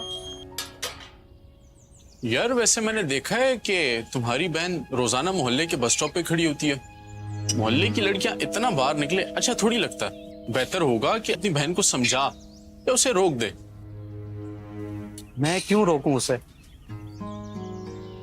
उससे ये इख्तियार हासिल है कि ये फैसला वो खुद करे। देख भाई, हमें सोच बदलने की जरूरत है, लड़कियों को रोकने की नहीं। बल्ब ऑन कर।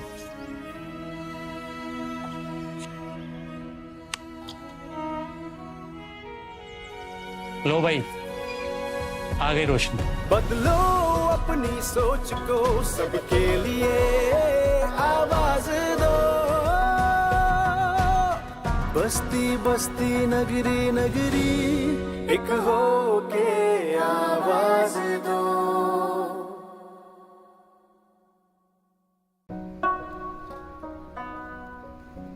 ला भाई पाना लिया। उस्ताद जी। हाँ, सुना है कल रात को मोहल्ले में क्या हुआ? तुम्हें पता है मैं इन बातों में नहीं पड़ता। खैर क्या हुआ, कोई खास बात हुई? अरे गजब हो गया उस्ताद जी, गजब हो गया। इजाज के गुस्से ने तो हद कर दी। बीवी पे हाथ उठा दिया उसने। बीवी को रोब में रखने का तो यही एक तरीका है।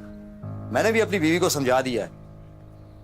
सीख जाओ बेगम, वरना मैं भी बहुत बुरी तरह पेश आऊंगा। सठिया गए हो क्या? बीवी पर हाथ उठाना बहादुरी नहीं, बुज़दिली है। और पुरएतमाद मर्द हाथों से नहीं बोलते। बीवी तो हम सफर होती है यार। मैंने तो आज तक अपनी बीवी पे हाथ नहीं उठाया और ना कभी उठाऊंगा। कभी सोचा इससे बच्चों पे क्या असर पड़ेगा? मेरी बात पे गौर करना। जाओ जरा सेल्फ मारो। बदलो अपनी सोच को, सबके लिए आवाज दो। बस्ती बस्ती नगरी नगरी एक हो के आवाज दो।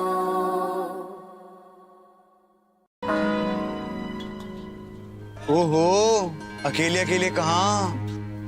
थोड़ी हमें भी लिफ्ट करा दो। यार, ये आप लोग क्या कर रहे हो? अच्छे खासे पढ़े लिखे लगते हो। अकेली लड़कियों को देखकर जुमले कसना, सीटी बजाना, ऐसी हरकतें आपको जेब नहीं देती हैं। खवातीन को घर से बाहर महफूज माहौल फराहम करना हमारा फर्ज है। बदलो अपनी सोच को, सबके लिए आवाज दो। बस्ती बस्ती नगरी नगरी एक हो के आवाज दो।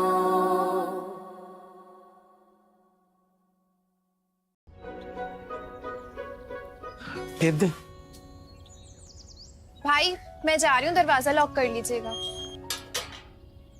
यार वैसे मैंने देखा है कि तुम्हारी बहन रोजाना मोहल्ले के बस स्टॉप पे खड़ी होती है। मोहल्ले की लड़कियां इतना बाहर निकले अच्छा थोड़ी लगता है। बेहतर होगा कि अपनी बहन को समझा या उसे रोक दे। मैं क्यों रोकूं उसे? उससे ये इख्तियार हासिल है कि ये फैसला वो खुद करे। देख भाई, हमें सोच बदलने की जरूरत है, लड़कियों को रोकने की नहीं। बल्ब ऑन कर।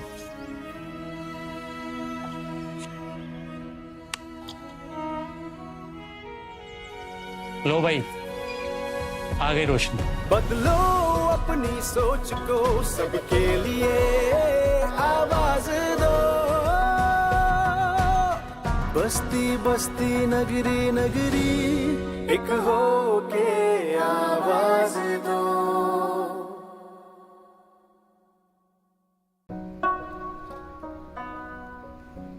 ला भाई, पाना लिया।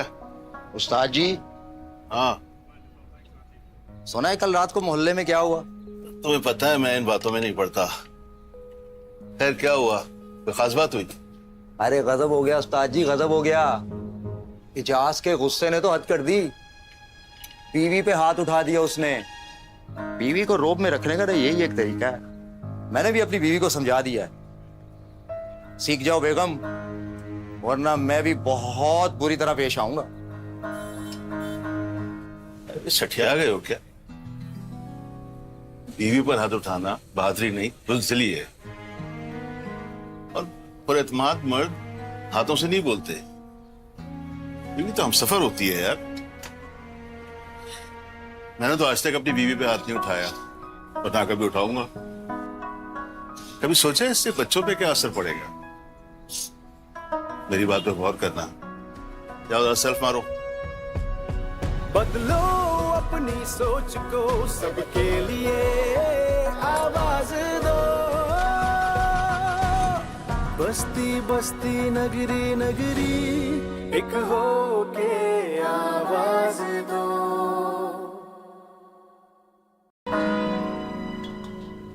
ओहो, अकेले अकेले कहाँ? थोड़ी हमें भी लिफ्ट करा दो। यार, ये आप लोग क्या कर रहे हो? अच्छे खासे पढ़े लिखे लगते हो। अकेली लड़कियों को देखकर जुमले कसना, सीटी बजाना, ऐसी हरकतें आपको जेब नहीं देती हैं। खवातीन को घर से बाहर महफूज माहौल फराहम करना हमारा फर्ज है। बदलो अपनी सोच को, सबके लिए आवाज दो। बस्ती बस्ती नगरी नगरी एक हो के आवाज दो।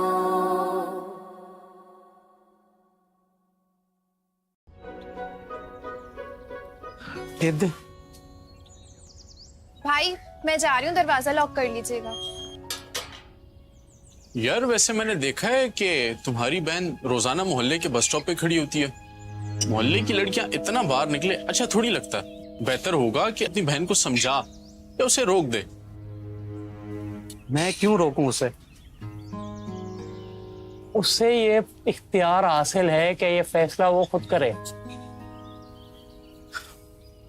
देख भाई, हमें सोच बदलने की जरूरत है, लड़कियों को रोकने की नहीं।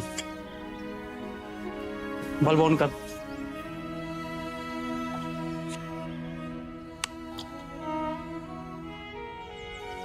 लो भाई, आ गई रोशनी। बदलो अपनी सोच को सबके लिए आवाज दो।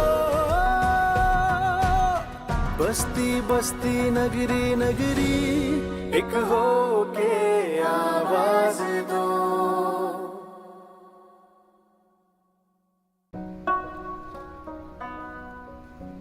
ला भाई पाना लिया। उस्ताद जी। हाँ सुना है कल रात को मोहल्ले में क्या हुआ? तुम्हें पता है मैं इन बातों में नहीं पड़ता। खैर क्या हुआ, कोई खास बात हुई? अरे गजब हो गया उस्ताद जी, गजब हो गया। इजाज के गुस्से ने तो हद कर दी। बीवी पे हाथ उठा दिया उसने। बीवी को रोब में रखने का तो यही एक तरीका है। मैंने भी अपनी बीवी को समझा दिया है। सीख जाओ बेगम, वरना मैं भी बहुत बुरी तरह पेश आऊंगा। सठिया गए हो क्या? बीवी पर हाथ उठाना बहादुरी नहीं बुज़दिली है। और पुरएतमाद मर्द हाथों से नहीं बोलते। बीवी तो हम सफर होती है यार। मैंने तो आज तक अपनी बीवी पे हाथ नहीं उठाया और ना कभी उठाऊंगा। कभी सोचा इससे बच्चों पे क्या असर पड़ेगा? मेरी बात पे गौर करना। जाओ जरा सेल्फ मारो। बदलो अपनी सोच को सबके लिए आवाज दो। बस्ती बस्ती नगरी नगरी एक हो के आवाज दो।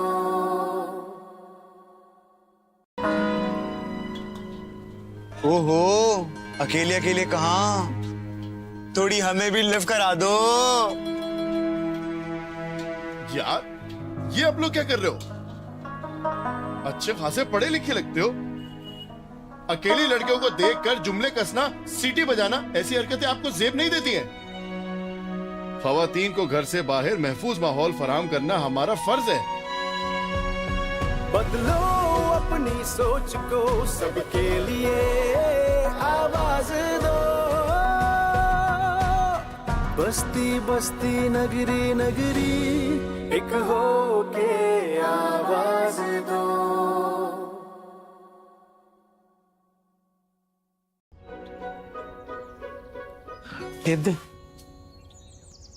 भाई मैं जा रही हूँ, दरवाजा लॉक कर लीजिएगा। यार वैसे मैंने देखा है कि तुम्हारी बहन रोजाना मोहल्ले के बस स्टॉप पे खड़ी होती है। मोहल्ले की लड़कियां इतना बाहर निकले अच्छा थोड़ी लगता है। बेहतर होगा कि अपनी बहन को समझा या उसे रोक दे। मैं क्यों रोकूं उसे?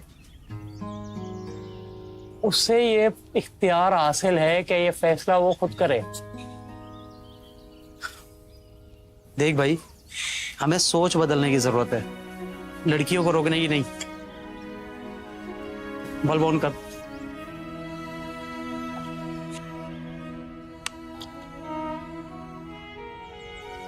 लो भाई, आ गई रोशनी। बदलो अपनी सोच को सबके लिए आवाज दो। बस्ती बस्ती नगरी नगरी एक हो के आवाज दो।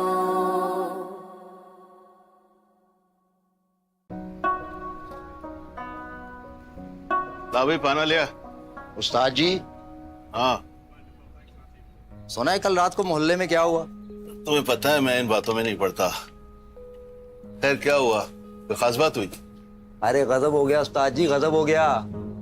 इजाज के गुस्से ने तो हद कर दी। बीवी पे हाथ उठा दिया उसने। बीवी को रोब में रखने का तो यही एक तरीका है। मैंने भी अपनी बीवी को समझा दिया है। सीख जाओ बेगम, वरना मैं भी बहुत बुरी तरह पेश आऊंगा। सठिया गए हो क्या? बीवी पर हाथ उठाना बहादुरी नहीं बुज़दिली है। और पुरएतमाद मर्द हाथों से नहीं बोलते। बीवी तो हम सफर होती है यार। मैंने तो आज तक अपनी बीवी पे हाथ नहीं उठाया और ना कभी उठाऊंगा। कभी सोचा इससे बच्चों पे क्या असर पड़ेगा? मेरी बात पे गौर करना। जाओ जरा सेल्फ मारो। बदलो अपनी सोच को सबके लिए आवाज दो। बस्ती बस्ती नगरी नगरी एक हो के आवाज दो।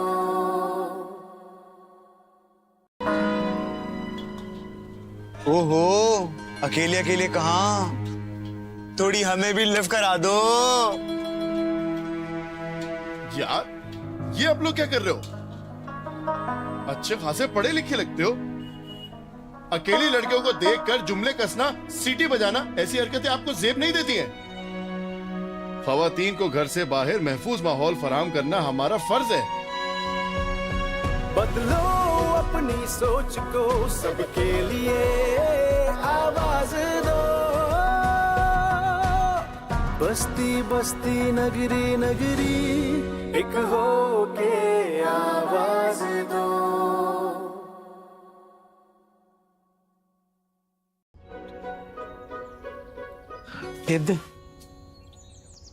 भाई मैं जा रही हूँ, दरवाजा लॉक कर लीजिएगा।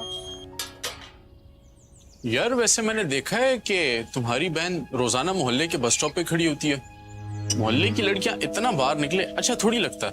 बेहतर होगा कि अपनी बहन को समझा या उसे रोक दे। मैं क्यों रोकूं उसे? उससे ये इख्तियार हासिल है कि ये फैसला वो खुद करे। देख भाई, हमें सोच बदलने की जरूरत है, लड़कियों को रोकने की नहीं। बल्ब ऑन कर।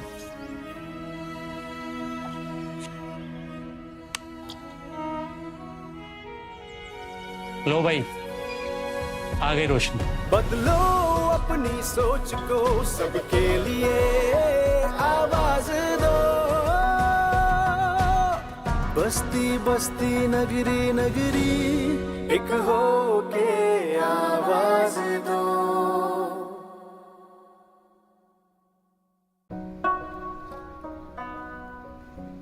ला भाई पाना लिया। उस्ताद जी। हाँ सुना है कल रात को मोहल्ले में क्या हुआ? तुम्हें पता है मैं इन बातों में नहीं पड़ता। खैर क्या हुआ, कोई खास बात हुई? अरे गजब हो गया उस्ताद जी, गजब हो गया। इजाज के गुस्से ने तो हद कर दी। बीवी पे हाथ उठा दिया उसने। बीवी को रोब में रखने का तो यही एक तरीका है। मैंने भी अपनी बीवी को समझा दिया है। सीख जाओ बेगम, वरना मैं भी बहुत बुरी तरह पेश आऊंगा। सठिया गए हो क्या? बीवी पर हाथ उठाना बहादुरी नहीं, बुज़दिली है। और पुरएतमाद मर्द हाथों से नहीं बोलते। बीवी तो हम सफर होती है यार। मैंने तो आज तक अपनी बीवी पे हाथ नहीं उठाया, और ना कभी उठाऊंगा। कभी सोचा इससे बच्चों पे क्या असर पड़ेगा? मेरी बात पे गौर करना। जाओ जरा सेल्फ मारो। बदलो अपनी सोच को, सबके लिए आवाज दो। बस्ती बस्ती नगरी नगरी एक हो के आवाज दो।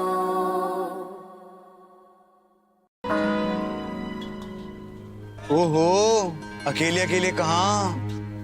थोड़ी हमें भी लिव करा दो।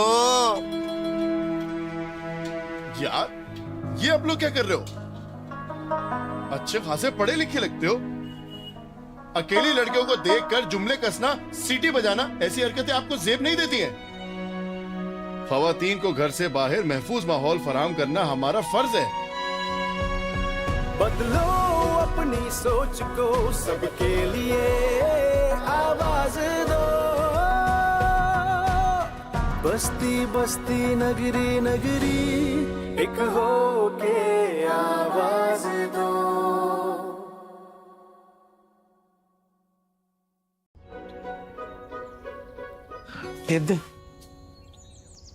भाई मैं जा रही हूँ, दरवाजा लॉक कर लीजिएगा।